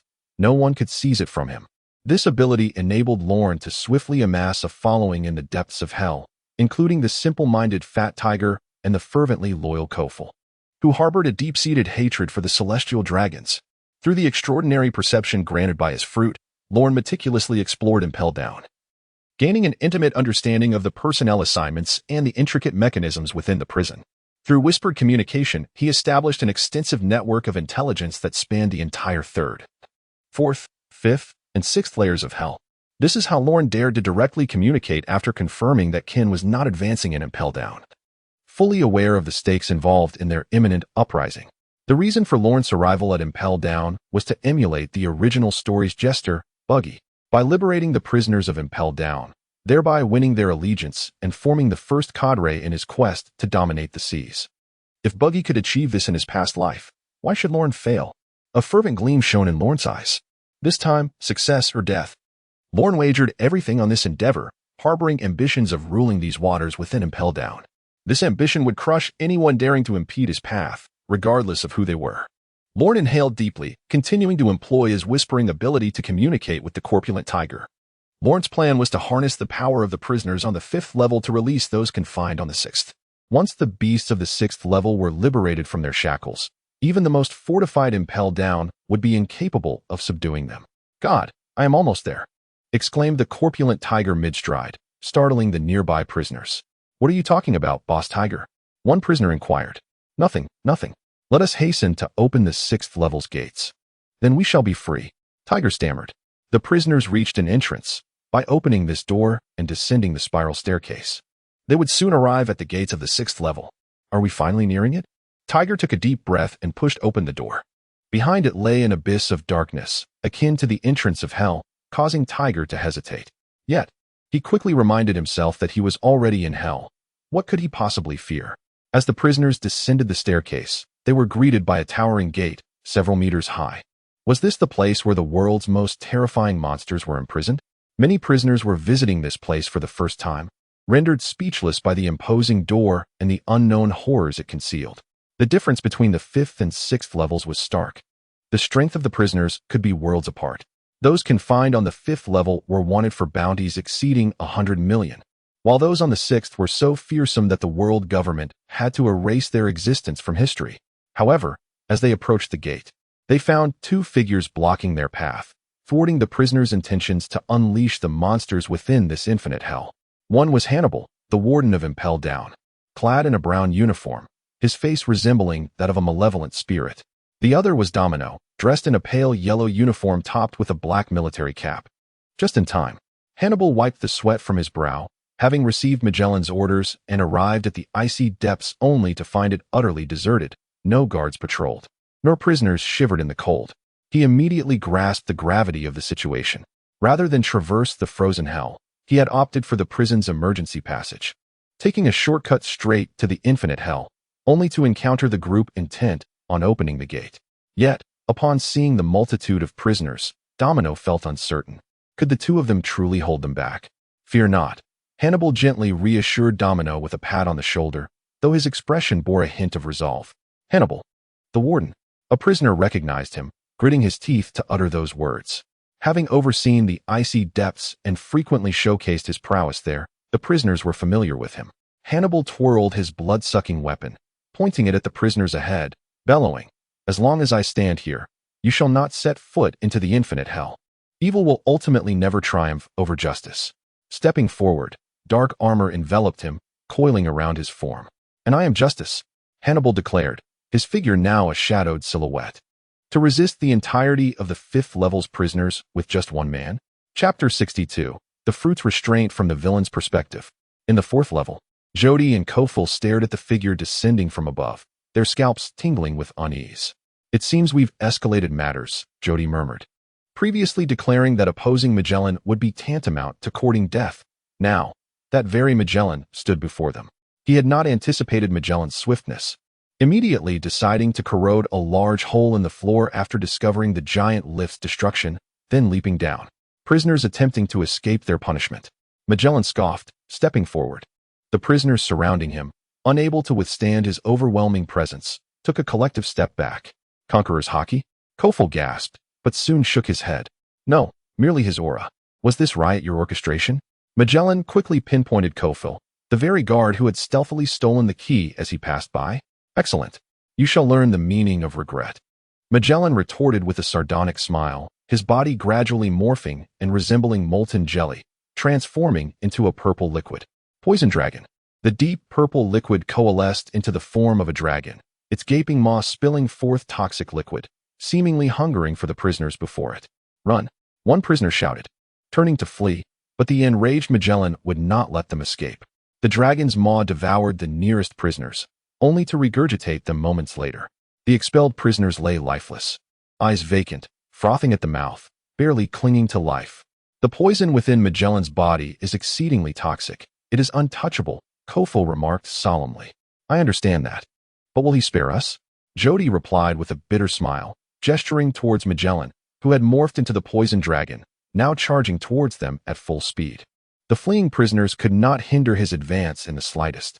"God tells me that no fruit is invincible. Every ability has its nemesis. Once we identify that nemesis, even the most formidable foe becomes manageable," Kofel stated calmly. "So, where do we find this poison man's nemesis? Or what exactly is his nemesis?" Jody lamented, though his hands had turned an inky black, readying for battle. Even if it meant death, there were no words for retreat in Carlos Jody's lexicon.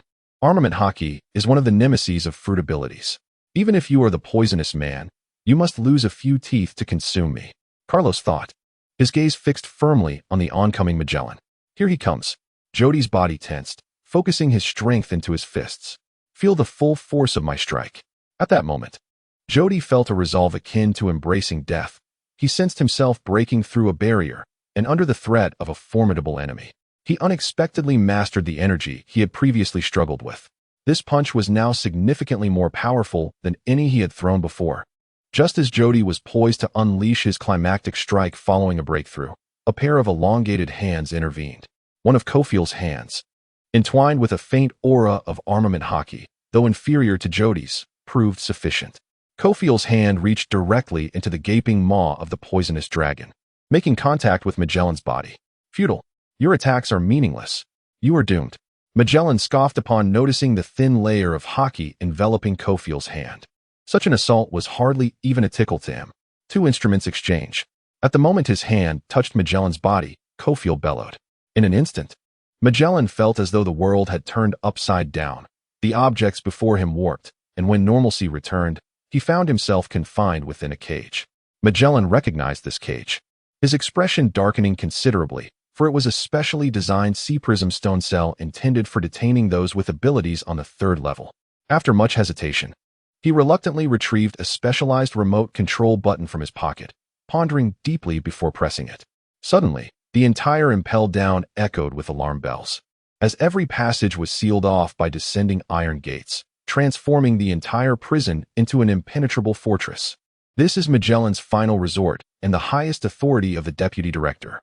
The significance of this button lies in elevating the entire Push City to a state of maximum alert, prohibiting any entry or exit.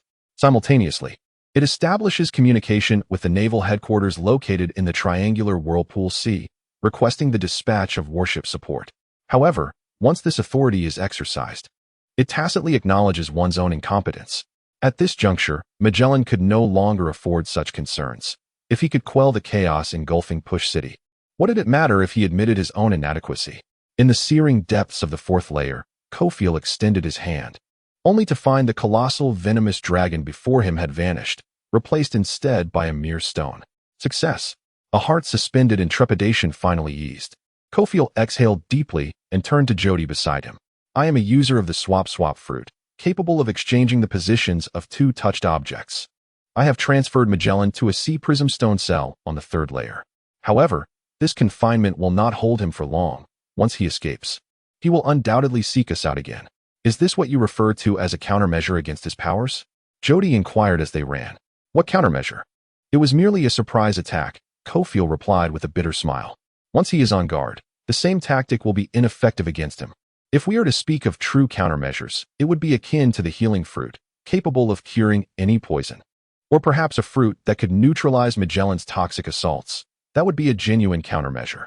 The world of you abilities users is truly fascinating, Jody remarked enviously, as the two swiftly approached the immense elevator.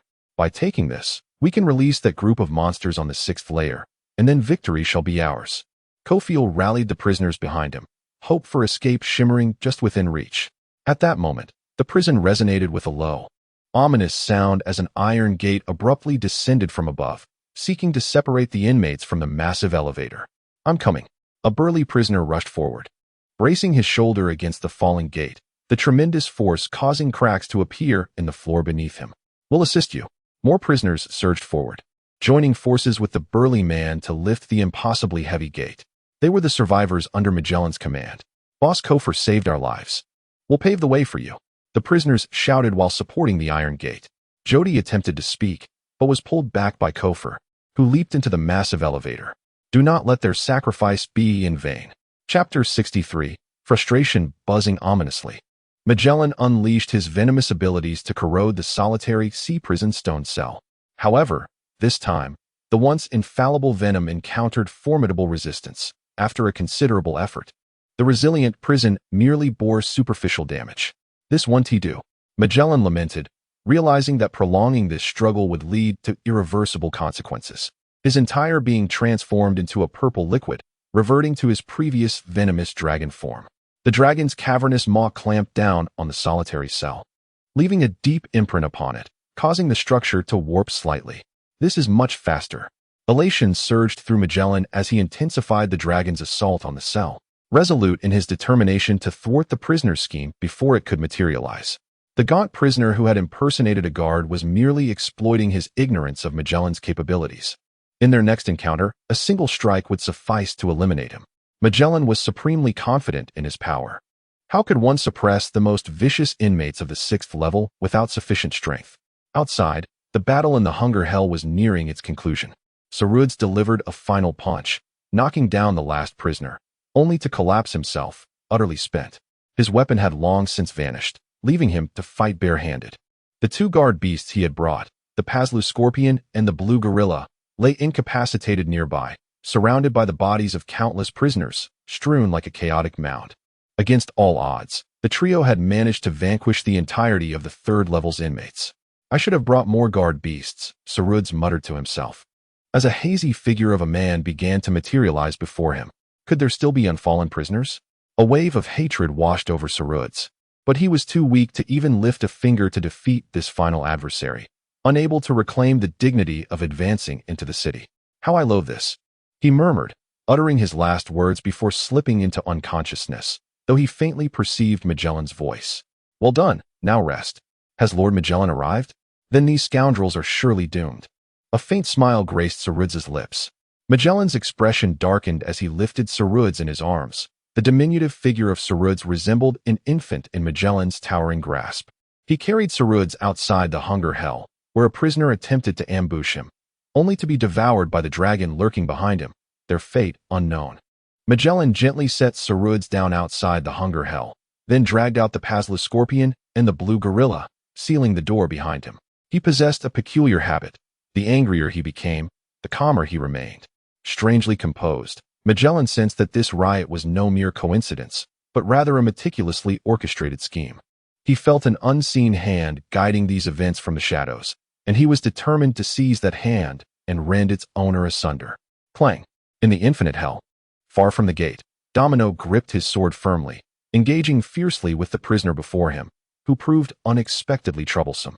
Domino found himself in a relentless dance of combat and retreat, unwittingly distancing himself from Hannibal. With a swift stroke, his blade collided with the prisoner's arm, which was enveloped in armament color. At this moment, Domino recalled the words of her swordsmanship teacher from her school days. You are the most diligent student I have ever encountered.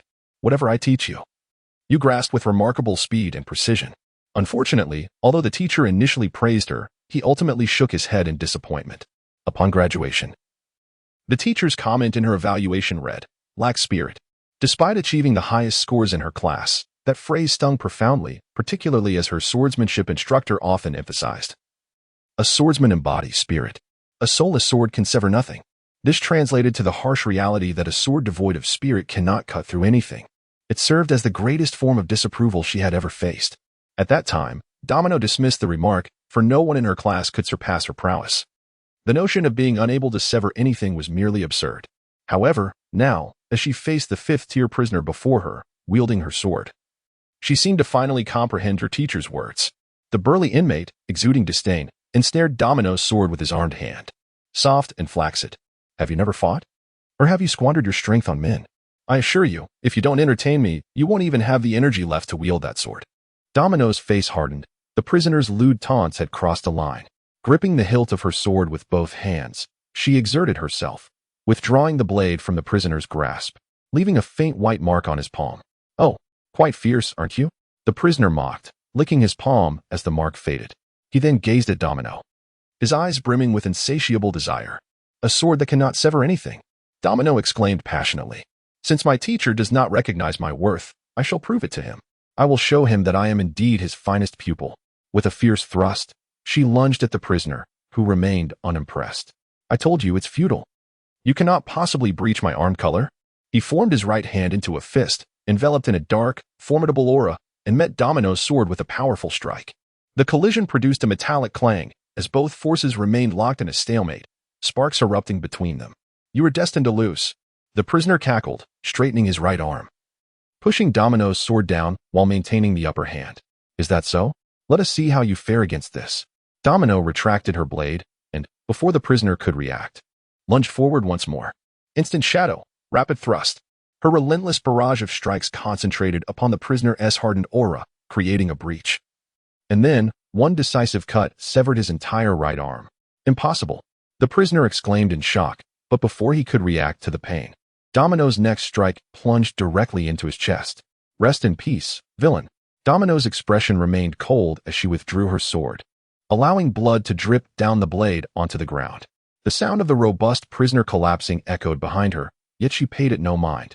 Striding purposefully toward the entrance of the sixth layer of the infinite hell, where the battles raged even more fiercely. Chapter 64. The duel in hell. Hannibal unleashed a powerful punch, his fists enveloped in a dark, menacing aura, striking the chest of the stout pirate before him. Yet, the blow had no effect on the hefty inmate. Is this the extent of the warden's strength? The fat prisoner scoffed, gripping Hannibal's arm with one hand while the other seized the collar of Hannibal's warden uniform, lifting him effortlessly off the ground. If it weren't for your numbers, how could you dare trample upon the sanctity of justice? Hannibal gasped, struggling for breath. To the victor belong the spoils. This is the lesson imparted by your world government. A prisoner with cruel scars on his face stepped forward beside the rotund inmate. These are the truths we have learned. He stripped off his prison garb, revealing a body marred by countless scars, most of which were lash marks, interspersed with gunshot wounds and sword cuts, leaving not a single patch of unblemished skin upon him. Before his capture, this man was renowned as a tough warrior of the seas, and even after being apprehended by the secretive organization CP0 of the world government, he exhibited no fear. The warden of Impelled Down, Ken, found this resilient spirit particularly intriguing and extended his malicious favor towards him. Impelled Down is nothing extraordinary. Udi, take your comrades and open the gates of the infinite hell. I shall handle this matter. With a disdainful snort, Fat Tiger firmly grasped Hannibal by the collar, while his other hand gradually darkened, enveloped in the power of hockey. Udi said nothing and turned to depart. Hannibal was not his primary target of animosity. In fact, he held a certain admiration for Hannibal's audacious defiance, akin to a moth drawn to a flame. Alas, the two would never share the opportunity to drink together again. Then, let me send you to your demise. Fat Tiger unleashed a punch, a colossal fist imbued with overwhelming might, aimed directly at Hannibal's head. In the previous skirmish, Hannibal had already exhausted his last vestiges of strength, and now, barely clinging to life, he harbored no thoughts of resistance, slowly closing his eyes. During his student years, his teacher had spoken of the farewells among comrades. At this juncture, the teacher's tone had noticeably faltered before continuing. As guardians of justice, parting with loved ones is an unavoidable reality. I once bid farewell to 3 comrades within a single week. One was my teacher, and the other 2 were brothers I had grown up with.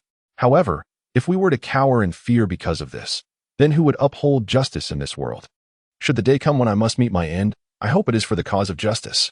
Hannibal recalled the resolute expression of his teacher as these words were spoken. Perhaps this too could be considered a sacrifice for justice?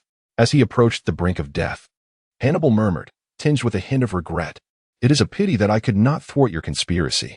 Clang. The anticipated agonizing blow did not arrive, and Magellan opened his eyes to find that the fat prisoner's lethal punch had been thwarted by a slender sword. "You have yet to assume the role of warden. How could you perish in such a manner?" A melodious voice rang out before Hannibal.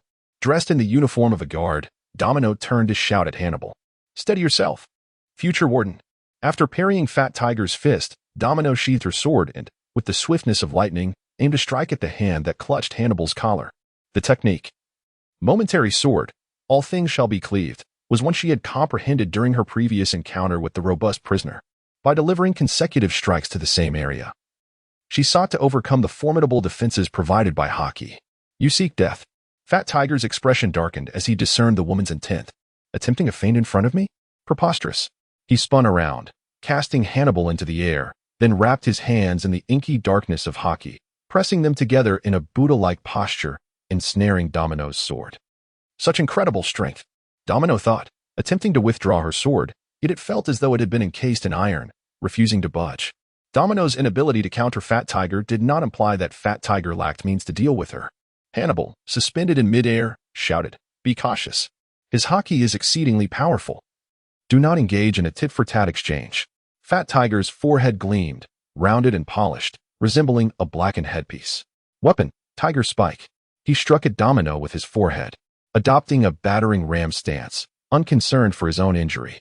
What remarkable confidence one possesses. Domino's sword is ensnared by the formidable Fat Tiger, leaving her with no means of evasion, unless she is willing to relinquish her blade. For a swordsman to cast aside their weapon in the face of a formidable foe is the gravest affront to their honor, even if one were to concede. What could a swordsman devoid of their sword possibly wield to quell the might before them? The Marine 6 techniques, paper drawing. Among the clandestine skills of the Marine Corps lies a unique defensive technique that renders the body as supple and light as paper. Evading enemy assaults by employing the principle of a sheet of paper being swept aside by the wind. The reason for not employing a more robust defense, such as iron, is that Domino possesses the self-awareness to recognize that even the formidable Hannibal, with his superior haki, would find little success against such an adversary. To rely on her own meager haki would be an act of self-degradation. Futile. The Marine's 6 techniques, when confronted with overwhelming power, become nothing more than a farcical jest. Fat Tiger scoffed, suddenly releasing his grip on Domino's sword, his hands parting widely as if swatting at a fly, aiming to strike Domino, who had invoked paper drawing. You and I are separated by an insurmountable chasm of strength, Fat Tiger proclaimed with a condescending tone, as if pronouncing the death knell for his foe. With nowhere left to flee, Domino gritted her teeth and braced herself, relinquishing the hilt of her sword as haki enveloped her slender, pale arms. She resolved to use her delicate limbs to withstand the might of Fat Tiger. A cruel smile spread across Fat Tiger's face. He had never been one to show mercy. He envisioned the scene of this beauty being reduced to a pulp beneath his might. With a fierce momentum, Fat Tiger's palms clapped together in midair, only to suddenly stall. His expression shifting to one of displeasure as he forcefully altered his assault from a strike to a push. Although the force remained tremendous, it was no longer as lethal. Fat Tiger sent Domino hurtling a dozen meters, crashing heavily against the wall. He-ho! He-ho! On the 6th floor. A multitude of prisoners united in their effort to push open the massive door. At long last, the entrance began to creak open. Chapter 65, Crisis. All of this transpired in the blink of an eye. Hannibal plummeted through the air, only to be met by a knee strike from Fat Tiger, who forcefully struck him in the waist. Hannibal tumbled several times on the ground, landing right in front of Domino. How infuriating. At that moment, Hannibal found himself in an exceedingly disgraceful position, never having envisaged that as the warden of Impel Down, he would be rendered so vulnerable. Although it was due to the overwhelming numbers of his adversaries, the harsh truth of this vast ocean remained. The law of the jungle prevails, survival of the fittest. Where the victor is deemed right and the vanquished, simply making excuses. You should consider yourselves fortunate that I have suddenly lost my desire to kill you. Fat Tiger remarked coldly. In truth, Fat Tiger had intentionally held back during that last strike. Otherwise, it would not have landed on Hannibal's waist, but rather on his skull. At this moment, there was no way Hannibal could have withstood a fatal blow. I have never required the pity of criminals. As long as I draw breath, your schemes will never come to fruition. Hannibal spat out a mouthful of blood, mixed with fragments of teeth, and uttered fiercely. Excellent. This embodies the will of Impel Down. A sudden aged voice emerged from behind Fat Tiger. Turning his gaze, he noticed a large hole in the ceiling, corroded at some point, through which 2 towering figures leapt down. Thank you for your hard work, Chief Warden Hannibal. We shall take it from here. One man, clad in the uniform of the deputy warden, leapt past and vanished from sight. By the time Fat Tiger regained his senses, this man had already appeared beside Hannibal, gently lifting him and carrying him to Domino's side. Cough, you scoundrel Magellan, assigning such a dangerous task to me. Hannibal shouted at Magellan, blood trickling from the corner of his mouth, completely unfazed. I apologize for my tardiness. Upon my departure, my position will undoubtedly be yours. You are the man I recognize. Magellan responded. I assure you, I will not be late again. For now, do not speak. Rest well. Then, it will be the end for you wretched criminals. Magellan turned, exuding an intimidating aura. The sheer intensity of his presence caused Fat Tiger to involuntarily take 2 steps back. Yet the elderly figure in casual attire behind him radiated an equally formidable atmosphere. Before we engage in combat, let me ask you this. You are not a devil fruit user, are you? Magellan suddenly posed a question that caught Fat Tiger off guard.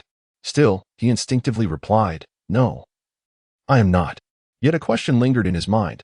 Does the outcome of this battle truly depend on whether one possesses a devil fruit ability? If you are not a devil fruit user, then that is fortunate. Magellan's expression remained cold, as if passing judgment from the depths of hell. I shall send you to the underworld. Consider yourself fortunate to be the first. You shall not be alone. For I will ensure that every last one of these rebellious inmates joins you. Before his words could fully echo, Magellan vanished from view. Before Fat Tiger could comprehend, Magellan reappeared beside him, slightly leaning in to whisper, this strike is a punishment for your provocation of Impel Down's authority. With that, a powerful fist struck Fat Tiger's chest, sending his corpulent form flying. Magellan, towering at over 3 meters, resembled a small giant, yet still appeared diminutive next to Fat Tiger. However, in the world of pirates, stature does not determine strength. Otherwise, the land of giants would have long been invincible. Fat Tiger felt a suffocating sensation in his chest, losing control of his body as he was propelled backward, reminiscent of how he had previously humiliated Hannibal. Is this truly your confidence in challenging Impel Down? Scoffed the elderly figure behind him, delivering a casual elbow strike to Fat Tiger's back, effectively neutralizing the overwhelming force. This strike is in retaliation for Hannibal. At the moment Fat Tiger halted, Magellan vanished once more, only to reappear at his side. With fists as dark as ink, he aimed a crushing blow at Fat Tiger's head. The simple yet masterful application of the Marine's 6 powers, shave, was executed with unparalleled finesse by Magellan. As one of the most exceptional students of their master, Magellan's physical prowess was never inferior to that of Warden Kin, the head of Impel Down. This was the might of Impel Down, transcending even the most ferocious criminals in the world. Damn it, they only prevail due to their numbers. Otherwise, how could I possibly lose? I am destined to be the Warden of Impel Down. Fat Tiger, lying on the ground, weakly protested, refusing to allow anyone to question his strength. I apologize, Hannibal. I misspoke, Magellan expressed, though his hands showed no hesitation. The power was overwhelming. Haki, covered. Fat Tiger, already incapable of evading this strike, had no choice but to forcefully use Haki to withstand Magellan's punch. This scene mirrored the moment Domino had to endure Fat Tiger's blows. With one crucial distinction, Magellan would show no mercy to these inmates. Bang! The collision of fist and skull marked a clash of Haki, with Fat Tiger evidently far inferior to Magellan. When Magellan withdrew his hand, Fat Tiger's face bore a faint imprint of a fist, blood streaming forth, having lost all his strength from this assault. Now, I shall send you to hell. Gazing at the unconscious Fat Tiger before him, Magellan uttered coldly. His right hand clenched into a fist, ready to strike Fat Tiger's head once more. Fat Tiger was utterly devoid of the strength to resist. This blow would be fatal. You shall not. The prisoners from the 3rd level, finally arriving, witnessed Magellan poised to execute Fat Tiger. Adhering to the principle that an enemy of my enemy is a friend, Jody, the leader of the 3rd level, shouted, while Kofiel, beside him, hurled a chain in Magellan's direction. Futile, you cannot impede me.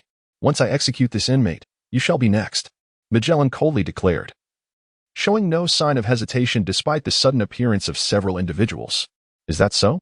The chain that had been thrown suddenly transformed into a man, his arms enveloped in Haki as he charged toward Magellan like a rocket. Behind him, Kofiel struck a peculiar pose, shouting, "To in exchange." As a user of the swap fruit, Kofiel possessed the ability to exchange the positions of any 2 objects he had touched. This marked the first collaboration between him and Jody. With immense force, Jody propelled Magellan away, just in time to save the barely conscious Fat Tiger. Chapter 66. The previous generation Magellan took a few steps back, brushing off the dust from his attire. Jody's sudden assault had not inflicted any significant damage, yet it had left him in a state of disarray. After colliding with Magellan, Jody steadied himself beside Fat Tiger, adopting a combat stance. Despite having struck Magellan, he remained vigilant, especially considering the elderly figure in casual clothing behind Fat Tiger, whose imposing presence rivaled that of Deputy Warden Magellan. Who is this old man, truly? You shall perish. Jody resolved to strike first, aiming to deliver a fatal blow while the elderly figure remained unsuspecting. With a swift motion, Jody unleashed a fierce kick aimed at the old man's head, not intending to inflict severe harm, but rather to force him to evade, thereby facilitating the escape of the fallen prisoner. Thud. The old man's right hand rose effortlessly, casually deflecting Jody's assault. How could this be? Jody noted that the old man's arm bore no significant strength. Even the point of contact with Jody's leg exhibited only a faint hint of hardened resolve. The force Jody exerted transferred to the old man's arm, which, in a remarkable manner, redirected the energy back into Jody's own body. This technique of utilizing strength to counter strength is quite rare. And a name flickered in Jody's mind, a name passed down through generations among prisoners. The former warden of Impel Down, the honorary vice principal of the Naval Academy, a master of martial arts from the Land of Flowers, and the mentor of the current Warden Kin and Deputy Warden Magellan. Tai Chi Master Wei. Those familiar with him affectionately refer to him as Old Wei, yet he belongs to a bygone era. The sole reason Jody was profoundly influenced by him was his remarkable naming conventions, said to be a hallmark of the Land of Flowers. You 2 students truly are a source of concern, the elder remarked lightly. He had merely been visiting an old friend on Justice Island to unwind. But upon receiving the alarm from Impel Down, he made his way directly here, traversing the vast whirlpool sea with ease. Boom, boom, boom. Jody was propelled away by his own strength, spinning in the air before crashing into several famished prisoners who had descended from the depths of hell. My apologies, Master. I have disappointed you. Magellan slowly rose, expressing his regret. Once I have dealt with the matters here, I shall resign in accountability. Upon hearing this, Hannibal, who lay nearby, suddenly felt a spark of interest. Domino, beside him, silently turned his head away, noticing this detail. This is not my superior, certainly not. No need for concern. You are my student, and who would dare lay a hand on you? The elder stated with authority, instructing, just write a report for me afterward. Have you finished your conversation? The battered Jody was helped up by Kaofir, wiping the blood from the corner of his mouth before he spoke with fierce determination. Do you truly wish for death? The elder scoffed softly, assuming a posture reminiscent of cradling the moon in his embrace. This is a move from the 13 forms of Tai Chi decades ago. The elder subdued the entire impel down with this very technique. Though he appeared unsteady and light on his feet, he was imbued with an overwhelming power, soft yet firm yet soft. This encapsulates the true essence of Tai Chi. Kofor picked up a nearby chain and hurled it once more at Levi. Futile. I have already seen through your moves, the elder in casual attire scoffed. With a fluid change of stance, he understood Kofor's abilities. Whatever he attempted to exchange would be easily shattered. Meanwhile, Magellan, standing to the side, frowned slightly, sensing that he had overlooked something significant. The chain soared into the air, suddenly morphing into the figure of a man, Jody, still wearing a murderous intent. Jody had never feared death, nor did he understand the concept of fear. I told you it's useless. The elder grasped Levi's fist with both hands, then turned and yanked, preparing to slam Jody to the ground using his momentum. To use force against force, that is the technique of Tai Chi. And the pride of the flower country. Those pirates who only grasped the surface of it would never comprehend such a principle. However, just as the elder twisted his waist, he felt the figure he held, Jody, turn cold and hard. You've been played. The chubby tiger, lying on the ground, laughed mockingly, unconcerned about his own predicament. Kofor had once again utilized the power of the swap fruit, successfully toying with the former warden of Impel Down.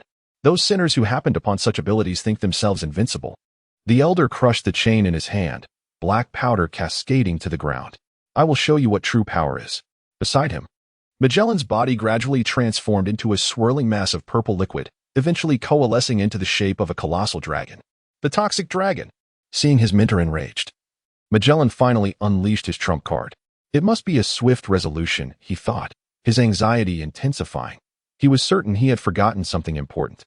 Like a life-saving straw forever just out of reach, it was merely a matter of a hair's breadth. It is Magellan's ability, it must be dispersed. Lest he capture them all, Kofor bellowed, then placed his hands on two nearby prisoners, marking them. Run. Magellan is going all out.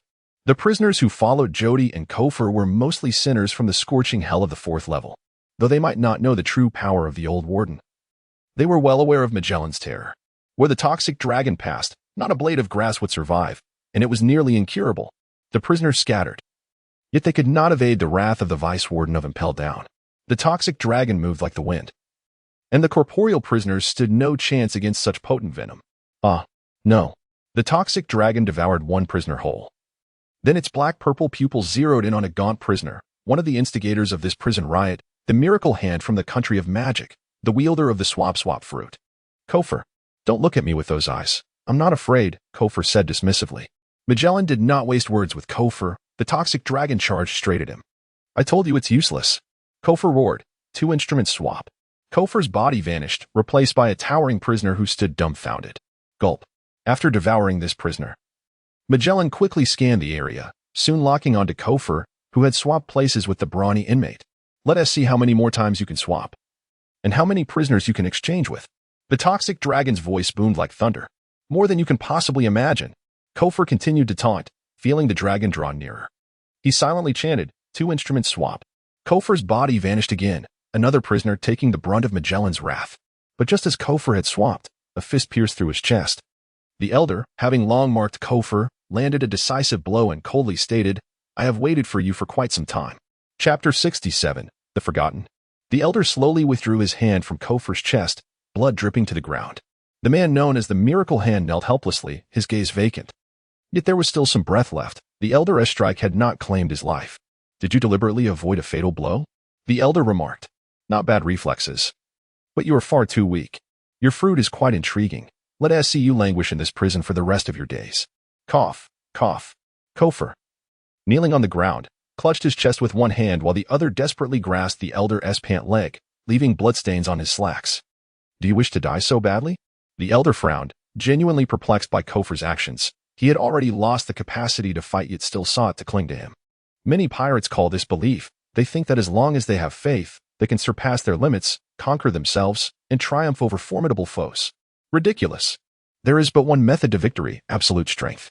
Indeed, I have long grown weary of this tedious world. Cough, cough. Kofor spat blood, then carelessly continued. But my life has long been devoted to my God. I cannot give it to you. Laughable faith, the elder scoffed. As absurd as the Holy Truth Church on the Red Earth continent. The elder kicked Kofor aside and declared, there are no gods in this world. Only justice. Kofor rolled on the ground a few times before being caught by a pair of powerful hands. Are you all right, magician? The king of the scorching hell, Carlos Jody, gently set Kofor down and inquired. When Kofor had used the swap fruit a second time to evade Magellan's toxic dragon, he had sensed a hint of danger. However, the elder's movements were too swift, and Jody could not save him. I'm fine. I want to die, Kofor replied nonchalantly. That's good, Jody said, rising, his hockey wrapping around him, step by step approaching the distant toxic dragon. It's Jody. Jody has come to save us. The prisoners being pursued by the toxic dragon saw Jody as a savior and rushed towards him. What is this? Seeing comrades fall. Have you finally realized that fleeing is futile? The toxic dragon, transformed Magellan, scoffed as countless streams of venom shot forth from his body like arrows. Observation hockey, perception. Jody closed his eyes and began to sense the trajectory of Magellan's attacks. As the vice warden of Impel Down, Magellan had developed his fruit's power to its zenith. Mastering formidable hockey and martial arts, his strength was indeed top tier. However, he bore a significant flaw. His observation hockey was inadequate, for a person's focus is inherently limited. This led to a consequence. Magellan possessed an unparalleled advantage when battling opponents who could not restrain his lethal abilities. However, once he encountered an adversary with superior observation hockey, his attacks became easily perceptible. In close combat, this was manageable, as the vast range of his Venom Dragon attack compensated for this flaw. Yet, when employing range tactics, his assaults could be effortlessly evaded by those endowed with heightened perception. Take the current situation, for instance. Jody closed his eyes and, sensing the fluctuations in the air, deftly sidestepped the majority of the venomous arrows. The few that managed to slip through merely grazed his armament, leaving negligible marks. Futile, you're merely stalling for time. Magellan's form coalesced from the Venom Dragon, and countless droplets of venom cascaded to the ground. In the next instant, he vanished and reappeared before Jody. Shielded by the barrage of poisoned arrows, Magellan extended a hand from the tempest, seizing Jordy's head. Poison explosion. Magellan's hand detonated upon Jordy's skull like a bomb. A pale purple venom sprang forth. At such a close distance, survival was an impossibility without medical intervention. This was the confidence of Magellan. It was all over. It's finished, Magellan declared softly, yet an unsettling anxiety surged within him. He sensed that these individuals were merely prolonging the inevitable. But what was the purpose of this delay? Could there be reinforcements within Impel Down? Suddenly, it struck him. His purpose for rushing to the infinite hell alongside his mentor was not merely to punish these escaped convicts. In extreme scenarios, even if he allowed them to flee, they would struggle to escape the confines of Impel Down. His true objective was to suppress the criminals of the 6th level, preventing the world's most nefarious prisoners from seeing the light of day again. However, upon corroding the ceiling and arriving in infinite hell, the notion of subduing the 6th level seemed to vanish from both his and his mentor's minds. When had they fallen into this trap? A bloodthirsty glint flashed in Magellan's eyes, while the Elder V's expression darkened ominously. Haha, I am the forgetful man who has consumed the forgetting fruit. Anyone who touches me unconsciously neglects important matters. The once prone fat tiger finally erupted into laughter. You've all been played. You fools. Ahahaha. Before Fat Tiger could continue, Magellan, in a fit of rage, sent him flying with a single kick, crashing into the wall and leaving faint spiderweb-like cracks. Useless. You cannot effect any change now. Despite his severe injuries, Fat Tiger continued to cackle. We have won. Silence. I shall send you all to hell. Magellan vanished once more, reappearing before Fat Tiger, his foot raised high, prepared to crush the arrogant criminal's skull. Bang! Just as Magellan was about to strike, the ground erupted as if manipulated by unseen hands, forming a shield that absorbed the impact of his attack. As he shattered the shield, he discerned the visage of a lion's head upon it, a gaping mouth, as if mocking him. Clap, clap, clap. Applause echoed from afar, soon swelling into a cacophony of laughter. Look at our vice warden of Impel Down. What do you call this? Leading the charge was a tall figure with golden hair adorned with half a ship's wheel, puffing a cigar he had procured from who knows where. Oh, I remember now. This is called impotent rage. Ha ha. The prisoners behind him joined in uproarious laughter. Meanwhile, Magellan and V stood resolutely, their expressions as grim as carved stone statues. The situation had spiraled beyond control. Chapter 68. The unbridled beast. The world's most notorious criminals had finally been released from their restraints. Magellan glared at the advancing prisoners, gritting his teeth as he recited their names one by one. Sky Pirate, Gold-Lined Shiki, Son of Evil, Venshir Lorn, Phantom Tuner, City Breaker Bach, Sword of Death. Ayo. One by one, renowned figures from the seas emerged from the depths of hell. Magellan felt a gust sweep past him. The defeated Fat Tiger, Geordie, and Kofiel had vanished, now positioned behind the freshly liberated convicts. Phantom Tuner. Even with his legs severely injured, he displayed superhuman speed after breaking free from his restraints. Powerful Elixir. A prisoner stepped forward, transforming his fingers into needles, piercing several of the oblivious convicts. Pharmaceutical Demon, Harvest. Magellan ground his teeth as he uttered the name. Earlier, Kofiel had mentioned to Geordie that there exists a hierarchy of fruit abilities. Any seemingly invincible power could be countered by an inferior one, and Harvest, the pharmaceutical demon, was one of Magellan's counters. As one who had consumed the medicine fruit, Harvest possessed the ability to concoct various poisons within his body. He could analyze the components of any toxin upon contact and create antidotes. Geordie merely suffered from poisoning, and after Harvest administered an antidote, he was no longer in grave danger. However, both Fat Tiger and Kofiel were gravely injured, necessitating Harvest to inject them with a vitality elixir to enhance their recovery capabilities at the cost of their lifespans. This ability bears a remarkable resemblance to the hormone fruit possessed by the later Demon King Ivan. Thus, in a certain sense, the drug fruit can be regarded as a superior variant of the hormone fruit, due to the fruit's inherent restraining properties. Harv stands as the adversary Magellan is most reluctant to confront. However, regardless of the foe he faces, Magellan cannot afford to retreat. For behind them lies the essence of justice. Magellan's form gradually transforms into a liquid state before coalescing into a towering giant, the Toxic Colossus, his most formidable incarnation. In the presence of this world's most vicious prisoners, he must exert every ounce of his strength. The path of yin and yang, the Pisces style, clad in casual attire.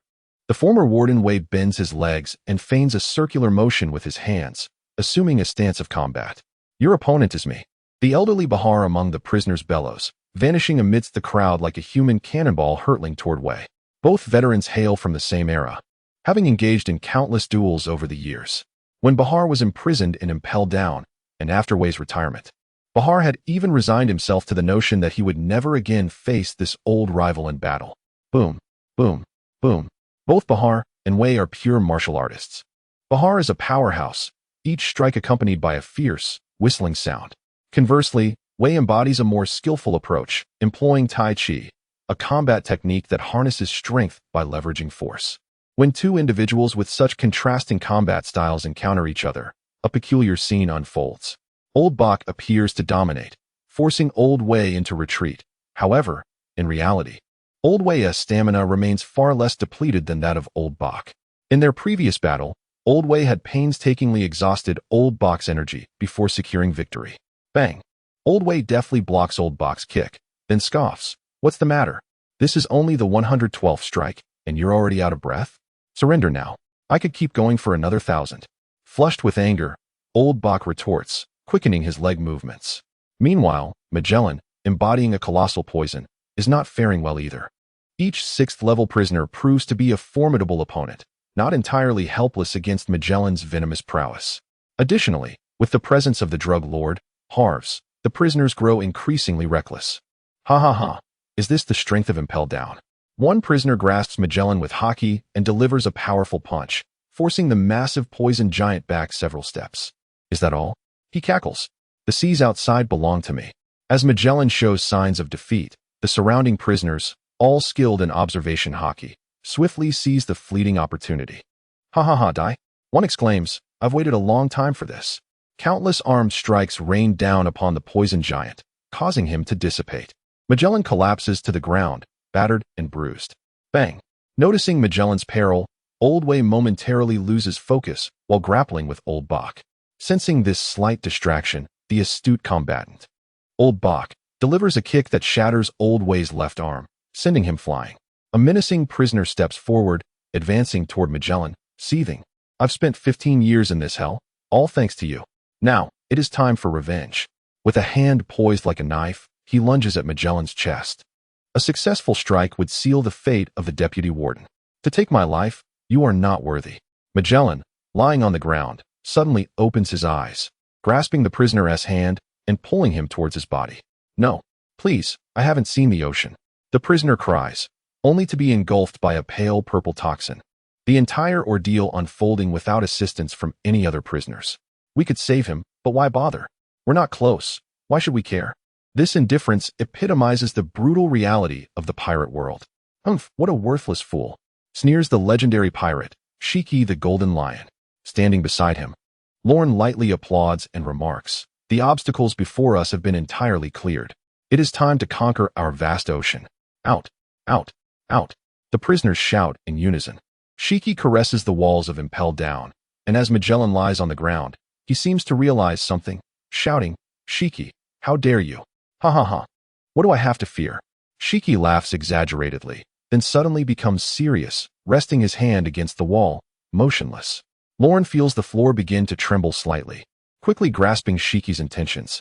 If so, it is indeed a reckless gamble. However, Shiki soon confirms Lorne's suspicions as the entire Impel Down begins to shake violently. Ha, ha, ha. The prisoners erupt in cheers, while the high-ranking officials of Impel Down can only helplessly witness the scene. Finally, after a massive tremor, Lorne senses himself slowly rising. Shiki intends to uproot Impel Down entirely. Chapter 69. The Future King Rumbling. The enormous Impel Down gradually rises from the depths of the sea, with the prison's upper echelons completely subdued by the prisoners, none able to thwart their escape. As one of the three core institutions of the world government, the fall of Impel Down is a resounding slap to their faces, plunging the post-execution world of Pirate King Roger into further chaos. As the water cascades down like a waterfall, revealing the true visage of Impel Down, it resembles a tower formed of layered cylindrical structures. This is not what one would expect of a building submerged deep beneath the sea. Rather, it bears the semblance of a terrestrial edifice. The method of construction remains a mystery. How did ancient peoples build such a colossal structure in the depths of the ocean, and for what purpose? Yet, this world is inherently mad and grotesque. Anything is possible. As the water recedes, a square opening resembling a door emerges at the base of Impel Down. Adorned with a colossal lion's head, its jaws agape. At the entrance, a group of prisoners laughs maniacally, shedding their prison garb, some even tearing their uniforms in their eagerness.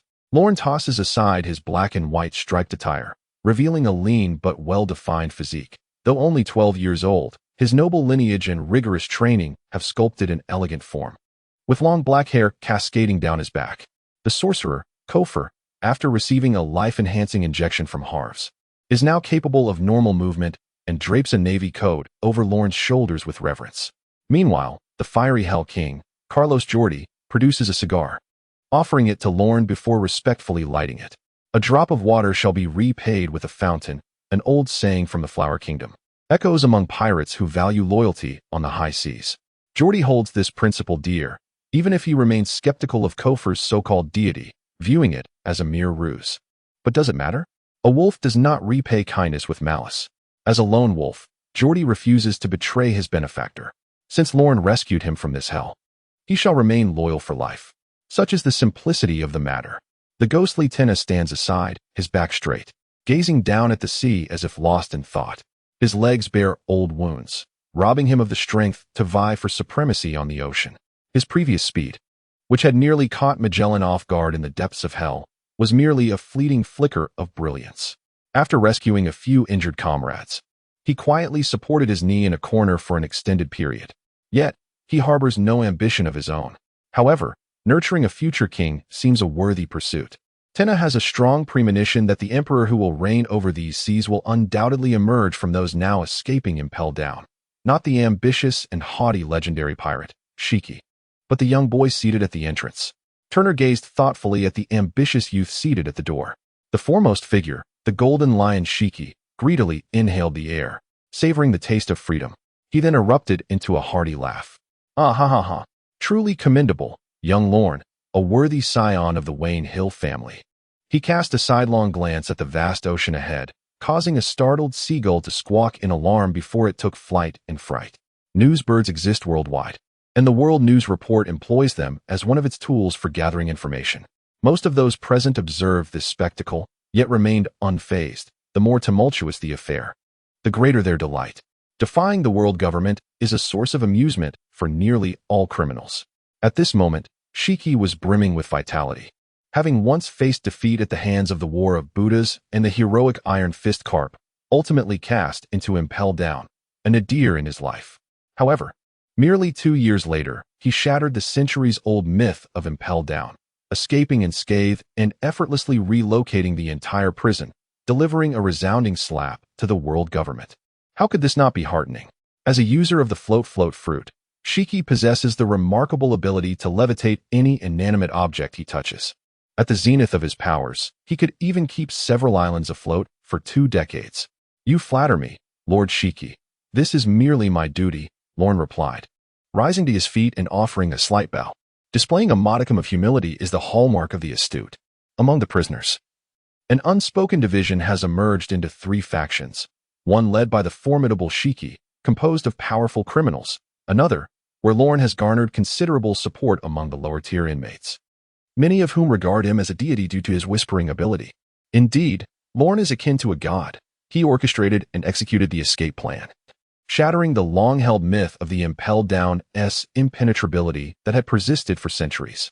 In this endeavor, Lorne deserves the lion's share of the credit. Without him, even someone as formidable as Shiki would have had to resort to self-mutilation to escape this hellish prison. Thus, Lorne's faction is the largest among the 3.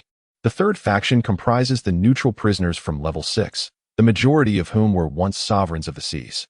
Even within the confines of impelled down, they retain their pride. The legendary Golden Lion Shiki cannot compel their submission. They consider their misfortune merely a twist of fate, believing that if they could once again sail the seas, their own legends could still be written. And what of Lorne, this inexperienced youth? Who is he to command their respect? Given the slightest opportunity, they would eagerly part ways, intent on continuing their own legendary tales upon the ocean. Thus, it can be said that within the confines of impelled down, currents of ambition swirl beneath the surface.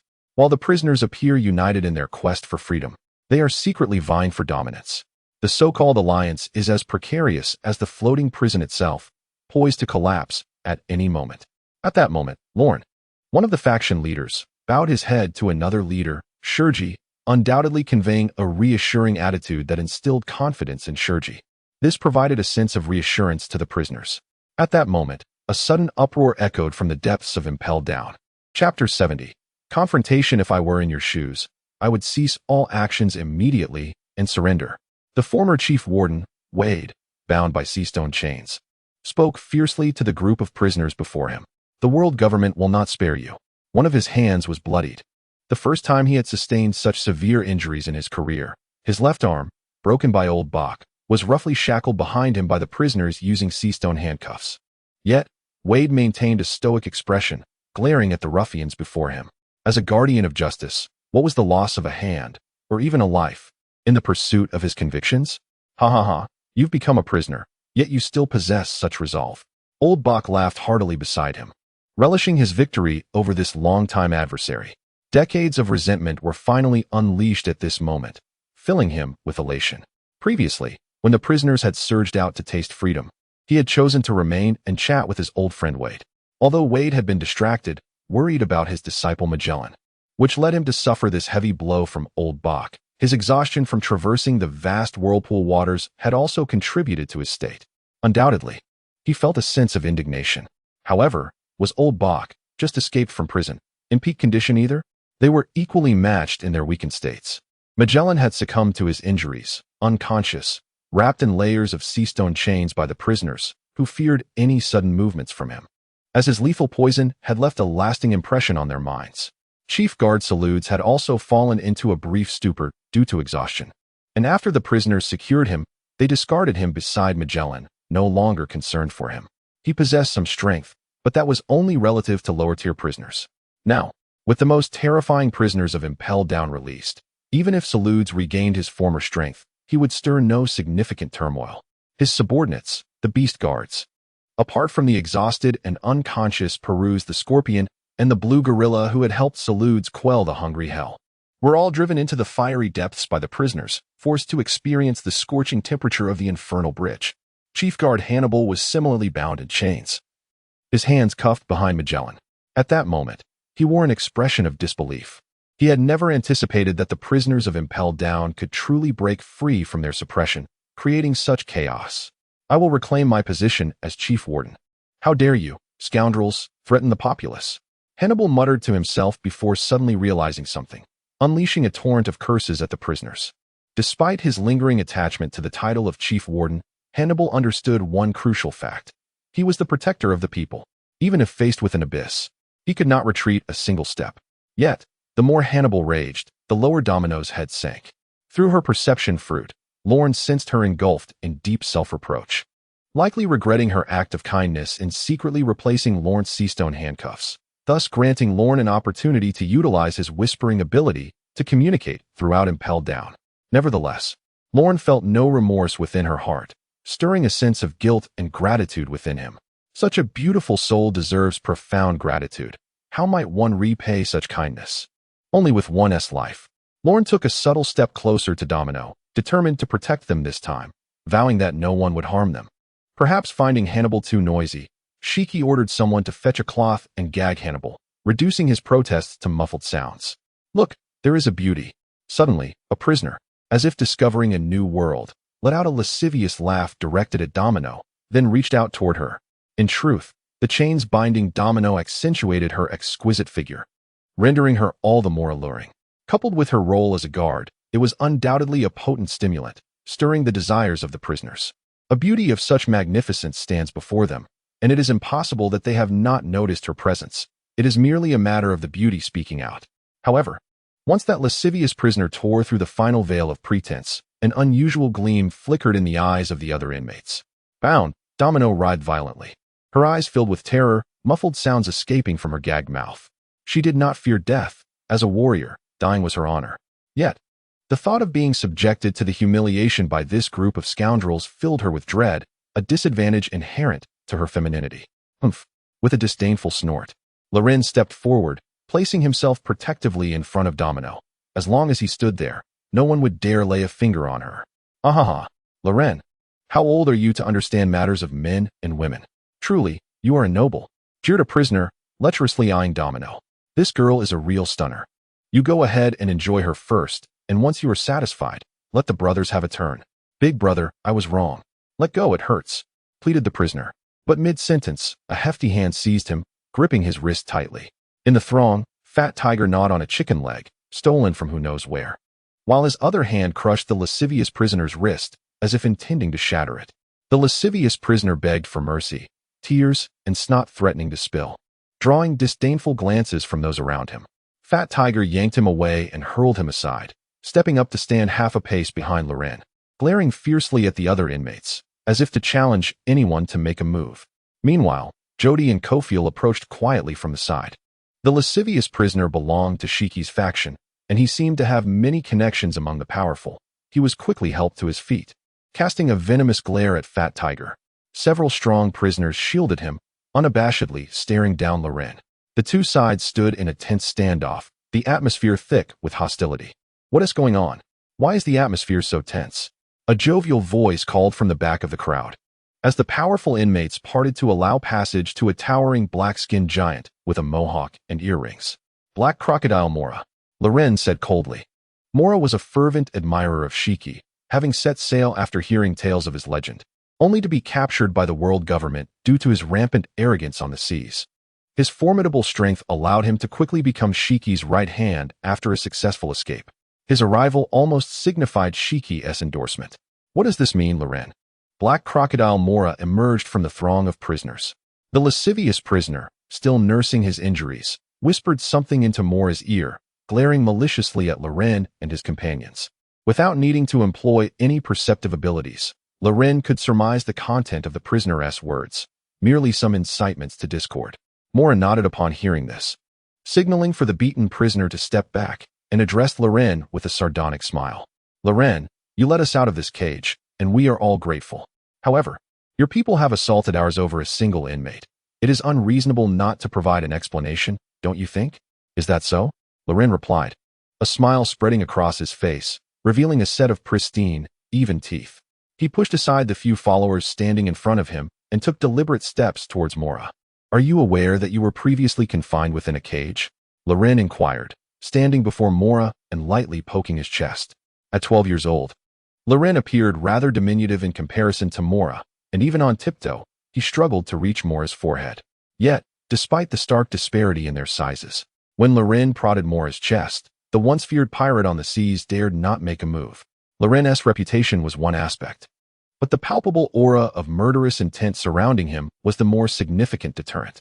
The magic hand, Kofiel, the Scorching King, Carlos Jody, the two prisoners, who shone brilliantly during the recent jailbreak, now regarded Mora with an icy indifference, as if they would tear him apart at the slightest provocation. Pray tell, where were you during the escape? Lorne scoffed, continuing, I certainly contributed.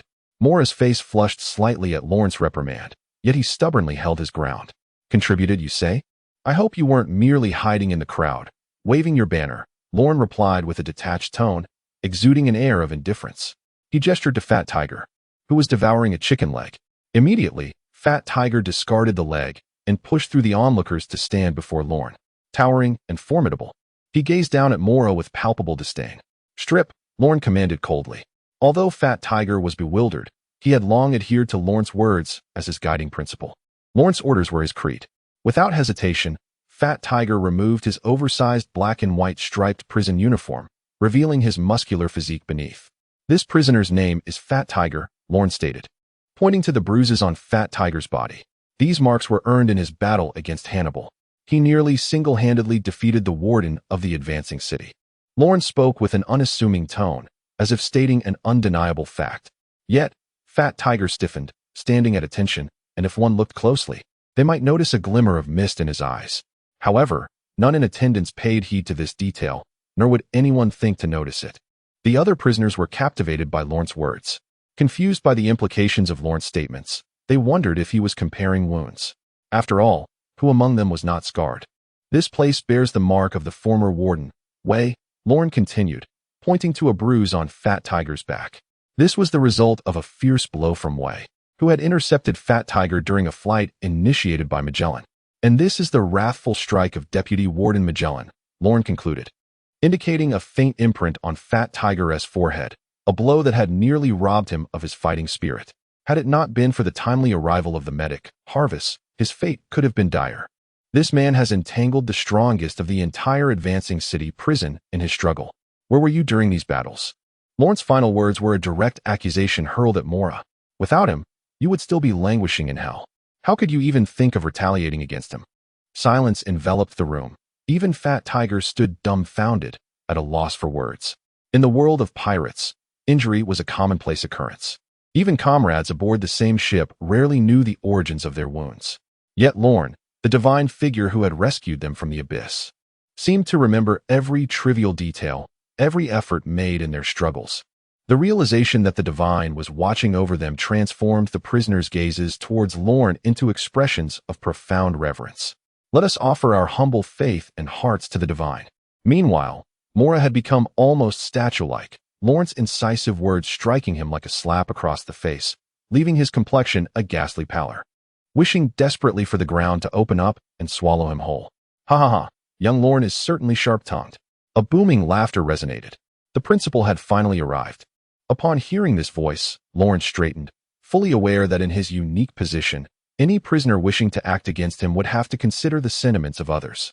After all, he was akin to their savior, and Lorne held no belief that Mora would dare act without the prodding of the man behind him. Step by step, Shiki approached, exuding an aura of authority as though he strolled leisurely aboard his own pirate ship. The prisoners instinctively recoiled, fear etched upon their faces. Facing a powerhouse of Shiki's caliber for the first time, Lorne felt an overwhelming urge to submit as Shiki drew nearer. Is this the oppressive aura of Conqueror's Haki? Ron murmured, realizing why in the future pirate world, the most formidable individuals all possessed this extraordinary power. He had previously scoffed at this notion, thinking it absurd that such a rare quality, possessed by merely one in millions, could become so commonplace.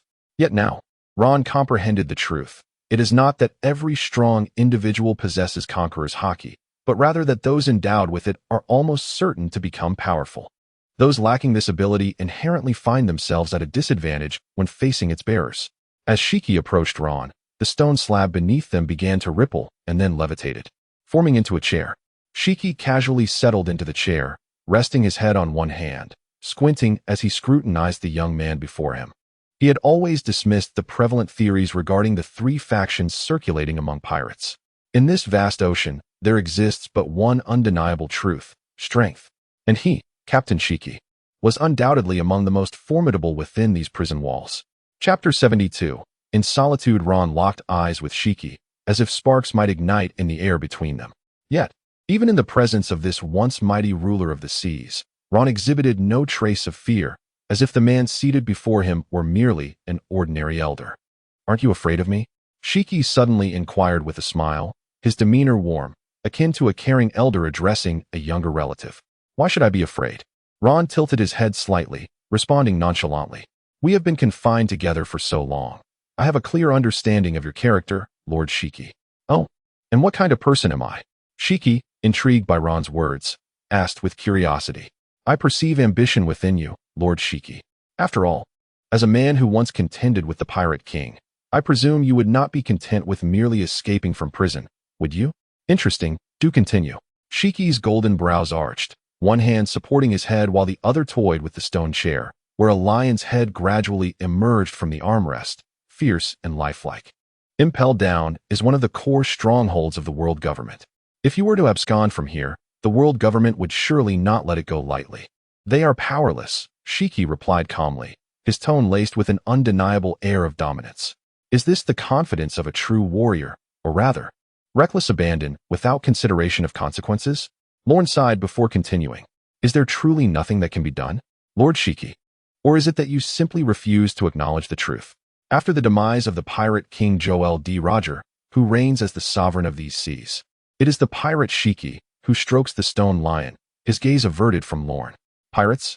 The majority of pirates traversing these waters are merely starry-eyed seekers of Roger's fortunes. This is a sentiment you, Lord Shiki, have expressed to me personally. What do these star chasers possess to confront the monstrous naval forces? Dreams? Freedom? Faith?" Lorne spread his arms, fingers grasping at emptiness. "These are but illusions, mere tricks to deceive children. You yourselves do not believe these words. The true rulers of these seas are the Navy," Lorne declared, inciting discontent among several nearby pirates. "Lorne, why bolster the courage of others while diminishing your own?" Voices echoed among the prisoners. "Indeed, we have just escaped from Impelled Down. Why should we fear a single Navy officer? If you are afraid, Lorne, you might as well hide behind us and enjoy your safety." The clamor rose among the captives, some casting disdainful glances at Lorne. Only Shiki remained silent, withholding his opinion. How can one so timid presume to stand shoulder to shoulder with the legendary pirate, Lord Shiki? The shadowy figure of Black Crocodile Mora sneered from the crowd. "Your master, hasn't he spoken? When did it become your turn to interject?" Jody swiftly approached Mora, gripping him by the collar. "Allow me to teach you a lesson on behalf of your master." Jody raised his other hand, poised to strike. Jody, a figure of great strength, would surely inflict serious harm with such a blow. "Jody, stand down." Just as the slap was about to land on Mora's face, Lorne's voice cut through the tension. Jody hesitated, releasing Mora's collar and adjusting it dismissively. "Mind your own tongue," he growled. Shiki, seated upon a stone chair, let out a cold snort, seemingly ready to rise. "I apologize, my companion has acted impulsively," Lorne quickly interjected. With Lorne's apology, Shiki suppressed his irritation, especially since Jody was, after all, one of the heroes of their escape. Returning to the matter at hand, Lorne's cold voice resonated. "When I declare that the rulers of these seas are the Navy, it appears many of you are discontent. So I ask you, even the formidable Roger pirates have faded into the annals of history. What remains in these seas to challenge the Navy? That would be the legendary pirates." A prisoner shouted, gazing at Shiki with a hint of reverence. "Legendary pirates? Huh."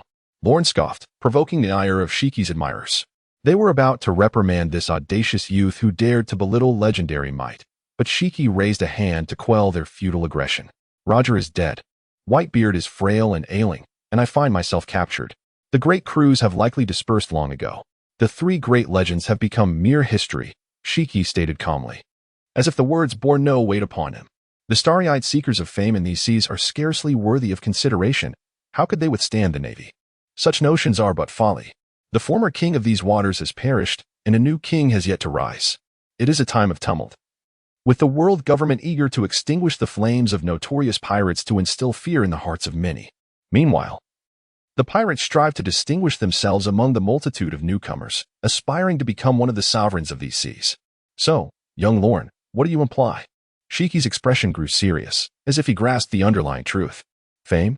We have just escaped from Impel Down, uprooting the very foundation of the prison. Surely, there are no pirates in these waters whose renown can rival ours. Lorne spoke with unwavering confidence. This is perilous, yet it is also an opportunity. Lorne remarked with a calm demeanor. The world government will not allow us to evade their grasp. They are bound to dispatch formidable forces to hunt us down.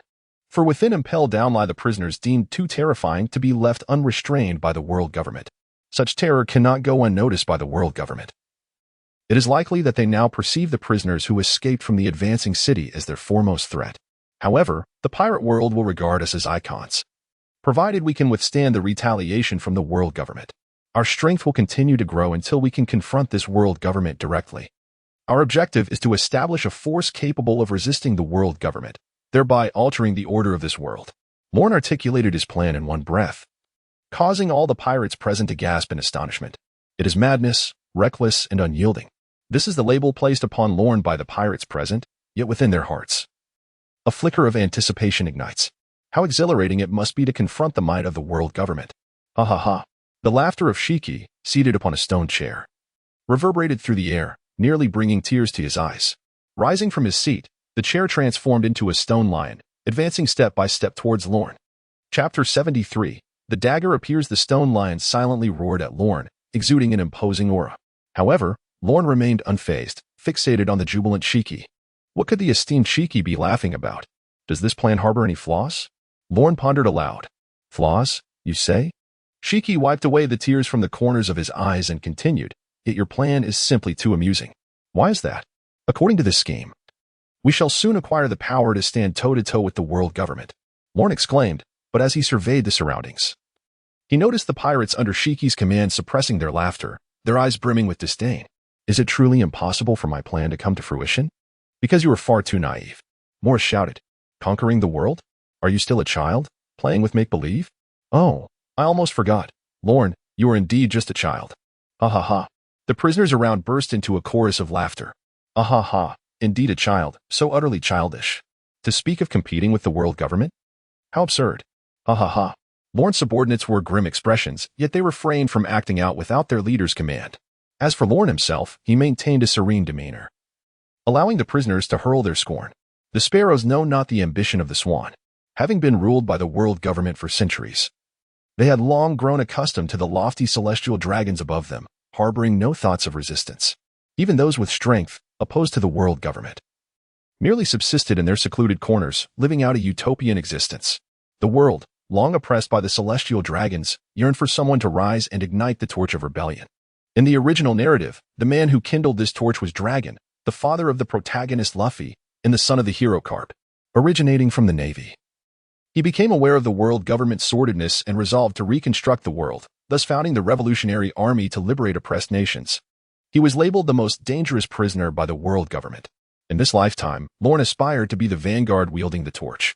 A true man must wield a 3-foot sword and accomplish extraordinary feats. Since he had arrived in these waters, Lorne was determined to purify this tainted world. The steps to cleanse this world had long been devised by Lorne. The first step was to establish his own faction. To this end, Lorne boldly ventured alone into Impel Down, emulating the actions of the clown Buggy, to cultivate admiration and loyalty among the prisoners. Buggy, through a series of fortuitous events, had unwittingly crafted an enigmatic persona before the prisoners. In contrast, Lorne chose to employ strategy, personally rescuing the prisoners from the depths of despair, ensuring their gratitude and allegiance. Now, Lorne had achieved the initial phase of his plan, and he had done so far more effectively than Buggy. The majority of Buggy's followers were merely weak pirates, while Lorne's ranks were filled with exceptional talents, such as the Master of Illusion, Kofiel, and the Blazing King, Jody. As for the formidable prisoners on the 6th level, Lorne had never dared to hope for their allegiance. As seasoned warriors of these seas, they were proud and haughty, believing themselves to be kings, often looking down on others. How could they possibly bow to a mere child like Lorne? Without hope, there can be no disappointment. However, the situation seemed to be shifting.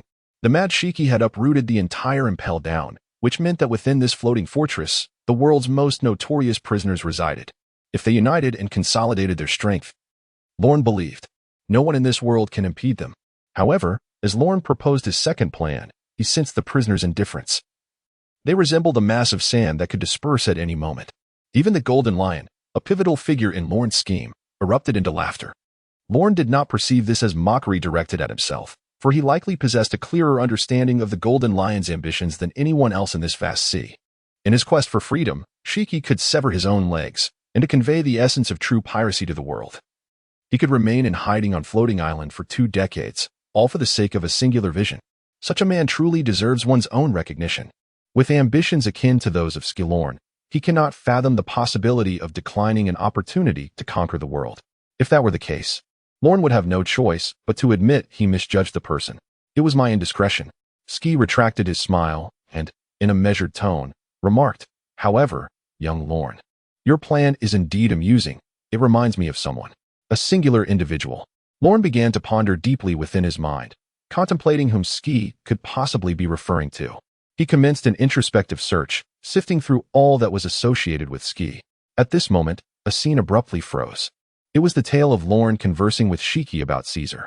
Shiki leaned in close to Lorne's ear and whispered, "Are you referring to my father?" Lorne inquired, perplexed. "Ha. What do you think? Caesar 10 years ago was just the same. And you now are equally naive and reckless, with wishes quite alike. Is this the trait of the Venshir family?" Lorne fell silent. His plans had no connection to Caesar.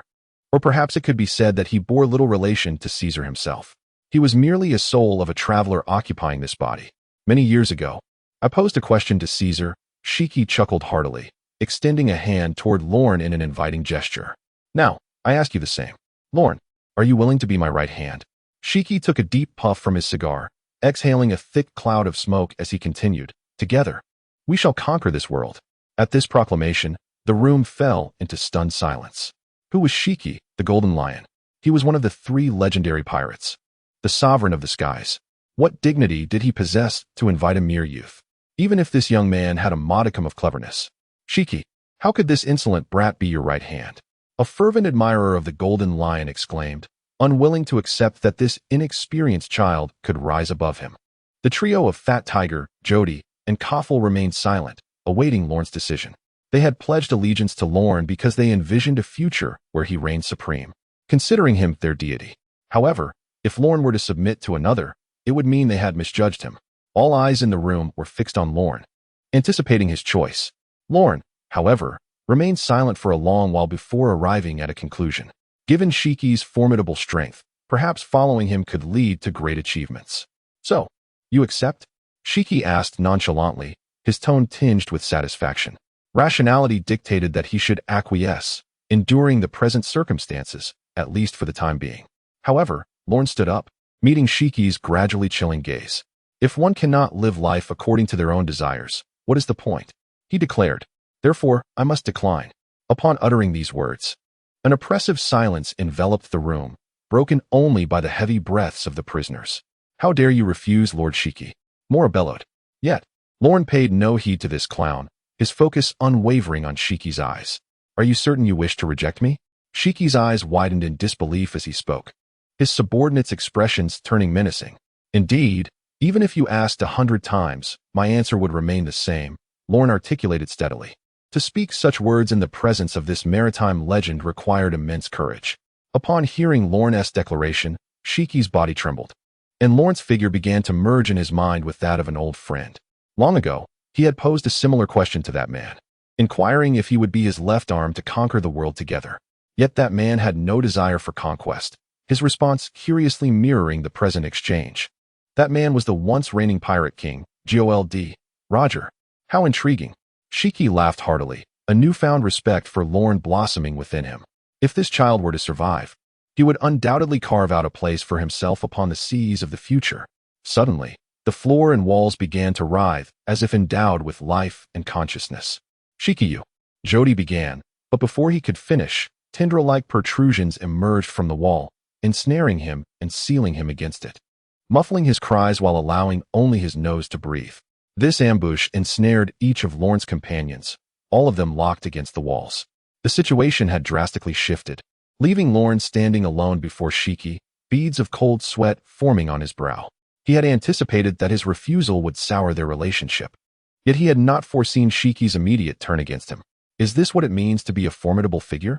At this moment, Lorne recalled a saying from his previous life: being close to a ruler is akin to being close to a tiger. While it may not be entirely fitting, it vividly captures the essence of their relationship. Furthermore, a legendary figure like Shiki certainly rivals certain emperors, does he not? Now, I find myself infuriated. Shiki tenderly stroked the head of the stone lion beside him and spoke with an air of indifference, devoid of both sorrow and joy. So what shall you do? Through the observation afforded by the perception fruit, Lorne could distinctly discern the man's almost uncontrollable murderous intent. The current situation was 100 times more perilous than facing the pirate Bartholomew Kuma. Back then, Lorne managed to escape through his cunning. But confronting this legend would be far from effortless. If he could not persuade this lion before him, he might never escape this prison. Has Lord Shiki forgotten who rescued you from this prison? Does a sky pirate of your stature not comprehend the principle of gratitude? Lorne reproached loudly. Having already severed any pretense of civility, why should he continue to grovel? Lorne had long sworn that no one in this world could make him bow his head. Indeed, it was you who rescued me, but by then I had long been prepared to escape, albeit the cost was considerable, which delayed my decision. The golden lion chuckled. Thus, I owe you a promise in exchange for a price. I do not consider it a disservice to you. Lorne furrowed his brow, aware of the price Shiki referred to. In his previous life, he had brutally severed his own legs to escape impelled down. Such a formidable figure cannot be judged by ordinary standards. Lord Shiki's promise is undoubtedly invaluable, Lorne replied coolly. Then, might I request the release of my subordinates? Not so fast. Shiki took a large step forward, towering over Lorne, who at 12 years old barely reached his waist. I offer you two choices. I can release your subordinates, allowing them to depart safely from here. Shiki leaned down slightly, looking down at Lorne. But whether in sincerity or feigned intent, you must work for me for 50 years. Upon hearing the first half of the statement, Lorne felt no stirrings of emotion. Would Shiki truly let him go so easily? It was preposterous. However, with that statement, Lorne had already surmised the nature of Shiki's second option. Alternatively, I could allow you to leave unharmed, but your subordinates must serve me. They must exert effort for the plan you proposed. I choose to leave together, Lorne declared resolutely. These subordinates were earned through his very life. How could he possibly abandon them? Moreover, he was gambling on Shiki's reluctance to kill him. His life held far greater significance than his death, for he was the sole heir of Wayne Hill Caesar. To hold him firmly in hand was to grasp the lifeblood of a peak powerhouse. This is an indispensable pawn in Shiki's grand scheme for world domination. As long as one is alive, there remains a glimmer of hope. Such was Lorne's mindset, having successfully escaped the so-called impregnable impelled down. Should he fear imprisonment by Shiki? Furthermore, even within this modest prison, the inmates are not united in purpose.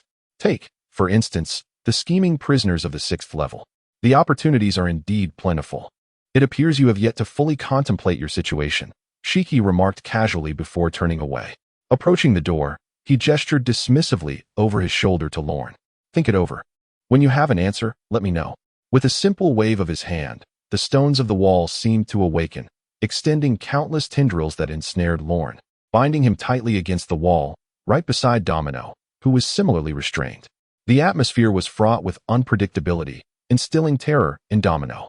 Although she possessed considerable strength, she remained a mere girl, recently graduated from Naval Academy, utterly bewildered by the complexities between Lorne and Shiki. Lorne struggled to maneuver his wrist, gently grasping Domino's small, clammy hand, which was slick with perspiration and gripped him tightly. Her inner turmoil was palpable. Do not fear, I am here, Lorne whispered softly into her ear. She paused, her taut nerves gradually unwinding as she leaned against him.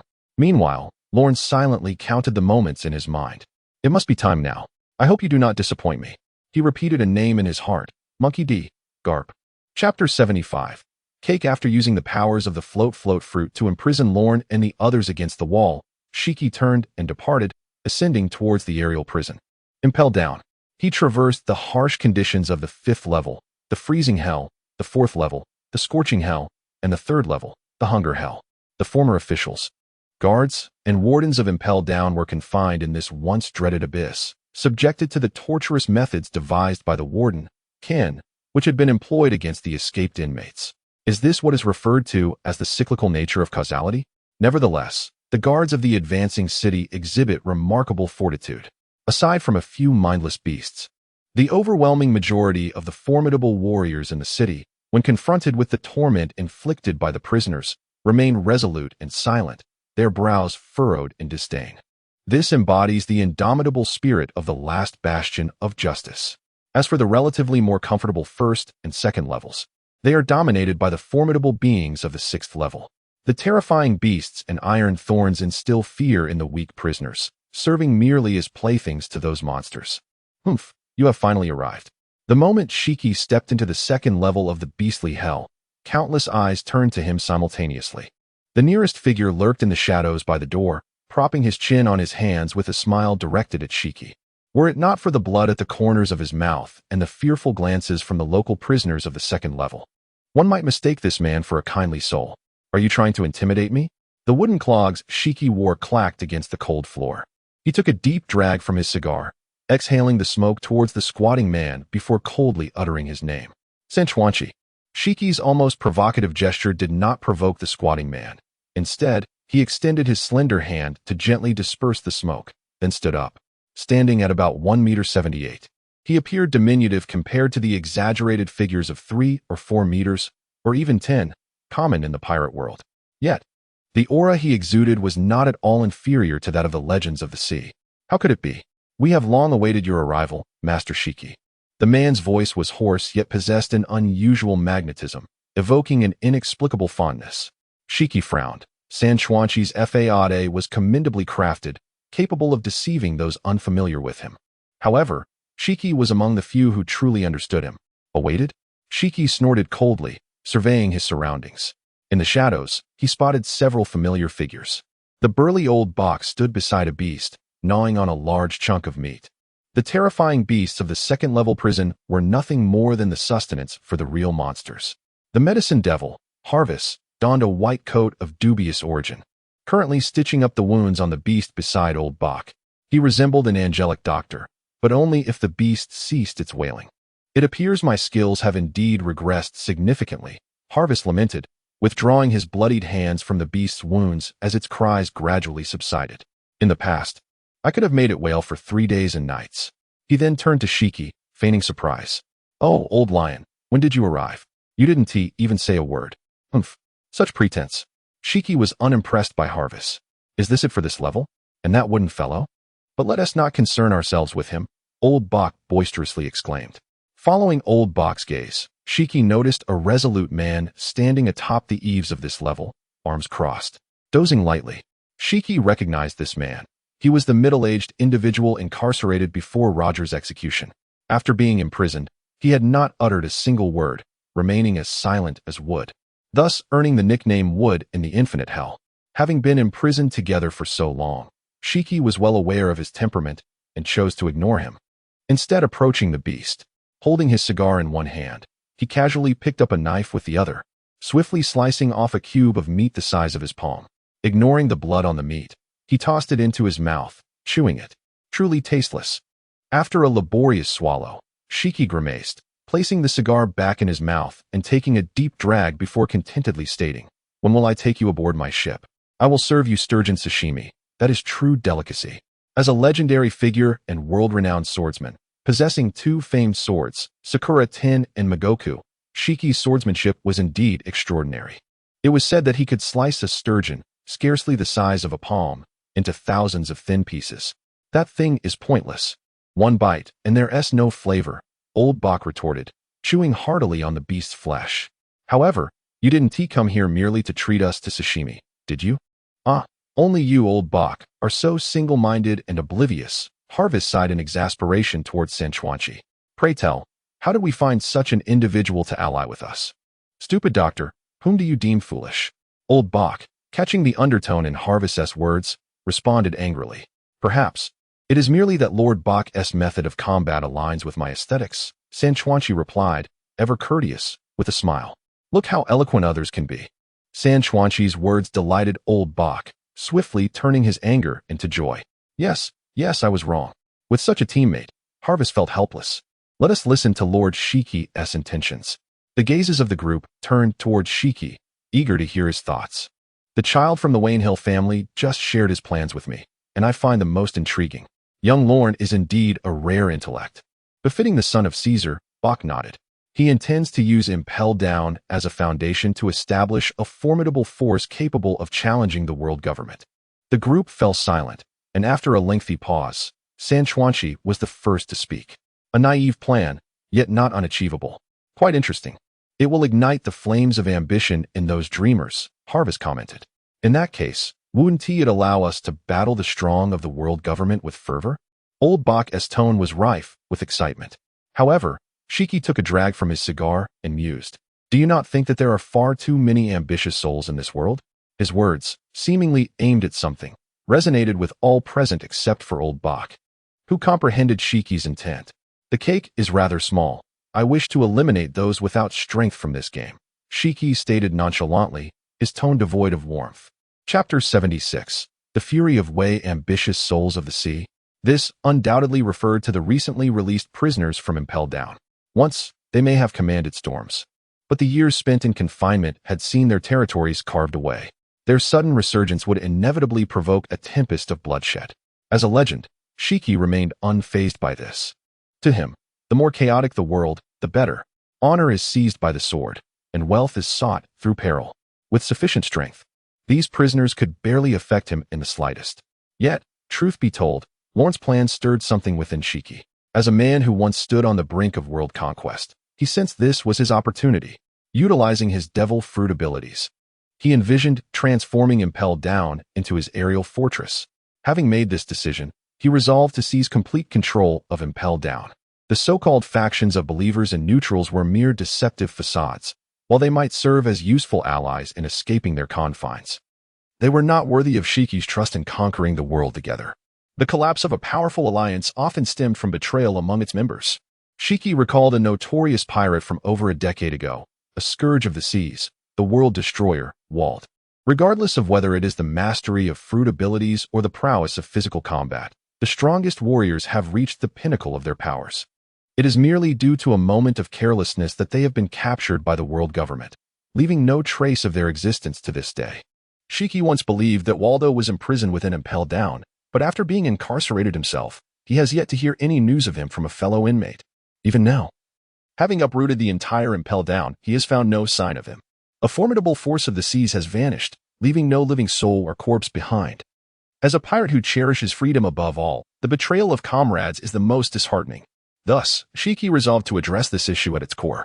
Suddenly, the floor began to tremble violently, as if something had crashed down upon it. Following that, a man's roar echoed throughout Impel Down. Shiki, come out. Upon hearing the familiar voice, Shiki erupted into a chilling laughter that sent shivers down the spines of the powerful prisoners standing beside him. Below the floating city of Impel Down, a fleet of specially designed naval ships had gathered, utilizing the latest technology from the Navy headquarters to traverse the comm belt without harm. They could even create temporary bubble coatings to enable brief submersions, attacking enemies from beneath the waves. This advancement in technology stemmed from a man who had joined the Navy Science Division years ago, Vegapunk. At this moment, a man wearing frog-eyed glasses, with a long mustache styled into braids, anxiously peered through a telescope at the floating city. Beside him stood a naval officer clad in a light yellow suit, the very Marine Vice Admiral whom Lorne had previously encountered, the future Admiral Borisolino. At this time, he had shed his usual nonchalance, gazing intently ahead, poised for action. Meanwhile, Lorne, bound by walls in the lower levels of Impel Down, finally revealed a hint of a smile upon seeing the man who had suddenly leaped in. He had short black hair, with a few strands of white suggesting he was no longer young. Backlit by the sun, his figure remained shrouded in shadow, his naval cloak billowing in the wind, embodying the essence of justice. Lorne felt the walls constricting him gradually loosen, and with a thud, he fell to the ground. Whoa, whoa, whoa. Domino wailed, her mouth sealed, unable to articulate her concern. Yet, Lorne could still sense her worry. I'm fine, he reassured her, his gaze fixed intently on the man before him. Let me witness the might of a naval hero, Lorne thought, recognizing that this man could nearly represent the apex of strength in the pirate world. He had witnessed Borisolino's terrifying speed, Fujitori's astonishing destructive power, Katakuri's overwhelming presence, and Shiki's fruit abilities pushed to the extreme. Yet he had never seen the true force of physical combat taken to its utmost limits. Humph! The man snorted, and in an instant, he vanished from sight. Even Lorne's perceptive abilities could not detect his presence. What a predicament! Old Wei, the man suddenly appeared beside Wei, shattering the chains that bound him, then calmly stated. With Lorne's capabilities, he could not discern how all of this had transpired. I'm getting old, losing my edge, Wei said, loosening his limbs with a wry smile. Blood streaming from his left arm. You used to boast about the longevity benefits of your Tai Chi. It seems you've aged as well. Carp draped his naval cloak over Wei's shoulders, saying, You rest here. I'll call for Xiaohe to tend to you. Wei waved him off, signaling that he needed no assistance. Then moved to stand beside Lorne. Humph. So you were the mastermind behind this prison break? Quite an impressive feat, while previously restrained. He had gleaned everything from the conversations between Lorne and Shiki. He had sensed that this prison break was being orchestrated by an unseen hand.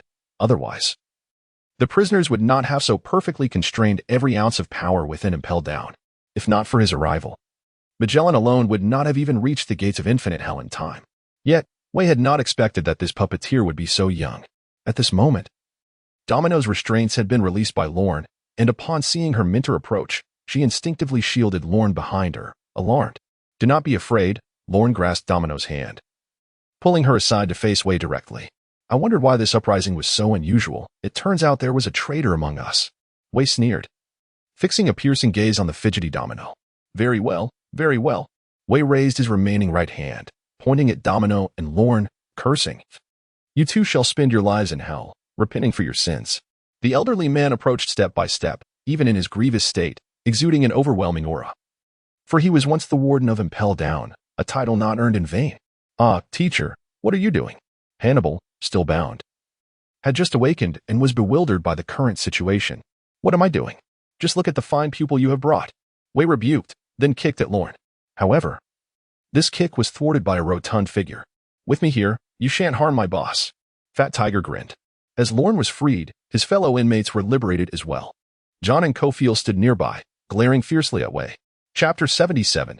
Hand-to-hand combat. Given his current physical condition, the elderly man realized he must resolve this swiftly. As he kicked Fat Tiger's plump belly, he silently pondered, anxious. Yet when he withdrew his leg, he regained his composure, gazing disdainfully at the prisoners before him. Do you truly believe that you can stop me with just a handful of you? Wei lightly massaged his knee with his remaining hand, then coldly addressed the prisoners before him. Even 100 of your kind would not suffice. But as soon as he spoke, Wei's form vanished before their eyes. Could he maintain such speed even while gravely injured? Lorne felt a surge of danger emanating from above and instinctively raised his arm to block. Futile. Wei's figure materialized abruptly. He had already seen through Lorne's strength. Even at less than my peak, this attack is beyond your capacity to endure. Tai Chi, Immortal Crane. This was a lethal move from the ancient martial art of Tai Chi, mimicking the action of a crane extending its beak to strike the enemy with ferocity. Wei had long discerned that the seemingly frail boy before him was the leader of this group. Capturing him might compel the prisoners to surrender, thus alleviating the residents of the sea from the scourge of pirates and mitigating the guilt he felt for the fall of Impel Down. However, the elder's long-standing wish remained unfulfilled. Just as Lorne reacted and began to move, a sword swiftly intercepted him. The collision of fist and blade occurred as Wei employed the unique force of Taiji to transfer all the impact onto the hand of the girl wielding the sword, sending her staggering back several meters. Wei deftly caught the girl's sword, noting the traces of blood upon the hilt. The force of the collision had caused her hand to split slightly. I am curious, he began. What sort of enchantment possesses you to betray Impel Down? The elder crushed the sword in his grip, fixing his cold gaze upon Domino. Are you too afraid to meet my eyes? Very well, the truth shall reveal itself. Domino turned away, silent, yet this act only served to further incite Wei's ire. He directed his attention to Lorne, demanding to know which was of greater significance, his life or her secrets. Unfortunately, you shall neither claim his life nor uncover his secrets, came a furious roar from the side. The girl had bought Lorne a fleeting moment, but John reacted swiftly, colliding with the elder and knocking him aside. The sorcerer Kofiel then appeared at Lorne's side, gently resting a hand upon his shoulder. With a grin directed at the elder, he declared, You are aware of my abilities. I have marked Lord Lorne. You shall never harm him. And I, the elder retorted, adjusting his casual sleeves, shall slay you all. Do not engage him, Lorne whispered, his voice echoing in the ears of the prisoners. Deplete his stamina. He cannot endure for long. The logic was sound, and Jody, the Inferno King, licked his lips, his eyes glinting with bloodlust as he gazed at Wei. Yet I am still inclined to test my limits. With that, Jody tensed his muscles, his form expanding dramatically, tearing through his prison garb. He tilted his head, a smirk playing on his lips. I wonder if your rebounding force has a limit, or what extent you can currently achieve. Enough to extinguish your lives, the elder replied defiantly, charging directly at Jody. How audacious. Jody unleashed a punch, his muscles bursting forth and shredding his prison shirt as he met the elder's fist with a forceful clash. Taiji style, embrace the moon. A tremendous force emanated from the point of impact, causing the elder to inwardly lament. The technique of Taiji's rebounding force was not invincible. It relied on the principle of redirecting the opponent's strength through contact, transmitting that force throughout one's own body to return it to the adversary. Crucially, this meant that the amount of force rebounded was directly proportional to what one's own body had to withstand. He recalled how he had once honed his physique by infiltrating the ancient beast islands of the Grand Line, grappling with prehistoric monsters, and after joining the world government. He led the charge in every capture, battling the most heinous criminals with unwavering resolve. This has forged within me a formidable physique. I often ponder my peak condition, wherein my physical prowess was undoubtedly comparable to that of the iron-fisted Cap. Yet, each time that individual encounters me, he laments my chosen path with an air of disappointment. Humph. Were it not for my advancing age, I would never have succumbed to that scoundrel Bach. For now, I shall use these youngsters to hone my skills. You shall perish, I bellowed, returning Jody's strength to him in full, sending him staggering back several steps. Truly, what strength I possess is remarkable. Jody wiped the blood from the corner of his mouth, his expression one of fervor. I wonder how many more times you can rebound from this, he remarked, before launching another punch at the elder. I could kill you 10 times over, the old man retorted, showing no intention of defending against Jody's onslaught. Instead, he resolved to defeat this beast-like man through a strategy of mutual harm, imparting the lesson of what true strength entails. What a madman! Fat Tiger rubbed his belly, observing the two engaged in combat, and sighed in resignation. In this visceral and unyielding battle, outsiders were utterly powerless to intervene. He then settled onto the ground, retrieving a massive chicken leg from behind and began to gnaw on it. This old fellow seemed to have taken some sort of stimulant. Moments ago he was on the brink of death, yet now he exuded such vigor. Cofield remarked in bewilderment, his slender fingers brushing against his forehead, a look of exasperation on his face. Well, it must be my fault, Fat Tiger admitted sheepishly. I am a forgetter who has consumed the fruit of forgetfulness. Anyone who maliciously attacks my body will forget something for a period of time. So, you are just a fool summoned by a monkey? Cofield could not help but retort. At that moment, Lorne had already helped Domino to her feet, tearing strips from her prison garb to bandage her injured hand before taking her hand and walking toward Cofield. Domino appeared somewhat despondent, her gaze flickering as she avoided eye contact. It seemed this old man had forgotten that he was grievously injured. Lorne observed for a moment and suddenly spoke. Forgotten that he is injured? Wouldn't that be quite troublesome? Fat Tiger exclaimed in shock, harboring resentment toward his own fruit, which he could not control. No, Lorne replied nonchalantly, this also presents us with an opportunity. Perhaps today, the world government will lose a legend. Chapter 78, A Dilemma to Let a Legend Fall? The surrounding individuals shuddered at Lorne's words, while Domino gripped Lorne's hand tightly, remaining silent. Does he owe you a debt? Lorne inquired. Initially, Domino nodded in confusion before shaking her head vigorously, surreptitiously pointing toward Hannibal, who lay in the distance, bound by iron chains. So, your only connection is with the warden? Yes, Domino replied hesitantly. Are you willing to abandon your current identity to become a wandering pirate? Lorne asked. But Domino remained silent. Through his perceptive abilities, Lorne sensed a struggle within her heart. You still haven't told me why you helped me, Lorne stated calmly. Upon hearing this, he felt her small hand stiffen. Even without his powers, he could sense her tension. However, I do not care, regardless of your reasons. As long as you have aided me, I will ensure that no one harms you. Lorne's gaze hardened as he looked toward the elder engaged in hand-to-hand combat with John. This is my principle, no matter who he may be. This old man knows you have helped me, which is your leverage. If he were still alive, I would worry for your safety. In the past, I was powerless, but now, I must protect everything I wish to safeguard.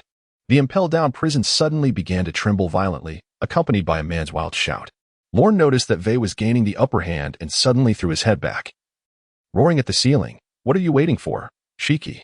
Do you want Karp to dismantle the impel down you worked so hard to acquire? At that moment, a blond man in the second layer of beast hell, feasting on barbecued beast meat, suddenly stood up, as if he had heard Lorne's furious outcry. Laughing heartily at the floor, with his free hand, he snapped his fingers, lamenting, I would love to keep you here, but it seems little Lorne is urging me. Let us settle this next time, you scoundrel Karp. Boom. The prison shook violently as if an earthquake had struck. In the corridor, the legendary Marine Vice Admiral Karp looked up to see the ceiling suddenly crack open, and numerous prisoners and personnel from Impel Down began to fall. The Golden Lion was preparing to eliminate all the sinners within Impel Down in one fell swoop. In the next moment, the very floor beneath Karp began to vanish. Saru. As a master of martial arts, Karp was well versed in this technique. He rapidly stomped on the ground dozens of times, propelling himself into the air. Grabbing the nearest jailer, he hurled him toward the Navy ship. Thank you, Vice Admiral Karp. The jailer, who had narrowly escaped, could barely express his gratitude before being thrown into the air. I shall see how many you can save. A sinister voice suddenly echoed, and Karp saw a scarred man staring at him. Fist Demon, Gadiros? Karp said uncertainly. Regarding the man. Surprised our marine hero remembers me, Gadiros sneered, his face twisted with hatred. He had once been the vice captain of a notorious pirate crew, only to encounter the fledgling Karp. His entire crew became a stepping stone for Karp's burgeoning fame, their captain slain, and Gadiros himself imprisoned in the dark depths of Impel Down's 6th layer for nearly 20 years. As a prominent figure among the neutral faction, he had been seen as a thorn in Shiki's side, who had conveniently discarded him from Impel Down. As a powerful figure from decades past, Gadiros bore a distinct characteristic. The Marine's 6 styles had yet to be developed, and methods of flight were exceedingly rare. He too could not fly. I will kill you, you bastard who ruined my life. Gadiros adjusted his posture mid-fall, landing on a descending rock and lunging at Karp. I have no time to waste here, Karp replied coldly. Allow my iron fist of compassion to send you to meet your old captain. From Gadiros' perspective, Karp vanished entirely, his presence evading Gadiros' observation. Stop looking. The outside world is ever-changing. You, an antiquated relic, have long been outmoded. Karp appeared behind him, smashing the stone he had used to stabilize himself and kicking him into the sea. You scoundrel! Gadiros shouted defiantly, even as he plummeted. Prepare to organize the rescue of the injured and apprehend the falling prisoners.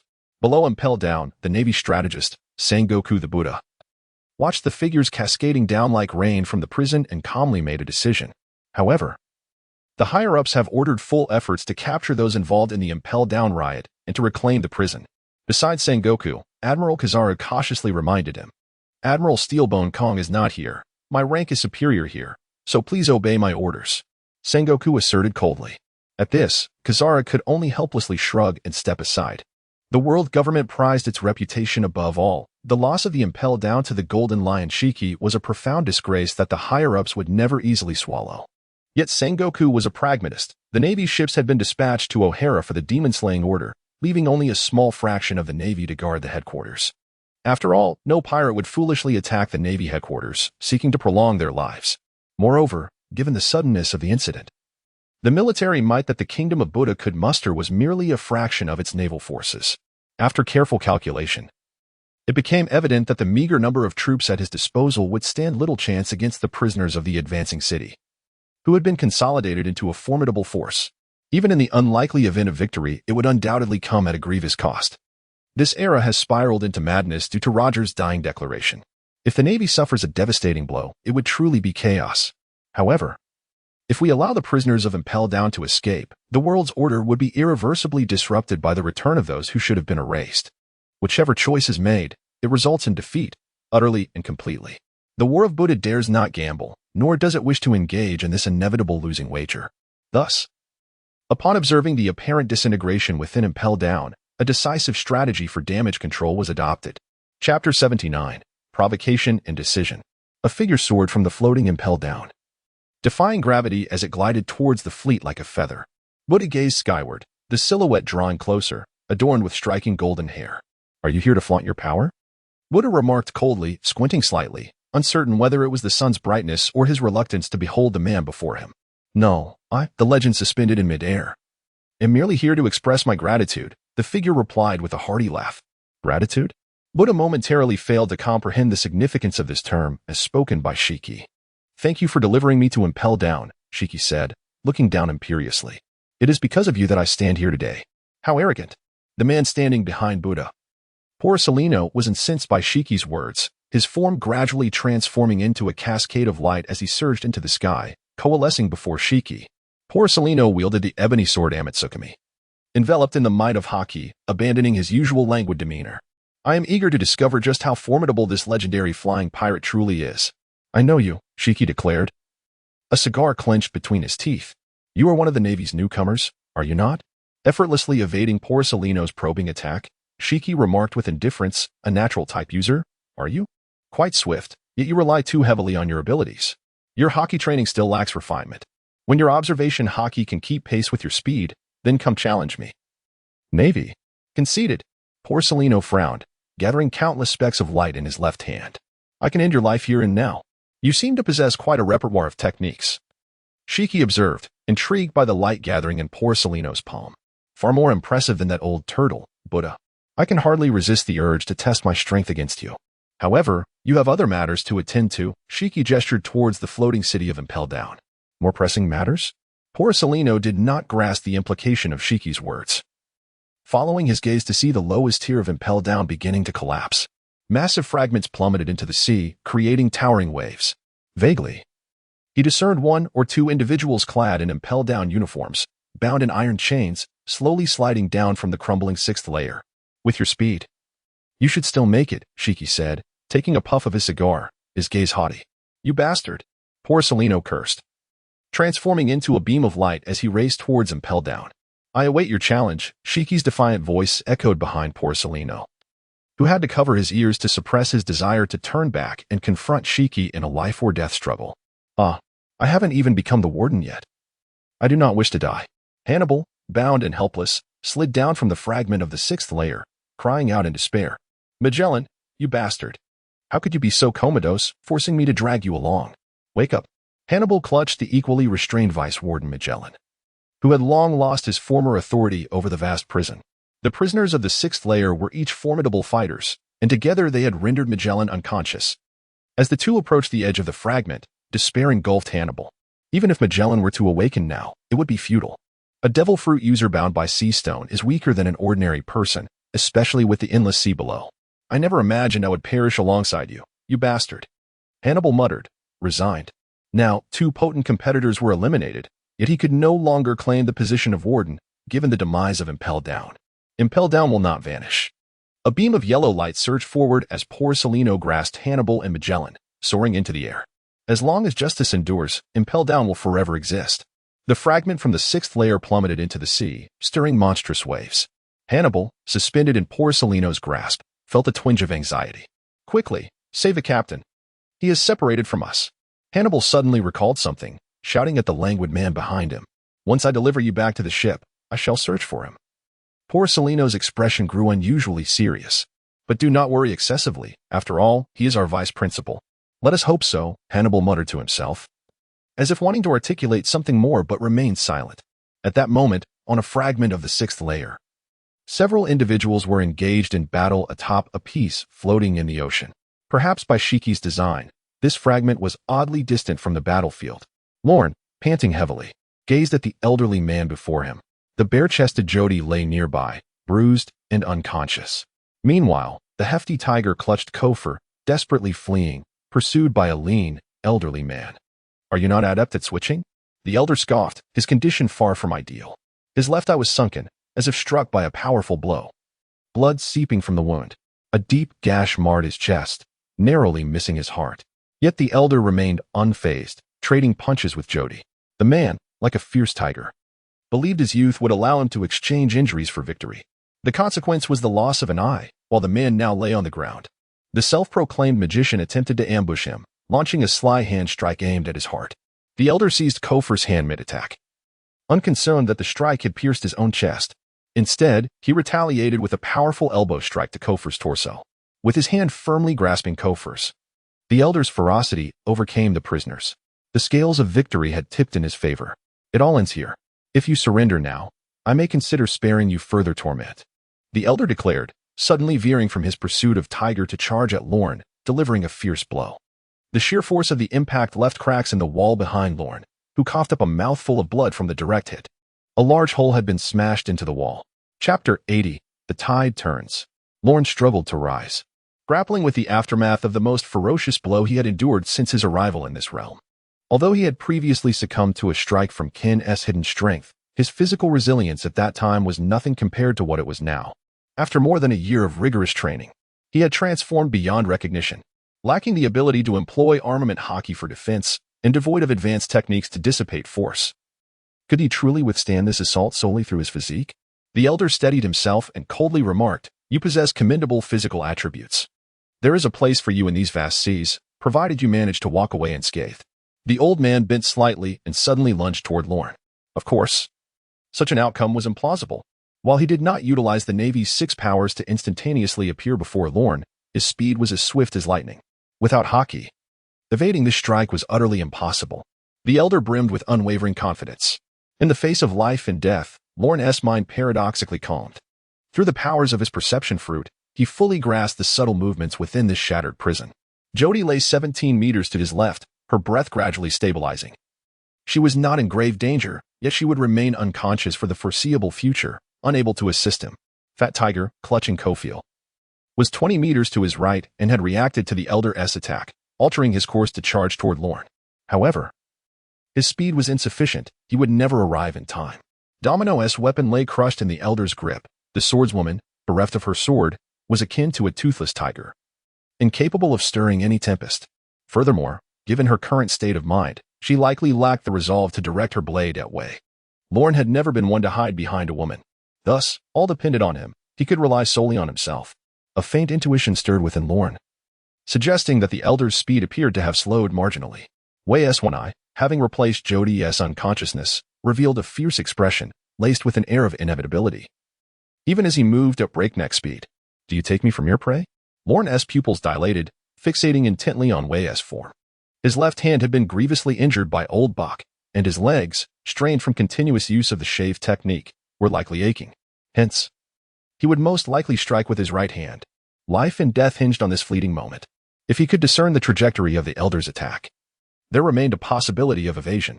All of this transpired in the blink of an eye, as Wei suddenly appeared before Lorne. Lorne felt the fierce gust generated by the elderly man's swift movements, stinging his face painfully. Die. The old man's right hand coiled with power, delivering a forceful punch aimed at Lorne's heart. Just as anticipated, Lorne had been prepared. He subtly shifted his body to the right, attempting to evade the elder's assault, while simultaneously retaliating with a strike of his own. With a resounding clash, their fists met. The elder's blow missed its intended target, yet it was not without consequence. His fist grazed Lorne's left rib, crashing through the prison wall and leaving a long, gaping wound along Lorne's side, narrowly avoiding a fatal strike. Due to their height difference, Lorne's retaliatory punch landed beneath the elder's ribcage. Wei let out a cold snort, inhaling deeply, and Lorne felt a tremendous force reverberate back through his fist where it connected with the elder's ribs, compelling him to stagger back several steps. Agony surged through his left rib and right hand simultaneously. Lorne gritted his teeth, suppressing any sound of pain. Is this the true strength of the Taiji style? Lorne mused, realizing that Jody and Kofiel had succumbed to this very technique. With a surge of force, Lorne retreated several paces, colliding with the abdomen of the rushing Fat Tiger. Thanks to the soft cushioning of Fat Tiger's belly, Lorne sustained minimal injuries. "Such an irritating fly," the elder remarked indifferently, slowly withdrawing his fist from the wall. After enduring successive impacts from Lorne and the elder's punch, the wall could no longer withstand the strain and collapsed with a thunderous crash. He did not mind whether the dust from the fallen wall would soil her attire. She effortlessly stepped over the rising debris and approached Lorne and Fat Tiger. "Let us deal with you first." The elder casually glanced at Fat Tiger, resembling a hunter eyeing his prey, instinctively preparing for an attack. "Do not kill him." A delicate voice rang out from behind the elder. He turned to see Domino, who had somehow regained her composure, her expression resolute as she gazed at him. "I am curious to know what kind of enchantment he has cast upon you to make you betray your own," the elder said with a hint of regret. "It matters not if you refuse to tell me. Once you enter the push-forward city, I shall discover it in due time. Do not waste time. Attack together." The elder stretched his limbs, surveying his surroundings, radiating provocation. Lorne nodded slightly at Fat Tiger, who gently placed Kofiel down. Then, like a living battering ram, Fat Tiger charged towards the elder. Boom. Despite his bulk, Fat Tiger was exceptionally agile, his individual prowess ranking among the top in the 6th level of push-forward city. Had he not been somewhat slow-witted, he might have been a formidable figure by now. Futile, the elder bellowed, inhaling deeply as he extended his right hand, lightly touching Fat Tiger's chest. Taiji style, crane reversal. The elder remained motionless, yet Fat Tiger abruptly halted, feeling an immense force emanating from the elder's palm, sending him flying far away. Fat Tiger soared through the debris of the 6th level, splashing into the distant sea with a resounding thud. After repelling Fat Tiger, the elder suddenly began to cough violently, expelling copious amounts of blood. With your current condition, can you still forcefully rebound the power? Lorne shouted from behind Fat Tiger. Seizing the moment when the elder's strength had waned, he unleashed a fierce punch towards the elder. His fist struck like thunder, swift as lightning. Useless, the elder sneered. Your attacks are but a tickle to me. He attempted to seize Lorne, but his body stiffened, suddenly becoming rigid. Have you remembered? Lorne taunted. Are you finally aware that your stamina has long been exhausted? I wonder, in your relentless pursuit of surpassing your limits, can you still wield your fists? That is none of your concern. The elder's expression remained impassive as he exchanged a punch with Lorne. Yet, while the elder's fist retained its ferocity, it lacked the previous overwhelming force to inflict harm. The tide of battle was finally beginning to shift. Chapter 81. The finale on the vast, boundless sea, a black, elongated fragment floated, debris from the 6th level of push-forward city. It remains a mystery what material composes the depths of this infinite hell, as it is remarkably hard. Ordinary soldiers wielding swords cannot leave a single mark upon its surface. However, due to its relatively low density or some other reason, this fragment miraculously floated upon the ocean. Upon this fragment, 2 men were engaged in an intense battle, both utterly exhausted. Their punches lacked the ferocity of before. Had it not been for their unwavering will, they might have already succumbed. Surrender. A fist landed heavily on the elder's abdomen, yet he remained unfazed, countering with a swift strike aimed at the youth's neck. Your feeble punches can never triumph over my righteousness. The neck is a vital area. Should it be struck, the best outcome would be severe injury, if not worse. Moreover, this attack was launched by the former warden of Push Forward City, one of the top powerhouses. Lorne dared not underestimate him. Retracting his hands to shield his right side. Crack. Lorne heard the sound of his bones fracturing as he was sent flying, rolling several times before finally halting at the edge of the fragment. It seems I have won, the elder panted, a slight smirk forming on his lips as he staggered towards Lorne.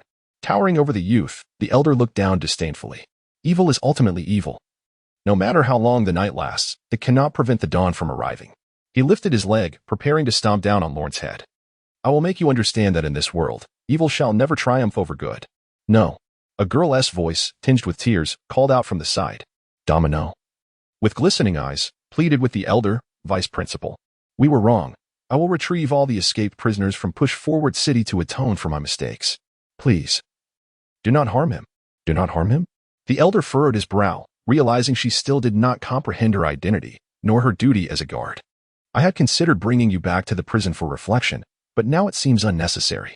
You have already descended into criminality, so I shall execute you here. Execute me here? Domino was momentarily taken aback by the elder's words. The elder shifted his foot, poised to deliver a kick to Domino's head instead of Lawrence. Vice principal. Domino's eyes widened in disbelief, unable to fathom that the elder would truly resort to lethal force. Was this truly the same benevolent vice principal who always smiled within the school?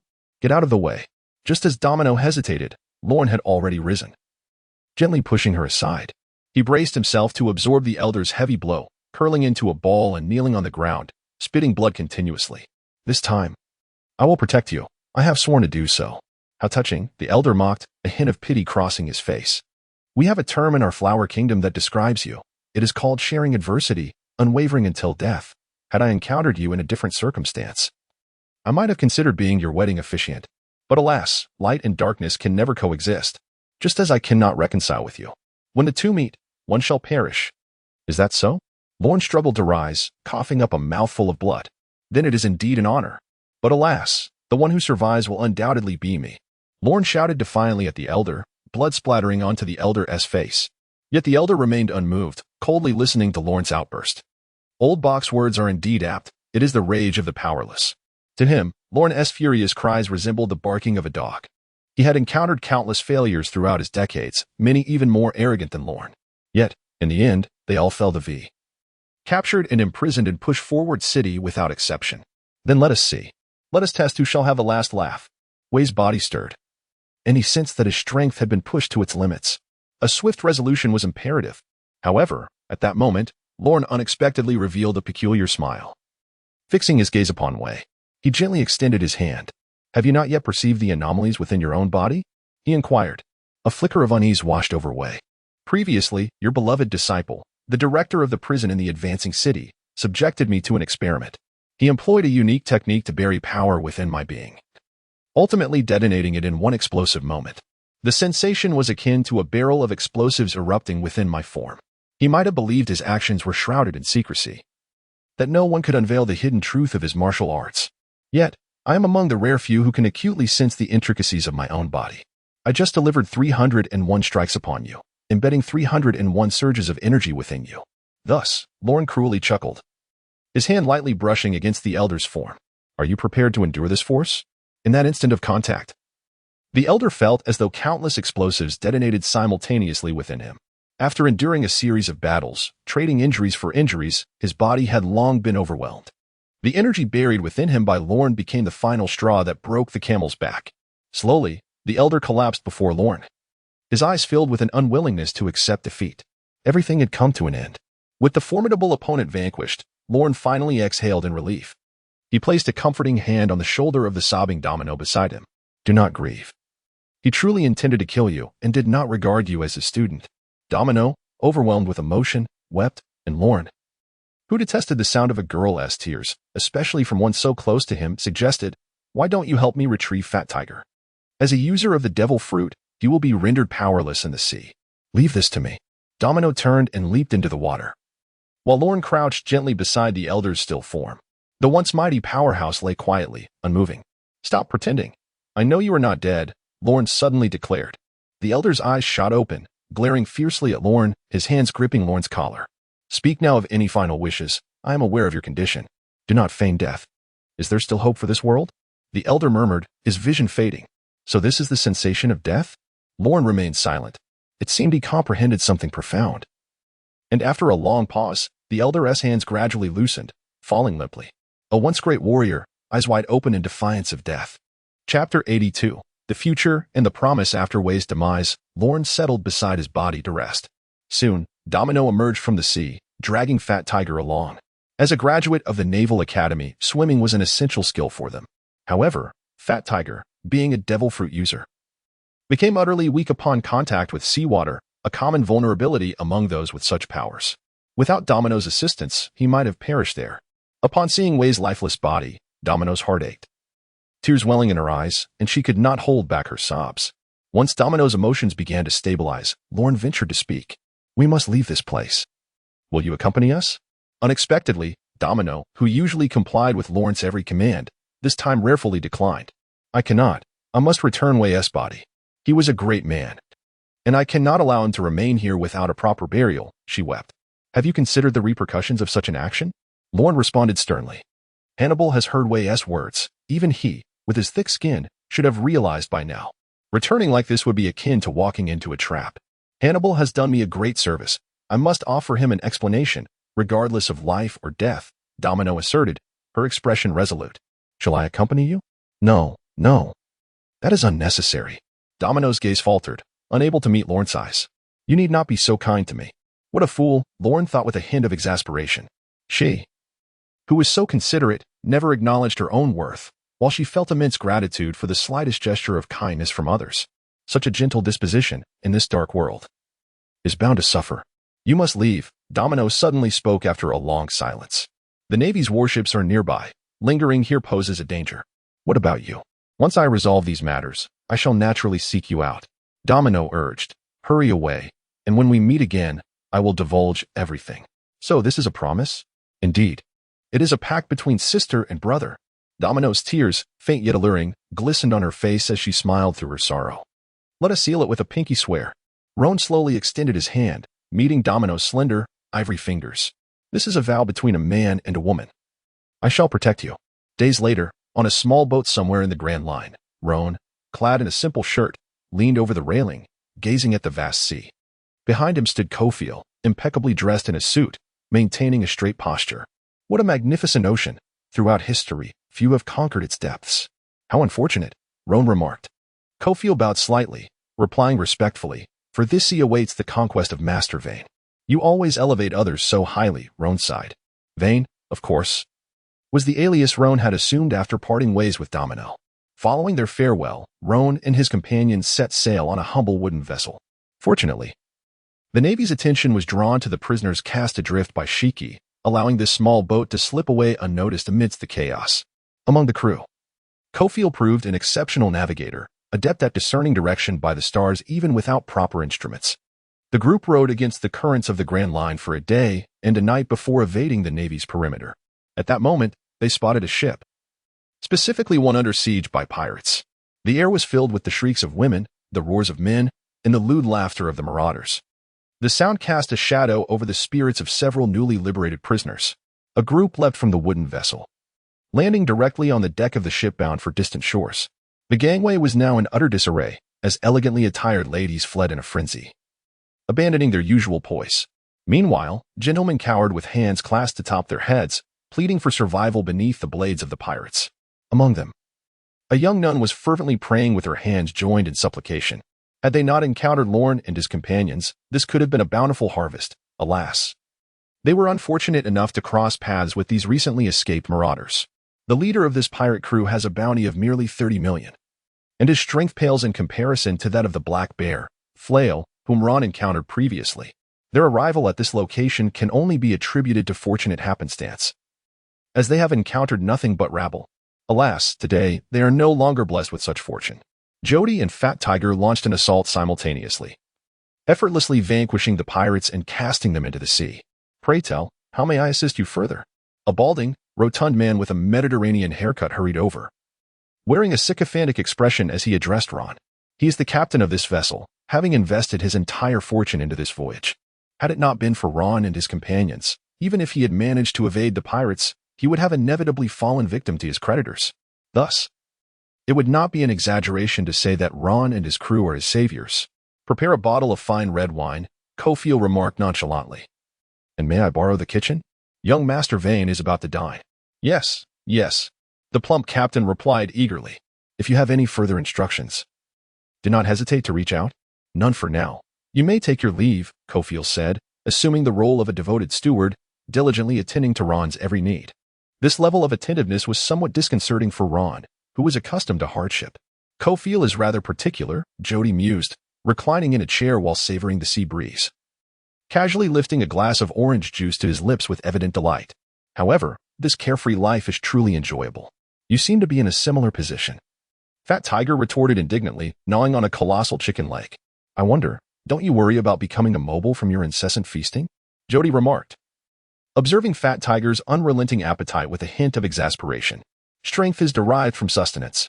You shall never comprehend, Fat Tiger declared, finishing the chicken leg in a few hearty bites, followed by a contented belch, as his gaze wandered and fell upon a slender, graceful figure approaching. Indeed, boss is quite fortunate, Jody began, his tone laced with envy. First, he was entangled with a domino, and now he has captured the attention of a lovely maiden. What use is beauty? Fat Tiger inquired, perplexed. Can it be consumed? The petite figure clad in a white novice nun's robe, adorned with a square hat, approached Ron with quiet grace. Thank you for saving the Lord's flock aboard this vessel, she said softly. This marks the 11th occasion you have expressed your gratitude, Ron teased, turning to face the young girl. If you were to unveil your visage, my mood might improve significantly. The novice nun hesitated, her body stiffening.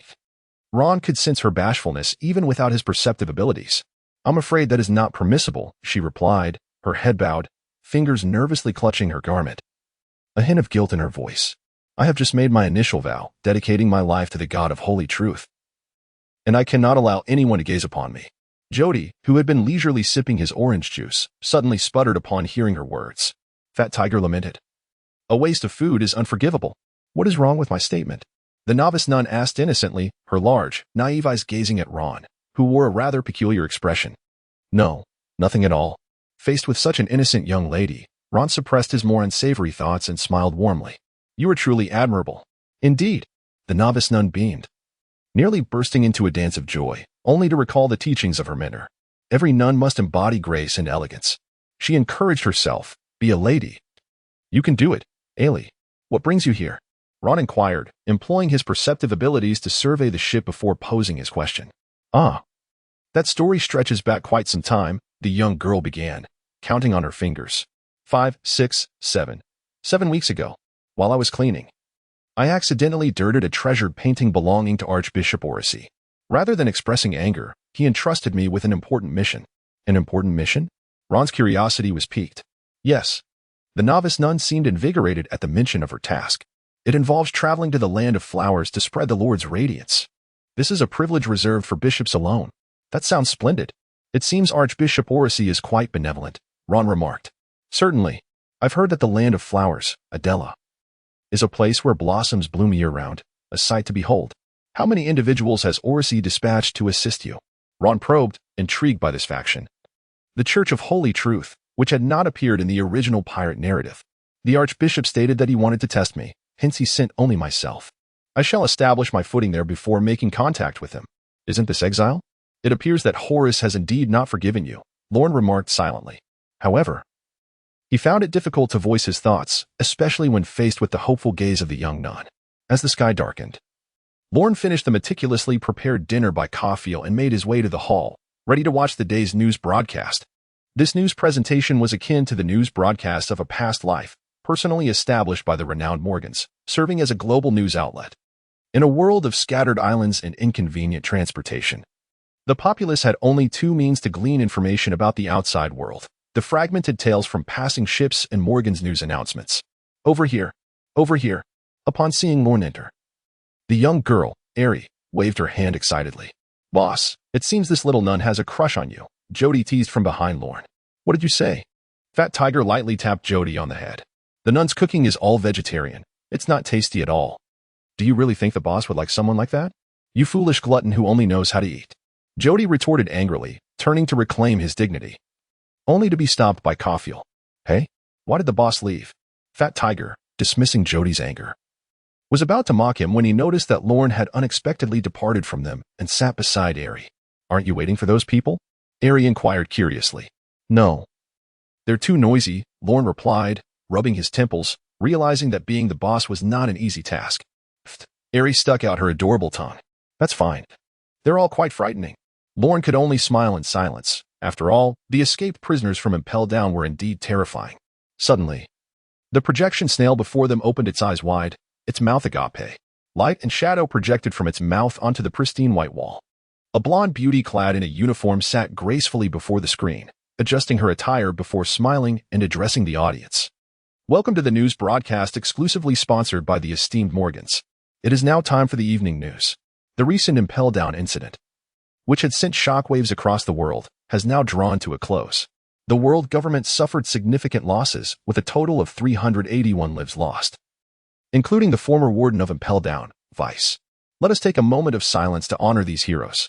Following a brief pause, the beautiful anchor continued.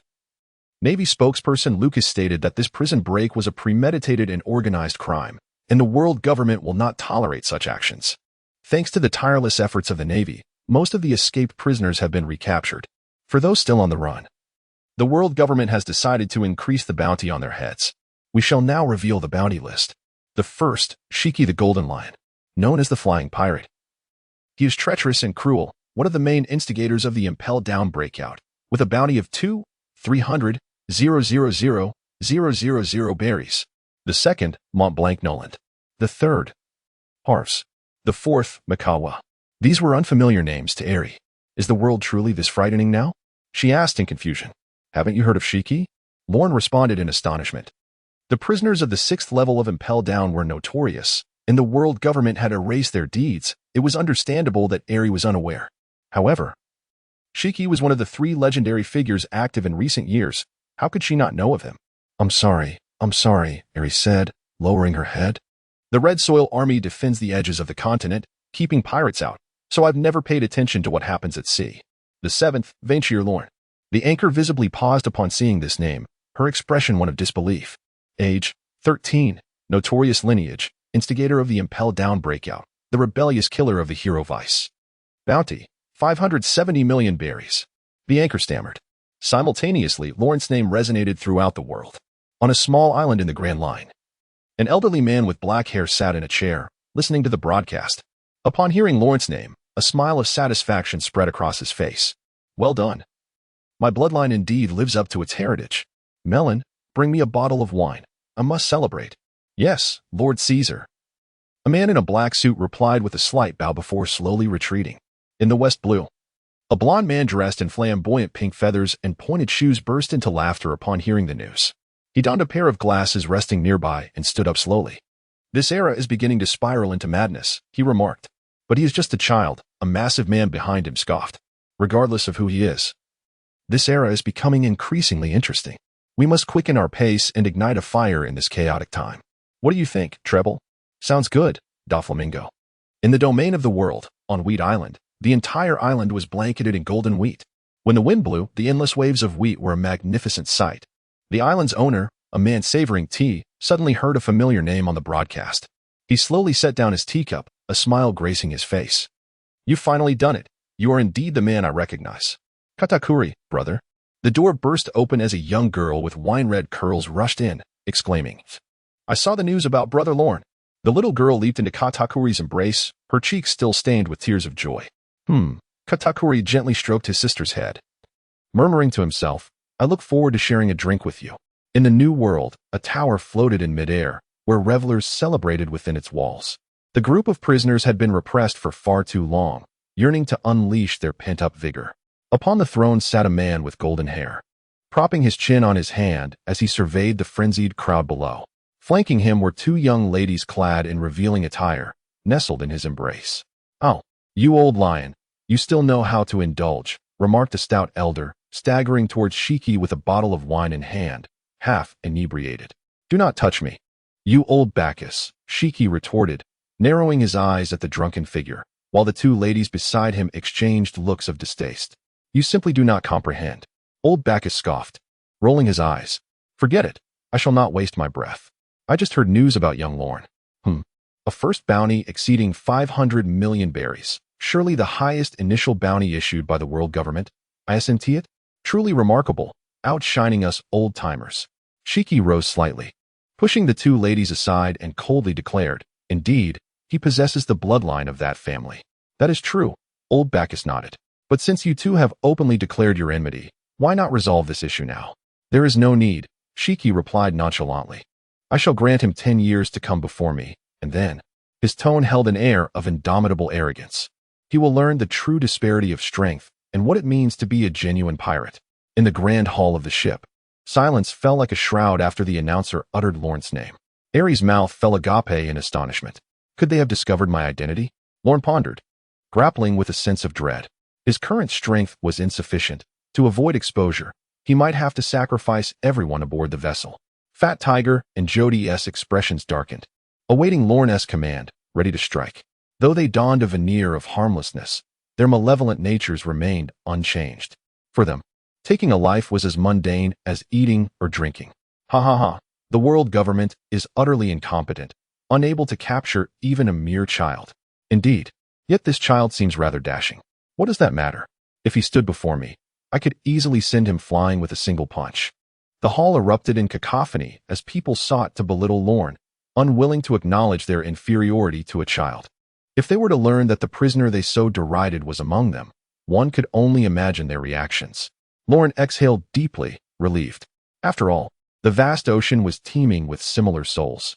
Who would suspect that the hero who had just saved them from pirates was, in fact, a prisoner with a bounty in the hundreds of millions? This person is terrifying, Ares said, her voice quavering. Is he? Lorne replied, puzzled, for his bounty paled in comparison to the prominent figures on the 6th level. What was there to fear? The bounty poster displayed a likeness of Lorne just after his escape from Impel Down, draped in a navy cloak courtesy of Caulfield, as Jody lit a cigar. A newsbird had been startled away by Shiki, and Lorne recalled catching a glimpse of it. That must have been when the photograph was taken. Look at his eyes, Ares exclaimed. There's a lion hidden within them. How frightening. Lorne struggled to grasp the little girl's perspective, momentarily at a loss for words. He is a villain, having committed very terrible deeds, Ares asserted firmly, pausing briefly. That is what the news says. Yet you are different, she said, turning to Lorne. I can feel that you are a good person. Had he inadvertently received a good person card? Yet, did the little girl realize that the good person she referred to was the very same villain she had just spoken of? So, the girl gazed at Lorne, a hint of curiosity in her eyes, which set off alarm bells within him. Would you care to join our Holy Truth Church and spread the glory of the Lord in Adela? Lorne initially intended to refuse, but upon reflection, something sparked within him. Meeting Aries' gaze, he smiled and said, "Perhaps it is worth a try." The roar of steam shattered the tranquil night in Adela as a vessel emerged on the horizon at dawn. A black-haired youth clad in casual attire and a young girl donned in a novice nun's uniform gazed longingly towards a distant isle. Their expressions were tinged with aspiration. They were set to conquer a nation. Chapter 84, Adela. 3 years later, the island of flowers and accolades, Adela. This enchanting isle is nestled in the latter half of the Grand Line paradise, somewhat off the beaten path. Yet, owing to its unique climate, it is perpetually adorned with blossoms throughout the year, attracting numerous admirers. In the capital, the Avenue of Scarlet Roses boasts a recently restored white domed church that stands majestically.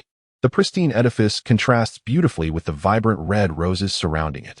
At the church's entrance, a youth clad in a black priestly robe stands upright. Beside him, a lady draped in a deep crimson bishop's vestment and a distinguished middle-aged man with golden hair accompany him. This gentleman, possessing an air of British elegance, exudes an extraordinary demeanor.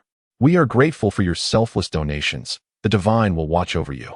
The newly elevated bishop airily offered a slight curtsy to the golden-haired gentleman before gently speaking, her voice as melodious as a lark echoing through the valleys.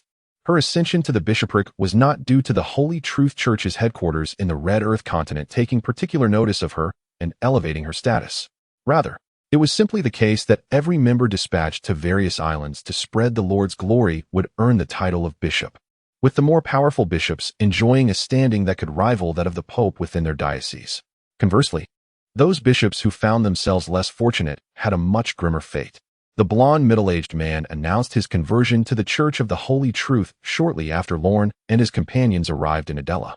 The church, funded by him, had just been completed a few days prior. The man glanced at the black-robed priest standing before him, and seeing his expression remained unchanged, he felt reassured and spoke. "This is my responsibility and duty as a believer of the Lord." Areli was about to respond when a young nun hurriedly dashed out from the church. Oh no, Bishop Areli," the young nun exclaimed, breathless. Areli frowned and said, "Have you forgotten what I told you before? Every nun should embody grace and elegance." The girl straightened up, and Areli nodded in satisfaction, gently encouraging her to speak. "There are too many people coming for service," the girl said anxiously. "Sister Rayla can't handle it all." Areli looked up at Lorne, hesitating. "You should go. It seems we need to add some additional personnel. The bishop cannot always handle it personally." It's all right, Areli replied with a slight bow, slowly retreating. She had conducted services many times before. It was no great matter. Lorne shook his head in resignation as he watched Areli hurry off while trying to appear dignified. "I have some children of noble birth. Perhaps we could send them here?" the middle-aged man suggested quietly after Areli had walked away. On the surface, he was a jeweler in Adela, amiable in demeanor, yet secretly, he was one of Lorne's subordinates, assisting him with matters he preferred to remain detached from.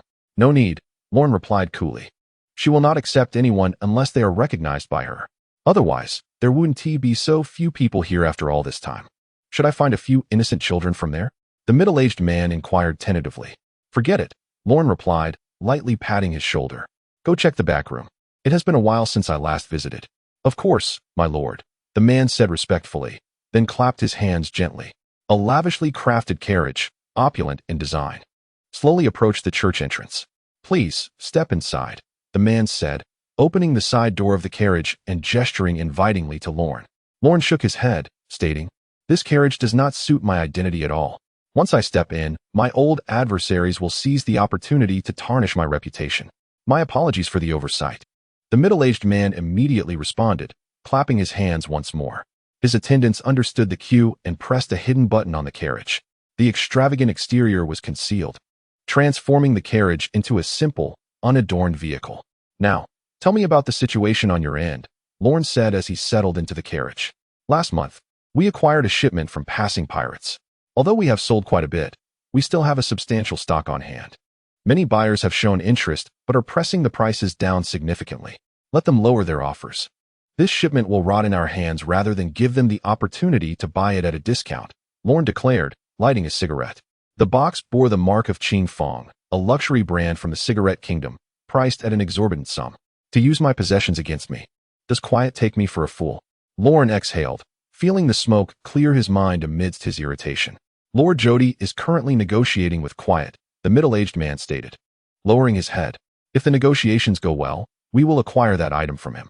Let us hope he is wise enough, Lorne replied nonchalantly. Perhaps Jody will bring me Quiet's head as a trophy? Given Lord Jody's temperament, that is indeed a possibility, the middle-aged man concurred.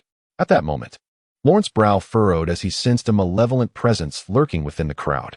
A man stumbled forward, appearing intoxicated, and suddenly lunged at Lorne's carriage, causing the driver to collide with him in a moment of surprise. Damn it, is this a scam? Lorne exclaimed, unable to stifle a curse. The culture of deception seemed inescapable. Ouch, that hurts. The drunken man groaned on the ground, while the driver stood dumbfounded, staring at the man. Sighing softly, Lorne handed his lit cigarette to the middle-aged man. As a radiant priest, he could not afford to engage in actions that would tarnish his image. The carriage door opened slowly, and the onlookers quickly recognized the figure inside. It's Father Vane of the Church of the Holy Truth, and the jewel tycoon Khalil. Praise the Lord, with Father Vane's presence, this unfortunate soul will receive the care he deserves. This is the Lord's grace. Vane was Lorne's alias, derived from the first two characters of his family name, Venshir. Many in the crowd were believers, indicating that Lorne had successfully cultivated a favorable public image. Are you all right? Lorne asked as he stepped down and kindly helped the drunken man to his feet, appearing to the congregation like a beacon of light. The drunken man, seemingly oblivious, pretended to vomit on Lorne. Chapter 85. A clumsy assassination. Lorne frowned slightly, his mild case of obsessive cleanliness making him loathe such behavior from the inebriated. However, his status prevented him from reacting. He discreetly stepped back, skillfully avoiding the drunken man's erratic movements.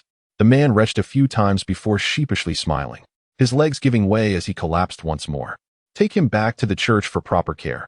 The Lord will not abandon any of his children, Lorne asserted firmly. The words, combined with the Venshir family's noble lineage, rendered him exceptionally handsome in the eyes of the faithful, embodying the essence of sunlight. Two drivers, upon hearing this, promptly approached and helped the drunken man up. As the man stumbled past Lorne, he suddenly sensed a palpable, concentrated aura of malice. Without a moment's hesitation, he instinctively stepped back. The drunken man pulled a gun from his coat and aimed it at Lorne, shouting, "Die!" Lorne instinctively dodged, his years of training enabling him to move with remarkable agility, narrowly evading the bullet.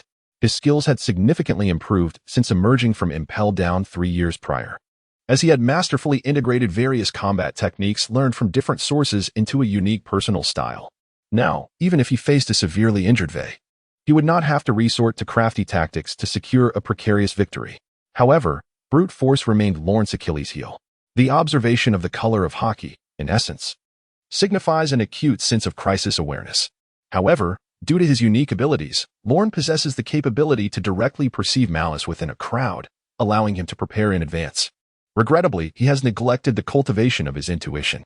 Furthermore, owing to his youth and ongoing physical development, Lorne refrains from rigorously training in armament hockey, as it could inflict considerable harm upon his body.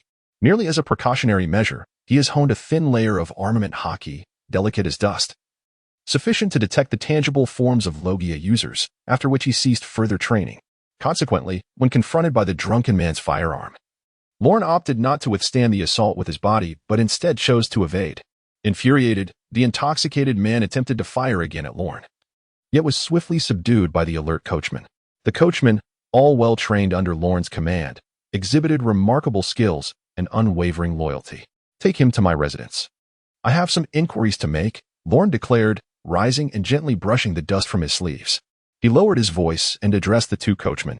The reason he refrained from utilizing the Whispering Fruit's perceptive abilities was his desire to remain incognito.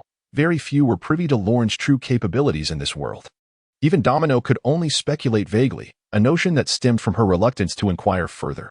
Their unspoken understanding allowed Lorne to keep certain secrets to himself. Good heavens. Father Wayne has been attacked. The wickedness is abominable. It was only then that the crowd realized the gravity of the situation, erupting into a cacophony of unrest. Lorne, however, maintained a serene smile as he observed the commotion, waiting for the clamor to subside before he spoke gently. "Fear not, the Lord will safeguard every faithful soul." As he uttered these words, he slowly extended his arms, resembling a saint basking in the sunlight. The onlookers seemed to be touched by the scene. Many citizens clasped their hands in prayer. "It appears I possess quite the aptitude for divine persuasion," Lorne mused as he finally dispersed the gathering and returned to the carriage. He turned to Carol, remarking, "Indeed, with the talents of a king, one can excel in any endeavor." Carol complimented, "This is not a fabrication." He was merely an ordinary thug until a serendipitous encounter with Lorne and his companions, who had just arrived on this small island. This encounter altered his destiny. Lorne's group elevated him to the role of their spokesperson. Within a mere 3 years, he transformed from an ordinary petty thug into one of the foremost crime lords in Adra, monopolizing the arms, smuggling, and manufacturing industry on the island, aided by the formidable force of Lorne's faction. "Your level of flattery rivals that of Kofiel," Lorne remarked, though he paid little heed to such compliments. He was indifferent to the praises of others. All he desired was loyalty. In fact, as his power grew, he found that even the loyalty of his subordinates became unnecessary. A mere name sufficed to establish a vast empire. For instance, the name Golden Lion Shurji. "Who do you think orchestrated this incident?" Lorne suddenly inquired. Carol paused for a moment before responding. "The Queet faction is currently in communication with us. They shouldn't resort to such actions at this time. Old Blind Dog is eyeing our influence, but he is well aware of our strength. Such a low-level assassination is entirely unwarranted." "The group that arrived in Adra recently?" Lorne toyed with his custom lighter, suddenly speaking up. "Are you referring to the alley faction?" Carol responded, recalling that indeed a boisterous pirate crew had recently come to the island.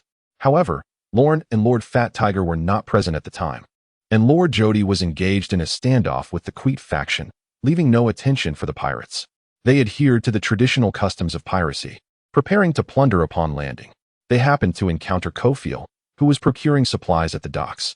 After teaching them a lesson, the pirates retreated in disgrace, yet not before boasting that they would not let the matter rest and would await them at sea. Carol was particularly struck by this pirate crew not for their size, but for their enormous ship, which seemed rather mismatched. "Enough," Lorne said, rubbing his temples, feeling a twinge of headache. "Now they have set their sights on us. They were fortunate to encounter my absence. Otherwise, with my cautious nature, I would have eradicated every potential threat." However, Carol hesitated. Before they left, it seemed they had contact with Old Blind Dog. "Not to worry," Lorne replied nonchalantly. "We will soon uncover the truth." The carriage came to a gentle halt in front of a mansion, and Lorne alighted. A slender man in a sharply tailored suit had been waiting patiently. The estate was adorned with a light green rosemary, causing Lorne to furrow his brow. "Recalling unwelcome memories? I dislike this floral language. Change it," he stated. The floral symbolism was a unique cultural aspect of the flower kingdom of Adralat, which Lorne had inevitably absorbed during his years there. "As you wish." Kofiel replied with a slight bow, resembling an old steward. "My king." Chapter 86, Agatha traversing the estate.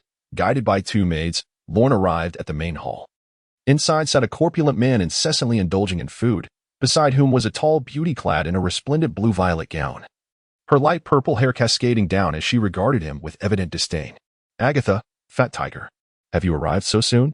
Lorne casually removed his black priestly robe and hung it on a coat rack, then settled into a comfortable position on the soft sofa.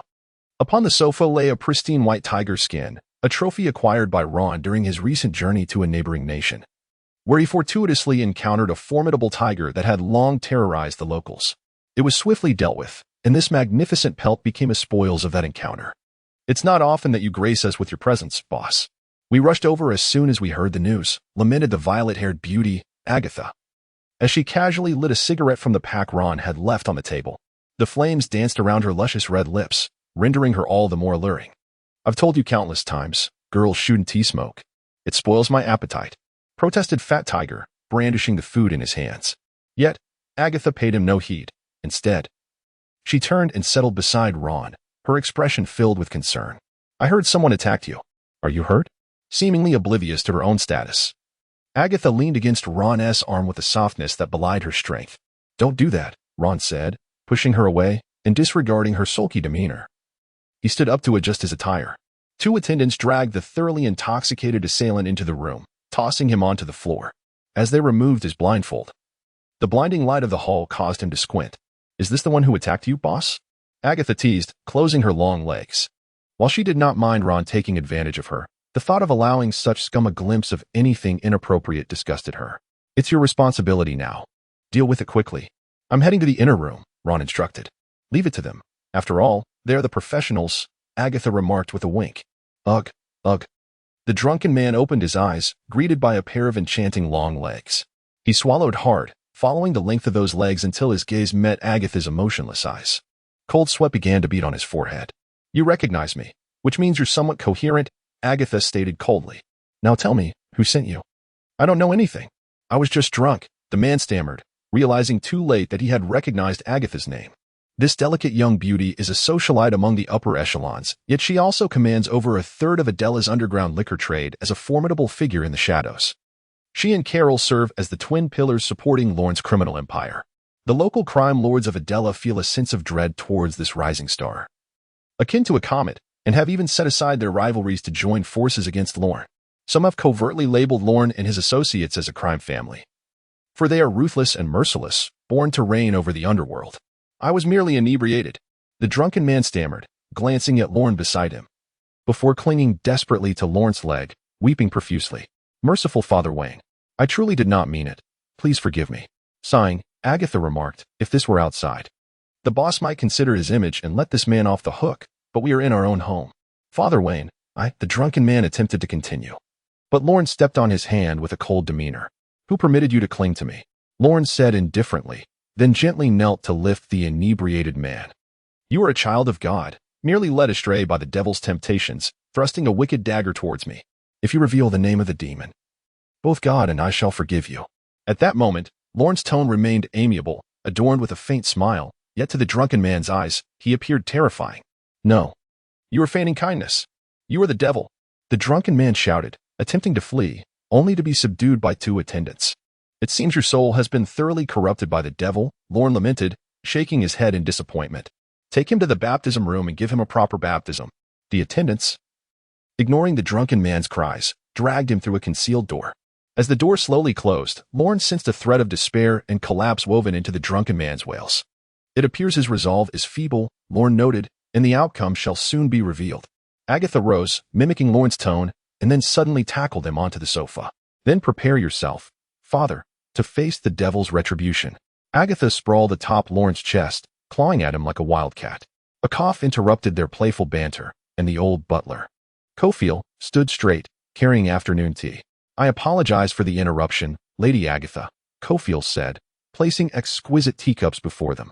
"However, it is time for the young master's afternoon tea. I would like a cup of warm camellia tea with a spoonful of milk." "Thank you," Agatha huffed, resuming her genteel demeanor as she sat upright on the sofa. "Bring me a new outfit," Lorne said, glancing at the lipstick mark on his pristine shirt, addressing Cofield with a sense of resignation. "Why are you so disdainful of me? Am I truly so unsightly?" Agatha protested at the sight. "Not at all, but I must return to the church shortly, and it would not do to be seen by Irely under such circumstances.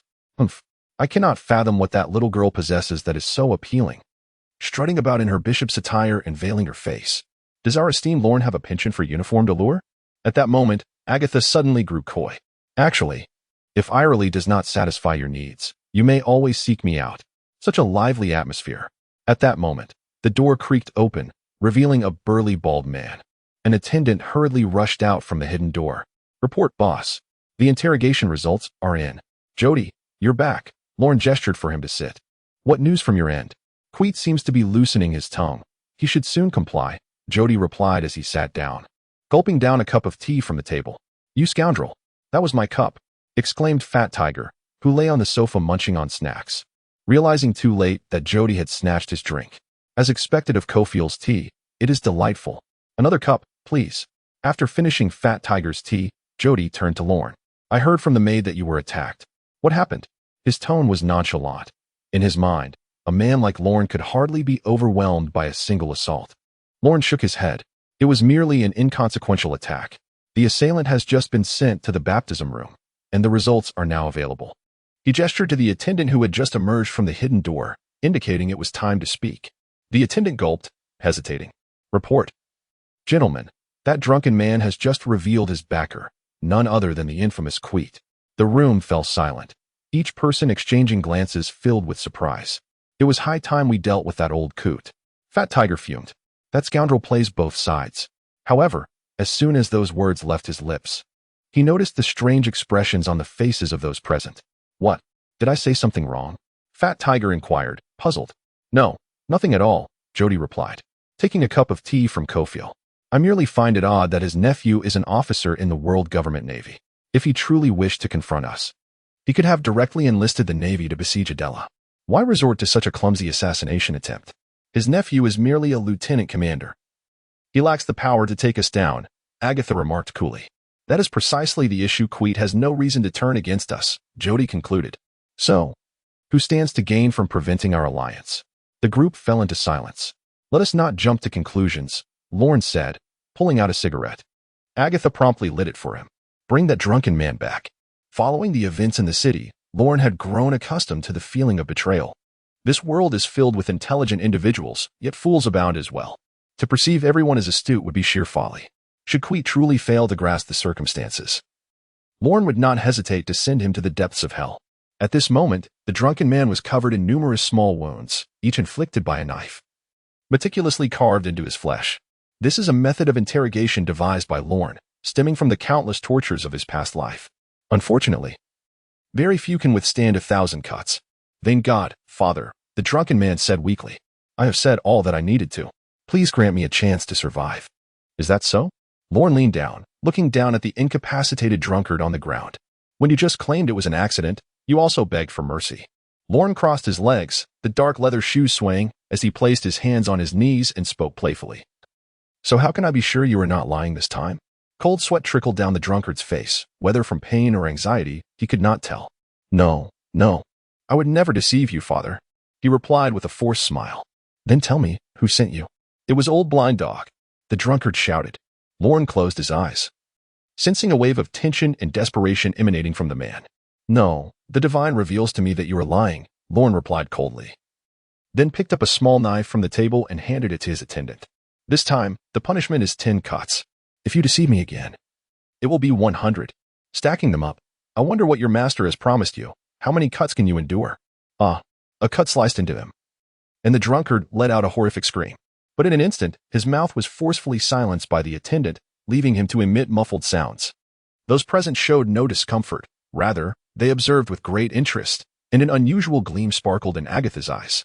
The 10 cuts soon passed, and the cloth stuffed in the drunkard's mouth was removed, leaving him to weakly moan. Stop pretending. You won't die, Agatha said coldly. But next time, it may not be the same. I advise you to reveal your master sooner rather than later. She toyed with the knife in her hand, her fair, slender fingers gliding over the blade, eager for action. I'll tell you, the drunkard said, despair overwhelming him. If he revealed his boss, there would be no good outcome. However, this Father Lorne seemed to possess a unique ability to discern the truth in his words. If he concealed anything, he feared he would be toyed with to death by these demons. It was old Williams, the drunkard finally divulged the hidden hand. After sensing his emotions, Lorne confirmed he was not lying and gently nodded to his attendants. Then returned him to old Williams. Williams, whose full name is Jeffrey Williams, is a prominent figure in Adra, the former minister of the Navy, and the brother of the legendary one-eyed Admiral Jeffrey Wobble. However, due to the sudden disappearance of Jeffrey Wobble a decade ago, the Williams family's prestige in Adra has plummeted, no longer holding the same power they once did. The atmosphere fell silent among those present. The outsider, Fat Tiger Jody, seemed unfazed, but Agatha and Carl, having grown up in Adra, had heard tales of the Jeffrey family. In their minds, the name Jeffrey represented strength and invincibility. Even though Wobble had been missing for nearly 10 years, the shadow of the Jeffrey family still loomed in their hearts. What should we do? Carl asked in confusion. Although he was now a figure pushed forth by the Lorne family to the established powers in Adra, he was merely a nouveau riche. Then let us battle them, Agatha declared fiercely, biting her teeth. The past is past. This is our era now. Fat Tiger and Jody turned to Lorne, their years of camaraderie having accustomed them to wait for his decision, indifferent to whether it be war or peace. As the cornerstone of their group, Lorne remained silent for a moment, inhaling a puff of smoke before speaking lightly. The Jeffrey family is but a relic of yesterday. I wish to know what response they will offer. Chapter 88. Jeffrey in a luxurious manor on Rose Long Street. The exterior walls were adorned with verdant vines, exuding an air of antiquity, not due to neglect by the servants, but rather to highlight the family's long-standing history. Inside this manor, in a splendid room, the mood of the elderly master was far from pleasant. The servants standing nearby bowed their heads in trepidation, fearful of incurring their master's wrath. Crash! The manor's owner, an elderly man clad in a dark noble robe, swept all the ornaments off the cabinet, including his most cherished red porcelain given by Ackerman II. This vain father is intolerable, the elderly man roared, brandishing his rosewood cane. The servants dared not approach. He is merely a nouveau riche, rising only in recent years, and he believes he stands on equal footing with us. The old man slammed his fist onto the cabinet, causing it to shake, and a glass box perched on top wobbled, then fell. Fortunately, a quick-witted servant lunged forward, catching it and gently wiping it with his garment before respectfully handing it back to the elderly man. "My brother's possession?" the old man inquired as he accepted the glass box, which contained a finely crafted badge. The badge bore crossed anchors and seagulls. In any country, this emblem signified but one thing: the Navy. The elderly man's brother, Admiral Jeffrey Wobble, had been personally honored as a hero by the Emperor of Adra, Ackerman III. The elderly gentleman is none other than Jeffrey Williams, the contemporary scion of the Jeffrey family. Gently placing the insignia back in the cabinet, Williams muttered, "If only my brother were here, those scoundrels would not dare to act so brazenly." Suddenly, the grand hall's door creaked open, revealing a man with a hawkish nose, donned in a hooded cloak. His hair, tied in braids, lent him an air of genteel sophistication. What on earth has transpired? Is such a tempest truly necessary? The hawk-nosed man inquired, waving his hand dismissively to signal the servants to depart. The terrified servants, finally relieved of their burdens, fled the room, leaving only the two men in the vast chamber. "It is all due to that scoundrel, Wayne," the elder scoffed. "Joseph, that imbecile. I sent him to teach Wayne a lesson, yet he proved utterly incompetent, allowing Wayne to capture him and reveal my involvement. Now Wayne has dispatched him back to me, and his men await my response." The hawk-nosed man sighed, reflecting on the recklessness of his companion. How could one be so foolish? In comparison to his brother, he is like a celestial being to an earthbound creature. They are utterly incomparable. Were it not for my years of patching up the family's affairs, the Jeffrey family would likely not have endured until now. What do you propose we do? Williams, gradually regaining his composure, recognized both his own limitations and the significance of the hawk-nosed man to the family. The crux of the matter now is whether Wayne is certain that Joseph is one of us. The hawk-nosed man pondered momentarily before posing the question. "Is that even in doubt?" Williams exclaimed, his eyes widening, his white beard quivering. "Wayne has delivered the man right here. I mean, does Wayne possess any evidence proving that Joseph is one of us?" The hawk-nosed man inhaled deeply, accustomed to Williams' somewhat lacking reasoning, and forced himself to remain patient. "Or, have you openly admitted your involvement in this matter?" Williams replied, puzzled. "I have not. Once Joseph arrived, I have been here, awaiting your strategy." "Ah, so you expect me to clean up your mess?" The hawk-nosed man silently critiqued.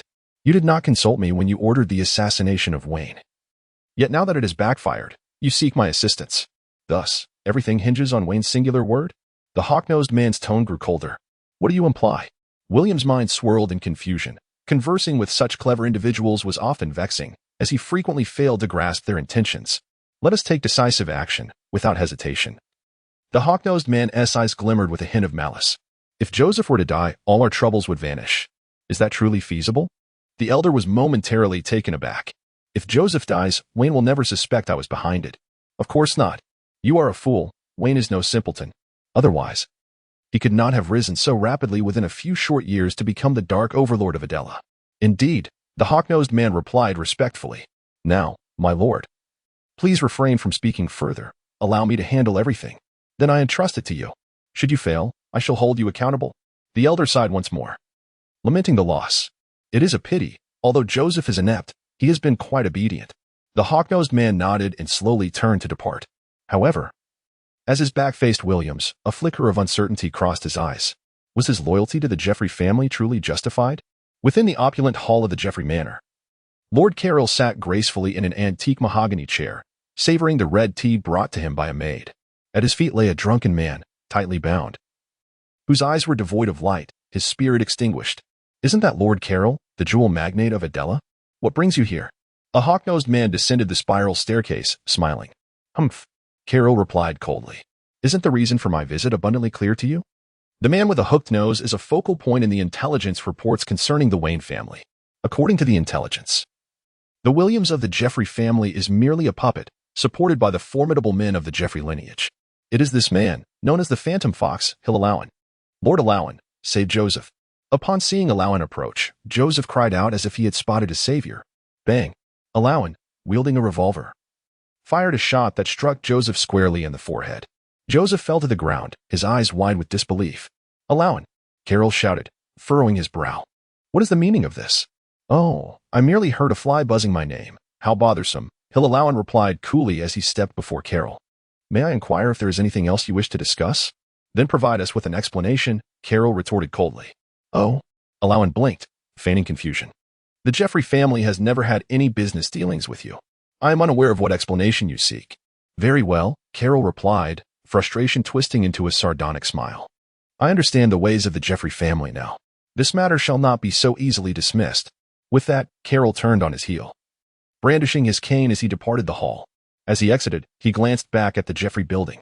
The edifice stood resplendent, its white facade adorned with exquisite carvings crafted from precious jade by master sculptors, exuding grandeur and opulence. Yet, in Carol's eyes, the imposing structure now appeared decrepit. I shall witness the day your Jeffrey family crumbles, Carol said softly. Is this how it is resolved? Williams emerged from a concealed door, astonished. To be assassinated. And Wayne can endure this. It seems he is not as formidable as he claims. I wonder what Quet and the old blind dog are afraid of. Surely not. Alawan sighed. Given Father Wayne's character, he will not let this matter rest. The future of Adela may not remain as tranquil as it is now. Not let it rest? Williams exploded in anger. By what right? He is merely a newly risen upstart. At the northern gate of Adela City, on Rose Long Street, stood a small, moss-covered house that appeared quite dilapidated. However, upon entering, one would discover a hidden world. The entire basement of the small building had been excavated into a vast cavern, resembling an underground castle. This place is the inner sanctum of the Lorne family, the very lifeblood of their existence. In a spacious area of the underground castle, a group of burly men is engaged in rigorous training. Beside the training ground, in a chamber, Lorne, clad in a black priestly robe, sits quietly upon a chair intricately carved with the likeness of a majestic eagle, observing the perspiring men through a one-way mirror. Opposite him sits a captivating beauty, elegantly dressed in a formal gown. These individuals are the latest batch of slaves procured through old Raleigh channels, their backgrounds meticulously vetted. Upon the declaration of their reinstatement as free citizens by the esteemed Lorne, they have all become euphorically exuberant, their loyalty to the family unwavering. The enchanting Agatha, adorned in a purple gown, pours a glass of red wine and presents it to Lorne. One must always remain vigilant. Once their training concludes, they shall be dispersed into various groups. Lorne accepts the glass from Agatha, the pale ruby liquid exuding an alluring fragrance that is intoxicating. Truly, the master is remarkably astute. Agatha praises, lifting the glass to her lips and taking a delicate sip. The liquid, in gentle contact with her deep crimson lips, evokes an irresistible desire for a kiss. This wine, known as Donatus, is a specialty of the wine country Ogron Mutt, steeped in profound significance. Would you care to taste? Agatha inquires. Donatus, a name synonymous with the Grim Reaper, leaves Lorne puzzled as to why a wine would bear the moniker of the son of the night god. Mimicking Agatha's actions, he takes a sip, detecting a subtle sweetness intertwined with a hint of bitterness, reminiscent of a maiden's tears. Yet, as time passes, the sound of weeping fades away, leaving only a delicate fragrance. Lorne, unfamiliar with the nuances of wine, can only perceive that the flavor is quite pleasant, especially since it has been personally presented by Agatha, the illustrious heiress of the Adrella wine magnate. Surely, it carries extraordinary implications. What special significance does it hold? Lorne inquires, intrigued. The wine culture of Ogron Mutt, akin to the floral traditions of the Land of Blossoms, possesses a narrative for every variety. Legend has it that each family in Ogron Mutt, upon the birth of a daughter, would harvest the finest grapes of that year to brew a cask of wine, which would be buried until the daughter's wedding day, when it would be shared in celebration. This wine is referred to as the heart of Aphrodite, robust and rich, akin to freshly bloomed flowers. Even the mere scent is enough to enrapture the senses. However, should the daughter meet an untimely demise, the heart of Aphrodite transforms into Donatus. Though both wines originate from the same brew, the differing times of extraction yield entirely distinct flavors. Isn't it marvelous? Agatha winks at Lorne, her eyes sparkling with intrigue. Isn't this akin to the red wine version of Daughter's Red and Huadiao? Lorne remarked, yet the essence encapsulated in the Danardus wine is indeed sorrowful, leaving Lorne with a hint of bitterness on his palate. Thus, one should not indulge in Danardus wine too hastily, for it can easily lead to inebriation. Agatha chuckled. And then both emptied their glasses in one swift motion. Is it not said to be intoxicating? Then why drink so rapidly? Lorne frowned. It's because I'm not afraid, she replied, her cheeks slightly flushed under the soft candlelight, already showing the signs of intoxication. In truth, our country of flowers possesses many intriguing floral languages as well. I am aware, Lorne replied nonchalantly, having lived in Adela for several years. He had come to understand the local culture of floral symbolism. So, do you know what flower I am? Agatha leaned closer to Lorne, her breath carrying the faint scent of wine. This dilemma perplexed Lorne. He was aware that Agatha was referred to as the Rose of Adrella among the upper echelons of society. Yet he was certain that this was not what Agatha intended to convey. My dear friends affectionately call me the Black Mandala, Agatha remarked with a smile, attempting to rise, but ultimately collapsing onto the table. You are intoxicated, Lorne observed, assisting Agatha upright, only to be unexpectedly ensnared by her arms as she draped herself across him. Little Lorne, I feel rather warm, Agatha murmured, her form enveloping him, leaving him uncertain of where to place his hands. I am the Black Mandala, she whispered, eyes closed, akin to a delicate kitten. Indeed, you are the most exquisite flower I have ever encountered. Lorne gently stroked her silky hair, speaking softly. A mandala that shall never wilt. Gradually, Agatha succumbed to slumber. Lorne carefully placed her back into her chair before rising to straighten his attire and stepping outside. Once he had closed the door, Agatha, who should have been asleep, suddenly opened her eyes, a triumphant grin illuminating her face. Hooray! She exclaimed, forming a victory sign with her hands, her laughter reminiscent of a child's delight. As a connoisseur of libations, how could she possibly succumb to inebriation so easily? Chapter 90. The sun and sunshine outside. Lorne ignited a cigarette, the smoke swirling around him as his eyes revealed a hint of exasperation. How could Agatha's subtle gestures elude someone endowed with the ability to perceive such nuances? Yet, Lorne chose not to expose her charade, recognizing that her seemingly ambiguous actions were merely a form of self-preservation. Upon his arrival in Adrella, he had rescued her from the mire, and since that moment, his not-so-imposing figure had occupied a place within her heart. What a headache, Lorne mused, contemplating his unexpected fortune in romantic encounters since his arrival in this world, having met three distinctive beauties, Galette, Domino, and Agatha, with whom he seemed to share pleasant interactions. Regrettably, his heart remained uninvested in such matters. Shaking his head, a flame flickered within his gaze. My journey lies among the stars and the seas. How could I become ensnared in the trivialities of love? Greetings, Father Wayne. The robust men at the training ground had just concluded their physical regimen, their tank tops drenched with sweat. However, as they passed by Lorne, they halted and stood in formation, bowing respectfully. With faces full of reverence, they expressed, "This young priest has rescued us from the depths of despair. In the hearts of these former slaves, he is a deity. We are his devoted followers. As followers, is it not natural to offer one's heart to their God? Where do you intend to go next?" Lorne inquired with a smile, igniting excitement among the men. Their deity had bestowed upon them a smile. Indeed, he was a benevolent and compassionate God. Yet, the thought of anyone opposing Father Wayne was utterly unforgivable. According to their plan, a leading figure among the men stepped forward, speaking with utmost respect. We shall have a half-hour respite before proceeding to Boss Jody for combat training. Do not overexert yourselves. You are all children of the divine, Lorne replied with a warmth that belied his age. Any misfortune befalling even one of you would be a loss to the divine. At his words, the men were thoroughly invigorated. With great effort, they suppressed their excitement and departed in unison, while Lorne watched them with a smile until they vanished from his sight. Only then did his expression shift to one of solemnity. This is a rather straightforward psychological tactic. By offering them hope and granting them recognition, they will come to appreciate themselves. This method bears a resemblance to a practice from a past life known as pyramid schemes, simple yet effective. Coupled with Lorne's act of liberating them from their status as slaves, and with the authority of Father Lorne, the execution of this plan became significantly easier. Come forth, Lorne said after a prolonged silence. After a moment, Carol appeared sheepishly from behind a door. Truly, he is the legendary priest of Adra, with just a subtle maneuver. He has won over these slaves completely, Carol praised. When one has been a priest for so long, one forgets how to be human, Lorne remarked suddenly, startling Carol. Did the chief have enough of the priestly charade? Or was he perhaps weary and preparing to seize that girl, Eily? Countless thoughts flashed through Carol's mind. Yet his expression remained unchanged, silent. This matter was beyond his involvement. Let us not dwell on that for now, Lorne said, gazing intently at Carol. And what of the Jeffrey family? Carol found it difficult to articulate. However, Lorne had already sensed the shift in Carol's emotions and had begun to form assumptions. What? They deny it? Lorne inquired coldly. Yes, Carol muttered, his head bowed. The drunkard was shot dead before them, yet they refused to acknowledge it. Bang!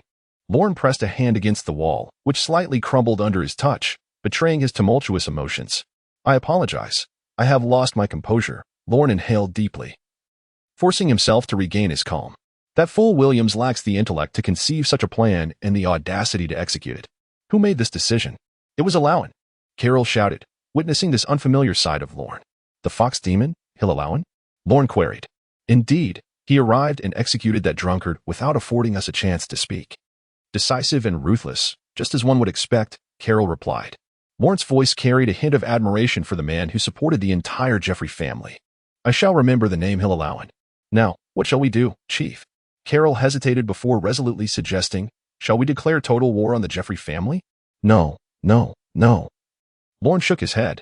If Williams wishes to assume the role of the elder brother, let him. Then what now? Carol inquired, perplexed. First, we must settle matters concerning Quet. Lorne stated. Isn't Williams so proud to claim he is an old noble of Adra? In a few weeks, the Festival of Blossoms will take place in Adra. A cruel expression crossed Lorne's face. At that time, we shall employ Adra's traditional methods to resolve our issues. When Lorne returned to the church, twilight had already descended. Eily sat at the long table, propping her chin on her hands, drowsy. A sumptuous dinner was laid out before her, with exquisite silverware set aside. Lorne sighed. That foolish girl had indeed waited for him to dine. If he had not returned, would she have gone without food? He gently approached Eily, draping a cloak over her. For the nights in Adra were too cold, and she might catch a chill if she dozed off like that. Wah, you bastard Vane. Making me wait so long, Eily suddenly murmured in her sleep, startling Lorne. Yet she soon fell silent again. Lorne took a seat beside her, smiling as he watched her slumbering visage.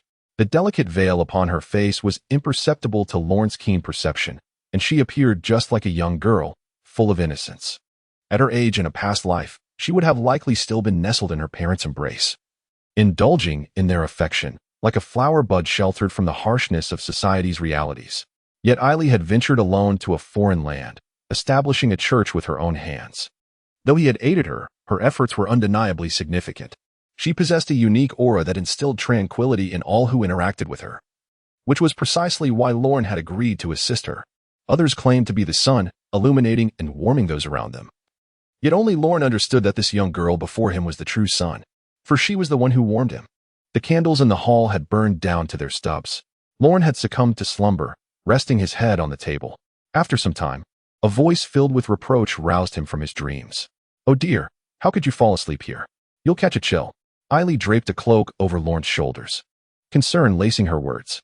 Lorne opened his eyes to find that Eily had awakened, having replaced the candles and reignited them. The soft yellow glow illuminated her deep red bishop's garments, radiating warmth. Are you cold? A bit of hot soup will warm you up, she said. But upon turning to the now cold meal on the table, her tone turned slightly admonishing. Look at you, returning so late. The food has gone cold. Wait a moment. I'll warm it up. Lorne stretched comfortably, relishing the rare feeling of restful sleep. Ever since he attained the fruit of perception, no breeze or rustle could escape his intuition, relegating him to only the lightest of slumbers. Yet beside Eily, he felt an uncommon sense of security. Only in her presence could he cast aside all burdens and indulge in a deep sleep. This is, in fact, not a favorable circumstance. For Lorne's armament color is not particularly formidable.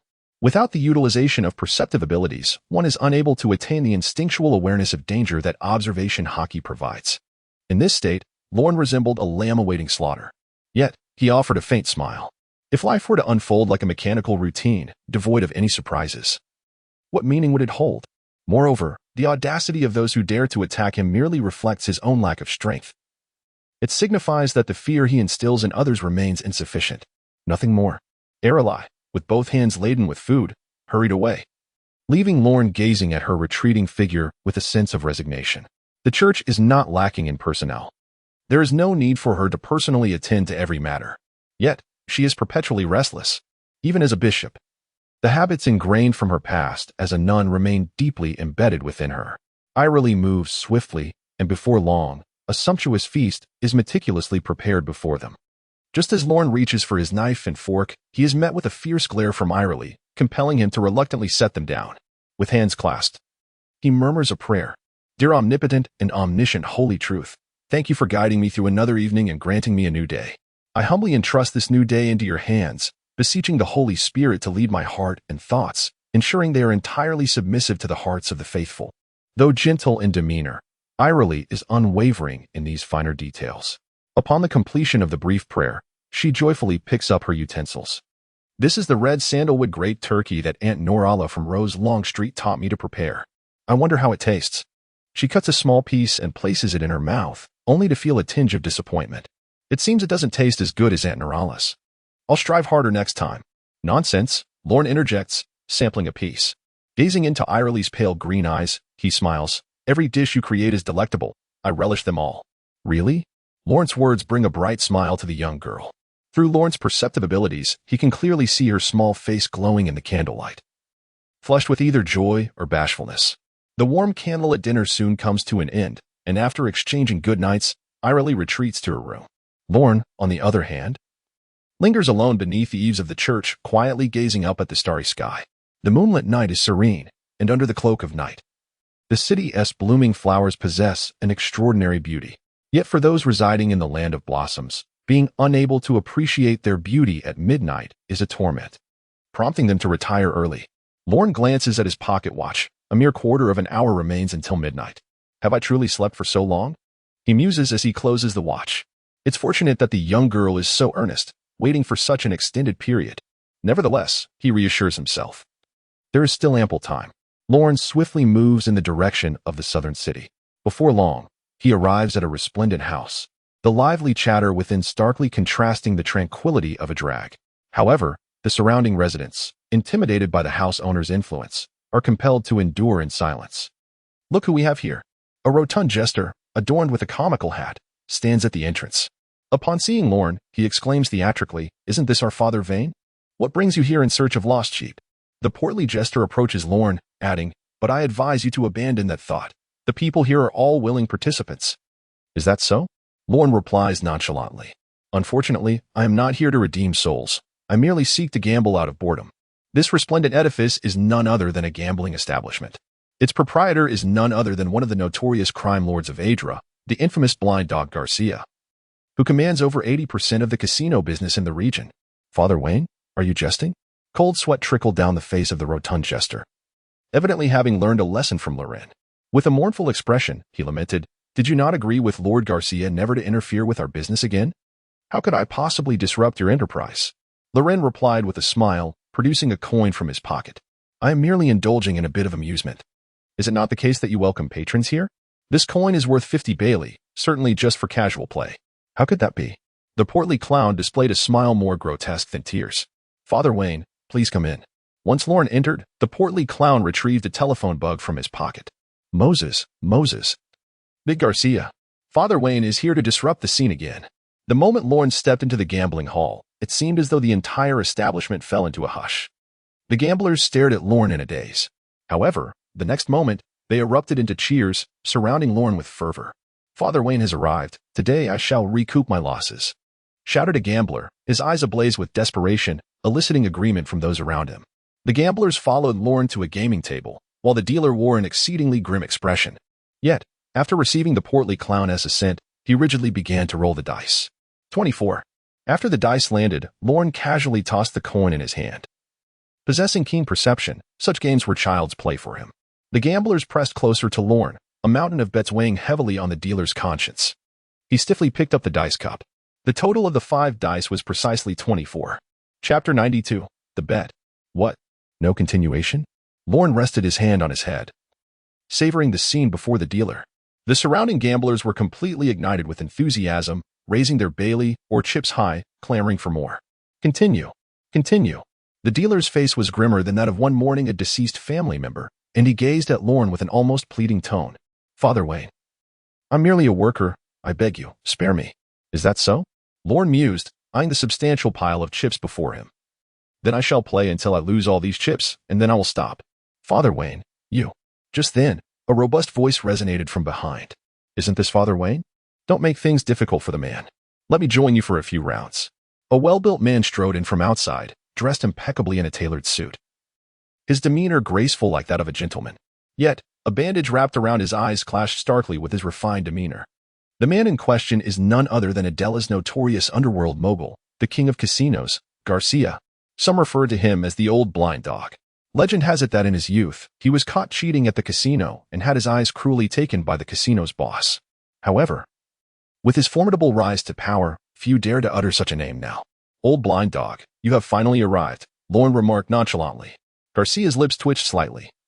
Yet he greeted his guest with a smile. He opened his arms and enveloped Lorne in a hearty embrace, as if welcoming a long-lost friend. This place has grown rather dull. The dealers are not fulfilling their duties, Lorne whispered into Garcia's ear. You must entertain me properly. Of course, of course. Garcia replied with a grin, leading Lorne into a private room. The decor within was markedly simpler compared to the opulence outside. Yet, only those with discerning eyes would realize that anything within this room could fetch a house on the outside. Clearly, Lorne was no stranger to this place. He casually sat down in a chair, his fingers toying with a nearby potted plant. Beneath the pot, an inscription read, "Transplant from the rocky depths. Return to my humble desk. Nurtured by water and stone, complemented by a small mountain." While Lorne did not comprehend the meaning of these words, he understood one thing. This item was exceedingly valuable. These charming imitations of natural landscapes have gained considerable popularity among the upper echelons of Adela. It is said that this decorative art originates from the Land of Flowers, a realm whose name differs from Adela by but a single character, and which is replete with peculiar customs. Is it not exquisite? Garcia gazed at Ron, who was toying with the potted plant, a pang of jealousy stirring within him. This was a gift from a dear friend, a genuine article from the Land of Flowers, fundamentally distinct from the mere replicas possessed by others. Perhaps so, Ron replied, setting the potted plant aside, seemingly indifferent to Garcia's sentiments. He regarded Garcia and inquired, "What shall we engage in today?" "Anything will suffice." Garcia replied with earnestness. "The question is, how grand do you wish to play? I recall that I bested you in a wager for a parcel of land here." Ron suddenly remarked. "Indeed?" Garcia replied, his teeth clenched. When Ron first arrived, few of Adela's underworld lords took this newcomer seriously. Yet Ron, armed with but a single coin, ventured forth alone. The ensuing events need not be recounted. Garcia distinctly remembered losing a land deed worth billions of bellies to Ron in this very room. "Then I shall wager this," Ron declared, his smile gradually fading. "Let it be a singular bet, determining the victor. Regardless of the outcome, I shall no longer intrude upon your business." Ron took a sip of water, his tone measured, adding, "And in the event of a tie, consider it my loss." How audacious. He dares to belittle the authority of Adela's casino king. Veins bulged on Garcia's forehead, yet he forcibly suppressed the anger simmering within. The condition set forth by Father Wayne was, in fact, quite reasonable. "What is it that you desire?" Garcia inquired with gravity. "There is no such thing as a free offering without ulterior motives.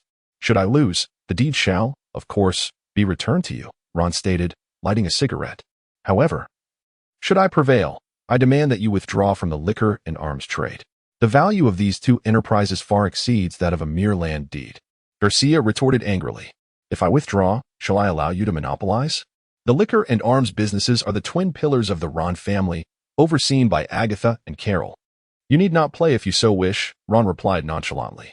"Then I shall come to your casino each day for a brief diversion." This is an outright threat. With Lorne's prowess, this casino will undoubtedly be rendered obsolete. After this round, make yourself scarce." Garcia exclaimed angrily.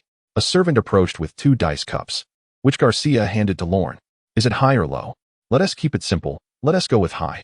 Lorne accepted the dice cup, casually shaking it. As a seasoned gambler, Garcia had not stooped so low as to tamper with his opponent's tools. The old blind dog, Garcia, gently caressed the dice cup as if it were the skin of a beloved, pondering how long it had been since he last sat at a gaming table. Aside from that fateful encounter with Father Wayne, initially he sought only to exact revenge on the casino owner who had blinded him. Yet he never anticipated that his business would flourish to such an extent, with the former owner now begging for his forgiveness on bended knee. However, he had long lost his original intent. As his gambling skills intensified, he found himself unable to experience the joy of the game. It was this Father Wayne, possessing a gambling finesse that belied his years, who reignited his desire for victory. "Let me show you what true gambling mastery entails," Garcia roared, raising the dice cup and shaking it vigorously. The cacophony of dice clashing within the cup produced an alluring rhythm. Yet, it was merely a desperate struggle. Lorne chuckled. While this man's skills were indeed remarkable, they remained within the realm of mortals, easily attainable by those with keen perception. Moreover, as the possessor of the perception fruit, Lorne found this game exceedingly effortless. Bang, bang. Both men's dice cups slammed onto the table simultaneously. "You have lost," Garcia spat venomously. "The highest possible total of these 5 dice is merely 30 points. As long as I roll, you are undoubtedly defeated." Gradually, he moved the dice cup aside, neatly arranging 6 dice one by one. A smile spread across Garcia's face. Yet, as the final die revealed itself, his smile began to freeze. "Ha. It seems the gambling king has grown old." Lorne was already assured of victory. "Master." The portly jester rushed to support Garcia, who had collapsed into his chair, at a loss for words, fixated on the last die that had appeared. It was unmistakably a 5. "Remember our wager," Lorne remarked as he stood to leave, not glancing back. However, upon reaching the door, he turned his head and smiled. "In truth, your loss was not unjust." Hearing this, Garcia perked up. "Quickly, open it and see." The portly jester gently opened Lorne's dice cup, revealing 4 dice stacked together, all showing 6. One die, however, lay shattered in 2 halves, displaying a 6 and a 1. Chapter 93. The Blue Enchantress. As the first rays of sunlight pierced the morning mist, Adela welcomed a warm new day. Though the dawn was still dim, the small street was already bustling with people. "Would you care to purchase some fresh flowers?" The freshly picked roses still bore droplets of dew, perfect for presenting to this lovely lady beside you. A youthful voice chimed in Lorne's ear. Turning around, he saw a timid little girl in coarse clothing tugging at the hem of his priestly robe. Several days had passed since Lorne's gambling match with Garcia, and today it marked Adela's flower fair, where people from all around gathered to sell an array of blossoms. The long street was adorned with vibrant colors from the flowers, a sight beloved by young maidens. Even the bishop, Ari, was no exception. Unable to resist her pleas, Lorne reluctantly allocated some time to accompany her on a stroll. The young girl, likely a flower seller from the vicinity, held a basket brimming with blossoms. Shy in demeanor, the basket was filled to the brim with fresh flowers. "What flowers are these?" Lorne asked casually, pulling out a bouquet entwined with 2 blue roses. "These are blue enchantresses," the girl exclaimed, her cheeks flushed. "The intertwining of 2 blue enchantresses carries a beautiful meaning."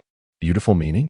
Lorne mused aloud, while beside him, Ari leaned gently against his arm, her light green eyes sparkling with anticipation as she gazed up at him. "Do tell," Lorne encouraged, handing the bouquet to Ari, who accepted it with delight. Inhaling the fragrant blooms with rapture, girls are often unable to resist the allure of flowers, particularly when it comes to lovely girls and exquisite blossoms. "The dual blue enchantresses symbolize," the flower girl said, her small hands clasped reverently before her, "that encountering one another is a matter of fate, yet parting is inevitable. It is either a life separation or a death farewell." Lorne sensed Ari's body stiffen beside him, and he felt a twinge of regret for his unwarranted words. Was it not sufficient to simply purchase flowers? Yet, the floral language of Adela was deeply ingrained in the culture, even if the flower girl had not articulated it. Ari would eventually learn through other means. Though Lorne was skeptical of such ethereal notions, Ari, as a devoted cleric, held these beliefs with unwavering conviction. This may appear to her as divine guidance. A seemingly pleasant shopping trip concluded with Ari's despondence. Upon their return to the church, the sun had just begun to rise. The dawn light streamed through the church windows, illuminating the hall. Ari was absorbed in silent prayer. "Did you not have a habit of morning hymns?" Lorne leaned against the door, holding a scripture in his hand. Lorne possessed a peculiar habit of striving for perfection in everything he did. Whether it was his initial role as a noble, later as a prisoner, or now as a priest, he approached each with meticulous diligence. Ari, kneeling in prayer, chose to ignore Lorne, remaining devout. As the sun fully ascended, Ari slowly rose. "This is not a morning hymn," she glared at Lorne. "This is my plea for divine blessings upon you." "What blessings do I require?" Lorne stepped closer, attempting to affectionately ruffle Ari's hair, a gesture he had grown fond of since his arrival in this world through Garrett. The head pat was an irresistible charm for young women. However, this time, the typically effective gesture failed, as Ari deftly evaded his hand, fixing her pale green eyes on him intently. But I worry for you, Ares said. I may be foolish and inept, yet you are different. From the moment I met you, I sensed an extraordinary power within you.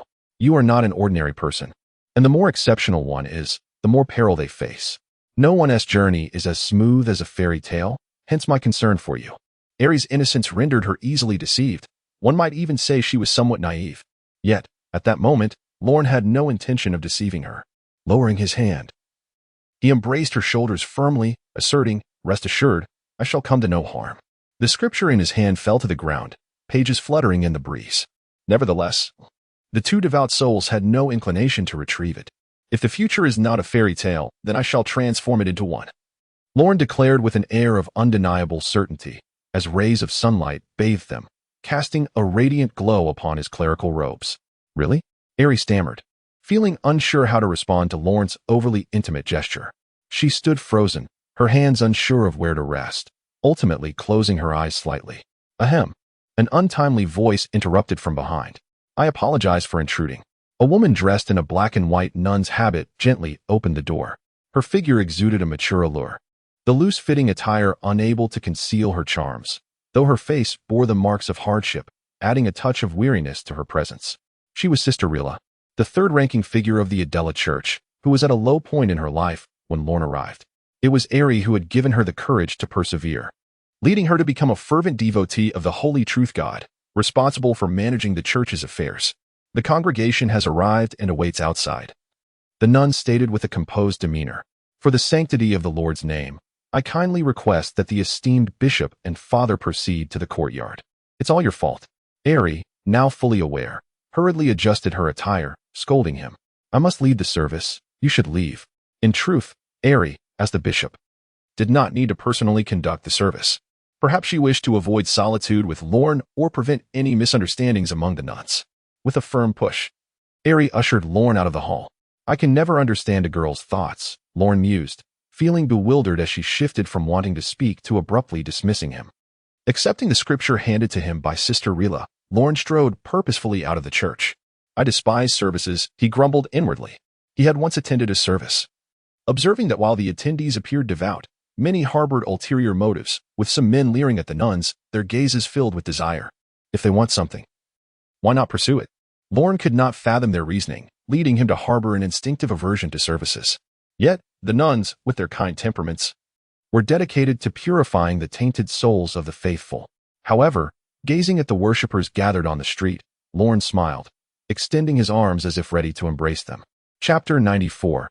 Negotiation. Bathed in sunlight, Lorn appeared almost sanctified in the eyes of the congregation. "Father Vane, you are my light," someone in the crowd shouted. Lorn smiled in response, inciting even greater fervor among the faithful. Previously, Lorn had been baffled by the fervor of fanatics in his past life, who would go to great lengths and engage in unbelievable acts. But now he understood the terrifying power of emotion overpowering reason. As Lorn descended the steps, the crowd surged like a tide, enveloping him. Things were becoming complicated. Lorn felt a tingling apprehension at the back of his neck, realizing he had perhaps gone too far in his charade as a spiritual guide, making it difficult to step back now. Yet, a distant approaching carriage caught his attention. It bore the emblem of swords and roses, symbolizing the rose as the king of flowers in Adela, a mark of extraordinary nobility. Common folk would never dare to use such a prestigious insignia, especially with two crossed swords emblazoned upon the rose. In all of Adela, only one family dared to employ such audacity. At last, the savior had arrived. Lorn silently mused. His whispered words reached the ears of the carriage driver, causing the vehicle to pause momentarily before subtly altering its course towards Lorn. "Children of the divine," Lorn addressed the gathered crowd with a gentle smile. The nuns were already prepared for the service. "You may enter," he proclaimed. Then, with a slight motion of his body, effortlessly navigated through the throng, utilizing his physical prowess, before lightly leaping onto the carriage. "Well then, I shall take my leave ahead of you." As the carriage sped away, Lorn's voice echoed in the distance. It was only then that the faithful realized their priest had vanished. "Do not leave us, Father Vane. Join us for the service. Father Vane, you have yet to enlighten us on the doctrines of the Holy Truth."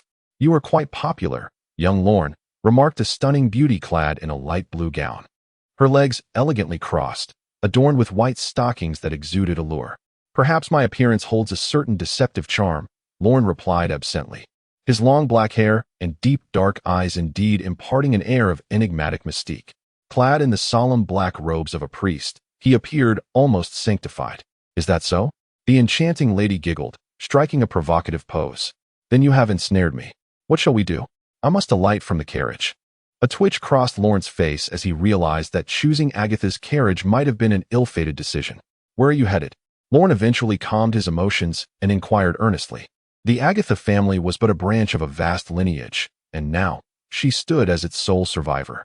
Moreover, due to certain circumstances, her relationship with her ancestral family could be described as one of bitter enmity.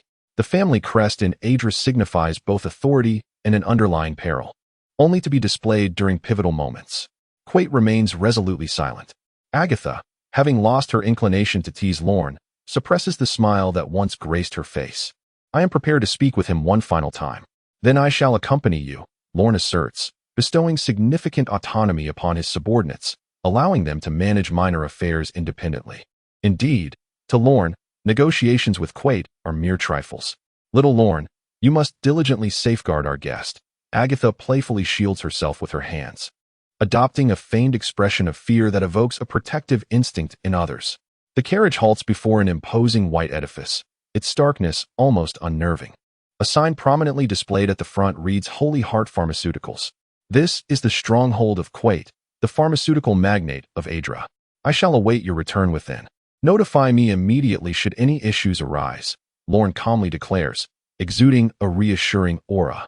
Exercise caution. Your significance far surpasses any dealings with Quate. His position as a priest of the Holy Truth renders him unwelcome in such establishments, representing the divine, while pharmaceuticals embody science, two inherently opposing forces. Agatha blinks in acknowledgement, then takes a deep breath before descending from the carriage with a small bag in hand. Lorne closes his eyes, allowing his perceptive abilities to unfurl, conjuring a detailed schematic of Quate's entire building in his mind. A modest 5-story structure appears devoid of surveillance, yet equipped with 78 concealed cameras. Security personnel lie in wait within a room on the ground floor, poised to respond to any sudden developments.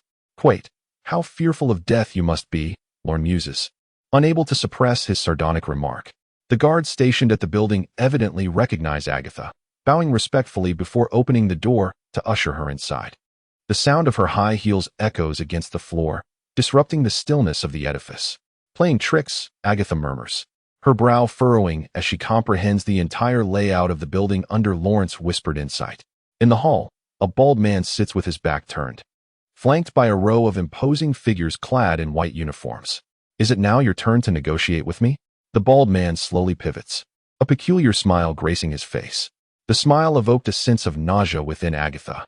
Struggling to suppress the urge to vomit, she placed the small package upon the table.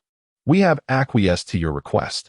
This is a deposit of 100 million Bailey, with the remaining 300 million to be delivered upon the conclusion of the transaction. Truly a substantial sum, Quet remarked as he began to count a stack of bills, intoxicated by the very essence of Bailey. You are constantly surrounded by narcotics. Has your nose not deteriorated? Agatha inquired, her brow furrowed. Indeed, Bailey is perpetually captivating, Quet responded as he clapped his hands, summoning an aide who brought forth 2 boxes from behind. In truth, I have long prepared these items, simply awaiting your arrival. One box was gently opened to reveal a solitary capsule. This is the lethal drug Quet said with a smile, a forbidden substance from that legendary land, capable of bestowing terrifying power.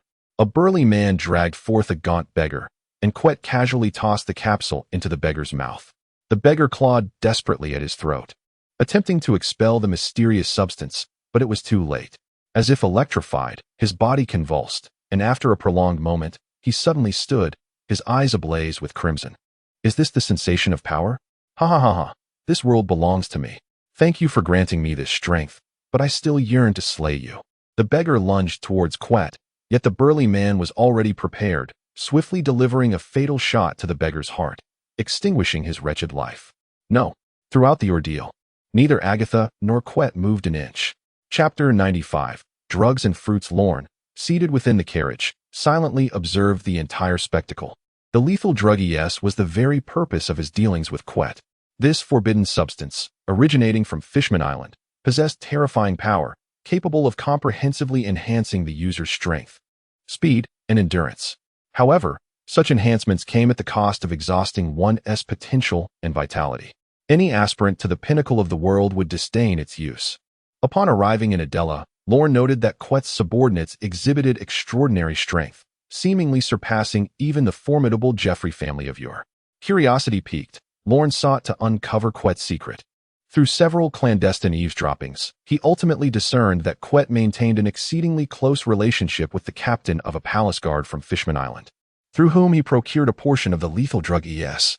However, during trials with his subordinates, Quet appeared to uncover the side effects of the drug. Excessive use of the powers conferred by ES would lead to rapid aging in the user within a remarkably short span of time. This elucidates the rationale behind his inaction, allowing his formidable subordinates to serve merely as a deterrent. In truth, he had long harbored intentions to deploy the remaining lethal drug, ES.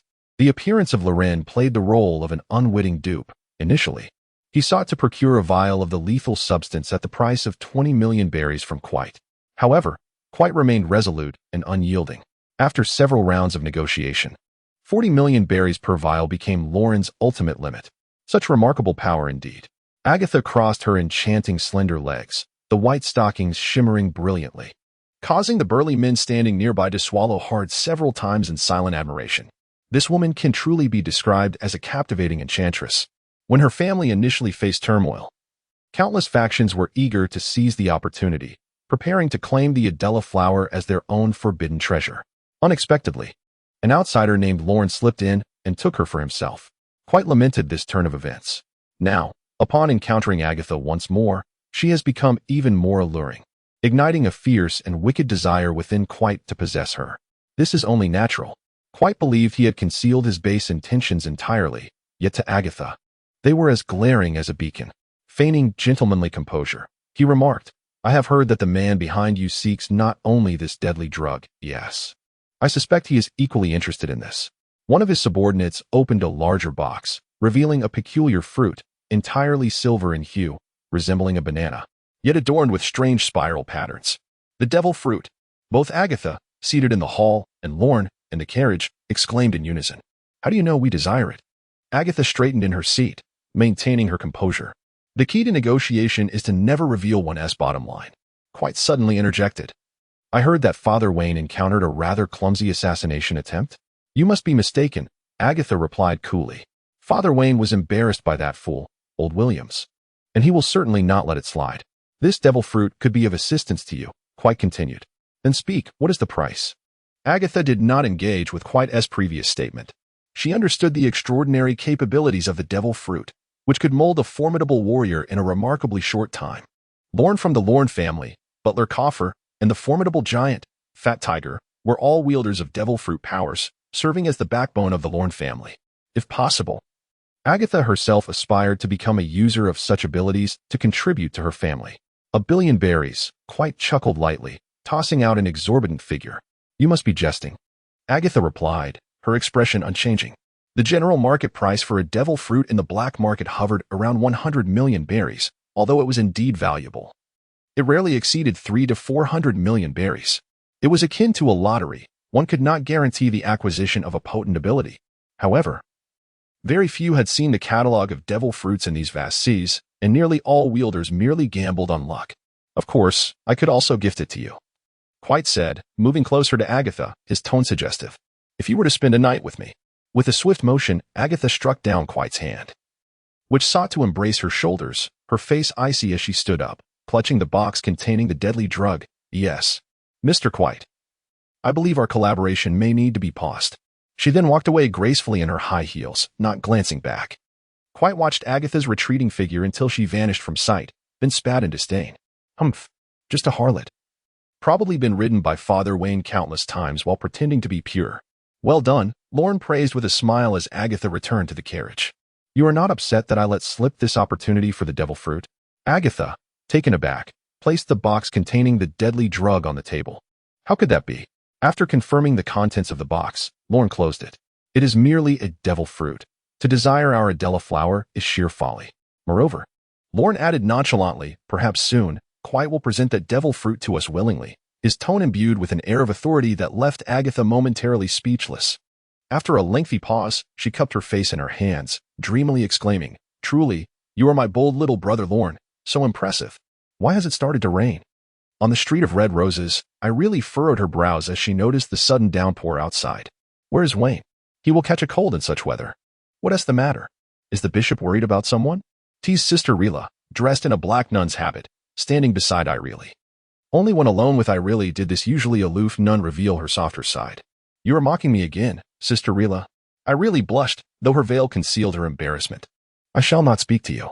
All right, Sister Rila said, moving behind Irene to gently massage her shoulders. "Is our bishop feeling shy?"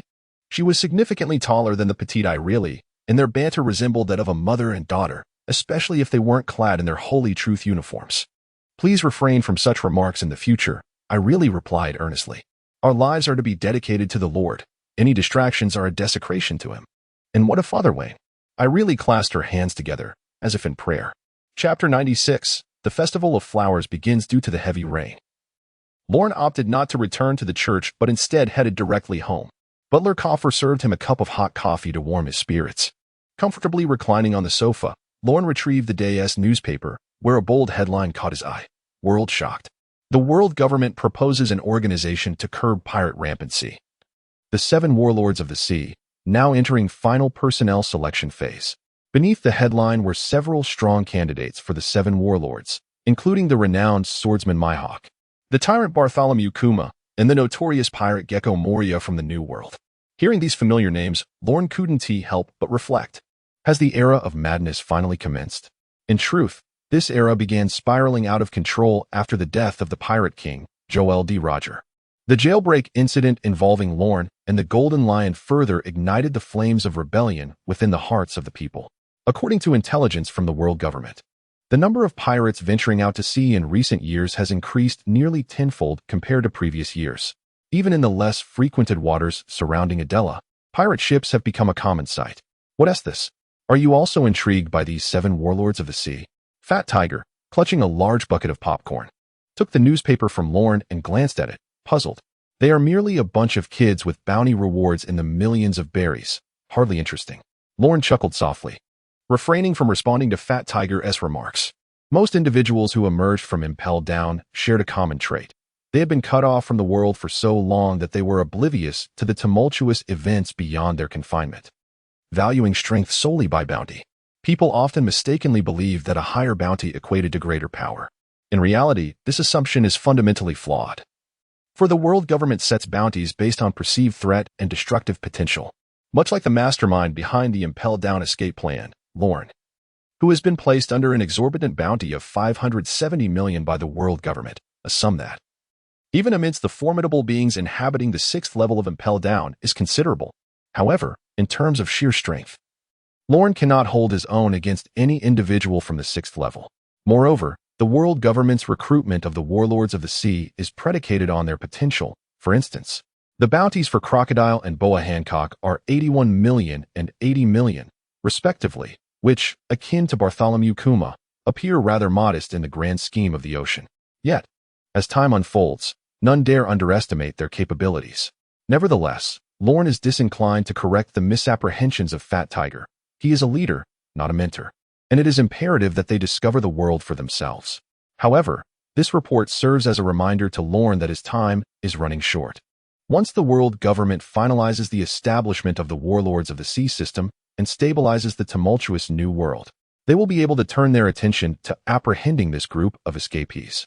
With CP9's intelligence capabilities, Lorne dares not wager how long his alias might evade the scrutiny of the world government. If he cannot amass sufficient strength for self-preservation before they act against him, then all would be in vain. Adela is but a small locale, where its native inhabitants have yet to witness true might. Given the world government's animosity towards Lorne, it would not surprise him if they deployed a military force under a demon-slaying decree to raze Adela to the ground.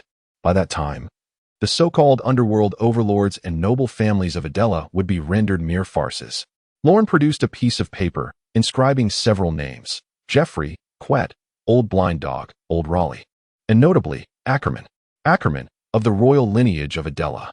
Among these names, Jeffrey had been marked with a large cross, while Old Williams, due to his reckless and foolish actions, had long since earned a place on Lorne's death list.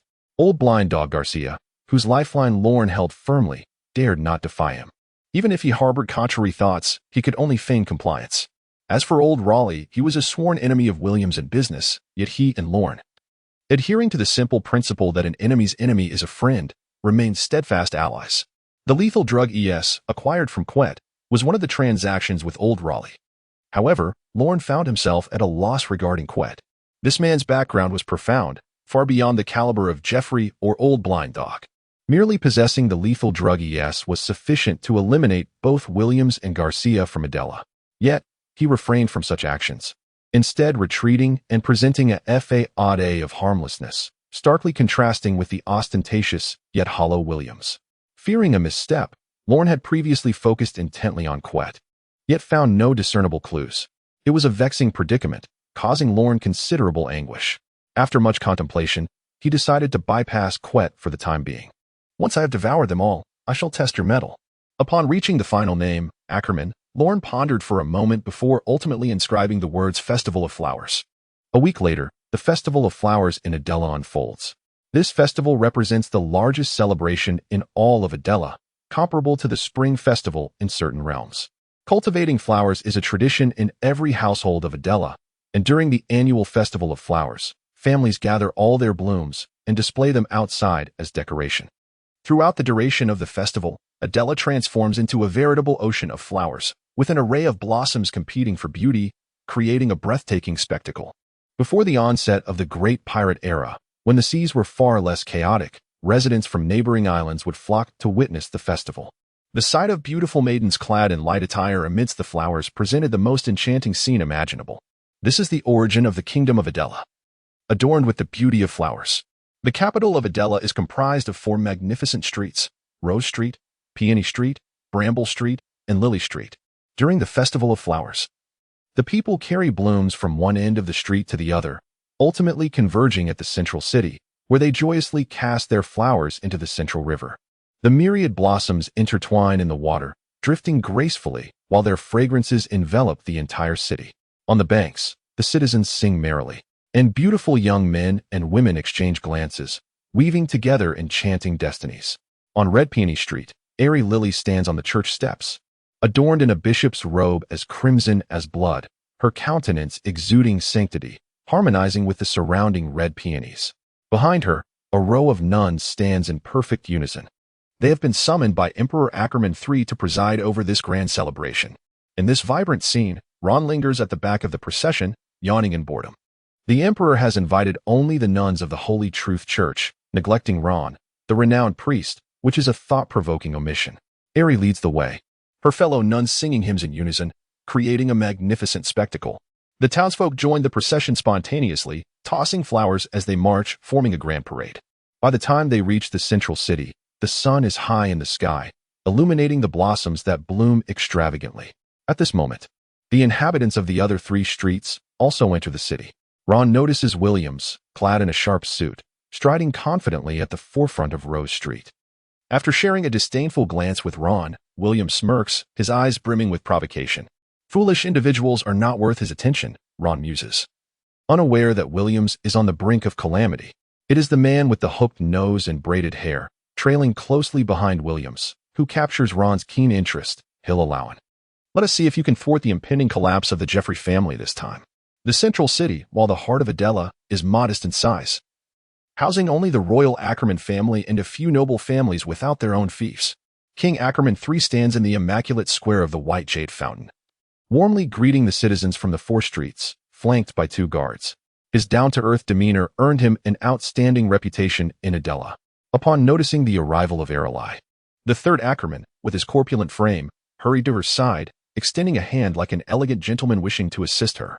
With a smile, he addressed the citizens, welcoming the beautiful and graceful Archbishop Aralai to preside over the floral festival. Aralai glanced at Ackerman but refrained from offering her hand, instead standing slightly behind him. Flowers are a divine gift to the world, and on this day, they belong solely to Adela. Her voice, melodious as a lark, captivated even the 3rd Ackerman beside her. Now, I declare the Adela Floral Festival officially begun. As her words resonated, The cannons positioned around the central city erupted simultaneously. Streamers danced through the air. Upon hearing Aralai's voice, the citizens erupted in cheers, tossing their flowers skyward, creating a vibrant, colorful rain throughout the central city. The Sisters of Sacred Truth opened their scriptures in unison, their harmonious voices rising in song, the sweet echoes amplifying the festive atmosphere to its zenith. Amidst the throng, Williams laughed heartily, while Alawan, like a lurking wolf, silently observed from the shadows. It was time. Lorne retrieved the phone bug and dialed a number with care. On Rose Long Street, in a moss-covered cottage, a phone bug suddenly sprang to life. After a brief ringing, a greasy hand hastily hung up the device. The individual addressed his waiting subordinates, declaring, "The plan commences." Meanwhile, at a manor on Rose Long Street, an uninvited guest, a drunken man, knocked at the grand door. The elderly butler, taken aback by the man's disheveled appearance, furrowed his brow but, adhering to his upbringing, courteously inquired, "How may I assist you, sir?" The drunken man gulped down a large swig of alcohol, the stench overwhelming the butler, who instinctively covered his nose. After a prolonged moment, the man belched and painfully asked, "Have you seen my wife and children?" In the fountain square of the central city, King Ackerman III of Adela was engaged in jovial conversation with a curly-haired man sporting a ruddy nose. The golden crown upon the man's head signified his noble status, akin to that of Ackerman III. "Ackerman, your festivities are quite lively," he exclaimed, laughing heartily at the sight of the youthful revelers. "And what of your own, ogredom?" Flattered by his old friend's compliment, Ackerman felt a swell of pride yet replied, "Indeed, we have our moments." However, upon mention of ogredom, the man's expression soured. "Let us not speak of it. Our people are only skilled in brewing and drinking, lacking the refinement of Adela. Is this not King Rodon III of the Land of Wine? It is an honor."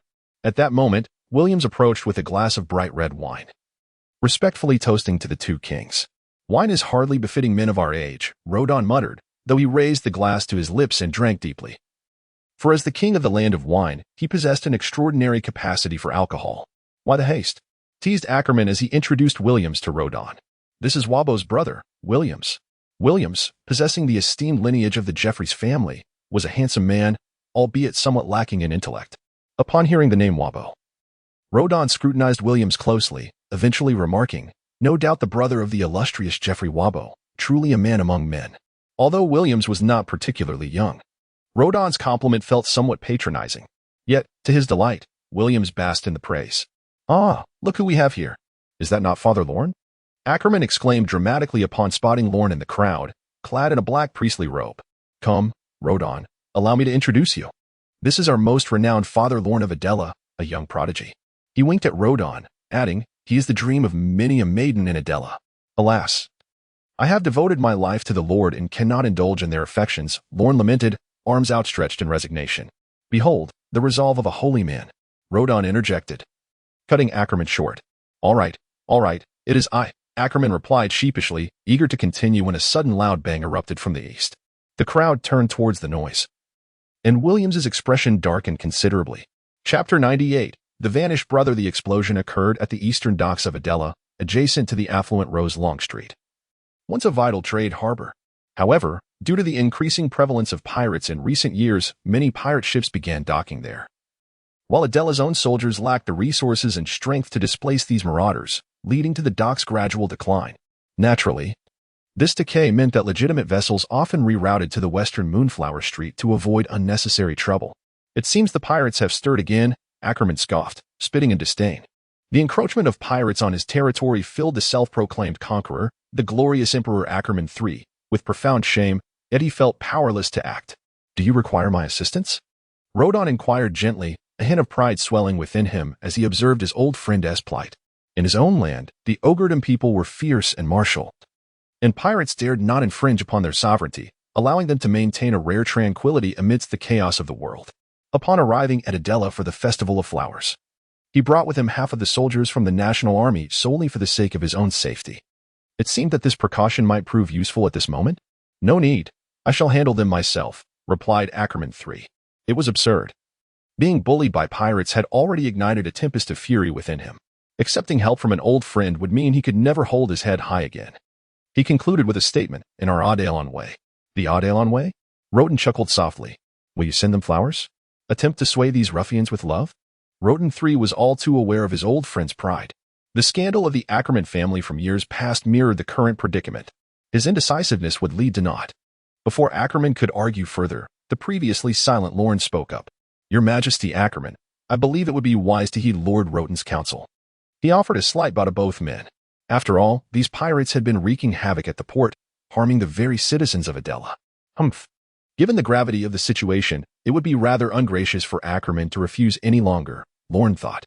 Such a refusal would contradict the benevolent image he wished to cultivate. Nonetheless, he shot a fierce glare at Lorne, this meddling father vein. "That's the spirit." Roten laughed heartily. Then commanded his attendants, "Go fetch that man. Tell him I can offer him a barrel of the aged Ogerden red wine, hidden in the royal cellar for a decade." His expression radiated confidence, as if victory were already assured. The group proceeded to the east port, with Williams remaining silent, his countenance dark as a storm cloud. Yet, Lorne, through his perceptive abilities, discerned that the current head of the Jeffrey family was more consumed by trepidation and anxiety. "Now you're frightened?" Lorne chuckled softly, recognizing that Williams truly deserved his reputation as a fool. From Lorne's understanding, Williams' brother, the Adelon hero Jeffrey Warbow, had once been the largest slave trader in Adela. Williams inherited a vast fortune from his brother, but displayed an utter lack of awareness regarding the dangers of attracting attention, akin to a child flaunting a newfound treasure. "Where have you hidden my brother?" A pirate, clad in a black headscarf, gripped a frail, ragged man bound and helpless in one hand, while brandishing a spiked mace in the other, wreaking havoc at the dock. This was the pirate Taman, who had recently docked in Adela. He had been handling matters at the docks with his brother Tess when he felt someone tap Tess on the shoulder. Upon turning around, Tess had vanished, replaced by the emaciated man now ensnared in his grasp. "I don't know," stammered a terrified middle-aged man standing before the pirate, his legs giving way as he collapsed to the ground upon witnessing the menacing figure approach. However, upon spotting a group of people approaching from a distance, he seemed to find a glimmer of hope and shouted towards Williams, who stood beside Lorne, "Master Jeffrey, please save me. You seek death." The black-scarved pirate seethed with fury upon realizing the middle-aged man dared to disregard him and cry out for help from another. With a swing of his mace, he struck the man heavily in the chest, creating a deep indentation. "Humph. Useless," the black-scarved pirate muttered, observing the man crumpled on the ground, motionless. Yet, following the direction of the man's plea, he noticed a distant group approaching, seemingly of noble descent, which sparked a shift in his thoughts. This group of individuals may possess knowledge regarding the whereabouts of their brother. At the very least, should they be taken hostage, a substantial ransom could be negotiated in exchange for their families.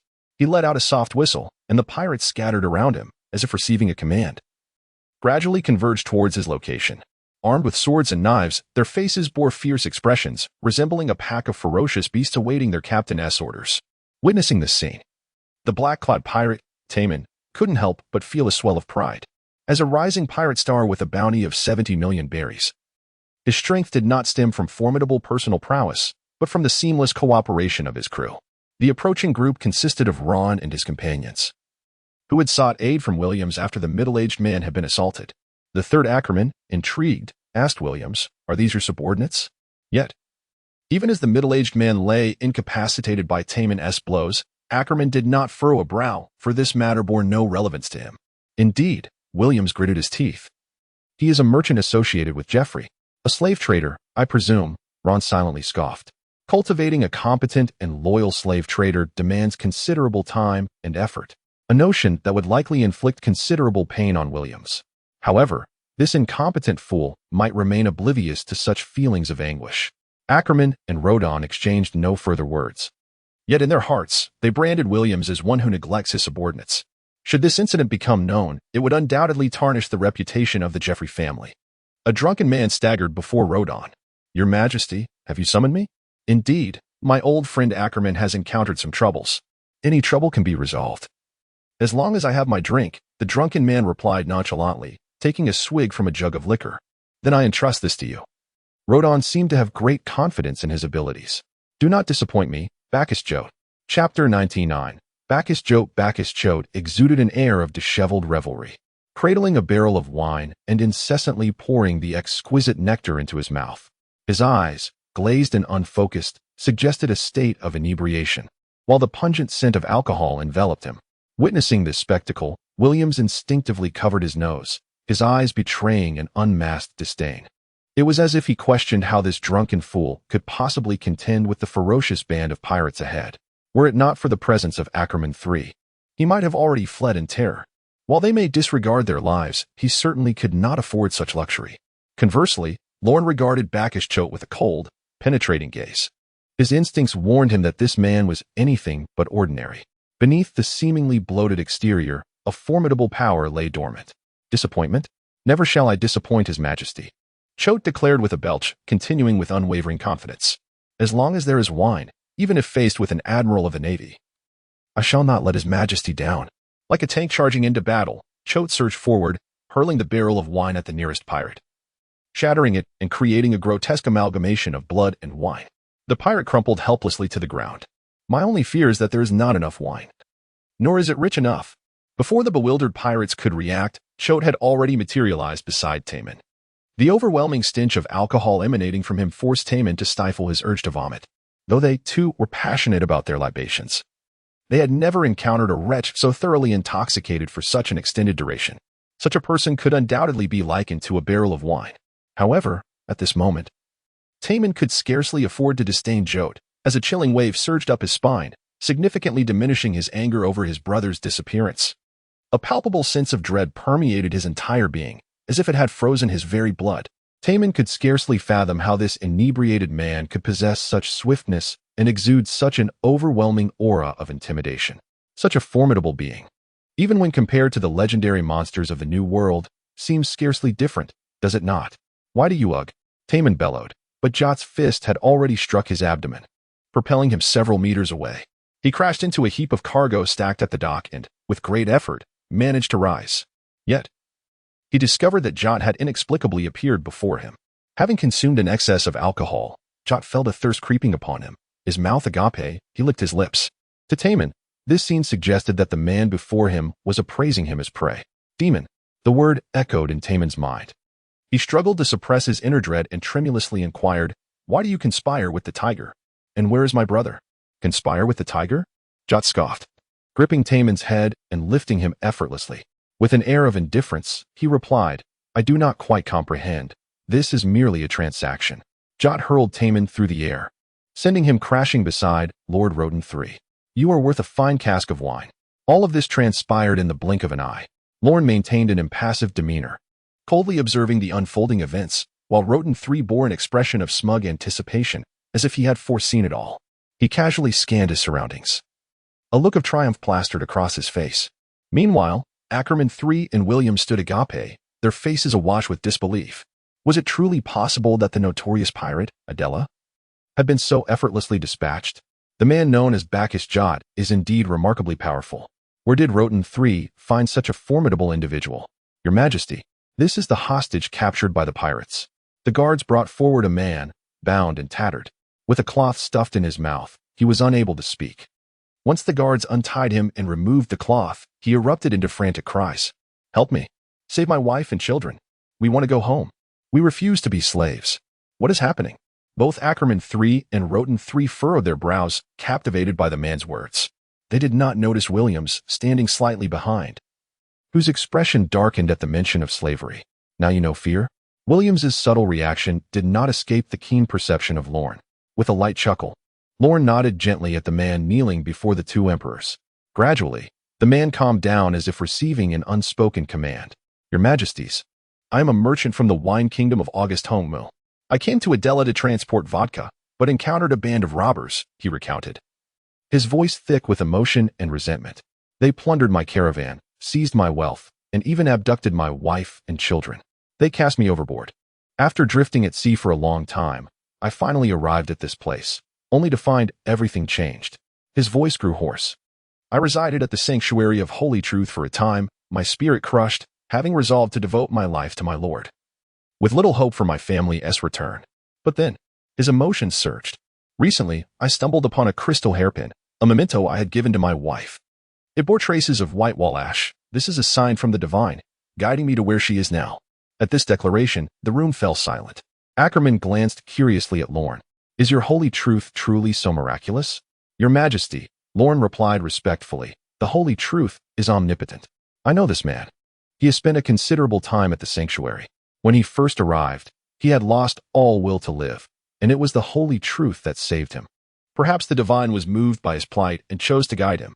Lorne spoke with a reverent tone, leaving the attendees feeling uplifted, except for Williams, whose countenance remained dark and unsettled. Ha! No wonder he is the priest brought forth by Bishop Arelli. He certainly knows how to speak well. Ackerman laughed heartily. Having regained his spirits after Lorne salvaged his dignity from the earlier embarrassment caused by Bacchus Jot. You may continue to share your tale, Lorne said kindly to the man. With only the clue of the white wall ash, searching in the vastness of Adela was akin to finding a needle in a haystack. I scoured from house to house, being chased away like a mad dog countless times. Yet, perseverance bore fruit, and I finally discovered the truth. The man's expression twisted with intensity. The assailants of our merchant vessel reside on Rose Long Street.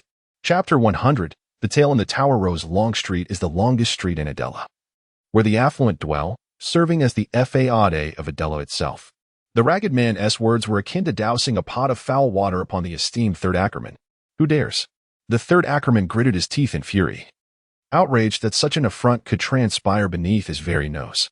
If he were to unearth the perpetrator, he would not let this parasite escape unscathed. I do not know, the man lamented. I only recall a grandiose white edifice. I was welcomed by an impeccably gentlemanly old butler. However, as I entered, I noticed a faint scratch on one corner of the pristine white wall. There is no doubt. My wife and child must be imprisoned there. This is a divine revelation bestowed upon me. Yet, just as I prepared to call out to them, a sudden blow struck my head, and when I regained consciousness, I found myself in a dim, damp chamber, bound and restrained. I could vaguely hear them discussing plans to sell me into slavery. The thought of my beloved wife and child suffering such a fate filled me with unbearable anguish. As he spoke, the man began to weep. A white manner as pure as jade? The third Ackerman scoffed. Williams, do you not intend to provide an explanation? At this moment, the cowardly Williams was so paralyzed with fear that he could scarcely utter a word. The third Ackerman's inquiry nearly drove him to his knees in confession, begging for the monarch's forgiveness. However, a scruffy-haired man behind him gently restrained him. Alawan stepped forward, addressing the Ackerman with calm composure. Your Majesty, do not let deceit cloud your vision. What, do you accuse him of deceit? The third Ackerman, pointing at the ragged man, was taken aback. Indeed, Your Majesty, there are still uncertainties that require clarification. Geoffrey's glory and survival are intertwined. Alawan's mind raced. What uncertainties? The third Ackerman's mind struggled to comprehend. This self-proclaimed merchant from Agronmo. Alawan bowed slightly towards the tattered man. May I pose a question? My name is Tali, the man replied, composed. Please, proceed. Then, Mr. Tali. Alawan gazed intently into Tali's eyes, exuding a subtle yet formidable presence. You claim to be a merchant from Agronmo, correct? Yes. Can you provide evidence to substantiate your identity? That was lost during the pirate raid, Tali answered. Did you apply to the Adra Foreign Trade Bureau for this transaction? What is the application number? I seem to have forgotten the number, Tali stammered, aware that applying to the Trade Bureau would incur additional taxes, which he had opted to forego in pursuit of greater profit. In truth, given the corruption at the upper echelons of Adra, the application had become irrelevant. Tali's demeanor made the gathered assembly realize this fact. Alawan's tightly furrowed brows began to ease. Let us move past this topic. Mr. Tali, Alawan stepped closer. Do you recall what the pirates who raided you looked like? They were all masked. I could not see them clearly. Upon hearing this, Alawan finally exhaled in relief, a hint of a smile gracing his face. Now, one final question, Mr. Tali. You claim to have been knocked unconscious, bound, and imprisoned in a damp, dark room. Could you clarify how you arrived here? I do not know. Tali became exceedingly anxious. However, upon noticing the composed figure of Lorne beside him, he suddenly bellowed, this must be the arrangement of the Holy Truth. It is the Holy Truth that has shown me mercy and bestowed this miracle. Ah, a miracle. Alawan scoffed, turning to the Ackerman. In summary, Your Majesty, I believe this is a charlatan, a swindler intent on tarnishing the reputation of our Geoffrey family. A traitor to the crown. Is that so? The Ackerman fumed, astonished that this pitiable figure dared to deceive him. I detest deceivers. I shall have you executed. The two guards stationed behind Tali, upon receiving the command, swiftly drew their swords, aiming for Tali's neck. Any who offend the dignity of the royal family shall face death without mercy. Alawan felt a weight lift from his heart, and William's expression softened. A sense of triumph washing over him as he glanced towards Lorne, eager to flaunt his perceived superiority. Wait, where is Father Vane? At an unexpected moment, Lorne had vanished from his spot, appearing beside Tali, a faint aura of defensive energy enveloping his hand as he deflected the descending blades. Father Vane, what is the meaning of this? The Ackerman inquired, bewildered by the sudden turn of events. The atmosphere grew tense, and his mind struggled to keep pace. Bold Vane, how dare you shield this traitor? The Ackerman exclaimed. Is this the conduct of your holy truth? He is a follower of the holy truth, Lorne replied calmly. Until the truth is unveiled, I shall not allow any disciple to suffer an unjust fate. Lorne helped Tali to his feet and asked, Tell me, my child, have you spoken falsely? Tali inhaled deeply. When the guard's swords fell, he believed his end was nigh. He feared not death, but the thought of failing to rescue his wife and child haunted him. Yet this benevolent father Lorne had shielded him, standing up for him, confronting the esteemed king with unwavering resolve. He is truly a messenger of the divine among us. Tali wiped the tears from the corners of her eyes and resolutely declared, I have never uttered a falsehood, Father Wayne. That is commendable, Lorne said respectfully to Ackerman III. For the sake of the purity of God's people, may we proceed directly to Rose Long Street to ascertain whether the Jeffrey family's estate harbors the filth he claims? You scoundrel, Wayne, how dare you slander me?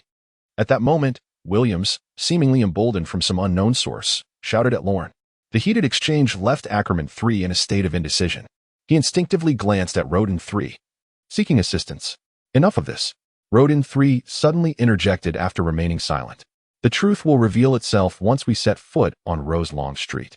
Very well. Ackerman III replied reluctantly. But wait, I shall punish the one among you who is in the wrong, so prepare yourselves. In accordance with His Majesty's decree.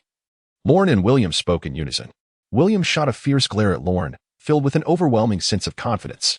For the place where he kept his slaves was not his estate at all, but rather an inconspicuous little house adjacent to the manor. Father Vane is destined to fail. Chapter 101. The Collapse of the Mansion. The people of Adela have all gone to the central city to partake in the Festival of Flowers, leaving the vast Rose Long Street somewhat desolate. When Lorne and his companions arrived at the entrance of Jeffrey Manor, an elderly steward had been waiting there for them. This place is quite remarkable, remarked the Emperor of the Land of Wine, marveling at the grandeur and magnificence of Jeffrey Manor for the very first time. The opulence of this estate, rivaling even his royal palace, is indeed remarkable. Are the nobles of Adra truly so affluent? The Jeffrey family, being an esteemed lineage of Adra, possesses a rich history, which is to be expected. Allowen explained in a nonchalant manner, hoping that their wealth was not amassed through the exploitation of the common folk. Do not be afraid, for justice shall prevail. Lorne interjected, halting the feudal quarrel between the two. He then turned to His Majesty Ackerman III, imploring, Your Majesty, please dispense justice. Humph. I shall, but I hope this individual does not deceive me. Ackerman III waved his hand, and the guards surged into the Jeffrey estate like a tidal wave. The estate was vast, and the search would take some time. However, Williams felt a profound sense of relief, for he was certain that nothing would be uncovered here. You are finished, Williams taunted Lorne. Did your God not forewarn you that you would meet your downfall today, along with your church? Williams harbored unspoken desires, having long coveted the beautiful and virtuous Archbishop Arelai. Yet, he had refrained from acting due to Lorne's influence. Once Lorne's reign crumbled, he envisioned indulging in his desires at will. The thought of possessing and training Arelai rekindled a long-dormant yearning within him. Sensing the malevolence lurking in William's heart, Lorne felt a twinge of disgust. Yet he also experienced a flicker of sympathy.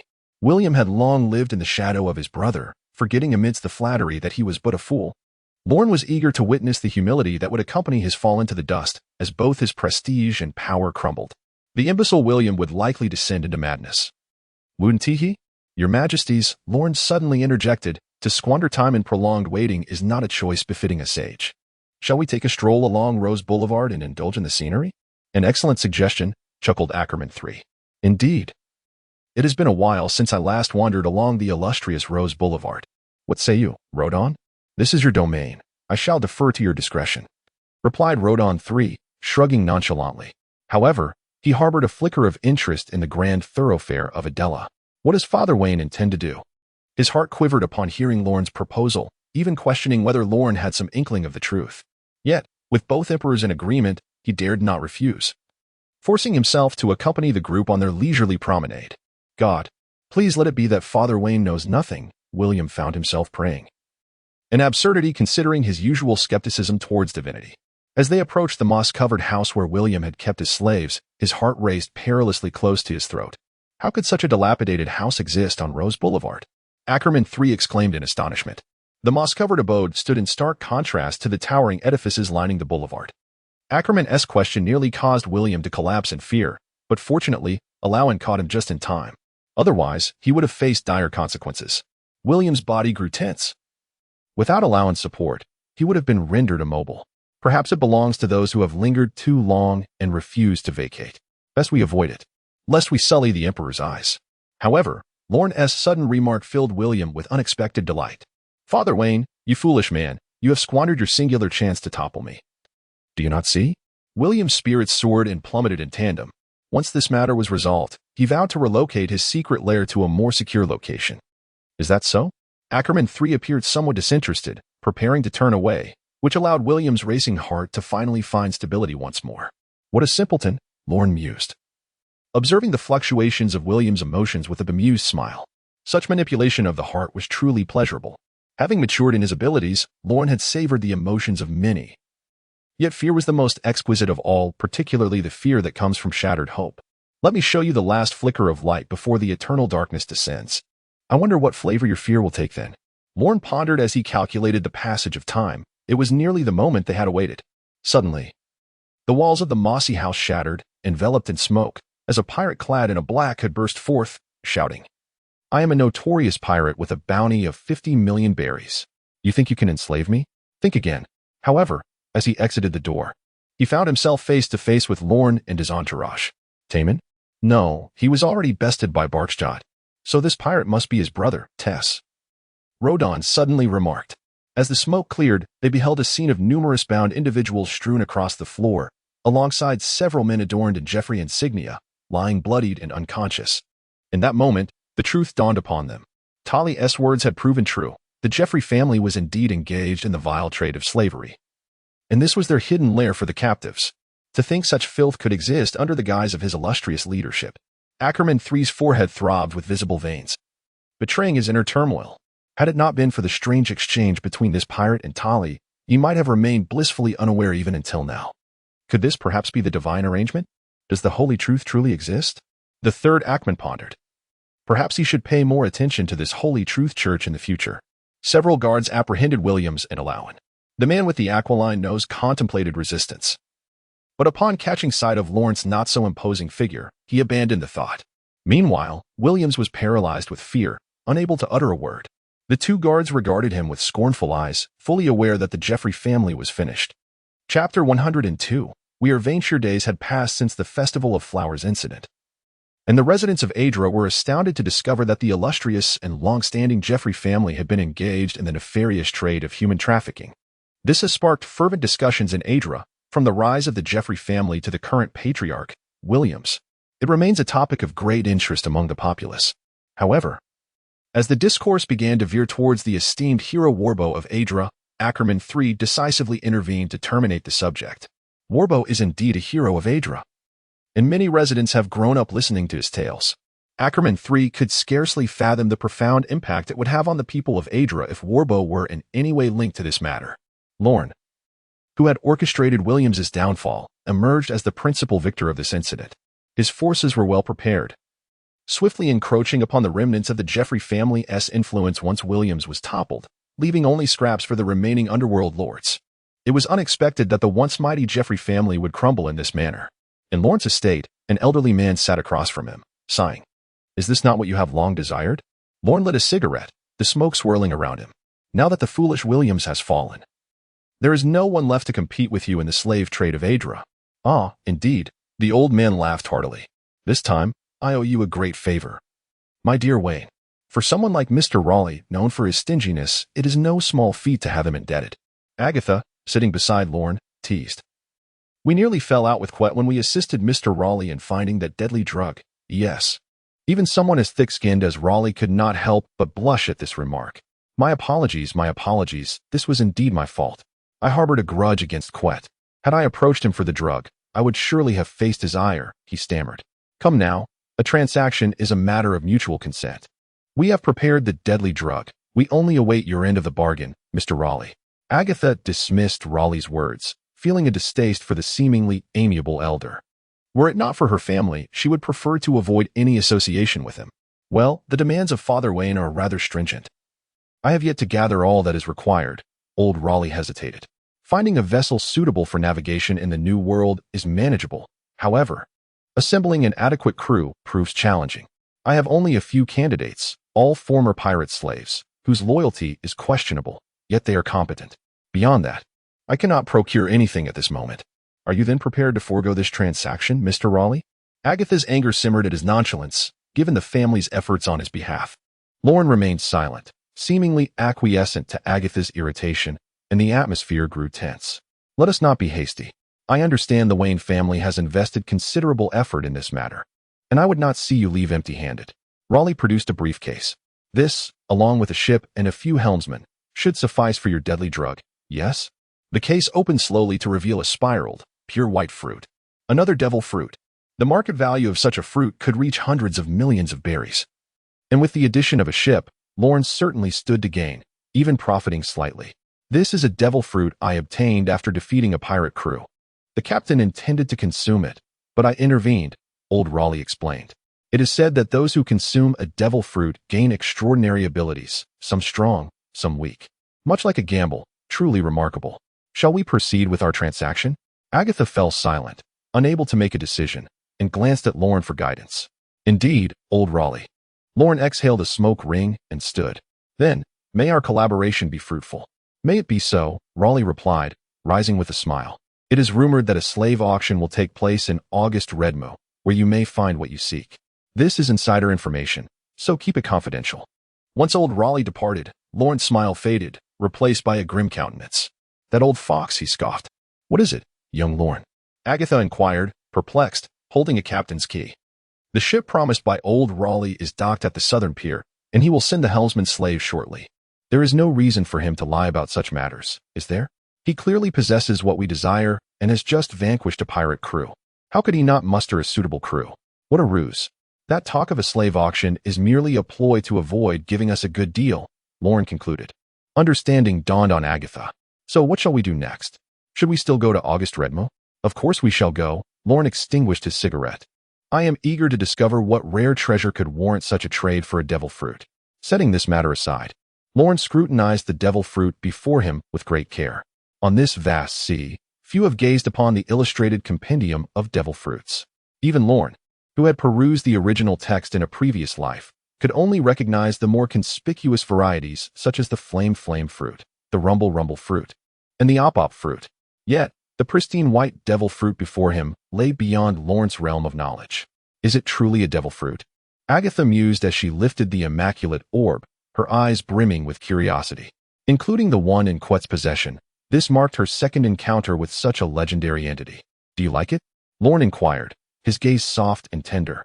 Indeed, Agatha replied, her hands cradling the fruit, desire radiating from her eyes. She was acutely aware of the formidable powers wielded by those who possessed the fruits. Be it Lord Fat Tiger, Butler Cofield, or Lord Lorne himself, they were all capable individuals. Had she possessed such strength in the past, perhaps her family would not have encountered such misfortunes. Agatha's grip tightened, an overwhelming yearning for power coursing through her. If you like it, then I shall gift it to you, Lorne stated calmly. Agatha was momentarily taken aback. But I have not contributed significantly to the family. This may incite discontent among others. Discontent? Lorne turned, striding towards the door, his slender figure exuding an air of authority. Who would dare express dissatisfaction over what I bestow? Those who belong to me shall always attain what they desire. For we are the Venshir. Chapter 103, Agatha's Power, for we are the Venshir. In Lorne's placid tone lay an undeniable certainty, as if he were proclaiming an irrefutable truth. As members of the Venshir family, they were destined to embody such audacity. This is not the first occasion on which Agatha has learned of Lorne's true name. The core members of the Venshir family, including Agatha herself, Cariel, Fat Tiger, Jody, and Koffel, are all aware of Lorne's identity. This is not a secret within the family. Lorne has never been one to conceal the truth. Nor has there been any need for such subterfuge. Should betrayal arise, it would merely suggest a lapse in judgment, nothing more. However, this marks the first time she has heard Lorne acknowledge it so candidly. Previously, Lorne seemed to evade the identity of Venshir, and the family tended to skirt around the subject. Yet now, Lorne appears to have finally reconciled with her Venshir heritage. Should I then adopt the name Venshir Agatha? Agatha quipped, blinking playfully at Lorne. She was reluctant to evoke her former name for that very reason. If you wish, you may do so any time, Lorne replied, stepping closer to Agatha and gently lifting her chin with a finger. I will shoulder the repercussions of your past. My black mandrake. After Agatha feigned intoxication previously, Lorne took the initiative to research the black mandrake flower that Agatha had mentioned. This flower is exceedingly rare in Adela, and Lorne expended considerable effort to discover its language of flowers, eternal darkness and unrepentant love, a wounded heart and an irretrievable path. This flower symbolizes misfortune and is ill-suited for gifting, being exceedingly rare and precious. Even in the land of fresh blooms, Adela, it is seldom seen. Such is the beauty of the lady, and its meaning is clear. Agatha, with a dreamy gaze, reached out to embrace Lorne's neck and kissed him. However, Lorne gently pressed his finger against Agatha's lips. Not just yet. Allow me to observe the abilities of this devil fruit first. Humph. Agatha pouted and returned to the sofa, retrieving a silver knife and fork to delicately cut a small piece from the devil fruit, elegantly placing it between her crimson lips. How utterly dreadful, she remarked, suppressing her discomfort as she swallowed the fruit. It was akin to fresh bitter melon paired with exquisite mustard, bursting on her palate simultaneously. Lorne chuckled softly. The unpleasantness of the devil fruit was well known, and he had nearly retched when he consumed the sensing fruit.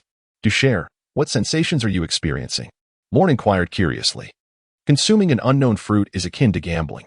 While it is theoretically the fruit that fortifies the strong rather than the strong who are defined by the fruit, it is undeniable that an exceptional devil fruit can elevate a person's starting point significantly. I feel as though my body has become incredibly light, as if I might float away. Float away?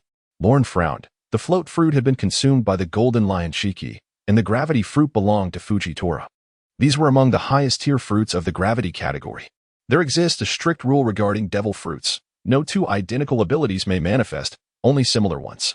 Thus, Agatha might be consuming a lesser gravity fruit, perhaps the Momo fruit, which can adjust the weight or speed of objects, or the kilo fruit and ton pressure fruit, which can regulate one's own weight. As of now, the Momo fruit's current owner, the World Destroyer Wald, had not yet fallen. So his fruit's powers could not possibly appear here. Lorne's mind recalled the attack methods of the kilo and ton pressure fruit users in the original story, both of which involved amplifying their weight to crush their enemies from above.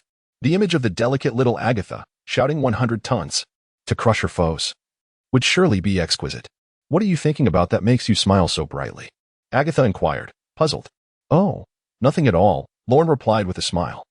The fruit's powers may be somewhat weaker, but with proper development, you can still become formidable.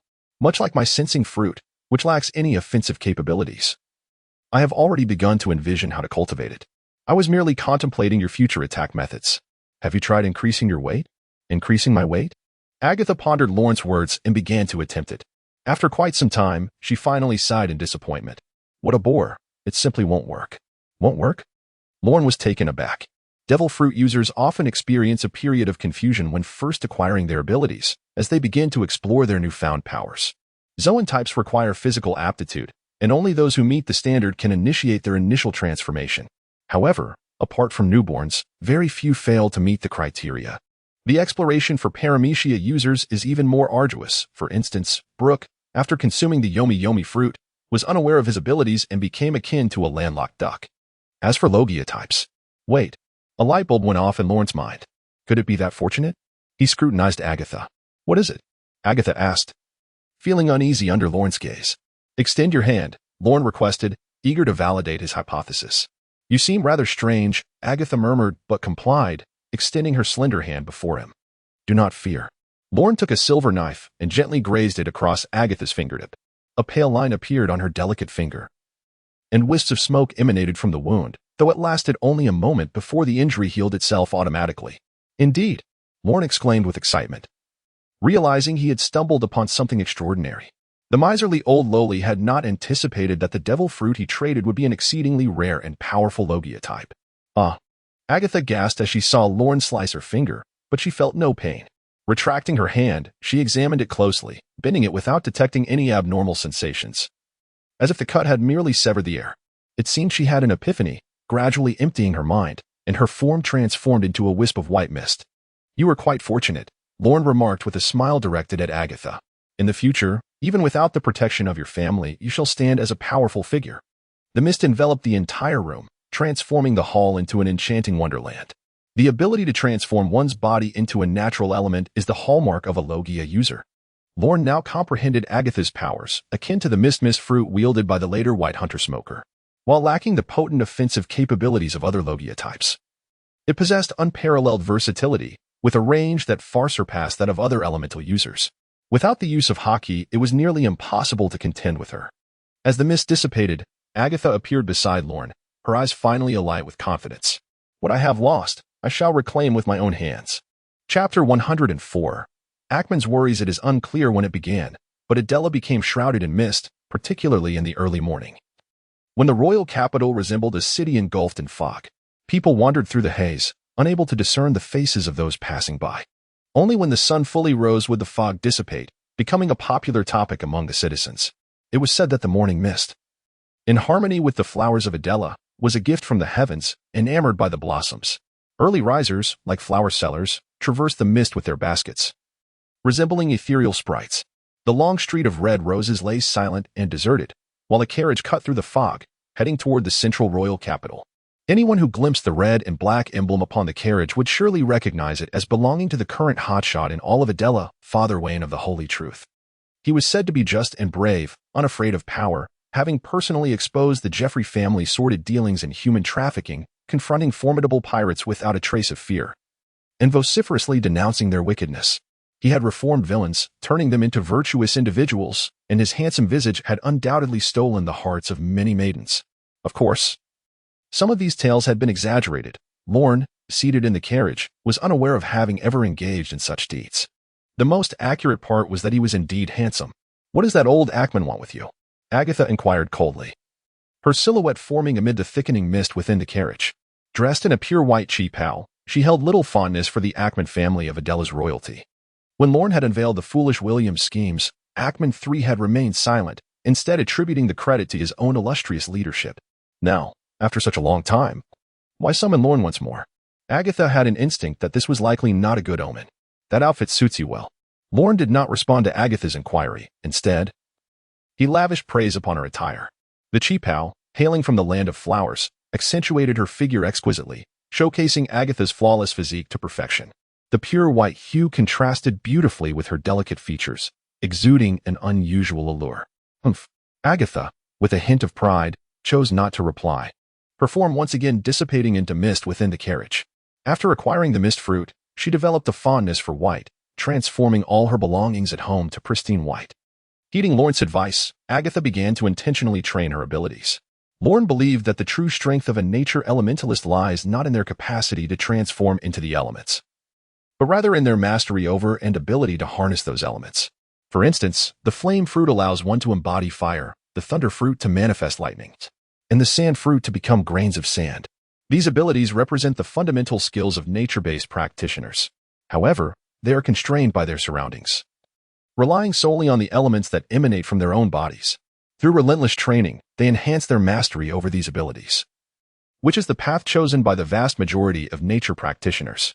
Yet, Lorne perceives this differently.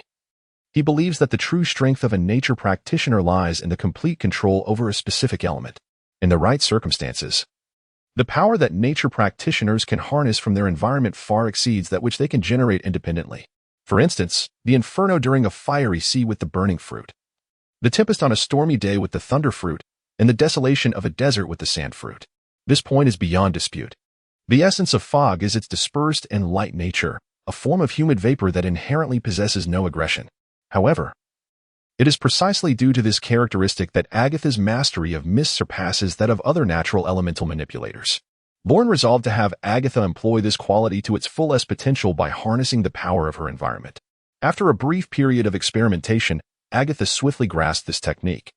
At the height of the morning fog, her abilities could envelop the entirety of the city of Adela. Wherever the mist lingered, there were her eyes and ears. The carriage soon arrived at the central royal city. The guards at the gate clearly recognized the insignia on the carriage. After a simple inspection, they permitted entry.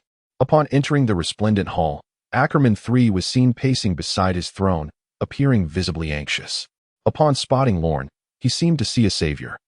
hastily descending from his throne to grasp Lorne's shoulders with palpable excitement. Unease and fear intertwined within Ackerman III's heart, making Lorne comprehend the significance of the Emperor's summons. He was in need of assistance. "Your Majesty, what troubles you?"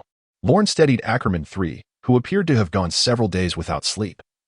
His eyes shadowed and his body swaying as if he could scarcely maintain his footing. "Father Wayne, you have finally arrived. Quickly, someone bring a seat for the priest. Let us sit and converse."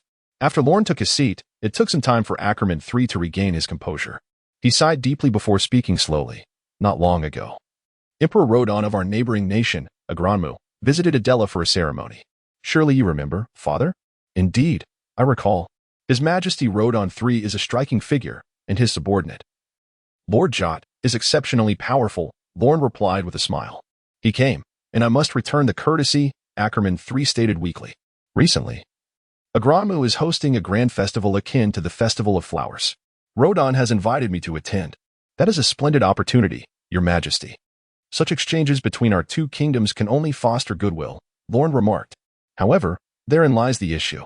Recently, we apprehended a notorious bounty criminal, the Tamantes brothers, and handed them over to the Navy. They are no ordinary pirates. They are the sons of the infamous pirate, Blood Hand Oliver, with a bounty of 97 million. Now that one son has been captured, the father seeks revenge." "Ah, I see. Truly unforgivable criminals." Lorne feigned righteous indignation. The sight of Ackerman III's frailty amused him. As a sovereign, he represented the face of the world government, yet here he was, trembling before a mere pirate. "Bloodhand Oliver has detained my envoy to Agranmu, which included 500 soldiers. I am at a loss," Ackerman III lamented. "How can these pirates be so brazen?" Lorne inquired, pretending to be furious. "Your Majesty, have you sought assistance from the Navy? We must not let these pirates escape justice. I have indeed requested support, but the festival in Agranmu is imminent. And I have promised Rodon III I would attend, thus I cannot go back on my word." In that moment, Ackerman III finally revealed his true purpose. "Father Wayne, could you protect me on my journey to Agranmu?" "To Agranmu?" Lorne recalled that old Raleigh had mentioned a slave auction occurring there. With this thought, Lorne bowed slightly. "To protect Your Majesty is my solemn duty." Chapter 105. The 7 warlords of the sea. Ackerman III's actions were swifter than Lorne had anticipated, or rather, the urgency of the situation left no room for delay. After Lorne agreed to accompany Ackerman III, the ship for their voyage was prepared by noon. As Lorne regained his senses, he found himself upon the vast ocean, gazing back at the diminishing silhouette of Adela Island, a wry smile crossing his face. Fortunately, Cofield, acting as a steward, was steadfastly by his side, managing the family as finances and carrying ample checks. Otherwise, Lorne would have been at a loss on how to participate in the slave auction at Agranmu. It had been a long time since he felt the sea breeze, and he found it quite nostalgic. Lorne reclined comfortably in a chair, basking in the sun while perusing the newspaper recently delivered by the newsbird. Cofield remained vigilant at his side, ready for any command. "Let me see what today's news has to offer," Lorne said with a smile. "The 7 warlords of the sea have lost 4 seats, and the Grand Line is poised to erupt in chaos," proclaimed the headline. Below, it detailed several formidable pirates who had accepted invitations from the world government. Among them was the renowned swordsman, Dracul Mihawk, the former king of a now-defunct allied nation. Bartholomew Kuma, with a bounty of 294 million, the super pirate, Gecko Moria, who rivals Kaido in the New World with a bounty of 320 million. And the enigmatic leader of the Baroque works, Sir Crocodile, who had recently entered the Grand Line with a bounty of only 81 million. 81 million? What were those at the Navy headquarters thinking? Cofield furrowed his brow. Such a bounty was hardly substantial in these waters. Even Cofield, who was not renowned for his strength, had a bounty of 30 million due to his penchant for stealing from the celestial dragons. Had he not been captured inebriated, his bounty would have remained at 0.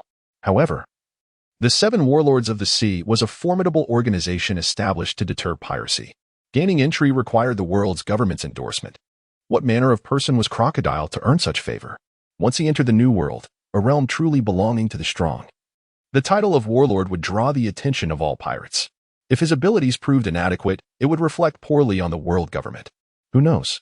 Lorne mused, flipping the newspaper over. Strength must be proven through one's own actions. The accolades of others carry no weight. Whether Crocodile is a hidden genius or merely a superficial figure destined to be defeated by the newly emerged Luffy, time shall reveal the truth. Lorne was determined to prove one thing. In the presence of genuine strength, all so-called strategies, power, will, beliefs, and protagonist's halo are rendered utterly inconsequential. The vast ocean ultimately settles its disputes through the might of fists.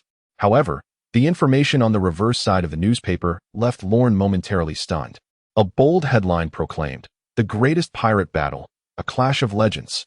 Accompanying this was an image of a jet-black spire suspended in the sky, gazing across the waters at a pirate ship resembling a colossal whale. Even in this still moment, Lorne felt an overwhelming sense of pressure emanating from the scene. This was solely due to the fact that the masters of these two entities were the last remaining legendary pirates of the sea, Captain Shiki, the Golden Lion, and Edward Newgate, the Whitebeard. The newspaper offered no details on how the conflict ignited. Even the depiction of the battle itself was merely sketched in broad strokes. Yet, Lorne could already envision the ferocity of the clash, for it was Shiki and Newgate, these two proud men, whom Lorne regarded as rivals yet could not help but admire. How exhilarating must their confrontation have been. The battle concluded with Shiki's defeat, and the Whitebeard pirates suffered significant losses as well. Nevertheless, as Shiki retreated, he uttered a profoundly significant statement. "I do not know where you are, nor do I care. Many seek my head, and I offer you this opportunity. Come before me. I await you. Then I shall show you the chasm that lies between us." His unabashed arrogance was a perfect reflection of Shiki's character. He was indeed a man who lived without constraint. A commotion erupted upon the vast ocean, as the crowd presumed that Shiki's words were directed at the group of fervent admirers who had ventured out to sea after hearing Roger's last words. Yet, only Lorne comprehended that Shiki's statement was intended for him. "I shall know, aware of the chasm that lies between us. The gulf that separates us is akin to that between mortal and divine. However, I am the deity, while you are but a human." Lorne clenched his fists, his nails piercing his palms, oblivious to the pain. In a distant part of the New World, a golden-haired man clad in a pink feathered coat lounged with his legs crossed, perusing a newspaper. The veins on his forehead bulged, betraying his tumultuous emotions. Has the world government sunk to such depths, resorting to even the worthless scum with bounties in the millions? I am beginning to question the validity of the schemes devised to join the 7 warlords of the sea. Regardless of your endeavors, your family shall always support you." Doflamingo, a towering man, hunched yet imposing, spoke behind him, snot dripping from his nose, yet he showed no inclination to wipe it away. At that moment, several pirates, upon spotting the prone Doflamingo, rushed forward in a fit of rage. "I shall avenge my brother," the leading pirate bellowed furiously. Yet just as he was about to reach Doflamingo, he abruptly halted, frozen in place. His body stiffened as he turned, pointing his blade at his companion. "What is happening? My body is out of control," he exclaimed in panic, yet his hand did not waver as it swung the blade towards his ally. Truly bothersome flies." Doflamingo frowned in distaste. After a moment, once the pirates had finished their self-inflicted slaughter, he rose and approached the pirate who had indiscriminately attacked his comrade. "I am quite angry now. What shall I do?" "You demon." The pirate, now utterly unhinged, shouted incoherently at Doflamingo. "How dull." Doflamingo gazed coldly at the pirate, looking down upon him with disdain. Chapter 106, The Boy and the Boy. "May I inquire about the direction to Ogre's Red Mist?" An unexpected guest has arrived aboard a pirate ship sailing the boundless ocean. A young boy with dark hair and a hat, appearing no older than 12 or 13, perched on the railing of a ship, smiling as he inquired about directions from the fearsome pirates aboard. Beside the pirate ship, a wooden raft drifted with the waves. Was this young lad relying on it to traverse the boundless sea? The pirates, taken aback by his words, burst into laughter. A burly man approached the boy, sneering. "I say, you little wretch who hasn't even sprouted hair, do you know where you are?" "I am aboard your vessel." The boy replied nonchalantly. "Could you kindly direct me to Oguhongmu? I am in a hurry." The pirates roared with laughter, astonished that they had encountered such a fool while en route to join the notorious Bloodhand Oliver. Did he not realize he was on a pirate ship? "Little brat, I would be delighted to tell you where Oguhongmu is, provided you can wriggle beneath me," taunted a portly pirate, gesturing provocatively. His companions watched with glee, fully aware that even if the boy complied, the pirate would never divulge the information and would likely humiliate him further. "Are you certain?" The boy tilted his head inquisitively. Suddenly, a resounding thud echoed as if a hammer had smashed through flesh, accompanied by the sound of bones cracking. The portly pirate was struck in the gut and sent flying into the distant sea. "What sort of monster is this?" The pirates were stunned. Unable to fathom that such a child possessed such formidable strength, they fell silent, fearful that the next blow might be directed at them. Now, will someone inform me of Oguhomu's whereabouts? The boy slowly retracted his fist, casting a cold gaze at the surrounding pirates. Oguhomu lies upon this eternal pointer. The first pirate to approach the boy, the captain of the ship, Kunki, who bore a bounty of 20,000 berries, reverently presented the eternal pointer in his hand. In the unpredictable weather and currents of the Grand Line, the eternal pointer would always point to a specific island, remaining unaltered. Thus, the navigators of pirate crews relied on it to chart their courses. The pointer they possessed, which recorded the location of the Kingdom of Wine, Oguhomu, was relatively rare since it did not lie along the main route of paradise. They had spent a considerable sum to acquire it, eager to reunite with their captain, Bloodhand Oliver. Yet, now, faced with the threat of death, they cared little for such matters. What mattered more than one's life? They wished only to rid themselves of this harbinger of doom. The boy verified the eternal pointer handed to him, and just as he turned to leave, his peripheral vision caught sight of the pirate flag flying high on the ship's mast. "Are you pirates?"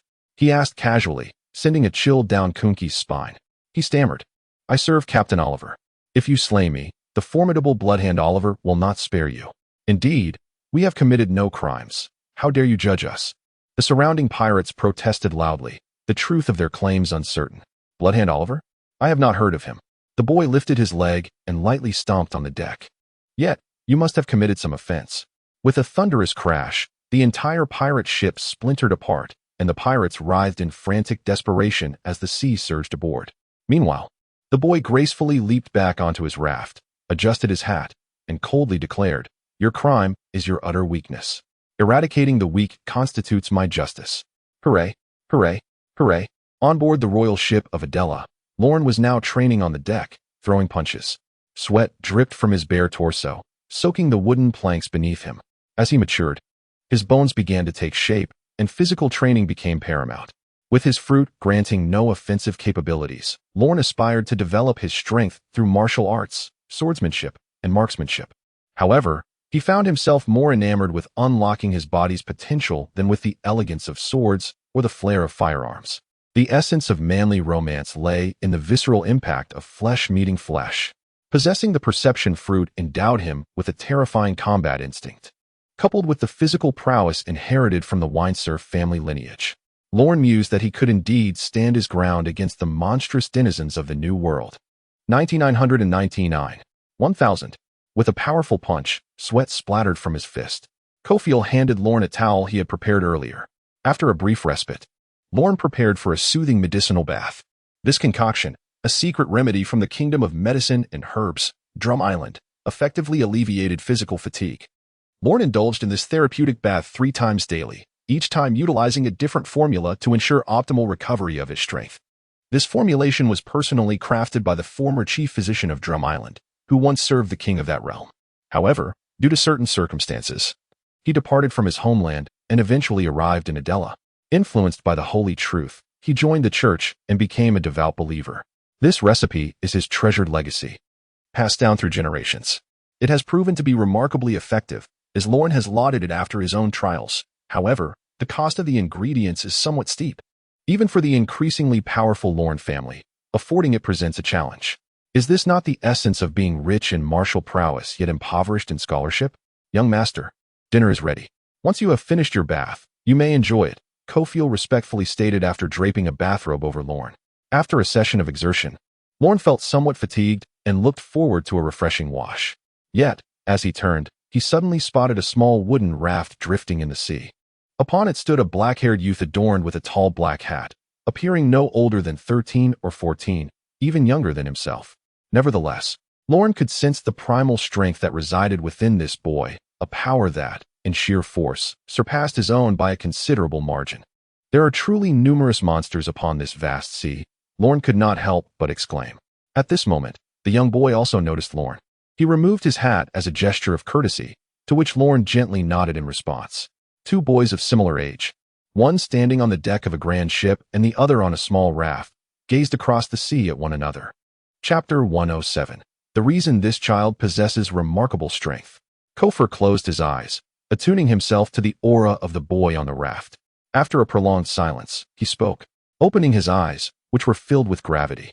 Kofor's mastery of armament hockey was not formidable. His combat style primarily relied on the element of surprise from his devil fruit abilities and his exceptional sleight of hand. However, he had diligently honed his observation hockey for 20 years, making him the most adept in the Venshir family in this regard. To receive such an assessment from him indicates that the boy on the raft is indeed extraordinary. Should I investigate his background? Kofor stated earnestly, a distasteful aura emanating from the boy, which could be useful if necessary. Kofor made a gesture across his neck with his right hand, his expression betraying a hint of ferocity. No, Lorne shook his head, aware of what Kofor referred to as a distasteful aura. Yet, at that moment, a thought took root in his mind. I have a premonition that keeping him may not be a bad thing. Only follow young Master's orders. Kofor immediately grasped Lorne's intent, and after a slight bow, he withdrew, leaving Lorne to gaze into the distance as the raft gradually disappeared from sight. Is it truly you? If it is, then this will be entertaining. The interior of the royal vessel Adela was a testament to opulence. The corpulent Ackman III languished in a hot spring, surrounded by several scantily clad women who were feeding him delicacies. His face radiated indulgence, one arm wrapped around a woman while the other roamed across her alluring form. His expression replete with lust. The woman struggled against the vice-like grip of Ackman III's robust arm, her cheeks flushed and her face blooming with youthful allure as she beheld his increasingly approaching visage. Cough, cough. Just as Ackman III was about to seize his moment, Lorne, clad in a bathrobe, entered the scene. Awkwardly clearing his throat upon witnessing such an indecorous spectacle, he had just emerged from a medicinal bath, intending to enjoy the dinner prepared by Kofor when he unexpectedly received a summons from Ackman III. It was not the time to confront this illustrious emperor, so Lorne reluctantly set aside his utensils and stepped inside, only to be greeted by such a scandalous scene. "Ah, Lord Venshir, you have arrived," Ackman III exclaimed, releasing the woman and offering an awkward smile. "Come, try this specially prepared hot water, exclusively for the royal family." The young woman, relieved, swiftly dashed to Lorne's side. Serving this legendary priest was far more appealing to the ladies than the corpulent Ackman III. As Lorne entered the bath, he immediately discerned what Ackman III meant by the specially prepared hot water. The sensation of silkiness akin to that of milk is indeed remarkable, rivaling even my own medicinal baths. It appears that His Grace, Ackman III, truly knows how to indulge. Now then, Your Majesty has summoned me. Is there a matter at hand? Lorne suddenly spoke, sensing a trace of indecision within the heart of Ackman III. Might I request Sir Wayne to prepare a bath for me? Ackman III hesitated for quite some time before articulating such a clumsy excuse. To seek a bath for a grown man? Do you truly believe that?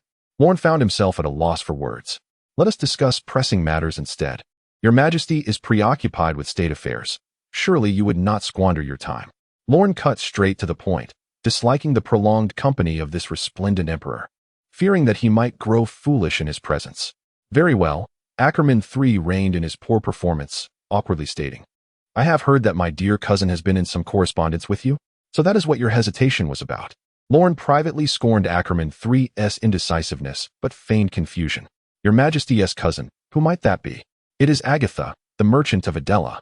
Ackman III replied. Her full name is Ackman Agatha, a direct descendant of my elder brother. Ah, so it is Miss Agatha. She is indeed a compassionate and charitable individual, having made significant contributions to the construction of the church. Significant contributions? Would that not merely be the act of donating a considerable sum? Ackman III murmured. Oh, no. I meant to inquire if you were quite familiar with one another. Is your apparent concern merely a preoccupation with wealth? Lorne scoffed, noting that Agatha was a pillar supported by the Waynhill family. As the beverage magnate of Adela, she certainly embodies immense wealth. Familiar? If Lorne wished, they would have shared a bed long ago. As the principal benefactor of the church's construction, our paths have crossed on occasion, Lorne remarked indifferently. Is that so? Ackman III appeared somewhat disheartened. Might you persuade her, then, to relinquish her grievances against our family? After all, she bears the blood of the Ackerman lineage. Why must I be the one to convey your message? Are you not family? Lorne feigned surprise. In truth, he had long since gleaned the sordid details of their past through various channels, which had plunged his perception of the Ackerman family into icy depths. This repugnant family explains why Agatha is so reluctant to mention her surname. In truth, Ackman III is rather indecisive. It's merely a misunderstanding among children. If everyone could sit down and discuss it amicably, it would all pass. Would it really pass? Your foolish princeling seized Agatha's inheritance when her parents passed away, even coveting her beauty with intentions of possession.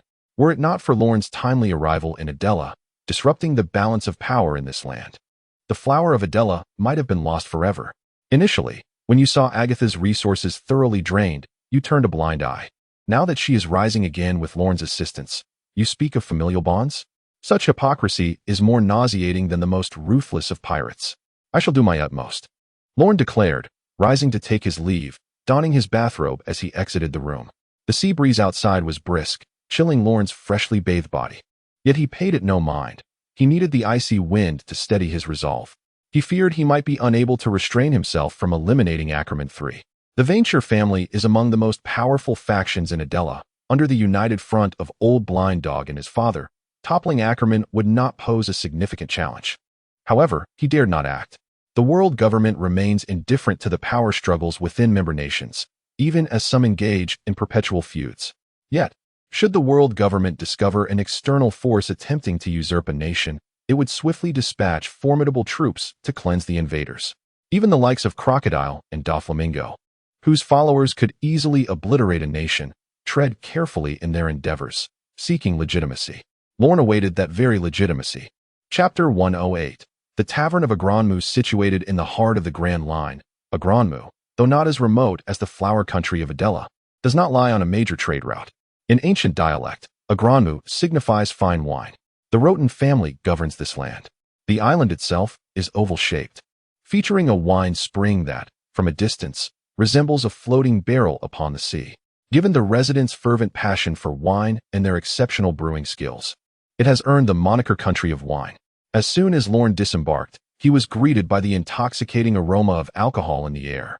For those unaccustomed to drink, merely inhaling the atmosphere could lead to inebriation. Truly a land of wine, Cofield remarked, noting that his visit was not solely for the slave auction, but also to fulfill Agatha's request to procure a batch of fine wines. Thank the holy truth God, what a smooth journey. After stepping onto Agronmu's soil, the ever-anxious Ackerman III, who had feared encountering pirates that could threaten his life, finally felt a sense of relief. With hands clasped, he offered thanks to the deity. Performing the gesture with earnestness, though whether his heart was truly devout remained a mystery. Your Majesty Ackerman, Lorne addressed respectfully, I have fulfilled my duty of escorting you. May I now explore the city of wine? Perhaps this is a splendid location for missionary work. Enjoy your time, Lord Vane, Ackerman III replied, feigning calmness before adding, do remember to return when we head home. Finally rid of this bothersome fly, Lorne strolled through the city of wine with Cofield, clad in a sacred black priest robe. Lorne, accompanied by Cofield in a sharply tailored suit, presented a striking contrast as the two handsome ascetics drew the attention of passers-by. The open-minded culture of Agronmu led Lorne to politely decline the advances of several young women, many of whom were exceptionally beautiful. It seems Master is quite popular among the ladies, Cofield chuckled. Please, no more, Lorne replied with a hint of bitterness. I would rather not attract attention. As a globally notorious criminal with a staggering bounty of 570 million berries, Lorne preferred to remain unnoticed, at least for a while, to give himself ample time to develop. Master is destined to lead the world. It is only natural to stand out, Cofield praised Lorne, viewing him as the greatest man in existence. To him, the one capable of cleansing this world could only be his master, Venshir Lorne. The two soon arrived at a building adorned with a sign featuring swords and daggers, marking it as a tavern. After enduring the tumultuous seas, many pirates sought refuge on land, immediately gravitating towards taverns and brothels to release their pent-up desires. Taverns thus became crucial links between pirates and the mainland, serving as vital venues for their interactions. Here, amidst a blend of truth and fiction, stories of the high seas elite circulated, particularly favored by the pirates. Upon entering, Lorne felt the collective gaze of the patrons fixate upon him. His youthful visage, coupled with the incongruity of his priestly attire against the tavern's raucous ambience, drew attention. However, the pirates quickly resumed their revelries in taverns. It was not uncommon for clergymen to drink, nor for naval officers and pirates to engage in games of chance. This is indeed a genuine no-man's land. Who cares about identity? I would like a heart of Aphrodite on the rocks, thank you. Lorne settled at the bar, engaging in conversation with the establishment. Previously, Agatha had introduced him to the poignant Darnadus of Agronmu, a wine imbued with sorrow that left a lasting impression on him. He was deeply curious about the flavor of the Darnatus after it had matured to perfection. "A glass of cold water, please," requested Kofor, who had vowed never to touch another drop of alcohol since being apprehended by the Navy in a drunken stupor. The bartender promptly presented a glass of pink liquid alongside a glass of clear water. The hue of the liquid captivated him, reminiscent of the delicate fabric worn by a maiden on her first date. This clergyman was visiting the Ogroma bar for the first time. As the bartender served the drink, Lorne began to converse. "Oh, what brings you to this place?" Lorne raised the pink liquid to his lips, savoring its sweetness akin to a maiden's first kiss. Intoxicating in its allure, the locals of Ogroma would never order a heart of Aphrodite. I presume you have heard the tale of the heart of Aphrodite, good sir," the bartender continued, noting Lorne's bewilderment. "Here, to drink the heart of a maiden signifies fidelity and eternity. It is a declaration of love. No maiden would wish for her beloved to drink from another's cup." The bartender smiled at Lorne. "Yet, conversely, no man would desire his wife's wine to be consumed by another," Lorne quipped, glancing at the pink liquid in his glass, feeling an odd sensation. Was it akin to a woman of dubious virtue? It was not so much repulsive as it was unsettling. The bartender is not particularly adept at his trade, disrupting the patron's enjoyment. This is how Lorne appraises him.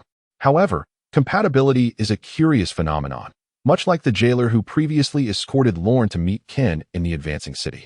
And this very bartender before him, Lorne inexplicably finds him rather agreeable.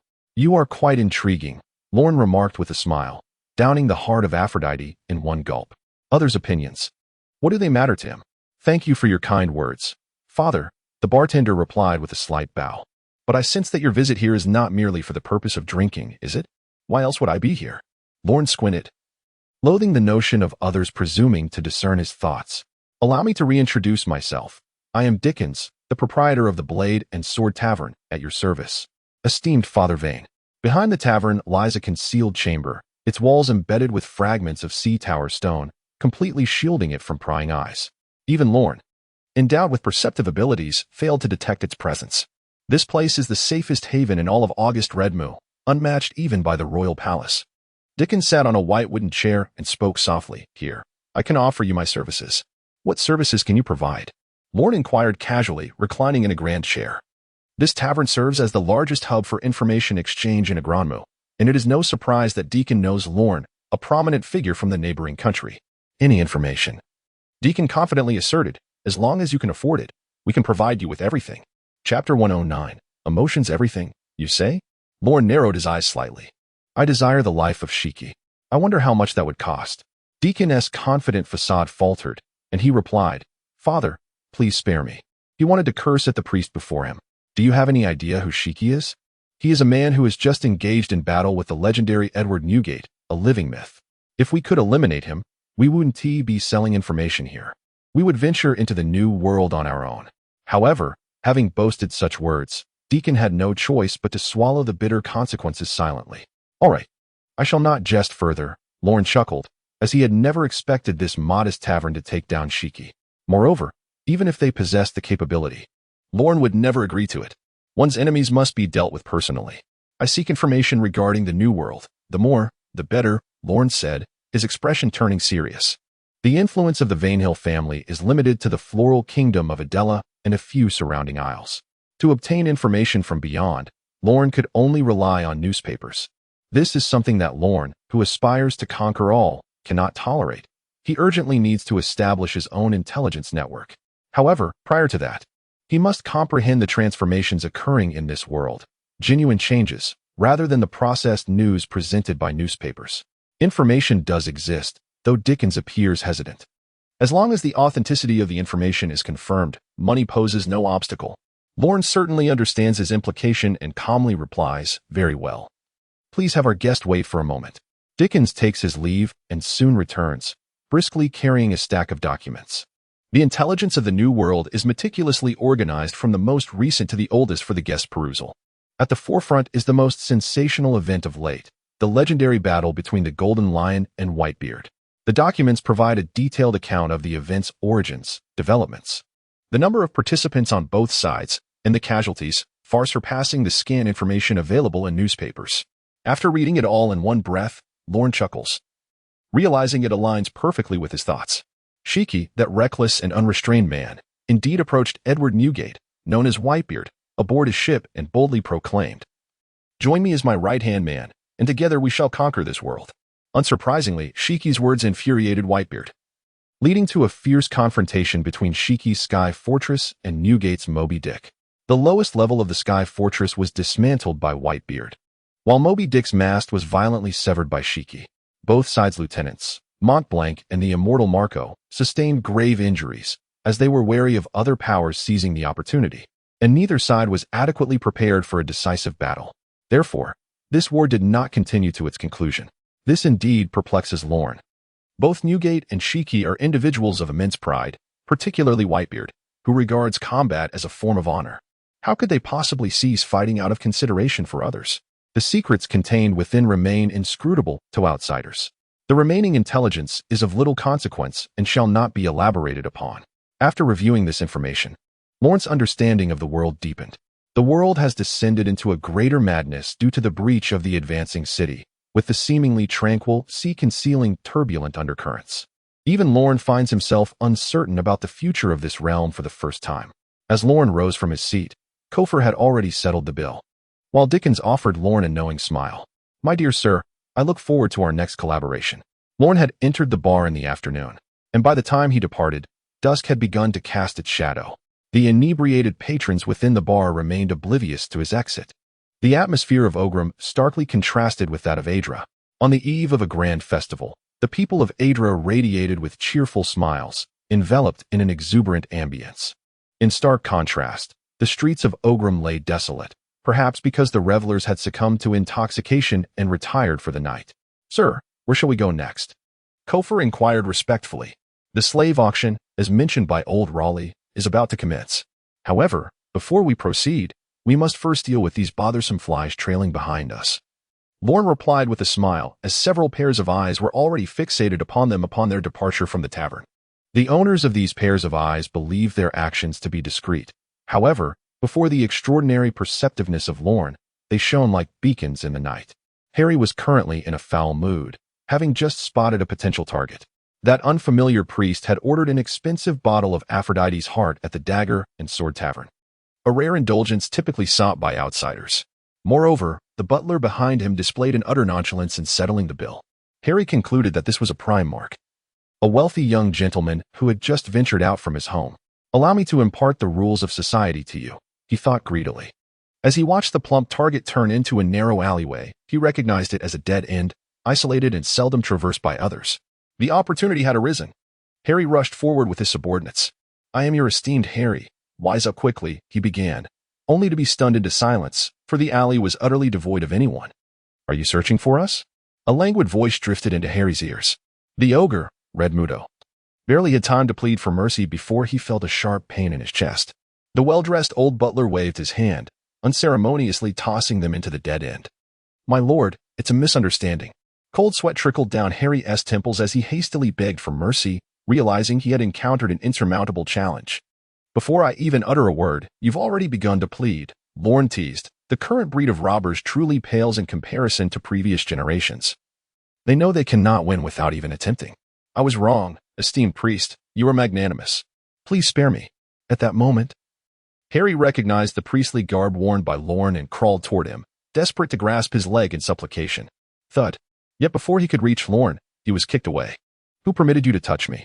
Lorne had a peculiar aversion to unfamiliar individuals making contact with him, especially those he deemed weak. Harry fit both criteria perfectly. However, Lorne approached Harry and gently crouched down. Initially resigned to his fate after being kicked, Harry thought he had encountered a formidable adversary. Yet upon hearing Lorne's next words, his eyes suddenly glimmered with hope. "Do you know where the slave auction is held?" Lorne inquired with a smile. This smile sent a chill down Harry's spine. The obsessive-compulsive tendencies from his past life, coupled with the cold demeanor developed through prolonged interactions with prisoners in the city's watch, merged with the smiling facade he donned in the presence of his followers, resulting in the capricious personality that Ron now exhibited. Even he himself was unaware of the expression he would reveal to others in the next moment. Chapter 110. The Red Dove Ron toyed with a black card in his hand as he approached a structure formed from massive stones. The words Red Dove were inscribed upon it. The Red Dove was the name of the most formidable human trafficking organization in Agranmu. As if in fear of the individuals inside rushing out, the stone edifice was surrounded by iron bars. Only those possessing an invitation could enter through the grand door. As a prominent figure in Adela's underworld, Ron naturally possessed the highest-ranking invitation. However, in his haste, he had inadvertently left it with Agatha. The trade of slaves was entirely legal in Agranmu, rendering this place the largest slave market in these waters. A myriad of slaves were on display, each clearly priced. As long as one had the wealth, slaves of any race could be purchased: beast girls, fishmen, and the long-limbed folk. Many affluent individuals, driven by their sordid desires, would even traverse vast oceans to peruse these offerings. The slaves of Agranmu were as renowned as its wines. This Harry must indeed be a notable figure within the Ogahongmu, at least at the level of a petty thug, unfit to engage with the elite affairs of an auction. After a brief inspection, a servant escorted Ron and Cofiel into the massive stone edifice. Due to the insufficiency of Harry's invitation, Ron was relegated to a solitary round table in the hall. A gracefully poised serving girl approached, bearing fine wine. Upon seeing Ron, she paused momentarily, seemingly lost in thought, before a knowing smile graced her lips. "Should you require anything? Esteemed priest, do not hesitate to reach out." She winked at Ron, her cheeks flushing as she departed. An inevitable charm with women. Ron sighed and extracted a note from beneath his wine glass, inscribed with an elegant address. Both men present were formidable. The serving girl's subtle gestures had not escaped their notice. Cofiel merely smiled, for the allure of the young master required no further explanation. Suddenly, the grand curtain shielding the stage was drawn aside, revealing a dapper gentleman stepping into the spotlight. "Esteemed ladies and gentlemen, welcome to the Red Dove. Here, we shall unleash your most primal natures." The host's ambiguous smile was met with Ron-esque confusion, further exacerbated by the increasingly coarse breaths of the surrounding patrons. The host soon provided clarity, as, with his words barely concluded, 10 scantily clad young women ascended the stage, unbothered by the gazes of the audience. Each struck enticing poses, testing the self-restraint of the men present. As customary, the appetizer of every auction featured charming maidens, meticulously trained by the Red Dove to ensure satisfaction for all attendees. This auction starting price was a mere 5,000,000 belly, a collective price for the 10 young women. 500,000 belly represented the average price for an adult on the slave market, and frankly, it was not exorbitant. Now, without further ado, gentlemen, showcase your prowess. Let us see who can win the hearts of these young ladies. I bid 10 million belly. I bid 20 million belly. I bid 40 million belly. I bid 45 million belly. Who are you?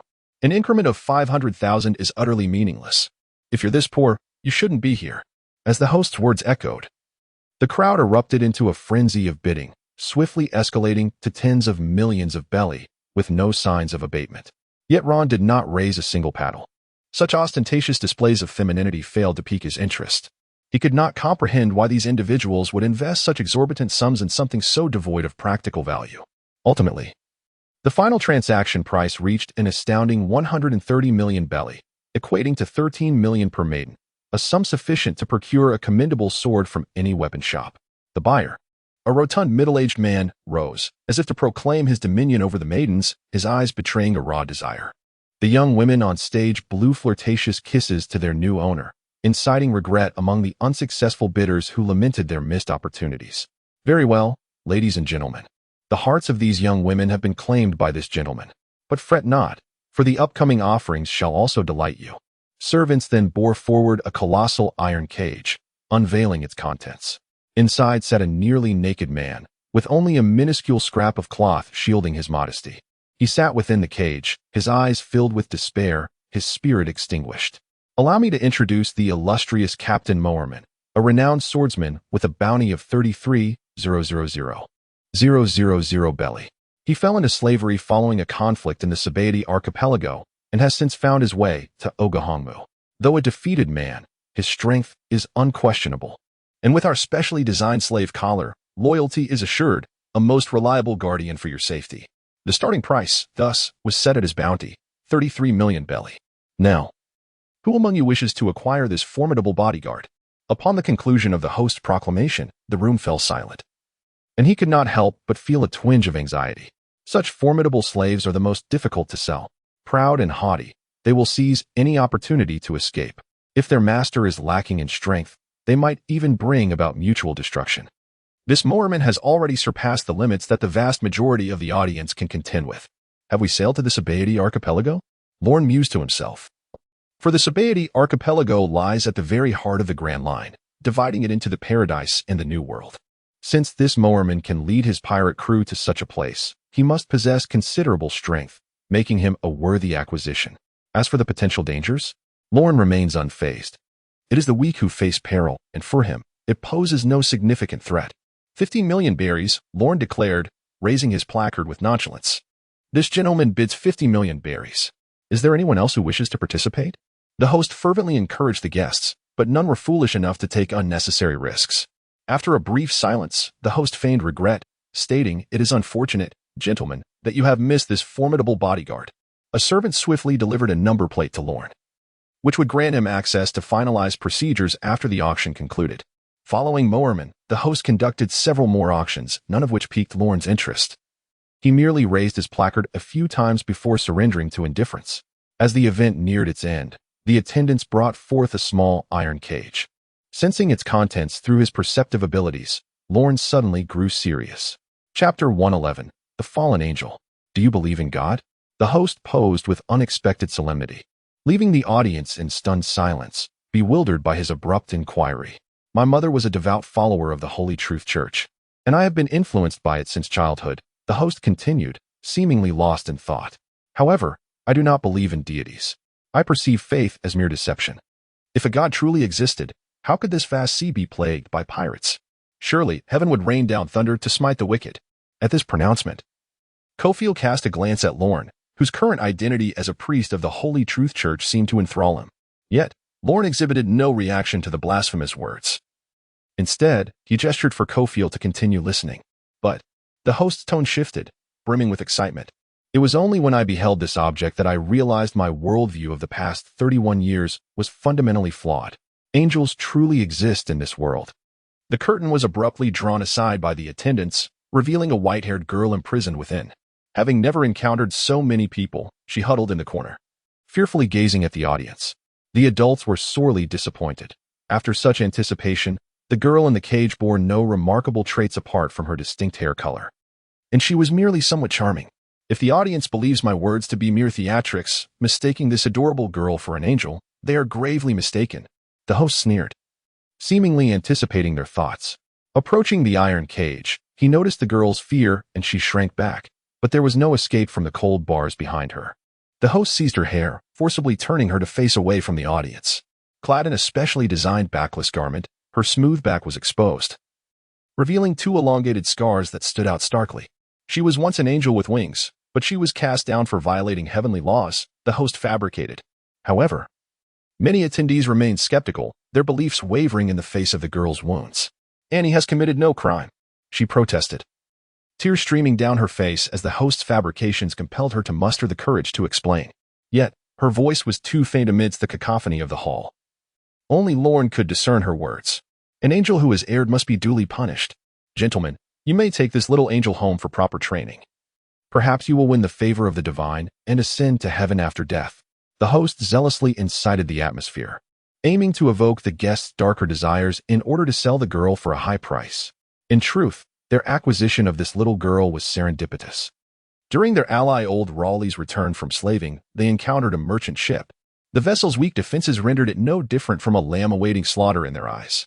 Old Raleigh, seizing the opportunity for profit, subdued the guards and unexpectedly discovered the little girl hiding in the cargo hold. Moreover, this little angel was a skilled physician and an adept navigator, capable of discerning directions by the stars. Ladies and gentlemen, consider this. Who among you has ever experienced the healing services of an angel at sea? Even the most esteemed kings are unlikely to rival your fortune. The host's words reignited the final vestiges of reason in the guests, as their eyes turned crimson with unabashed desire for Annie. With the atmosphere sufficiently charged, the host smiled in satisfaction. Now, I declare the highlight of this auction, the fallen angel. We shall commence the bidding with a starting price of 10 million berries. Let us see which fortunate soul shall take this little angel home. I bid 10 million berries. I bid 20 million berries. I bid 50 million berries. The guests fervently raised their bids, seemingly indifferent to the monetary value, utterly consumed with the thought of acquiring the girl and nurturing her. 100 million, Lorne stated, raising his placard with a calm demeanor. Old Raleigh, reluctant to part with his prize, likely considered the little girl as his most treasured possession. He was even unwilling to trade her for a devil fruit, fully aware of Lorne's needs. A vessel capable of navigating the seas required ample personnel, including a helmsman, combatants, a chef, a navigator, a physician, and more. In truth, many individuals qualified for these roles were readily available. Countless capable individuals served under Lorne, such as Cofield, who was an exceptionally skilled navigator. When they first emerged from Impelled Down, they had sailed the seas on a mere plank, relying solely on Cofield's navigational expertise. However, Cofield was but one man, and Lorne needed him to help manage the family affairs. It was impractical to have him adrift at sea indefinitely. The young girl perfectly fulfilled Lorne's needs, embodying both the roles of a physician and a navigator, making her an indispensable member of the crew. The red pigeons do not deceive. If they claim that this slave possesses certain abilities, she undoubtedly does. Otherwise, their long-established reputation would be tarnished. Moreover, her identity serves as an additional advantage. Only the legendary beings from the Sky Islands, situated 10,000 meters above Qinghai, are said to possess wings. It is no surprise that the Qinghai people regard them as angels. For reasons unknown, the girl's wings were cruelly severed, and she found herself exiled from the Sky Island to Qinghai, where she was subsequently captured and enslaved. She harbors many secrets waiting to be uncovered, even rekindling a plan within Lorne that he had nearly forgotten. All of this led Lorne to feel an undeniable determination to possess the young girl. The exorbitant price of 100 million did little to quell the sordid desires of the onlookers. After a moment's hesitation, they resumed raising the stakes. 130 million. 150 million. 200 million. Lorne furrowed his brow, astonished by the sheer madness of their greed. He glanced at Cofield, who signaled a 7 to him, indicating that the two of them had approximately 700 million in liquid assets. Just as Lorne was about to speak, a voice suddenly rang out. 300 million. The crowd turned to see the middle-aged man who had initially acquired 10 girls standing up, a lascivious gleam in his eye as he leered at the little girl. 112, said Lorne coolly. If you wish to play, then I shall indulge you. 500 million. The middle-aged man practically squeezed the words from between his teeth, his gaze fixed menacingly on the priest competing with him. 600 million. Yet Lorne appeared oblivious, resolute in his intent to acquire the prize. Nothing, not even the presence of an old man, could deter him from his desires. Excellent, excellent. The middle-aged man, seething with anger, slammed his hand down, shattering the table beside him. He could not fathom that, in augurdom, someone dared to undermine his authority. It wasn't that he couldn't afford to bid higher, rather, he deemed it unnecessary to pay such a steep price for a mere toy. Moreover, the priest's unwavering determination rendered further bidding pointless. Find out his background. The middle-aged man nearly roared at his steward, I want him to meet his end without a grave. The host, witnessing the middle-aged man's abrupt withdrawal, was momentarily taken aback. This was not in keeping with his recollection of that powerful figure. However, he soon understood the reason behind it and cast a sympathetic glance toward Lorne. Young man, you likely have no idea what kind of adversary you have provoked. Yet, sympathy aside, the necessary formalities must still be observed. The host cleared his throat. Congratulations to this priest for winning the favor of the angels. With the angels' assistance, your faith shall become ever more pure. As the insipid flattery echoed, the auction gradually approached its conclusion. Lorne had achieved his objective, securing a commendable crew member, albeit at a rather steep price. Had Agatha been present, she would have scolded Lorne for quite some time, as the majority of the family's wealth stemmed from her beverage business. Lorne arrived at the private chamber temporarily provided by the Red Dove, and shortly thereafter, the maid entered, leading 2 slaves, his new subordinates. The previously naked moorman was now clad in simple garments, coldly scrutinizing Lorne as though assessing his new master. Ansi, on the other hand, gazed at Lorne with curiosity. The menacing adults had just informed her that this priest was now her master, and that she should obey him. Ansi grasped the concept to some extent, having always been obedient, but what did being a master truly mean? This is the slave control device for the 2 slaves. The maid presented 2 small objects with buttons. Simply pressing this button would cause the collars around their necks to explode. Is it truly that simple? Lorne gently picked up one of the controllers, aligning it with Moorman's collar. This seemingly trivial device wielded the power of life and death over the formidable figure before him. Suddenly, apprehension gripped Moorman. He feared that this new master might inadvertently press the button. Is this how it works? Lorne pressed down lightly, causing the maid to avert her eyes. fearing to witness the gruesome spectacle of Moerman's head exploding, while a wave of sorrow washed over her. Captain Moerman, a figure of notable repute, unexpectedly encountered a master with a twisted psyche, leading to the tragic end of his life. How lamentable. However, the anticipated explosion was delayed, and the female attendant slowly opened her eyes, discovering Moerman standing motionless, cold sweat trickling down his forehead. The quality of this control device seems rather poor. I inadvertently broke it. The device in Lorne's hand shattered into fragments, unable to withstand his strength. Now you are free, Sir Swordsman. Lorne tilted his head. So, what will you decide to do? The atmosphere grew tense. Moerman was undeniably a formidable individual, an ambitious soul aspiring to conquer new worlds. His fall into slavery was a consequence of a confrontation with a man returning from the New World on the Shambadi archipelago. The clash ended in Moerman's devastating defeat, marking his first encounter with the true power of genuine monsters. Particularly, facing the commander, who was also a swordsman, Moerman realized the vast chasm that existed between them. His once proud swordsmanship seemed insignificant in the presence of that man. Even after his defeat, Moerman remained ignorant of the man's name, save for the memory of that ominous black sword and his terrifying skill. After his defeat, Moerman nursed his wounds on the Shambadi archipelago, but fell prey to a pirate slave-capturing crew, descending into the depths of degradation as a slave. During his time in servitude, despair consumed him, as all his dreams and ambitions were shackled by the mere collar of slavery. Yet now, the control device that governed this collar had been rendered useless by the man before him. Could it be that he was free? As if his long-dormant heart began to beat anew, a flame of ambition ignited in Moerman's eyes. He fixed his gaze on Lorne, silent as a wolf stalking its prey, ready to pounce at the slightest sign of weakness. I quite admire those wolf-like eyes. They remind me of someone I know, Lorne remarked with a smile. Such eyes are precisely what I seek in a crew member. Lorne's calm demeanor left Moerman uncertain. He could not discern whether the man was fearless or merely feigning composure. Yet, for the freedom he had so painstakingly regained, he would not retreat. If you step aside, I shall not harm you, Moerman declared coldly to Lorne. The man had not acted maliciously. In fact, he had indirectly liberated him, deserving of some gratitude, if not complete mercy. And what if I do not? Lorne replied, amusement dancing in his eyes, as Cofield gently tapped the female attendant, retrieving something from her. Ah, sir, the attendant gasped, realizing that Lorne had broken the control device and instinctively hid behind Cofield, who exuded an air of reliability. After a moment, she remembered she possessed a spare key. Yet her frantic search revealed it was nowhere to be found. How could it have vanished? She distinctly recalled placing it on her person. Despair gripped the attendant. This was a pirate with a bounty exceeding 30 million berries, a force of immense power, capable of exterminating them with ease. In her turmoil, she found herself resentful towards Lorne. Why couldn't he simply enjoy his existence as a wealthy young master without meddling in the affairs of slaves? And why would he recklessly break the control device? Inside the room, the atmosphere was charged. Lorne wore a playful smile. Cofield remained indifferent. Moerman radiated hostility. Anshi appeared bewildered, and the attendant was steeped in despair. Suddenly, a commotion erupted outside, a man bellowing, "They are here. You are all doomed." A burly man with a face full of flesh entered, a sinister grin plastered across his visage.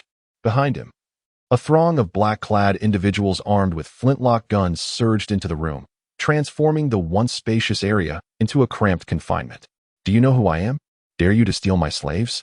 Amidst the throng, a rotund, middle-aged man ambled in, a cigar clenched between his teeth, his expression dripping with contempt. "My apologies, but I do not recognize you," Lorne replied, his tone growing increasingly frigid. "However, you have certainly soured my mood." The man before them was none other than the middle-aged individual who had previously clashed with Lorne over the possession of the Sky Island inhabitant, Anshi. It was due to him that Lorne had expended several 100 million berries to acquire Anshi, yet he remained unfazed by this expenditure. In the realm of auctions, it is the one with wealth who can procure their desires. If he wished to engage in a bidding war, Lorne was more than willing to indulge him. Should he lose, it would merely be a testament to his inferiority, with no blame to place upon others.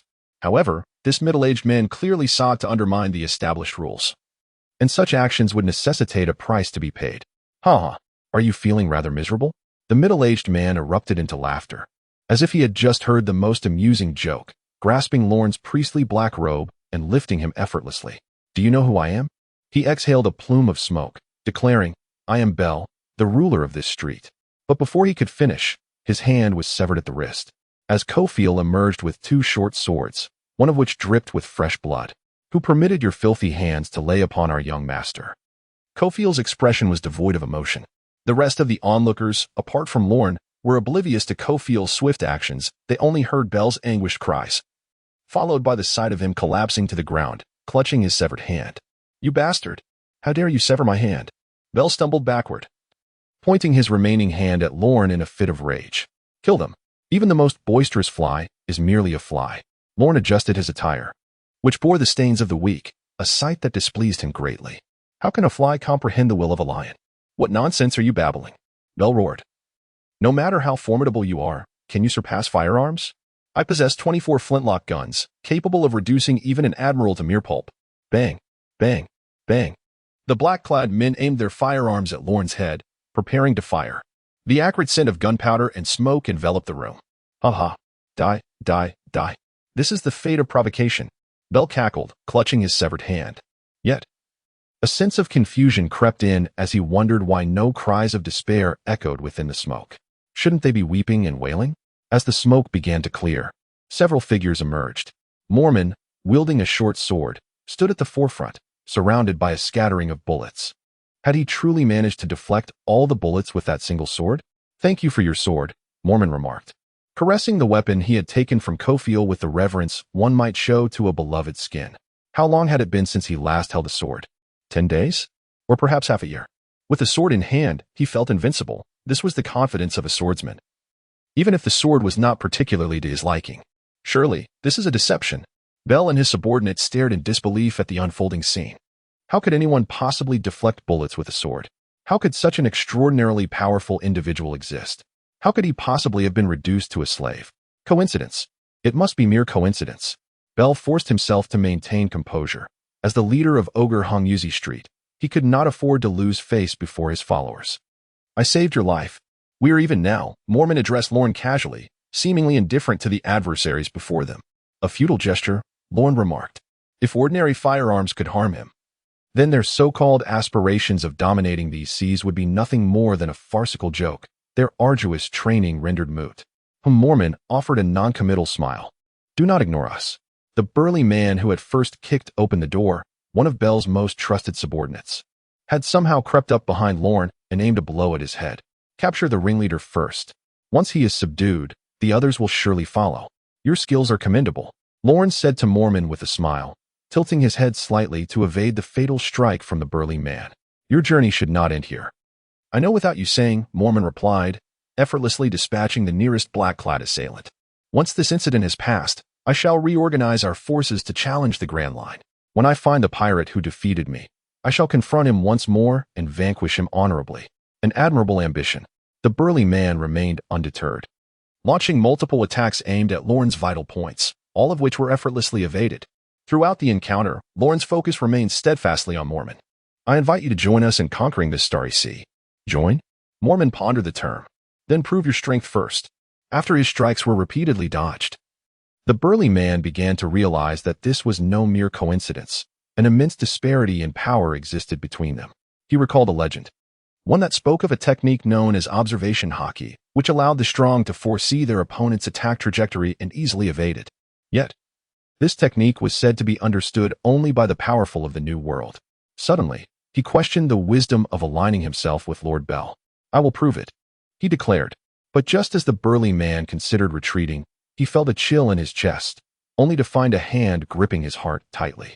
That is not my heart, he muttered. Yet his words faltered as he collapsed to the ground, his eyes wide in shock, unable to close them in death. Please, don't kill me. I can offer you great wealth. As their conversation unfolded, the black-clad men brought by Bel were systematically slaughtered by Mormon and Cofiel. The man fell to the ground, crawling backward in desperation. Do I appear to be someone lacking in wealth? Lorne inquired, bending slightly to look down upon him. A hint of a smile gracing his lips, though the blood staining his face marred what should have been a warm expression, rendering him akin to a demon just learning to smile. At this moment, Bel finally recalled that this man was the one who had spent hundreds of millions of berries to compete with him for slaves. Mere wealth could no longer sway him. In the face of life and death, his mind raced wildly, and he suddenly thought of something. I am the subordinate of Bloodhand Oliver. I possess a secret. Chapter 114. The black card, Bloodhand Oliver? Lawrence's mind began to churn, quickly unearthing a piece of information from his memory. The father of the Testament brothers, who had seized 500 palace soldiers from Adra, the very pirate who had frightened Ackman III into seeking Lawrence's protection, was none other than this Bloodhand Oliver. Was it not? With a bounty reaching 97,000,000 berries, his formidable prowess was unmistakable. Yes, indeed. My master is Lord Oliver. Bell clung to this last thread of hope, pleading with Lorne. If you spare me, I shall reveal a grand secret to you. The second prince of the kingdom. Not interested. Before Bell could finish his sentence, Lorne plunged the dagger of Cofield directly into Bell's neck. He pressed the remaining hand against the wound on his throat, gazing up at Lorne in disbelief.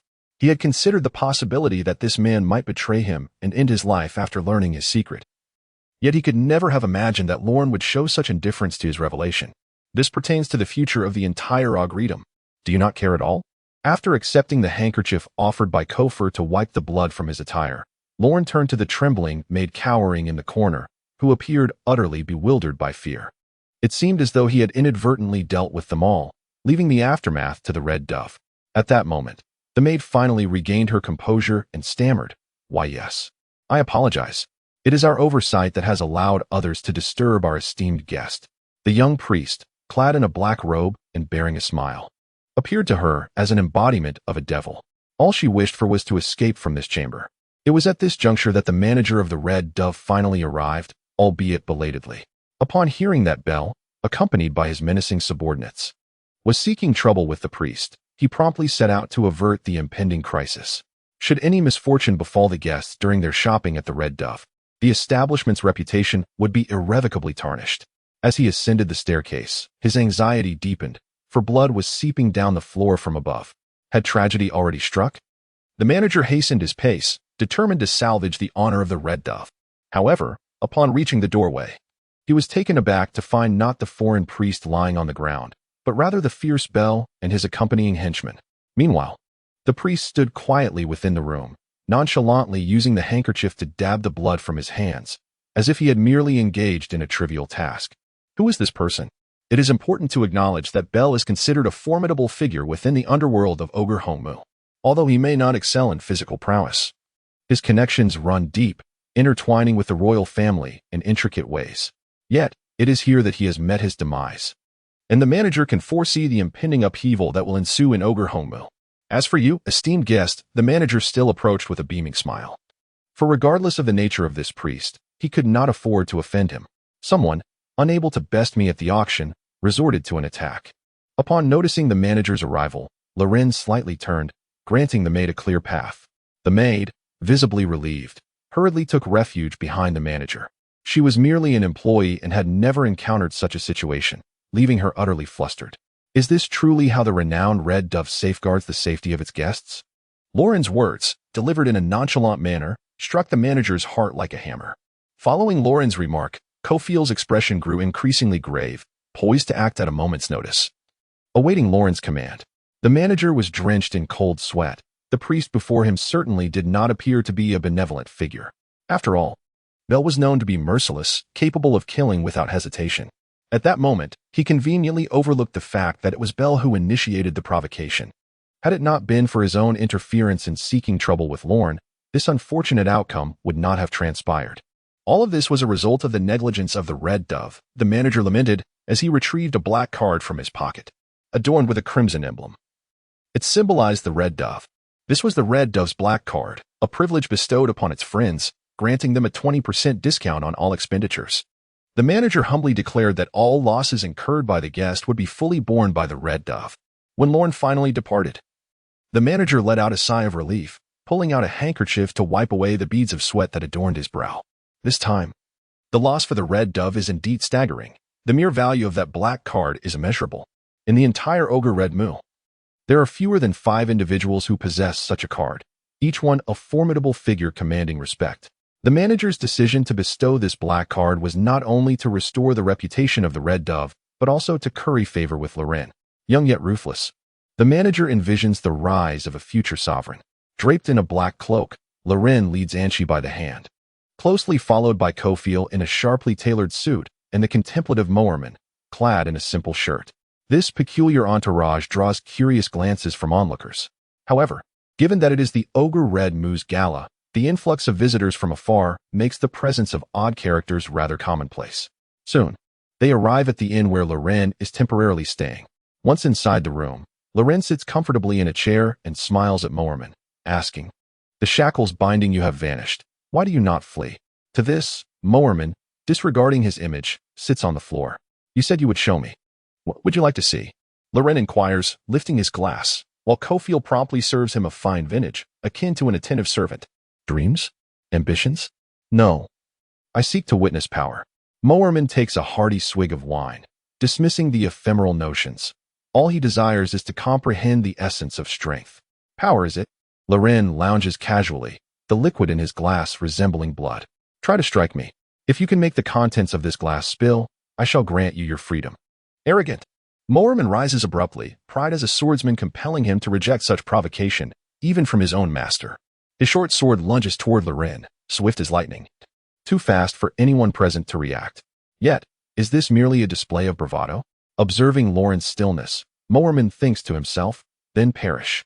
The blade draws near, and finally, Kofiel moves, but instead of intervening to save his master, he simply pours more wine into Loren's glass.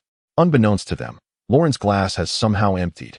He casually turns, extending the glass toward Kofiel, and in that seemingly trivial motion, he narrowly evades Moorman's fatal strike. The blade grazes Loren's cheek, a reflection of his profile visible on the blade's surface. In the New World, near the waters of Wayno, a pirate ship adorned with a bat-skull flag sails the vast sea. The vessel's design is peculiar, resembling a bat drifting upon the waves. On the deck, a man clad in a bat-collared shirt and a gothic black coat sits reading a newspaper, towering at nearly 7 feet. He stands as a formidable presence even in the exaggerated world of pirates. His muscular build exudes a latent explosive power, while his pale skin, coupled with fangs and horns, shrouds his identity in mystery. The man raises a goblet, savoring a sip of red wine. That Doflamingo fellow is audacious indeed. Contemplating the abduction of celestial dragon offerings, heavenly gold, to coerce the world government into granting him the title of Warlord of the Sea. Since when has the title of pirate trader become so coveted? Or perhaps it is our existence that has elevated this title to nobility. Would you not agree, Flunza? Leaning against the ship's railing is a swordsman in dark attire, dozing with his sword in hand. Upon hearing his captain call his name, he opens his drowsy eyes. Doflamingo is a formidable tyrant, his ambitions extending far beyond merely becoming a warlord of the sea. Flunza unsheaths a segment of his sword, the blade gleaming under the sun's rays. The identity of the warlord is decidedly awkward, despised by both the navy and pirates. "We must exercise caution, especially you, Moria." If Loren were present, he would surely understand the significance of this name. Moria, once a super pirate of the New World and a senior member of the Warlords, renowned as the pinnacle of pirates beneath the legends, now stands brimming with confidence, a stark contrast to the despondent figure he would become years hence. Flunza. Are you implying that confronting that bastard Kaido is a mistake? The man known as Moria closes the newspaper, rising to gaze at a colossal structure piercing the clouds in the distance, reminiscent of a titan. The legendary Wayno lies atop, deemed nearly unreachable. It is said that Kazuki Odin, a member of Pirate King Roger's crew, was the ruler here. However, not long ago, the scoundrel Kaido invaded with his forces. Presently, Wayno is in turmoil. How could I allow you to have your way? Moria shatters the goblet in his hand.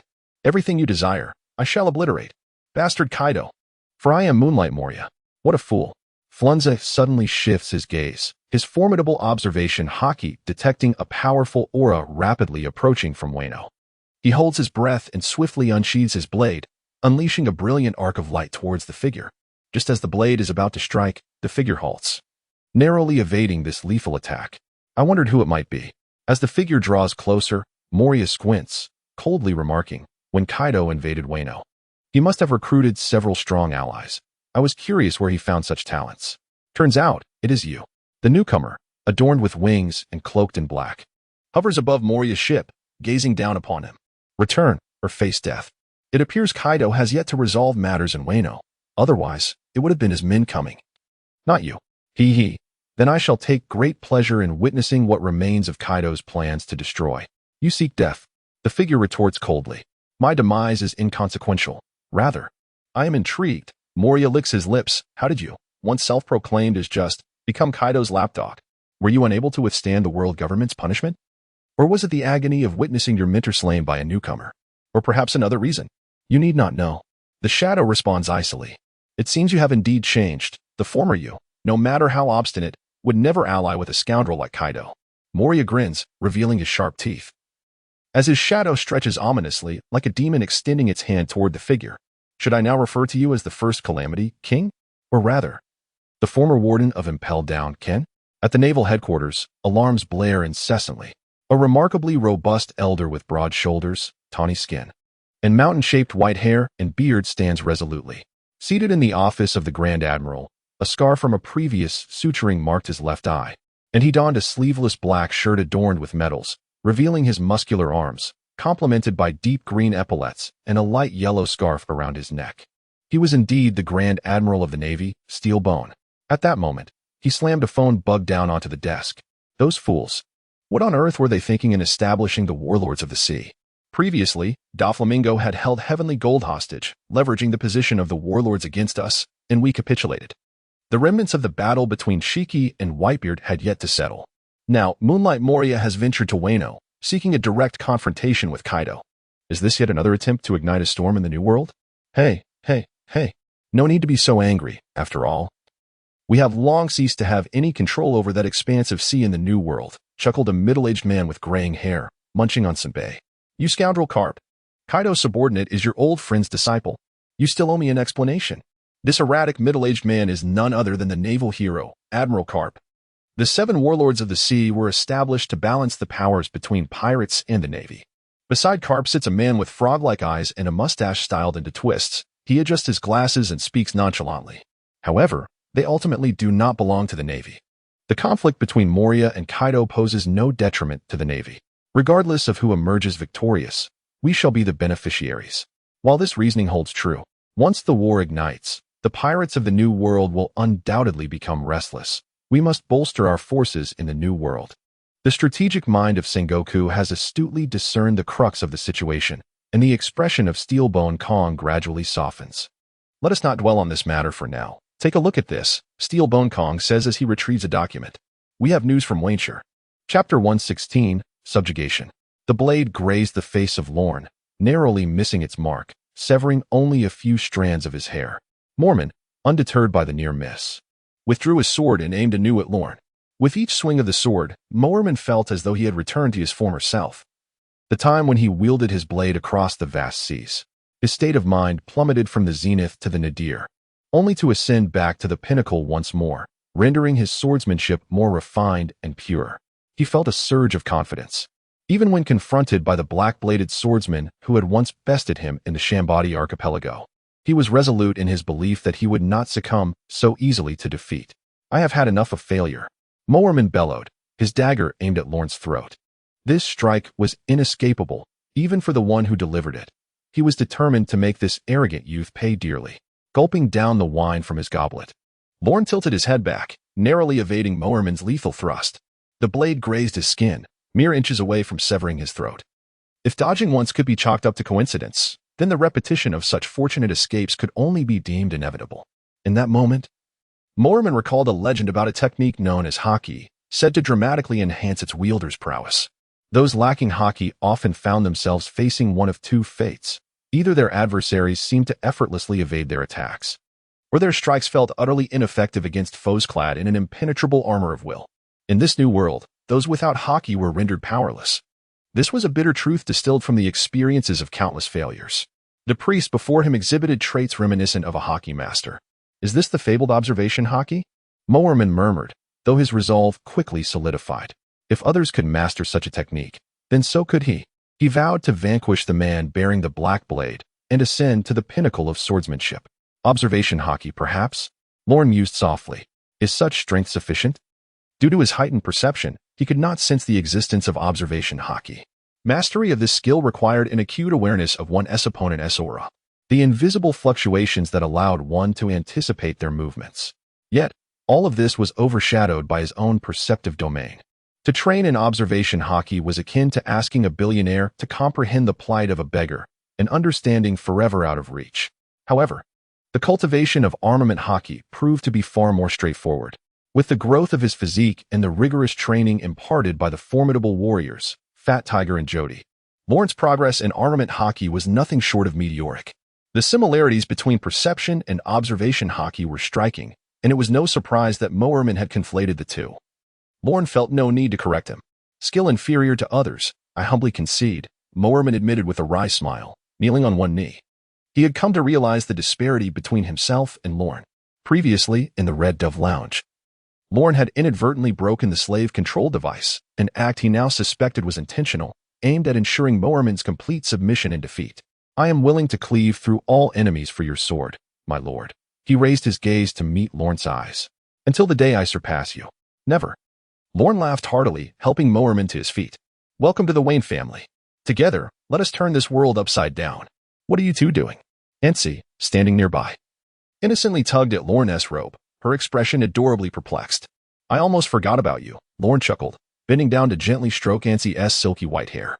It seemed to be the first time the little girl had experienced such intimacy with a man, leaving her momentarily speechless.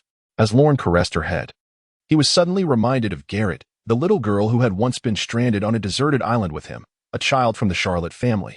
She was likely around Nancy's age back then. He wondered how she had blossomed over the years. Had she grown into a graceful young woman?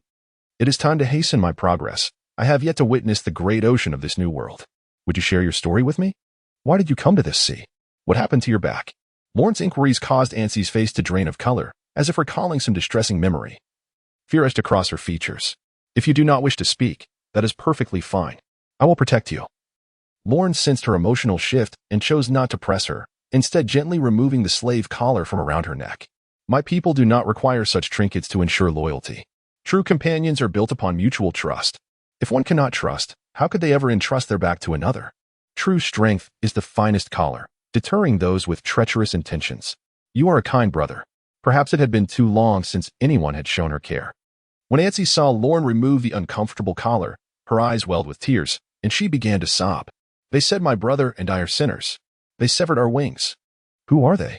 Lorne inquired, appalled at the notion of someone robbing an innocent girl of her freedom. Even he, who was sometimes cloaked in darkness, could not fathom inflicting such harm on a child. They are the villains of Baika Island. After capturing my brother and me, they beat and tormented us daily. We barely escaped, but the wicked uncles found us. My brother was captured while trying to protect me. What a noble brother. I will help you rescue him, Lorne affirmed. Recognizing that true character shines brightest in the face of peril, much like his own bond with Garrett. He had vowed to protect her with his very life. Should the need arise? Thank you, kind brother. Nancy's smile broke through her tears, her face still marked with streaks of sorrow, yet her expression radiated warmth, akin to that of an angel. At that moment, the Wayne family welcomed two formidable allies. However, this fleeting warmth was soon shattered by a series of knocks at the door. Upon opening it, Cofield discovered a guard, clad in the attire of the Adela Palace. Hastily entering. Not good, Father Wayne. Something is amiss. What is it? Take a moment to catch your breath, Lorne frowned, his irritation growing at the interruption, especially when it pertained to matters he found distasteful. The guard gulped down some water before continuing. Bloodhand Oliver has just sent a letter to His Majesty. He demands the lives of 500 palace guards in exchange for the throne of Adela. Chapter 117, The Transaction. To exchange the lives of 500 guards for a throne? Such a price is absurdly low. Lorne scoffed, though he quickly grasped the underlying issue. Adela was a small nation, with a scant population and even fewer soldiers. The loss of 500 men would be a catastrophic blow. Moreover, these soldiers had ventured to Ogahongmu under the orders of King Ackerman III. Should the king refuse, he would bear the stigma of greed for the throne, disregarding the lives of his soldiers. For the third Ackerman, whose reputation was as vital as life itself, this situation was utterly intolerable. Thus, he hastily summoned Lorne to devise a strategy. Allow me a moment, Lorne said to the guards with indifference. I shall present myself before His Majesty shortly. Once the guards departed, Lorne turned to his new subordinate with a smile. It seems we have encountered a minor setback. Boss, all you need to do is provide me with a dagger. Lord Cofield's sword is too short and unfamiliar, said Mormon, licking his lips, eagerly anticipating the unfolding events. Let me test the prowess of that pirate who has taken 500 soldiers captive. The third Ackerman resided in the royal city of Ogromu. As the closest ally of the third Rodon and the king of Adela, a nation closely tied to Ogromo. Naturally, he received considerable attention from the Ogromo officials. However, he was currently plagued with unease, pacing back and forth in the royal guest chamber. What to do? My illustrious title cannot be tarnished. A conflicted expression crossed the Ackerman's face. But if I relinquish the throne to that scoundrel, won't we be reduced to commoners? That would leave me without funds to squander. Yet, that wretched Oliver is so powerful. If I do not satisfy his desires, he will not relent. At that moment, a grand door adorned with opulent dark golden patterns slowly swung open. A young priest clad in a black robe entered, backlit by the sunlight, resembling an angel descending from the celestial realm. Father Vane, you have finally arrived. The third Ackerman rushed to Lorne, seizing his hand as if grasping the last lifeline. Devoid of his previous arrogance. What troubles you, your majesty, that you appear so anxious? Lorne queried, subtly withdrawing his hand from the Ackerman's grasp. As he despised physical contact with those he disliked, yet maintained a smile. Could it be the matter concerning the pirate Oliver? The young girl, Ansai, seemed frightened by the third Ackerman, hiding behind Lorne and only feeling somewhat reassured when he took her small hand. Meanwhile, Cofiel had taken Mormon to Ogroma's armory to select weapons. What a charming little girl, the Ackerman thought to himself, swallowing hard upon seeing Ansai. Yet, he quickly pushed aside such inappropriate thoughts. What am I thinking at a time like this? The throne is nearly lost, and I still dwell on such matters. The Ackerman lamented to Lorne. It is that vile scoundrel Oliver. He utterly disregards the world government. He has kidnapped my 500 soldiers, intending to leverage them for the throne of Adela. But I shall not allow him to succeed. Indeed, with his self-interest at the forefront, Lorne mused silently. Though he expressed his confusion aloud, if your majesty has already made a decision, why summon me? I have already requested assistance from the nearest naval base. Reinforcements shall arrive shortly. However, this period is perilous.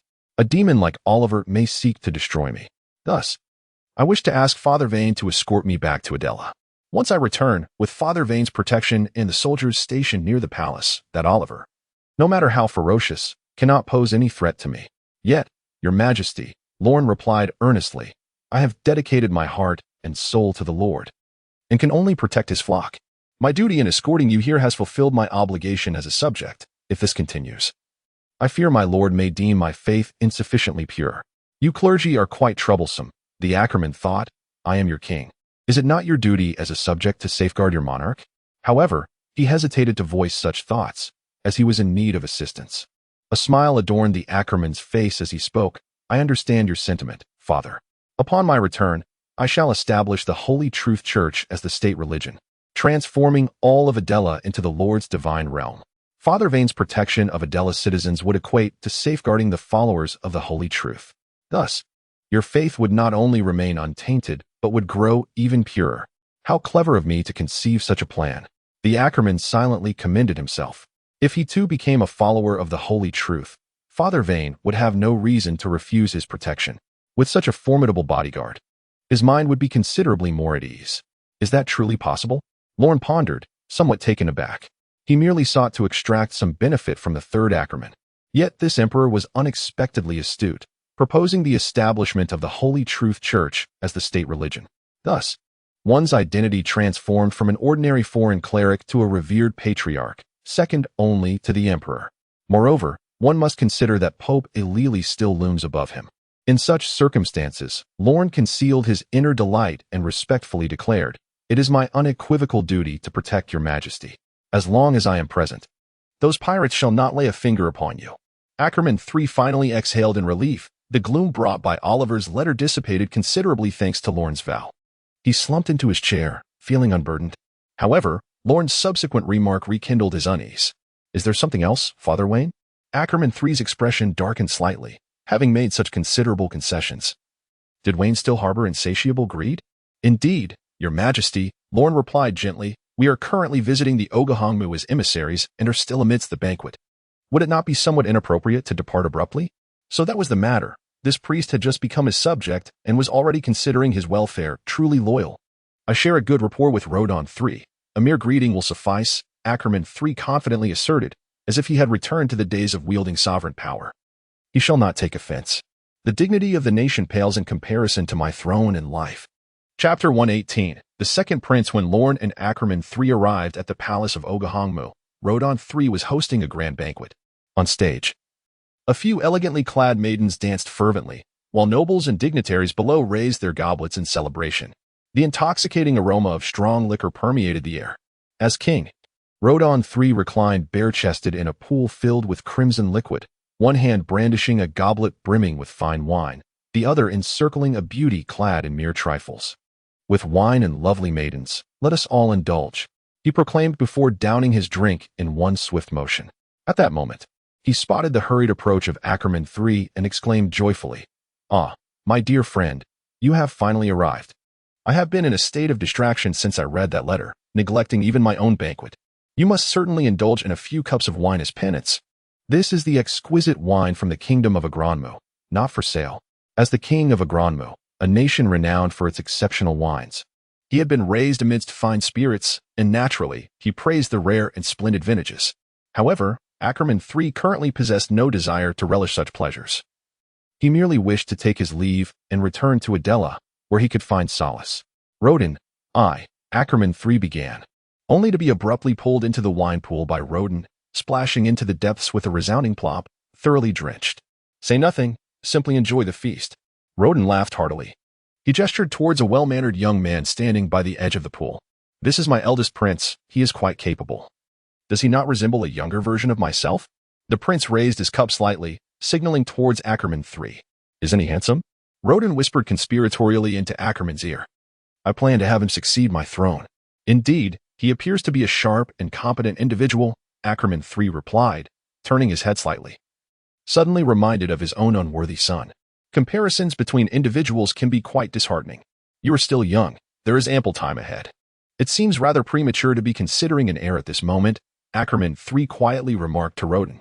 Moreover, the young prince is still in the early stages of his experience. He may struggle to command the respect of the people. This was the unvarnished truth he shared with his old friend Rodon. Countless royal families have met their demise due to the improper selection of heirs, and he himself had once resorted to any means necessary to attain this throne. Discontent? My decree is absolute. Who dares to oppose me? Suddenly, Rodon rose, clad only in a towel that modestly concealed his form. Hey, hold on a moment, he bellowed, his voice echoing. The dancers on stage and the musicians ceased their performances, while the noblemen and women, who had been indulging in revelry, turned their attention to Rodon III, eager to hear what their emperor would proclaim. Clearing his throat, Rodon III intoned gravely, I intend to designate the eldest prince as my successor. Does anyone dissent? Silence ensued. A profound stillness enveloping the banquet. The nobles held their breaths, uncertain of what to say, as their gazes shifted towards the eldest prince, who stood there, bewildered and at a loss. Unnoticed by all, a young boy concealed within the crowd revealed a flicker of resentment upon hearing Rodon III's declaration. His features bore a resemblance to the eldest prince, yet his demeanor exuded a chilling aura. Rodon is merely inebriated. Do not take him seriously. Ackerman III interjected, rising to grasp Rodon III's arm with a smile. The festivities resumed. As a king of equal stature to Rodon, Ackerman III's reputation commanded respect, and the music resumed. The dancers continued their routines, while the noblemen and women returned to their laughter and banter. It was as if the preceding events had never transpired, though the thoughts of those present had long since drifted away from the banquet. How can one so intoxicated conceal nothing? Ackerman III chided his old friend. As he partook in drink after drink with Rodon III, a thought suddenly struck him. Wasn't I here to bid farewell? Where is Father Vane gone? Ackerman rose, beginning his search for Vane, eventually discovering him seated in a corner, leisurely savoring his drink. Ackerman sensed that Vane was out of place amidst the surrounding revelry. Was it due to his station, or perhaps his attire was ill-suited for such a gathering? Ackerman was uncertain, yet felt a sense of reassurance. As long as Father Vane was present, this place was momentarily secure. Sharing a few drinks with an old friend. What harm could there be in delaying his return to Adela for a day? Meanwhile, Vane silently observed the scene. The merrymakers around him leading him to believe this was an era of prosperity, as if the pirates that roamed the seas had been vanquished. May I join you? A young boy approached, holding a glass, a prince of the second order from the house of Og. You think they are foolish, do you not? The second prince seated himself beside Vane, speaking without preamble. It is as if they are blinded by a veil, unable to perceive the world around them. You are quite intriguing, Vane replied with a smile, raising his glass and deftly confiscating the drink that Anchi had stealthily taken. What sort of wine do you indulge in? Allow me to introduce myself. I am Sid, Rodon Sid, the second prince of this realm. The young boy raised his glass. To our shared failures. With a smile, Vane echoed, to failure. His perceptive abilities enveloped the entire scene, capturing every subtle movement that escaped unnoticed by others. The expression of Sid, upon hearing the aftermath of Roten 3, did not escape Lorne's notice. Ambition, resentment. Such was Lorne's assessment. The youth paused momentarily, but quickly regained his composure. Smiling as he declared a toast to victory after failure. After both had drained their cups, Sid gazed at Lorne and slowly remarked, I am aware of you. The legendary priest of the Flower Kingdom, Mr. Wayne. Is that so? I did not anticipate my notoriety, Lorne replied with an impassive demeanor. I seek your assistance. Sid continued. And what aid could you possibly require from me? Lorne inquired earnestly, recognizing that Sid was indeed unwilling to accept mediocrity, easily handing over the throne to the crown prince. What actions will you undertake? Lorne asked, intrigued. The individual you killed at the slave auction, Bell, was one of my subordinates. Sid placed his goblet upon the table, while Lorne narrowed his eyes. So, you wish to avenge him? No, I have resolved to let bygones be bygones. I am aware of your influence in Adela. You are indeed the Emperor concealed in the shadows. I am merely an ordinary priest, Lorne stated, his tone nonchalant. You cannot deceive me. The Blade and Sword Tavern you visited previously is under my purview, Sid replied, a flicker of fervor igniting in his gaze. Let us join forces and divide Ogre's Red Moo and Adela between us. Is this the consequence of insufficient intelligence? Lorne felt a slight headache. Upon returning, he must establish an intelligence organization dedicated to Venshir. However, dividing Ogredom and Adela seems to be a commendable choice. Chapter 119, Betrayal and Assault. Lorne raised his goblet, smiling as he gazed at Sid, remaining silent. The second prince was well aware that the priest before him awaited a tangible offer. Mere words would not suffice, for Sid would suspect deceit. Just as I prepared to speak, a soldier rushed in from outside. Urgency etched across his face. What is the matter that warrants such haste? King Rodon III furrowed his brow, his festive mood disrupted by the soldier's intrusion. Your Majesty, it is dire. The pirates have besieged the city. The soldier donned his helmet and knelt on the ground. What? The announcement sent waves of panic through the nobles at the banquet. Calm yourselves. Rodon III commanded in a grave tone. Which pirate crew is responsible for this assault? I do not know, but we witnessed a massive fleet emerging on the horizon, with the flagship bearing the emblem of a bloodied skull. Bloodhand Oliver. Ackman III seethed, the disgraceful pirate banner forever etched in his memory. Summon General Potty from the kingdom. We shall engage the pirates in a fight to the death, Rodon III ordered. General Potty of this kingdom is his trusted confidant, wielding command over the majority of the Ogredom's military forces, sufficient to contend with the formidable Bloodhand Oliver.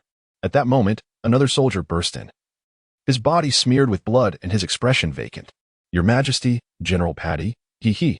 The soldier panted, struggling for breath. What has become of General Paddy? Exclaimed King Rodon III, his voice laced with anxiety, for this was the last line of defense, and he could not afford any mishap. General Paddy has betrayed us, the soldier declared, burying his head in the ground, unable to meet the king's gaze. The news struck Roten like a bolt from the blue, leaving him momentarily blinded and collapsed amidst the pool of wine, struggling to regain his composure. At the same time, Ackerman III felt as though all hope had been extinguished. He questioned his presence there, lamenting why he hadn't departed sooner. If only he could return to Adela, perhaps there would still be a chance for redemption.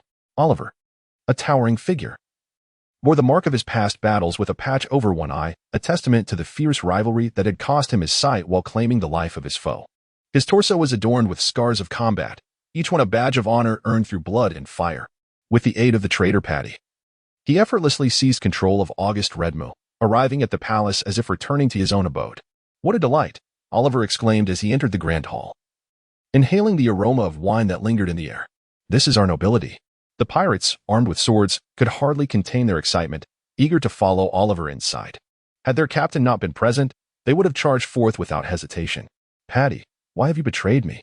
Roten III glared at the man beside Oliver, whose dark curls framed a uniformed figure. He couldn't fathom why his trusted confidant would turn against him.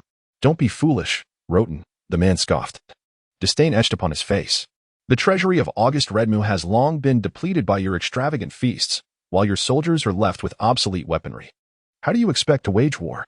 Furthermore, Paddy bowed slightly to Oliver, addressing him with respect. Lord Oliver is a true powerhouse. He will transform August Redmu into a formidable nation. Soon, we shall use August Redmu as our base to conquer these seas. You should thank your own ignorance, King Roten. Fury coursed through Roten, causing him to tremble as he surveyed the scene. Nobles cowered in corners, quaking in fear, utterly unwilling to resist. What a bunch of useless fools. Roten III cursed, realizing it was time to play his trump card, though he loathed the thought of confronting the drunken pirate. Are you searching for that glutton, Bakashjot? Paddy inquired with a smile. We provided him with a large supply of wine. He has likely passed out in a barrel by now. The revelation sent a chill through Roten. Despite the summer heat, he felt colder than in the depths of winter. Was he truly out of options? He glanced at his old friend, Ackerman III, who was equally paralyzed with fear, trembling in the wine pool. Useless. Unreliable in a critical moment. Roten III inwardly cursed. Yet, this glance drew Oliver's attention to Ackerman. Well, who do we have here? Oliver feigned surprise as he approached Ackerman III, effortlessly lifting him from the wine pool as though he were a mere ball.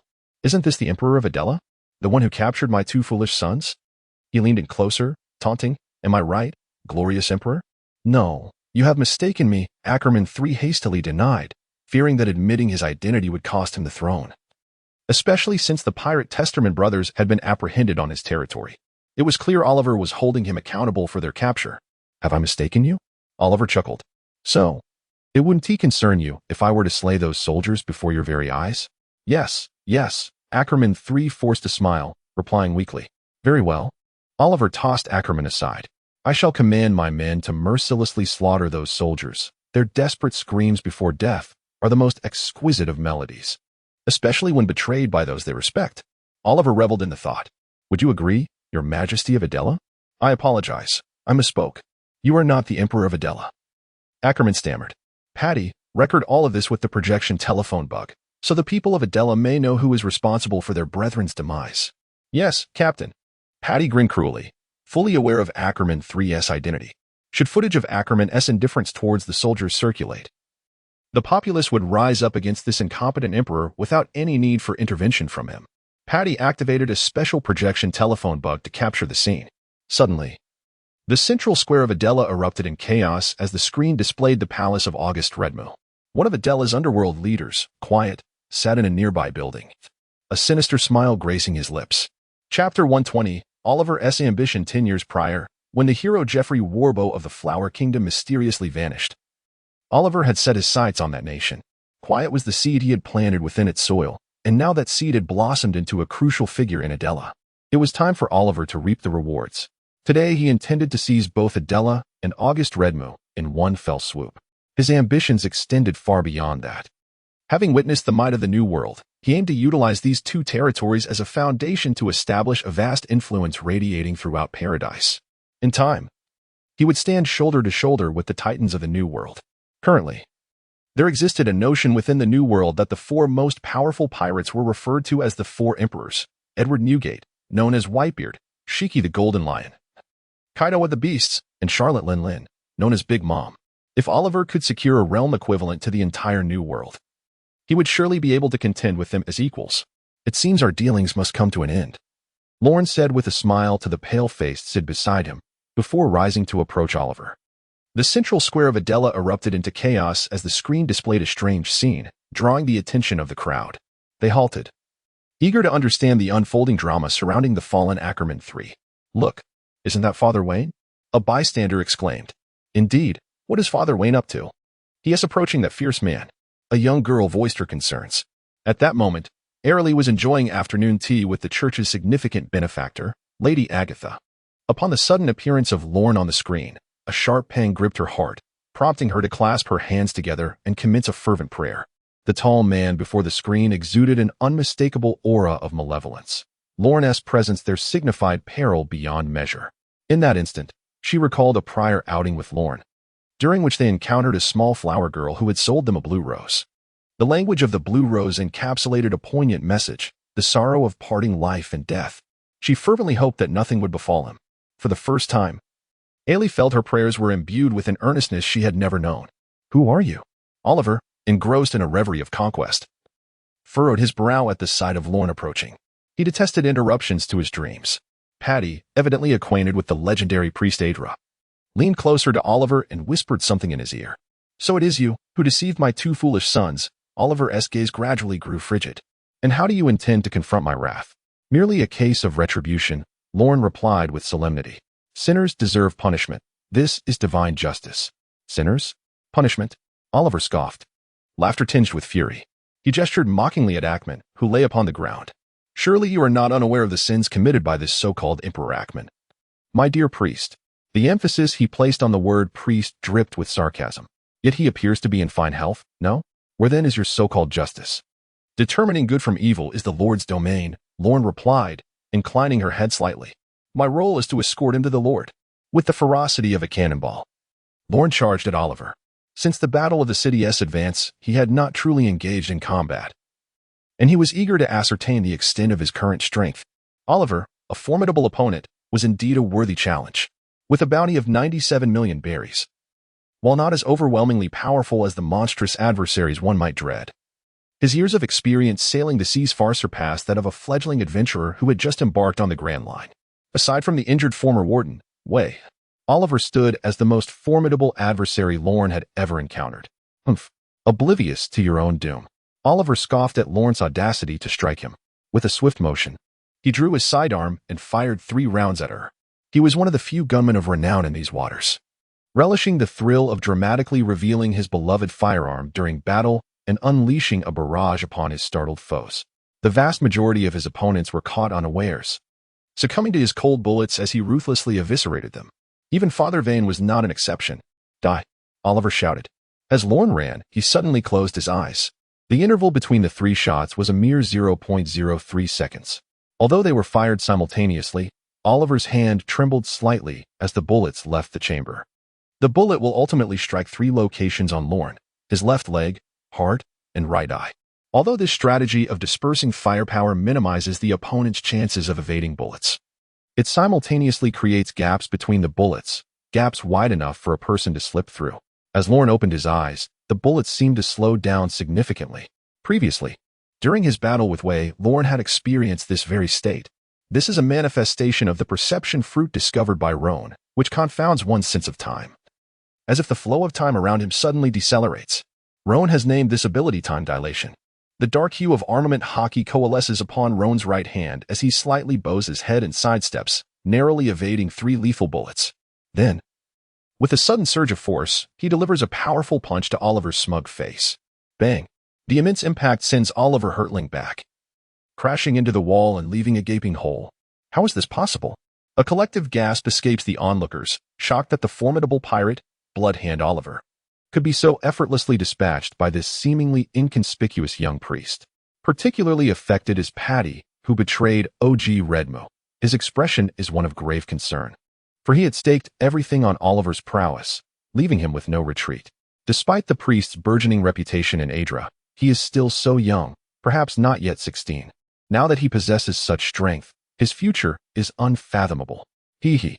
From the ruins, a man's voice emerges as Oliver slowly rises, wiping the blood from the corner of his mouth, a sinister smile gracing his features. I haven't been wounded in a long time. You are quite impressive. Oliver brushes off the dust clinging to him.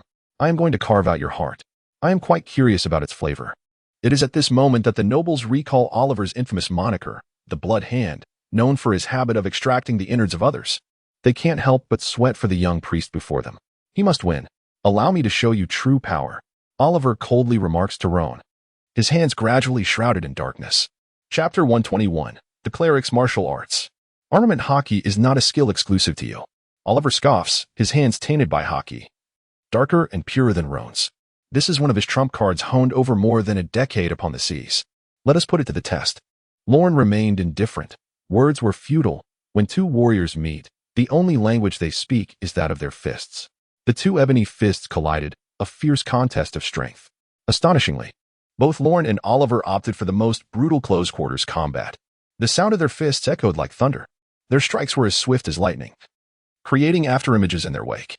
The observing nobles and Oliver's subordinates could only perceive the relentless clash of fists on the battlefield. Yet, faintly, it became evident that Oliver was gradually gaining the upper hand.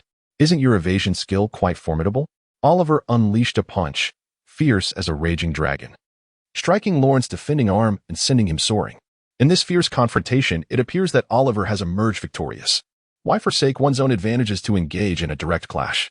Oliver tilted his head slightly, yet regardless, one must pay the price for hubris. His bare torso showcased robust muscles, the veins prominently visible, starkly contrasting with the lean figure of Loren. He bent slightly, his calves suddenly tensing, as he lunged towards Loren like a wild beast. No matter what legendary priest you may be, regardless of how glorious your future may unfold, your tale concludes here. For you have encountered me. He soared high, descending upon Loren with the ferocity of a hunting tiger. In the square of Adela, the number of spectators gathered to witness the live broadcast from OG Redma continued to swell. Initially, when Loren sent Oliver flying with a punch, the crowd erupted in cheers. Since the demise of Warbo, Adela has yearned for a hero, and Loren, this youthful priest, perfectly embodies the people's expectations of a champion powerful yet compassionate. However, Oliver, seemingly unfazed, rose from the rubble, causing the citizens of Adela to hold their breath in anxiety. They feared that their hero might falter against the pirate, who resembled a demon, particularly when Oliver triumphed in their first encounter, sending Loren crashing to the ground. The populace began to pray fervently. If invoking the Holy Truth could ensure our hero's safety, we would gladly convert to the faith of Holy Truth.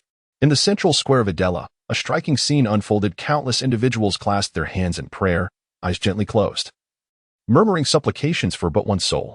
Aralai sat nearby, her white veil unable to conceal her anxious heart. She stood, fixated on the large screen, unwilling to miss any detail pertaining to Loren. Is he hurt? Is he in pain? Aralai found herself regretting not preventing Ackerman III from taking Loren away. Father Wayne will surely be unharmed, Agatha softly reassured her.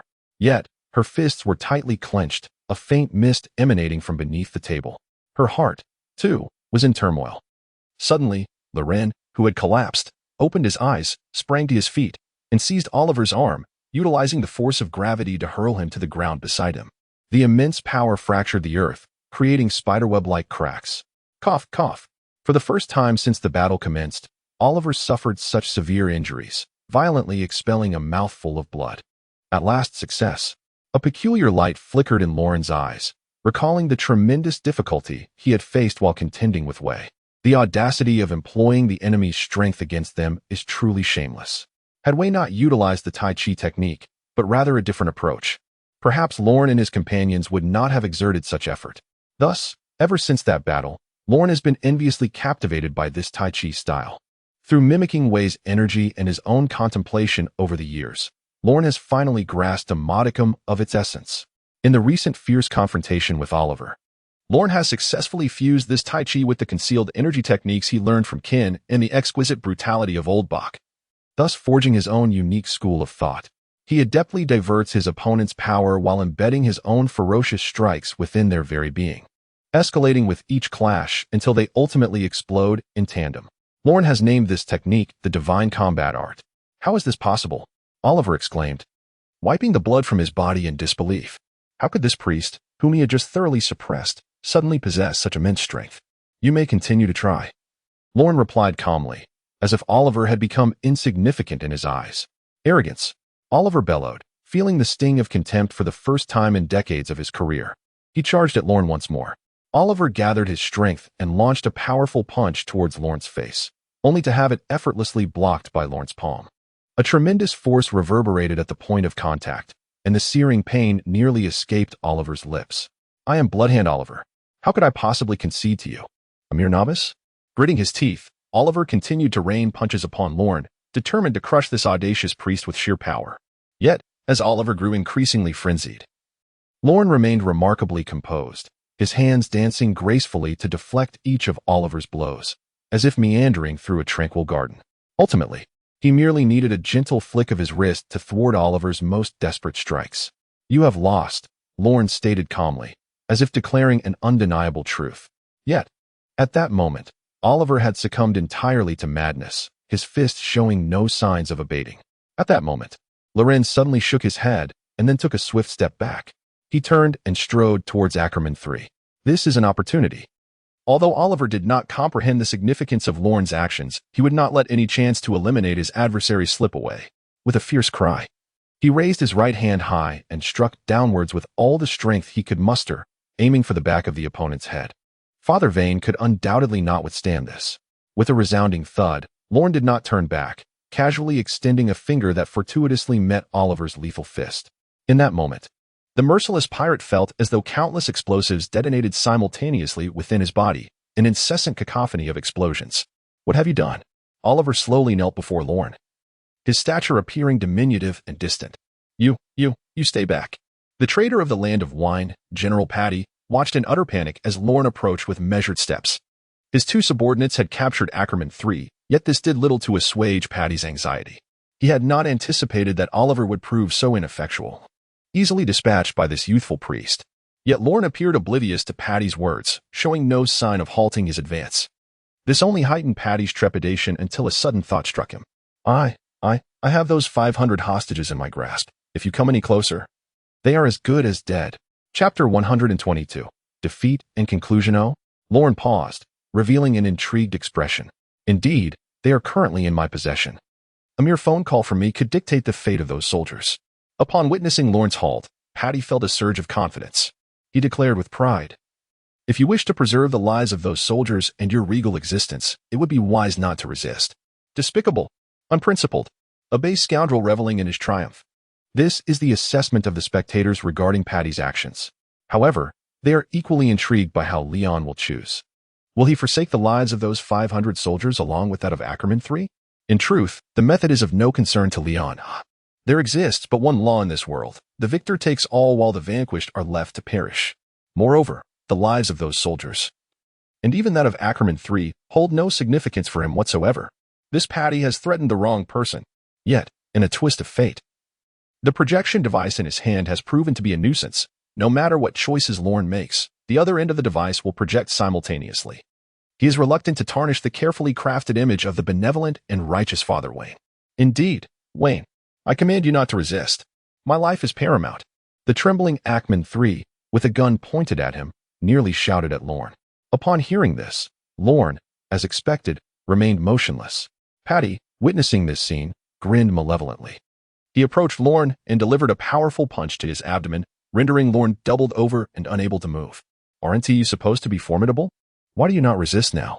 Paddy continued to rain down blows upon Lorne, as if venting the fear he had just experienced. Yet, he failed to notice the strange smile forming on Lorne's face. At this moment, Adela was enveloped in a profound silence. Moments before, when Lorne rose to overpower Oliver, the entire central square had erupted in cheers as the people rejoiced at the return of a hero to their nation. They tossed their flowers into the air, celebrating as if it were a festival. Later, when Paddy threatened Lorne with the lives of those soldiers and Ackerman, the square was filled with furious denunciations of Paddy's shamelessness. Finally, as they beheld Ackerman's cowardly demeanor, witnessing his choice to sacrifice Father Wayne to save his own skin, the square fell into a deathly hush. Silence enveloped the crowd, as they struggled to accept that their king could be such a craven individual. He was as despicable and shameless as his captor. The flowers that had been tossed into the air fell to the ground, and not a single hand reached out to catch them, allowing the beautiful blossoms to drop unceremoniously. After a long pause, someone finally bellowed, "Ackerman III is unworthy of the throne. Such a shameless scoundrel does not deserve to be our emperor." The crowd roared in unison. And at that moment, someone shouted, "Let Father Wayne be our emperor." The words struck like a thunderclap, cleaving the sky, and the vast square was momentarily engulfed in silence. Yet, in an instant, the crowd erupted with a roar akin to a torrential flood. "Let Father Wayne be our emperor. Let Father Wayne be our emperor." This situation has descended into chaos. Quate, hiding in a tavern, prepared to flee upon witnessing Oliver's defeat. However, he was suddenly startled by the resounding shouts of the crowd in the square. He appeared utterly bewildered. At that moment, the large door of the room slowly creaked open. Quate beheld a bald man adorned with tattoos, accompanied by a stout figure of considerable height, both of whom wore malevolent smiles upon their faces. "Could I possibly assert that this is all a misunderstanding?" A forced smile emerged on Quate's visage. "Ha ha ha, why do you not resist?" exclaimed the diminutive yet arrogant Paddy, as he launched a punch towards Lorne's face, only to have it effortlessly caught by Lorne's hand. "Have you had enough?" Lorne remarked coolly, his grip tightening, causing Paddy's bones to emit a crackling sound. "Ah, that hurts," Paddy cried out, his hand drooping limply. With such a gentle squeeze, Lorne had managed to shatter his bones. Paddy, though trembling inwardly, shouted defiantly, "Are you not afraid of me killing your emperor and those soldiers?" I believe you may be mistaken about something, Lorne replied, employing his whispering ability before Patty. In truth, I do not concern myself with their fates.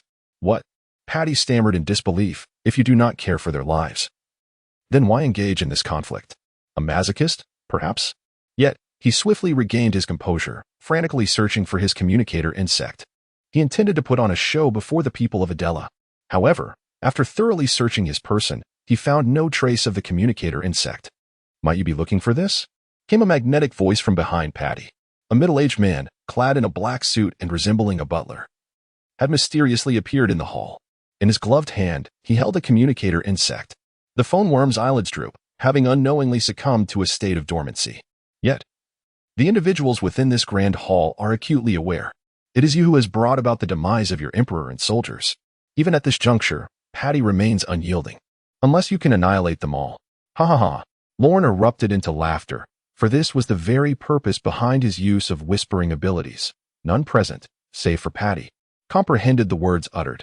The nobles merely perceived their sudden counterattack, seizing Patty's hand, and witnessed Kofor stealthily absconding with the projection phone worm from Patty's possession.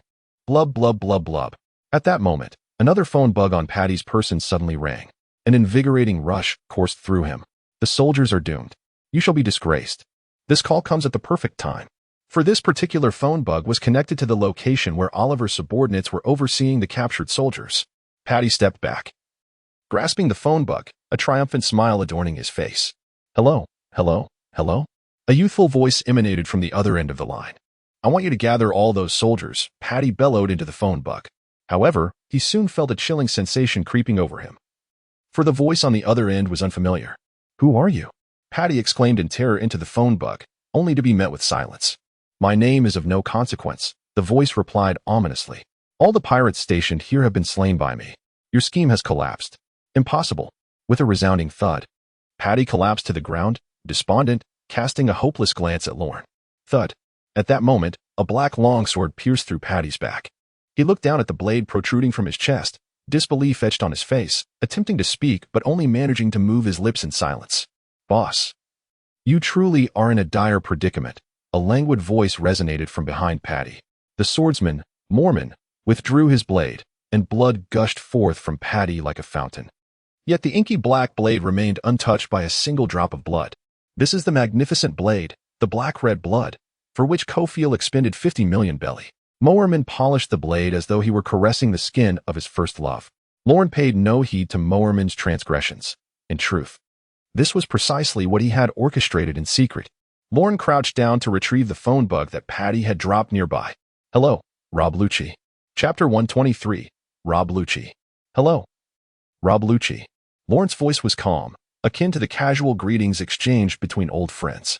Within a cave on a solitary island beside Agranmu, a dark-haired youth adorned with a bowler hat sat upon a rock, conversing through the phone bug. A pigeon perched upon his shoulder, cooing incessantly. This place serves as one of Oliver's contingencies. He had contemplated that if he were to fail, he could threaten Ackman III through the soldier for his own preservation. However, he never anticipated that what he believed to be an impregnable defense would be so easily breached by a mere boy. Beside the youth lay dozens of pirate corpses, sprawled lifeless on the ground, blood gushing forth from their severed throats. In a corner of the cave, hundreds of soldiers clad in Adela Palace uniforms huddled in fear, trembling and utterly reluctant to provoke the man, or rather, the boy, before them. The scene was utterly terrifying. So many ferocious pirates were ruthlessly slaughtered with hardly a semblance of resistance, while the boy displayed a strange grin as he slit their throats. He was nothing short of a demon. After a moment of silence, the figure across from him finally spoke. I have fulfilled your request. Now, what are you prepared to do, Father Vane? At that moment, a vivid image flashed in Lucy's mind. It recalled a time when he had sailed past a royal ship on his way to Og Red Mo, where he had locked eyes with a young priest standing on the deck. The priest bore a subtle smile, as if he had discerned Lucy's true identity. As one of the elite assassins trained by the CP9 organization, Rob Lucy had always exercised caution. For an assassin, concealing one's identity and delivering a lethal blow at the most critical moment were paramount. Just as he contemplated whether to turn back and eliminate the priest, a voice interrupted his thoughts, slow and resolute. Hello, Rob Lucy. It paused momentarily. I wish to propose a transaction. In the grand hall of the Og Red Mu Palace, Lorne fell silent after hearing the words from the other end. When he had encountered Rob Lucy at sea, a long-buried memory resurfaced, a tale he had nearly forgotten. The young Rob Lucy had gained fame by single-handedly infiltrating a kingdom and annihilating pirates who had kidnapped 500 palace soldiers. Subsequently, he had callously slaughtered those captives as well. His rationale was simple. These soldiers had been so easily captured by pirates, leading to the nation's peril, and thus, they were likely to fall victim again in the future. It would be better for them to perish now. In Lucy's worldview, the weak had no right to exist. Thus, Lorne struck a deal with him, pleading for the lives of the palace soldiers. Rob Lucy honored his promise, and now it was time for Lorne to pay the price. What shall you do now? Lorne pondered, suddenly recalling Lucy's distinctive dark worldview. How about I grant you the legal right to kill, provided that you serve me? Lorne noticed the heavy breathing on the other end of the transponder, a response that indicated Lucy, a powerful individual with a peculiar penchant for killings, found the proposition nearly irresistible. At present, he had only recently joined CP9 and had yet to demonstrate the might and charisma of the strongest among them in the past 8 centuries, regardless of his combat prowess. He remained a youth, and as such, he could not mask his desires. I wish to discuss this matter with you. Lucy paused, face to face. Very well. Lorne exhaled in relief. I will await you on the ship returning to Adela. With that, he hung up the transponder, having successfully ensnared Rob Lucy. The next phase was to reel him in. If he could win Lucy over and penetrate the CP organization through him, Lorne's influence would experience a transformative leap. A day later, aboard the ship returning to Adela, Ackman III, having narrowly escaped death, hurriedly bid farewell to Rodan III before departing OG Red Moo. The Emperor of Adela regards Lorne as his savior, showering him with warmth and concern aboard the ship, promising lavish rewards upon their return, even pledging to appoint him as the nation's priest. Observing the theatrical antics of Ackerman III, Lorne can hardly suppress a laugh. The foolish emperor seems oblivious to the fact that his cowardly and grotesque demeanor has been scrutinized by the citizens of Adela. However, Lorne is not preoccupied with this. He turns his gaze to the young man with dark curls seated before him. The boy appears to be of a similar age, perhaps even slightly younger than Lorne. Lucy gently sets down his teacup. As an assassin, he must remain vigilant and clear-headed, hence he abstains from alcohol. Now, it is time for discussion. While Lorne observes Lucy, the young assassin likewise scrutinizes the priest before him. I believe you have come to understand my influence, Lorne states calmly. For the intelligence capabilities of the CP organization are unrivaled in the world of pirates. Lucy nods, acknowledging that he had acquired Lorne's dossier the moment he set foot on the land of Agronmo. The seemingly affable priest, on the surface, is in fact one of the dominators of the dark realm of Adela. Moreover, his past identity is shrouded in numerous enigmas, as if it were an expanse of emptiness, profoundly mysterious. This is one of the drawbacks of the lack of shared information within the world government. Had the naval headquarters obtained this document, they would have been immediately informed. Father Wayne is likely the mastermind behind the prison break incident in Advance City. A super newcomer with a bounty exceeding 500 million berries, Wayne Hill Lorne. However, the point of suspicion lies in why Lucy chose to agree to Lorne. He detests monotonous plans. I can grant you this power, the power to kill legally, Lorne stated calmly. In Adra, we are the law. That sounds rather intriguing, Lucy mused, tilting his head slightly, a faint smile gracing his lips. If it truly is as you say, I might consider it. Interesting, indeed. The dove perched upon Lucy's shoulder echoed his words. But I hope you do not deceive me. Lucy gently raised his teacup. As you wish, you will not be disappointed. Lorne replied, lifting his goblet to clink with Lucy's teacup before downing its contents in one swift motion. He regarded him as if looking into a mirror. On this day, later deemed the onset of calamity by future pirates, the ominous shadow that had loomed over the seas for decades began to take shape, heralding the emergence of 2 of the most fearsome demons of the ocean. Gently, he clasped his hands together. Chapter 124. The Unsung King. The inhabitants of Adra were not accustomed to rising early. They relished awakening amidst the sunlight and the fragrance of blooming flowers. Since the advent of the mysterious morning mist, this inclination had only intensified. Yet, at this hour, when dawn had not yet broken, the residents of Adra gathered at the Eastport, their anticipation palpable, as if awaiting something significant. Look, a ship has appeared, exclaimed an observant onlooker. Indeed, a splendidly adorned vessel emerged on the horizon. As the sun began to rise, the ship aligned perfectly with the dawning light, appearing as though it were sailing forth from the very sun itself. Lorne stood upon the deck, his heart brimming with emotions. Suddenly, he was reminded of his arrival in Adra 3 years prior, also at the break of dawn. Back then, Adra had seemed like a beautiful maiden just awakening from slumber, oblivious to his presence. Little did he know that now, all the citizens awaited his return. Ha! I have finally returned. Ackerman III stood on the gangway, his corpulent figure heaving as he greedily inhaled the air of Adra, having learned to cherish it only after losing it. He now savored every breath. Your country is quite remarkable, remarked Ruchi, standing beside Lorne, his tone measured. This elicited a moment of pride from Ackerman III. He harbored a certain disdain for the youth who had boarded midway, for the boy's expression perpetually suggested that he was owed a fortune. However, since the lad claimed to be a friend of Father Wayne, he would, albeit begrudgingly, afford him some grace. At this moment, upon hearing the youth extol his nation, Ackerman III suddenly found that the face he had previously deemed irritating appeared somewhat agreeable. Lucci, however, paid no heed to Ackerman III, which extinguished the flicker of goodwill that had taken root within him. Instead, he leaned against the railing, gazing intently at the distant isle. A thought struck him. In this country, the legality of murder must surely be rather comforting. As the vessel docked and the sailors secured the anchor, Ackerman III could hardly contain his eagerness to disembark. Adela, your emperor has returned, he proclaimed, extending his arms in a feigned embrace towards the residents. The citizens on the shore, however, instinctively parted to create a space, disregarding Ackerman III's ostentatious display of warmth. What? Do you not care for your emperor? Ackerman III queried, a note of embarrassment lacing his tone, tinged with irritation. I shall. Before he could finish, a rotten tomato struck his face. Who dares? Ackerman III bellowed in fury, the foul odor of the tomato inciting his displeasure as he sought the culprit behind this foolish act. How dare they offend the great emperor? By the time he wiped his face clean, a barrage of putrid eggs, rotten tomatoes, and banana peels descended upon him. You cowardly emperor! How dare you return? Begone! Adela does not require a ruler who forsakes his subjects. The residents hurled their refuse at Ackerman III while unleashing a torrent of invective. Rebellion was afoot. These foolish peasants were rising against him. Terrified, Ackerman III hastily retreated towards his guards. Soldiers, help me subdue these insurrectionists. He dashed back to the ship, only to collide with a towering figure, Sir Hans, the commander of the kingdom's knights. Hans, you arrived just in time. Assist me in eliminating these rebels. Ackerman III spat, his voice laced with fury. What did you say? Hans retorted, forcefully shoving Ackerman to the ground, his demeanor icy.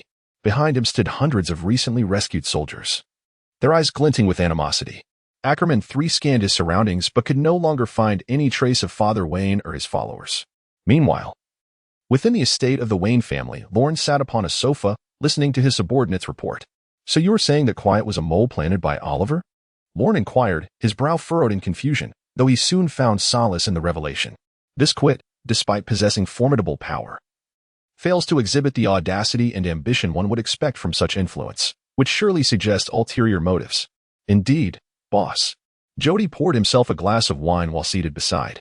We captured Quid in a building adjacent to the central square, where he connected the motherbug of the listening device to the large screen, broadcasting the battle you fought in Ogredon, boss. I witnessed it all. Your combat skills are commendable. At that moment, you clearly dismissed that Oliver as worthless, allowing him to strike with impunity. Fat Tiger, munching on a donut, interjected with his critique. Lorne suddenly felt that allowing these two jesters to participate in the meeting might have been a grave miscalculation. This will leave a poor impression on the newcomers. By the way, I forgot to introduce you.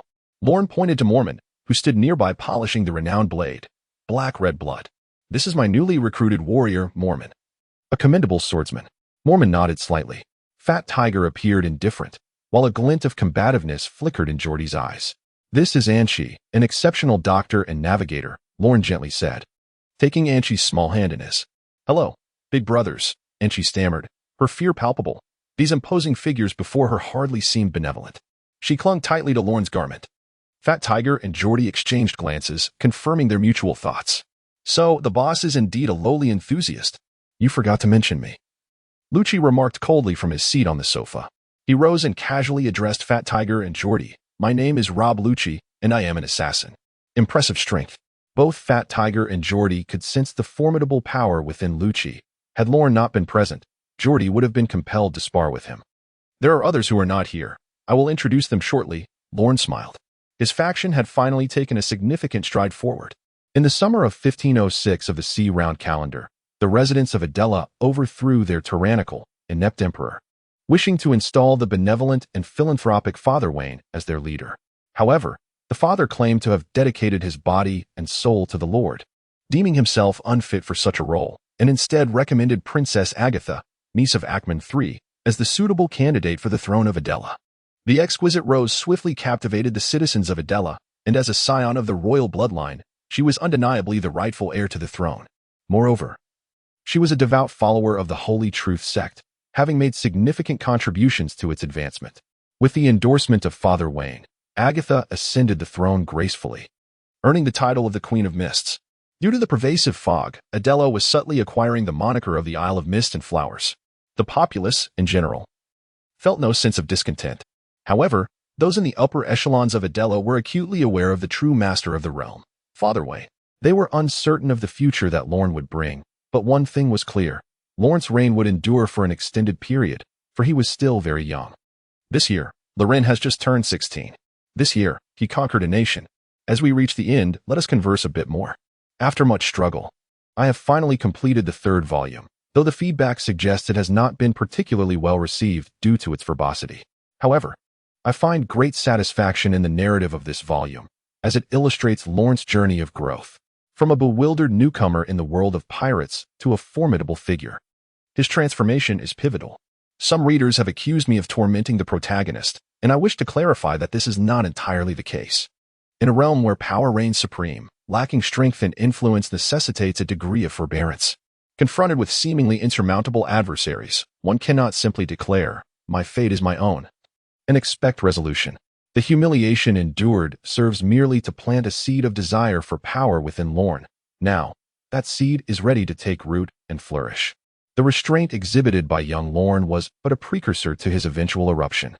There was an additional 20,000 words dedicated to the conflict between Agatha and Prince Adela. But upon reflection, I deemed it excessively verbose and chose to excise it. I shall strive harder in the next volume to convey the story that resides within my heart. Furthermore, this book is nearing its release.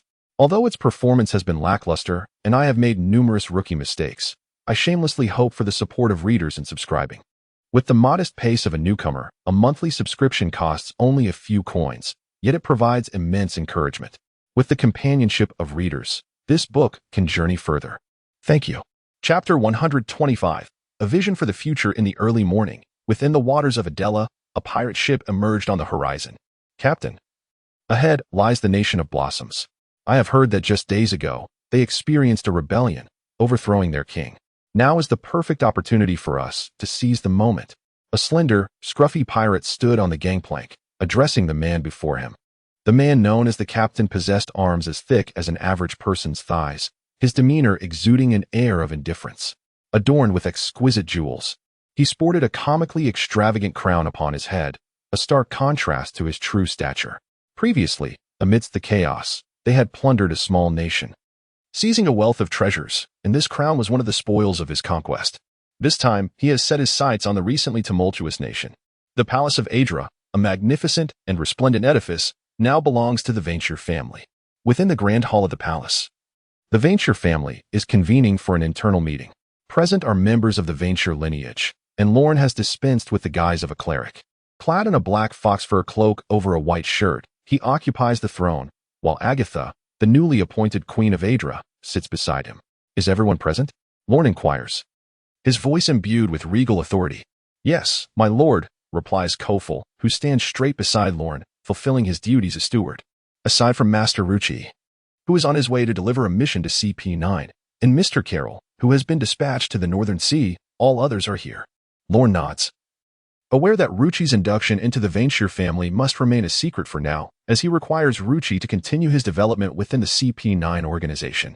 This is but a nail driven into the world government by Lorne, yet it shall by no means be the final one.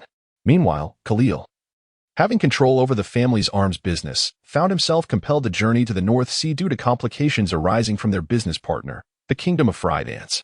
Aside from these two, the family consists of other members, including 3 fighters, Fat Tiger, Jody, and Mormon, 1 butler, Kofer, a doctor, a navigator, Anchi, as well as the family's public queen, Agatha, and the head of the family, Lorne. The numbers are still rather scant.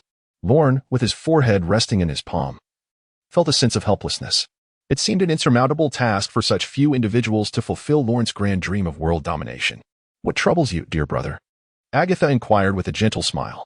Since ascending to the throne, the burdens upon her heart had considerably lessened, rendering her even more alluring. "Have I not already established the Holy Truth Church as the state religion? Has your little bishop shown no sign of support?" Shortly after Agatha's succession, she first declared the drug lord Quet of Adela a traitor, a mere pawn of the pirate Oliver, who had invaded their lands. With irrefutable evidence in hand, Quet was executed on the spot, and his company, Sacred Heart Pharmaceuticals, faced public disgrace.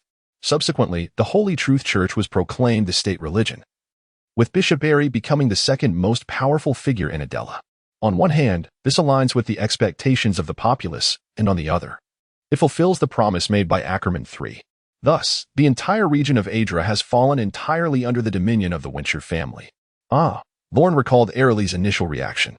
She seemed utterly indifferent to her newfound position as the bishop of a nation, instead fervently blaming Lorne for daring to take such risks. The memory of her stern countenance made Lorne hesitant to return to the church. "Never mind that," Lorne asserted with gravity. "We must discuss the development of the family. Having devoured the substantial territory of Adra, the Venshir family now overtly holds the reins of power within the nation. The populace has usurped the inept king, rallying behind a virtuous queen. This is a matter of national concern, beyond the purview of the world government. Meanwhile, they have surreptitiously absorbed the forces of the old William and Quiet into their fold. Once, the prominent underworld figures of Adra have dwindled to a mere old blind dog, barely surviving. However, the rapid expansion of power has engendered corresponding challenges. The management is severely understaffed. Jody, the burly thug, is merely a brute skilled in combat and is of little assistance. Mormon, singularly devoted to the sword, remains unfocused on other matters. Although Agatha possesses remarkable abilities, managing Adra's political affairs has proven quite a struggle. Cofield is tasked with overseeing internal matters, while Carol is absent. As for Ansai, she is still too young to be considered. The vast family enterprise finds itself without even a single individual capable of taking the helm. This is Lorne's predicament. "If the young master is concerned about the family business," Cofield respectfully remarked, "Mr. Carriel once left behind a significant statement." Lorne's eyes brightened at this mention. Although Carriel ranked low in strength within the family, his intellect was indeed unparalleled. His opinion held great weight. "Silarawan," Cofield slightly bowed, revealing a name. "Him?" Lorne pondered thoughtfully. The dungeons of Adela were dark and damp, perpetually shrouded from sunlight, perhaps accompanied by a plump rat scurrying across the floor. As Lorne stepped into the prison, he furrowed his brow slightly. The musty, decaying odor evoked memories of his unpleasant experience in the city of Push. "Let me out. I am wrongfully imprisoned. I repent. Please, release me." The anguished cries of prisoners echoed within the prison. Adela's laws imposed no death penalty, which meant they were condemned to endure this hell for the rest of their lives. "You traitor, usurper." When Lorne approached a cell, an enraged voice erupted from within. Ackerman III, dragging his corpulent frame, rushed to the bars and bellowed at Lorne. In that moment, Ackerman III appeared tattered and emaciated, devoid of the former glory of an emperor. His expression was twisted and terrifying, his gaze toward Lorne filled with animosity. Lorne paid no heed to this defeated man and simply walked past him, inciting further rage in Ackerman III. "Come back. Return my throne. Silence. Someone gag him." Lorne commanded the guard behind him. Nothing was more irksome than the howls of the weak. Lorne continued to the end of the prison, where a man with disheveled hair and a hooked nose sat quietly in a corner, seemingly unaffected by his surroundings. It was only upon Lorne's arrival that his eyes emitted a sharp gaze reminiscent of a hawk. "You have finally come," Arawan's voice was hoarse, as if he had awaited this moment for long. "You knew I would come?" Lorne was taken aback, but soon realized that this man had been the solitary pillar sustaining the decayed Jeffrey family for a decade, a spectral figure indeed. "Then persuade me," Lorne replied coolly. Chapter 126, The Fogman Captain. Why is the fog on this island so peculiar? As the pirate crew disembarked from the port, the residents of Adela were still lost in slumber. A frail and scraggly pirate furrowed his brow in confusion. "Never mind that. The thicker the fog, the easier it will be for us to escape with our loot," the robust captain greedily asserted. "Wise words, Captain," the frail pirate exclaimed with excitement upon hearing his leader's words. The strong pirate then caught sight of a young girl ambling ahead. On a serene morning, a flower girl emerged, her basket of blossoms in tow, humming a gentle tune as she strolled along the lengthy street. "Halt!" bellowed a robust pirate, startling the young maiden. "Do you know where the greatest treasure on this island lies?" Would you mean the royal palace?" she stammered, trembling with fear. "A royal palace, indeed." The burly pirate's excitement surged. "Quickly, tell me, where is it?" The flower girl, overwhelmed by the ferocity of this stranger, found herself at a loss for words. The pirate's dwindling patience evaporated swiftly. Raising his long blade, he intended to intimidate her. Yet, to his surprise, he found himself unable to bring the weapon down. "Captain, you must look behind you," shouted the frail pirate suddenly. Turning to see, the strong pirate was taken aback to find that a figure of a woman had materialized from the fog behind him, its presence seemingly conjured from thin air. The figure of a white mist, grasping its long blade, gazes upon itself. "There are ghosts." The robust pirate, seemingly confronted by an unspeakable terror, collapses to the ground. Thus began the legend of the mist goddess, Adela. Every devout follower of the Holy Truth Church would receive the protection of this ethereal deity. To her surprise, this also bestowed a certain prestige upon her young bishop. In the estate of Wayne, Queen Agatha reclined casually on the sofa, her long legs together, expressing jealousy towards the man beside her.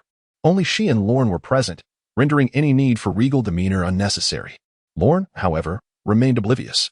Previously, Agatha and Airlie shared a strong camaraderie, but since one ascended to the throne and the other became a bishop, trivial matters often sparked rivalry between them. Admittedly, it was Agatha who primarily felt the sting of jealousy. Airlie, on the other hand, was unaware of the concept of rivalry. She simply felt a twinge of disappointment at Lorne's closeness to Agatha.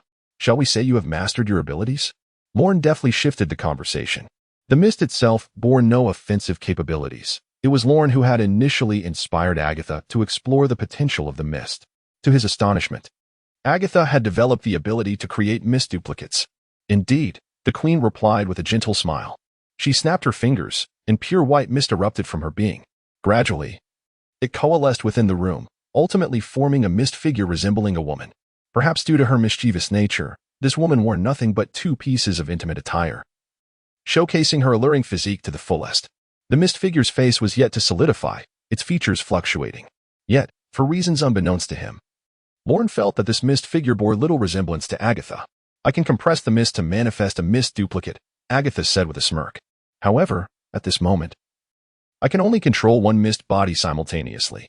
"Quite impressive," Lorne remarked, sensing that the aura emitted by the mist duplicate was slightly weaker than Agatha's own. Nevertheless, it remained formidable. The duplicate itself was a powerful ability. One could envision a scenario where, in the later stages of their confrontation, both parties were evenly matched, engaged in a fierce struggle. Suddenly, one would take a step back, donning a mysterious smile, and with a snap of their fingers, countless mist figures of similar strength would surge forth from their form. How utterly despairing. How could one possibly fight in such a state? It remains uncertain whether the strength of the fog entity correlates with the physical prowess of the user or the degree of compression of the mist. Nevertheless, it is evident that in a bid to avoid hindering young Lorne, Agatha is diligently practicing. She leaps onto Lorne, playfully nuzzling against his chest, her face suddenly adorned with a mischievous grin. "In truth, my fog clone possesses a rather unique application," she reveals. "What kind of application?"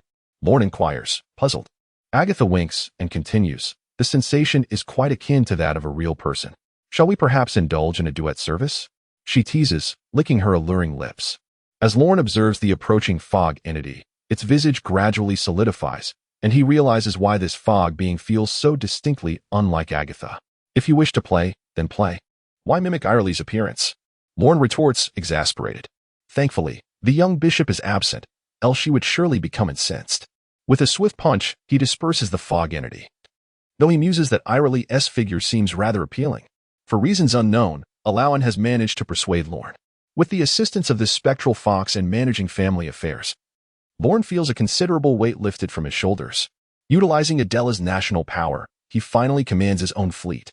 The flagship, named the Goddess of Misty Moon, measures 33 meters in length and 12 meters in width, quite modest within the realm of piracy. This is attributable to the incorporation of the latest mechanical propulsion technology and the bespoke mist propulsion system crafted for Agatha aboard the Goddess of Mist. This exquisite amalgamation allows for seamless navigation across the vast majority of maritime domains. The vessel is equipped with a primary cannon and 4 secondary cannons, which were illicitly procured from the Navy through familial channels. However, in response to Lorne's requirements, a missed kinetic energy system has also been integrated into the artillery. In light of the necessities for long voyages, the ship features a dedicated orchard to prevent the occurrence of scurvy. Thought has even been given to cultivating terrestrial flora and fauna. This is the dream ship designed by Lorne, marking his inaugural step towards conquering the seas. With the acquisition of this vessel, his long-abandoned aspirations are finally set to be realized. In the world of pirates, the number of devil fruits is exceedingly rare, with the natural-type fruits being particularly elusive. Lorne's ambition is to obtain one of the few formidable fruits that may exist, the thunder fruit. After residing in these waters for several years, Lorne has never encountered anyone possessing the powers of the thunder fruit, suggesting that this fruit may very well be hidden atop the Sky Island. Due to a series of unforeseen circumstances, he consumed the perception fruit, however. This does not diminish Lorne's fervent desire for the thunder fruit. The awe-inspiring power that can shake the heavens and the earth must be firmly grasped in his hands. Moreover, Lorne gazes at Anchi, who is curiously peering from aboard the fog goddess. The grievances endured by his subordinates shall also be his to bear. This is the king's responsibility. Chapter 127. CP0 On the deck of the fog goddess, a bald man leaned over the railing, retching. How can you be seasick when you once sailed as a pirate? Scoffed a swordsman beside him, wielding a black and red longsword. Blame the captain for the ship's excessive speed. I simply cannot keep up, the bald man lamented. And you, Mori man? Release your sword and see if you can maintain your balance. As a swordsman, I shall never relinquish my blade, Mori man replied coolly. Then do not use the scabbard to prop yourself up, the bald man retorted. I refuse. Lorne, standing nearby, awkwardly relinquished the helm. Having recently acquired a brand new vessel, he was eager to indulge his desire for adventure, yet his usually reliable instincts seemed to falter before this ship. After only a brief stint at the helm, he left Jody and Mori man, both skilled warriors, feeling queasy and distressed. In contrast, the young girl Anchi exhibited no such reaction. She sat merrily atop the statue of the fog goddess, humming a cheerful tune. This time, as he ventured to the Sky Island, Ron was thoroughly prepared. He not only summoned 50 elite warriors from his family, but also brought along 3 officers, Mormon, Jody, and Anchi. Had it not been for Agatha and Kofiel remaining to guard the headquarters in Adela, and Fat Tiger being assigned to protect Ailey as they journey to the Red Earth continent to report on the district status to the Holy Truth Church's headquarters, Ron would have taken them all with him. Standing on the gangplank, Ron felt he had truly immersed himself in the world of pirates, arms wide open, yearning to embrace freedom. However, this fleeting pleasure did not last long. Ron and Jody both furrowed their brows. Boss, do you feel that? Jody pointed towards the ocean depths and spoke in a hushed tone. Yes, Ron nodded, as within the subtle realm of his perception. A formidable presence was rapidly approaching from beneath the waves. It seems a colossal creature is on its way, Jody sneered, rolling up his sleeves in preparation for an impending confrontation. They had just acquired this ship, and it was imperative to protect it. Allow me, Mormon suddenly shut his eyes, gripping the hilt of his famed sword, black red blood, ready to unleash his power. Through his encounters with Ron, he had come to deeply appreciate the significance of hockey. After joining the Venshir family, he had sought guidance on hockey techniques from Fat Tiger and Jody, both masters of this power. Through diligent study, he had managed to grasp the rudiments of observation hockey. Although he was slightly behind Ron and Jody, he could still faintly sense the approaching energy below. With a resounding splash, the enormous head of a monstrous creature broke the surface of the sea before the ship, its massive form covered in black scales, its gaping maw wide open. The entire vessel seemed like a mere morsel before it. Ron had previously concluded that the most formidable forces within the pirate world were not the pirates, the Navy, or the Revolutionary Army, but rather the colossal beasts residing in the depths of the ocean, the Sea Kings. These creatures were titanic, with legends claiming that some could swallow entire islands whole. In the midst of this chaos, Mormon suddenly opened his eyes wide. I shall cleave it with one strike. Small world, red moon. Mormon drew his sword, unleashing a faint crimson blade that struck precisely at the creature's cavernous mouth. With a resounding slice, the Sea King froze momentarily, and then the terrifying beast was neatly bisected. Dark crimson blood gushed forth from the wound, most of it spilling into the sea, staining the waters a deep red. However, a small portion of the blood splattered onto the gangplank of the fog goddess, and had Ron not been prepared with a black umbrella to shield himself and Anchi, their garments would have been sullied by the tainted blood. Quite impressive, Jody remarked, acknowledging the destructive prowess of the swordsman. Even though my strength surpasses Mormon's by a measure, I could only deliver a single devastating blow to the creature's vital spot, but I could never achieve such an effect. Indeed, Mormon replied coolly as he sheathed his sword. Black red blood. Yet I still wish to pose a question to you. Jody scratched his head, a curious smile gracing his features. Do you swordsmen always shout a line before unleashing your special moves? Mormon was left speechless, silently turning away. Unwilling to acknowledge that this fool shared the same family name as him, and seemingly held a position slightly above his own. However, as he turned, he met Ron's gaze. Showy, aren't we? Ron observed the soiled bloodstains on the deck and remarked blandly, Now, please clean the gangplank. In the sacred land of the celestial dragons, Mariehua, a man with burn scars sat upon the throne, flanked by several slaves clad in comical jester attire, kneeling beside him. These slaves were once renowned pirates upon the vast seas, aspiring to dominate the Grand Line. Now, they find themselves reduced to mere jesters, entertaining their masters, a rather ironic twist of fate.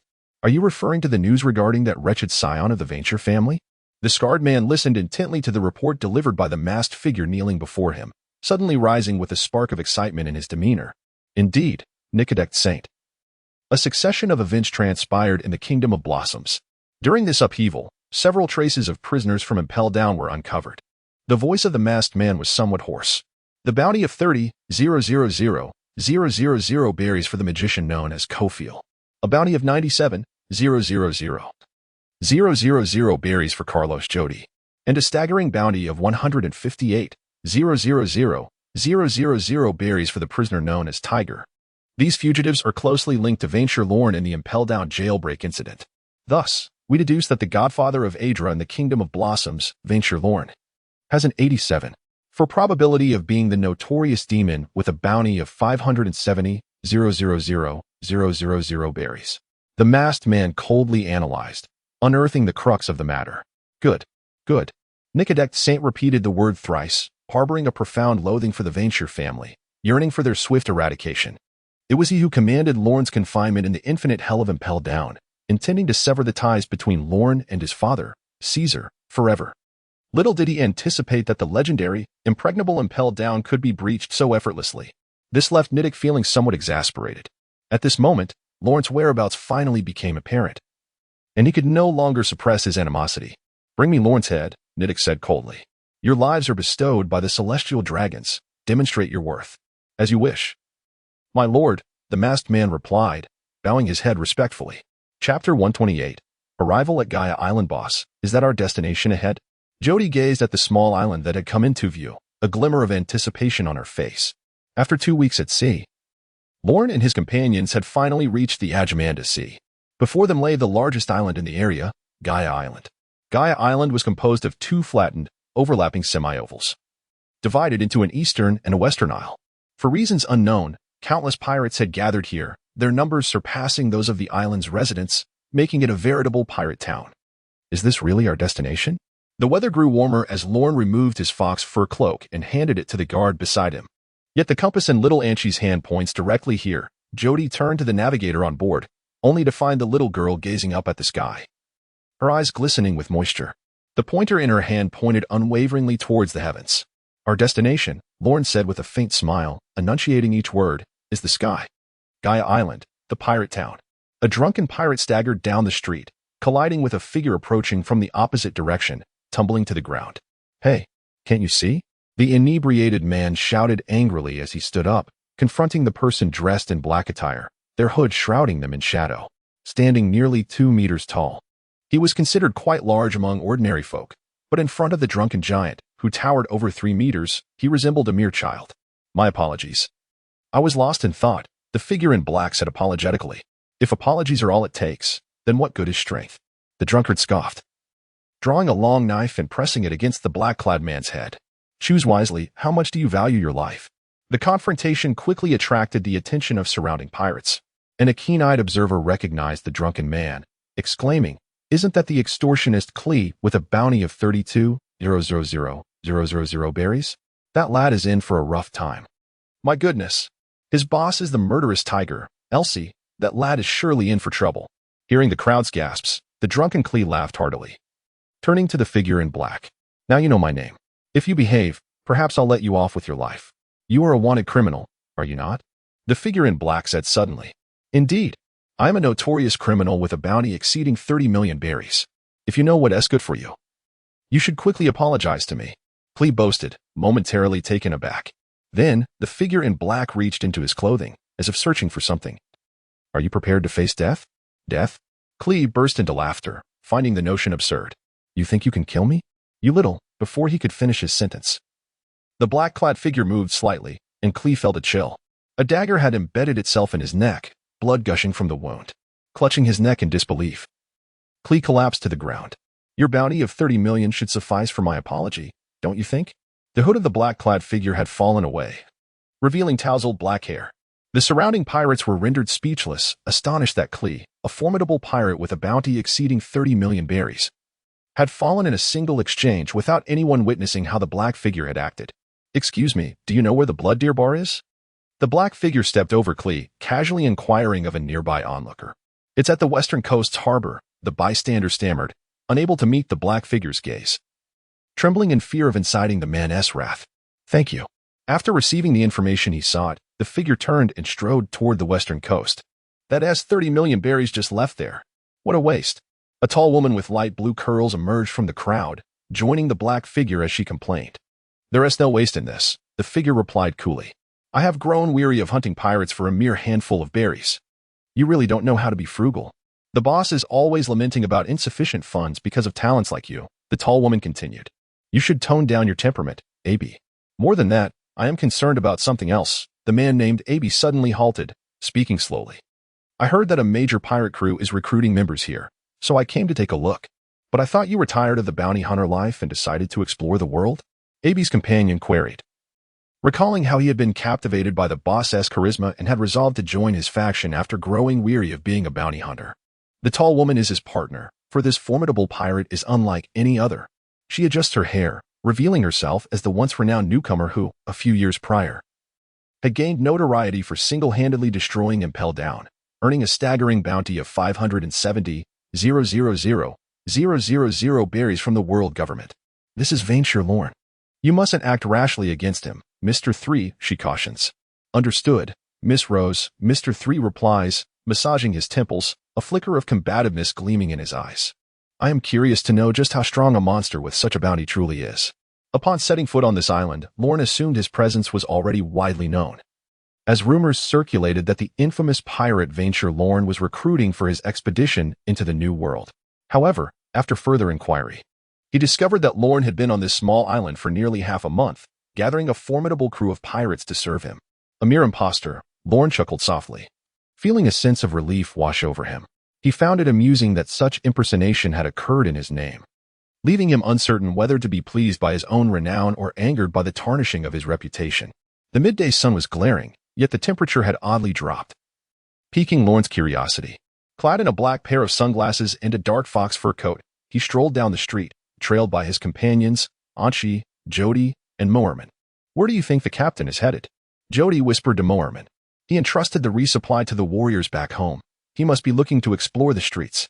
Moerman, now donned in a dark brown samurai attire, looked quite dashing as he casually followed Lorne, arms crossed. I see, Jody mused, scratching his head. How boring. I wish some reckless pirate would challenge me. Feeling bored? Lorne halted before a bar. How about we step inside for a drink? The sign above read Blood Deer.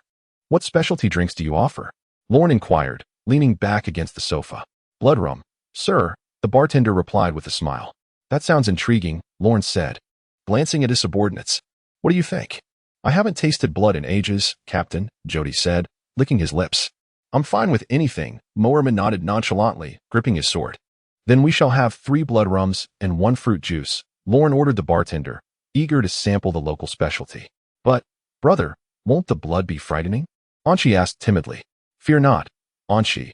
You can have the fruit juice, Lorne reassured her, affectionately ruffling her hair. All right, the little girl responded, obediently settling onto the sofa. The bartender soon returned with a tray bearing 3 cups of deep crimson liquid. With his enhanced senses from the fruit of perception, Lorne discerned that the liquid was not human blood, but rather that of some animal, mixed with standard rum, hence its name, blood rum. Quite intriguing, Jody laughed heartily, downing his drink and leaving a crimson stain at the corner of his mouth. Lorne savored his drink slowly, the blood stimulating his palate. combined with the sharpness of the alcohol, creating a unique flavor. "What a lovely young girl," a somewhat raspy female voice remarked beside Lorne, admiring Anchi as she diligently sipped her fruit juice. "May I sit beside you?" "Please do," Lorne replied with a smile. A gentleman finds it hard to deny a lady's request, especially when she is a beauty. The woman wore a black fur coat, left unbuttoned, revealing a black suit underneath. Her mature and flawless figure was simply undeniable. She wore a pair of black tailored trousers, her long legs crossed, exuding an aura of sophistication. If one were to encapsulate this woman with a single adjective, Lorne could only think of dashing. "Would you care for a cigar?" The woman retrieved a cigar box from her attire. Upon receiving a slight nod from Lorne, she casually offered him one, then lit one for herself, releasing a delicate smoke ring. It was captivating. The moment she stepped into the bar, every man's gaze was drawn to her. Yet, they remained cautious. For her face was entirely unfamiliar, and they were wary of her prowess, none daring to make the first move. Lorne accepted the cigar with a smile, igniting it. He had always believed himself indifferent to women, but now he realized his error. His disinterest lay solely with the younger girls. Though both Ari and Agatha, as well as Domino, were equally striking, they were far too young for his taste. He had always regarded them as little sisters. It was only this mature woman who sparked a flicker of intrigue, a long-forgotten desire. "What's the matter, little brother?" She exhaled a puff of smoke, her dark eyes fixed on Lorne. "Have you taken a liking to me?" Lorne shook his head, casting aside distracting thoughts. The trivialities of affection paled in comparison to his pursuit of power. Moreover, the strength concealed beneath this woman's alluring exterior was profound, and it filled him with trepidation. "Ha ha. Such an adorable little brother," she chuckled, her laughter vibrant. After a moment, she turned to Lorne with a sultry gaze. "How about you join me? I could protect you." "Once, a man said something similar to me," Lorne replied with a smile. "However, I declined. I've never been one to bow to others." "Someone has uttered the same words to you?" she inquired, a hint of surprise in her voice. "Well, he must have a discerning eye." "Indeed," Lorne affirmed. "His name is Gold Lion Shiki." "Are you referring to the Gold Lion Shiki who just clashed with Whitebeard?" she questioned, puzzled. "Indeed." Lorne reminisced about their escape from Impel Down, the moment when power had reached out to him, and he replied with a smile. "Ha ha ha, little brother, you truly are impressive." She raised her glass in salute to Shiki's excellent judgment. Clink. Their glasses gently met, and a smile graced the woman's face. Yet Lorne, through his perceptive abilities, sensed that she believed his words. "Gold Lion has invited you, has he?" At that moment, a drunken man stumbled forward, unsteadily approaching Lorne, clutching a bottle. He glanced at the woman beside Lorne, then bellowed at Lorne, "You're just a wet behind-the-ears little brat. Do you have any idea who Gold Lion Shiki is?" Suddenly, the drunkard swung the bottle towards Lorne's head. "He is a legendary pirate at the pinnacle of the seas. How could he be associated with a mere child like you?" Bang! The bottle struck Lorne, shattering upon impact, and liquor splattered everywhere. Jody, seated nearby, sprang up, blocking the drunkard's unexpected attack with a single arm. "How dare you offend our boss right from the start?" Jody's lips curled into a cruel smile, ready to deal with this oblivious pirate.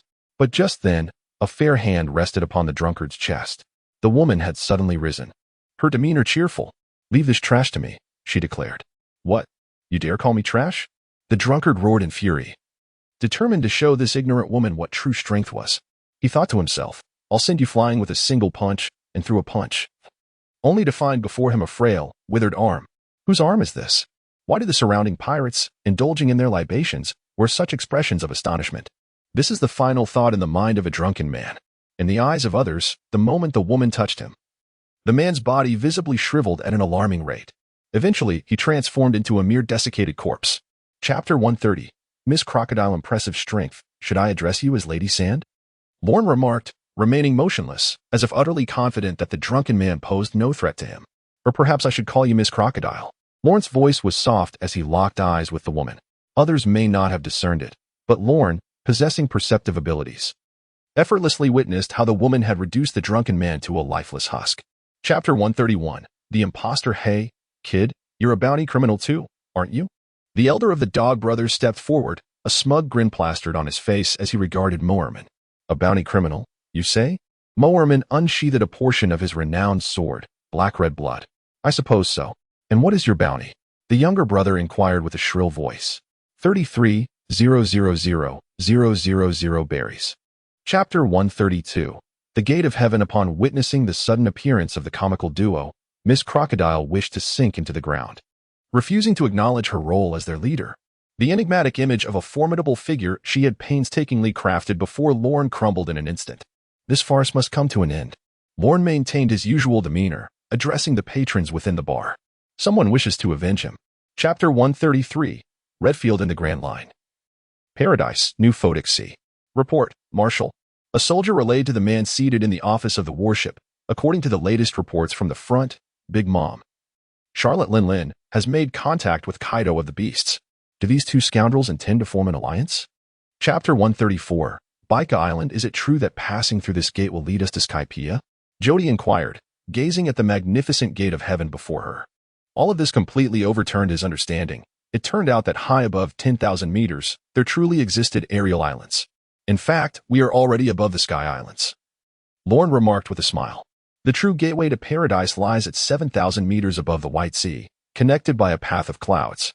Chapter 135, The Legacy of Sacred Artifacts. The architectural style of Baika Island starkly contrasts with the aerial islands governed by Gonfol. The island is adorned with numerous towering structures built from cloud bricks, and various shell-powered automatons traverse the long streets, diligently maintaining the surroundings. The entire island exudes a futuristic, sci-fi ambience. Reporting to the High Priest, the suppression of the remnants of the traitors is nearing completion. However, due to the previous methods being somewhat harsh. Chapter 136, The High Priest, is that so? Lorne responded with a smile, only to find Jody and little Ansai both solemnly nodding in agreement.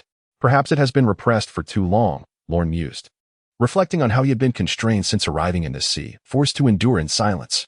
During those years in prison, living among the most vicious criminals in the world, Lorne felt he was on the brink of madness. Chapter 137, The traitorous priest remove his wings, Lorne stated calmly. Understood. Boss, leave it to me, Jody grinned menacingly. Throughout this journey, it had been Moorman dealing with their foes. He could hardly contain his own fighting spirit any longer. Then I shall leave this to you. I expect to see this birdman kneeling before me, Lorne nodded. Chapter 138, The boy who commands thunder. The priest before Lorne trembled with his gun in hand, contemplating rising to aim at the demon. Yet, recalling the terrifying speed of that demon, he suppressed the thought. Trembling, he approached the priest lying against the wall, his eyes vacant, utterly lost. Are you truly going to do this, liar? The priest, shocked, exclaimed from his position against the wall. Chapter 139, The transmission of the devil fruit. Your brother? Ansai gazed at Enolu, transformed into thunder, with a hint of confusion. It's all right. Your brother is quite formidable, Lorne assured as he took the little girl's hand. Despite the violent sounds of battle outside, Lorne's heart remained unperturbed. If three could not defeat one, there would be no need to fight at all. Take me to your so-called secret chamber. Chapter 140, Gods and Madmen. The Elder's abilities had indeed been passed down through this legacy chamber. Lorne gestured for Jody to secure the fruit. He had witnessed the Elder's terrifying regenerative powers, which stirred a sense of envy within him. At that moment, Lyre was completely on his knees, devoid of any rebellious thoughts. Such a powerful high priest had met his demise at their hands, utterly beyond comprehension.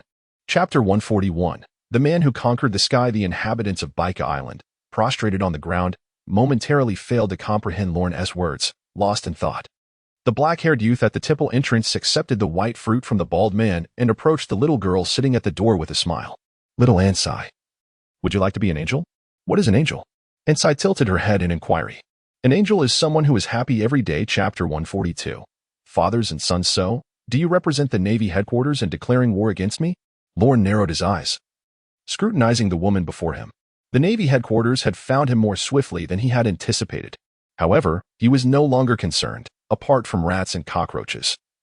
There was nothing in this world that could evade confrontation forever. What must be faced will inevitably be faced. Chapter 143, The Dark Moon. After receiving naval intelligence from Dana, Lorne fell into a moment of contemplation. It was unclear what predicament the Navy had encountered in the new Photic Sea that left them unable to respond. Only the formidable Dogman and one of his warships arrived from the naval headquarters, visiting under the pretext of eradicating pirates in the Adra Sea. With a splash, a fish leaped from the water, gasping for air. Chapter 144, The best sister in the world. What? Although Lorne had anticipated this, hearing it from Agatha's lips still left him somewhat astonished. Indeed, one of the 7 warlords of the sea, Crocodile, had declared war on Edward Newgate, the Whitebeard. Agatha spoke solemnly. as the second warlord to confront the legendary figure. This time the world government might reclaim some semblance of authority lost to Moonlight Moria. Chapter 145. The arena. In the clandestine arena of the Adra Palace, a young man, bare-chested, confronted a towering ancient saber-toothed tiger standing 3 meters tall. The saber-toothed tiger, with teeth nearly the height of a human, boasts a coat of sleek and lustrous fur, concealing formidable muscles. Yet, this fearsome beast gazes at the diminutive figure before it as if facing a formidable adversary. Chapter 146. The arrival of Dogman. Lily's Island, a place dense with forests, is often beset by wild beasts and venomous creatures, rendering it desolate. Aside from fishermen who venture out to catch fish, the local inhabitants of the nearby islands rarely set foot here. Thus, when Aeus and his entourage took control of this area, their presence went largely unnoticed. On the northern side of the isle, a rudimentary structure served as the temporary abode for Aeus and his crew. Chapter 147. The Death of Lorn? Such arrogant words. Utter them only after you have defeated me. Dogman drew his sidearm, aiming it squarely at Lorn's head. The blade, imbued with the color of armed hockey, gleamed ominously. As a seasoned vice-admiral of the Navy, Dogman's physical prowess and swordsmanship were exceptionally formidable. He had claimed the heads of countless boisterous pirates in his time, utilizing their demise to elevate his own standing. Chapter 148. The Illusion Assassin. Is it truly over? Dogman found it hard to believe that this Venshir Lorn would not at least feign some resistance. After all, this was the man who orchestrated the riot and impelled down. Yet, he was taken aback by how swiftly it all concluded. Lorn's severed head rolling upon the ground signified the end of this audacious bounty hunter's journey. Chapter 149. The next step. The rear of the Grand Line? Agatha furrowed her brow, a note of concern in her voice. What purpose do you have in the New World? The Red Line divides the Grand Line into 2 segments. The first half is known as Paradise, while the latter is referred to as the New World. When Lorn mentioned going beyond the Grand Line, Agatha immediately envisioned that treacherous expanse. Chapter 150. The little knight. Lorn gazed at Luna, who was blissfully savoring her candy, and was suddenly reminded of a saying from sages of his past life. The essence of humanity is indeed fraught with complexities. Anchi smiled at Luna, waiting until the young knight had finished her treat before cheerfully proclaiming, "Now can we be good friends?" Mother always said that a drop of kindness must be repaid with a fountain of gratitude. Chapter 151. Catastrophe. The recording needle spun wildly, indicating a singular situation. Something had gone awry on the recorded isle, disturbing its natural magnetic field, much like Punk Hazard, which transformed into an island of ice and fire after the clash between Sakazuki and Kazan. No need to worry, Lorn mused for a moment. He was not like Luffy, a reckless youth solely fixated on adventure. Lorn was far more contemplative. Chapter 152. Undercurrents. What defines the strength of the strong? This is a timeless question within the realm of piracy, talent, effort, fruits. Lorn is unable to provide a definitive answer. However, for a man like Carp, who bears the title of a hero, it is likely that the concept of justice serves as the impetus behind his punches. For this reason, he is even willing to stand against his own son and grandson. Chapter 153. The Bounty Hunter Alliance. Upon hearing the words of the swordsman, the woman in a cowboy hat, known as Miss Valentine's Day, playfully stuck out her tongue. Must you be so serious, Mr. Four? I will make him divulge everything he knows, and then we shall report back to the boss. Yes, yes. Let me speak, pleaded the portly man bound to the target, tears brimming in his eyes. Chapter 154. The notion of perseverance and faith Lorn was unaware of when he had turned back to this place. He placed his hands within his cloak and spoke coldly. Only ants bark victoriously, for their chances of triumph are few. Beside him, Enel crackled with intertwining lightning, having just struck down the lethal dagger of the bounty hunter. Is it not better for you transients to preserve your lives? Chapter 155. The madman. The Navy's response was swift. Lorn glanced at his watch and addressed Mormon. We still have approximately 5 minutes to play.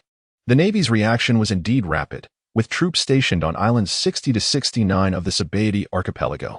Here, a calamity has occurred, and it will not be long before a substantial naval force arrives. Understood. Chapter 156. Becoming fear. Why do people refrain from challenging the legends of the vast seas and instead seek trouble with me? Lorn retorted. Because you are too young. Anilu pondered for a moment before providing this answer. Your youth has led those opportunists of the sea to perceive you as an easy target. They wish to seize your head and ascend to greatness in one fell swoop. Chapter 157. Kazan. By numbing the opponent's senses, an illusion can be conjured. Once ensnared in this illusion, the opponent's fate is naturally in Lorn's grasp. After Lorne executed this maneuver, the imposing figure who commanded the ice suddenly became immobile, standing dazed in place. Is it successful? Lorne gasped as he rose, yet not a trace of relaxation graced his face. Chapter 158, Jarden the Grand Line, Paradise. The ports of the Sabaeity archipelago. At this moment, the sun shone brilliantly, its rays evenly cascading upon the earth. The inhabitants of Sabaeity Island donned summer attire, preparing to indulge in the sun's embrace on the beach. Yet, an inexplicable chill enveloped them. Near the port, a vessel forged from gold lay ensnared by the icy grip. Chapter 159. Lorne Tattoo Jarden is arguably the most formidable adversary Lorne has faced since his debut. Unlike the previous V, Jarden is in peak physical condition and possesses an indomitable will, far surpassing that of V. You have released your subordinates. Do you intend to confront me alone?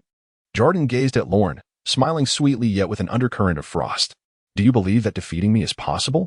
Chapter 160. The Shameless. Jarden spat at Lorne, though time no longer afforded him the luxury of changing attire, allowing Lorne to gain some advantage. After Jarden discerned Lorne's illusionary assassin, the true battle commenced. Reacting swiftly, Lorne rose slowly, offering praise. Jarden is the second individual to dismantle his illusions through sheer strength. Chapter 161. Ireli, the Red Earth Continent, the holy nation of Balan. Aside from paradise, no place can be entirely sacred, not even the holy nation of Balan. In one corner of Balan stands a tower encircled by iron bars, dedicated to the imprisonment of the nation's criminals. The tower is known as the Tower of Imprisonment, to demonstrate the mercy of the holy truth God. The church state does not impose the death penalty, regardless of the severity of the crime. Chapter 162. The Sinner and the Pirate Lady Bishop Areli, exclaimed Fat Tiger, gazing at the newcomer in astonishment. Shoo. Areli made a gesture for silence and spoke softly. Are you all right? Fat Tiger nodded, indicating that he was managing well. Areli, her expression tinged with regret, continued, You were sent by Ron to protect me, yet due to my actions. Chapter 163. Redemption. Who goes there? The Red Earth warriors aimed their long-barreled flintlock rifles at Ron's head, shouting. In Inal, your driving skills leave much to be desired, Ron remarked, brushing off the dust from his clothing with a smile, seemingly unfazed by the soldiers surrounding him. You dare to criticize me, a being enveloped in lightning, standing bare before you? Chapter 164. Arrival at Baron. Ahead lay the territory of Baron. The carriage gradually came to a halt on a pristine white road. At the end of the path stood a grand gate constructed of white jade, guarded by numerous soldiers clad in priestly robes. Surrounding the area were towering walls, erected either to prevent outsiders from entering or to keep those inside from escaping. Ron gazed at the life card he held, its pulse steady. Chapter 165. The Holy Truth Church. The sound of hooves grew increasingly nearer, and Inal and Mormon held their breath, poised for combat. They had grown accustomed to the countless sudden attacks they had faced along the way.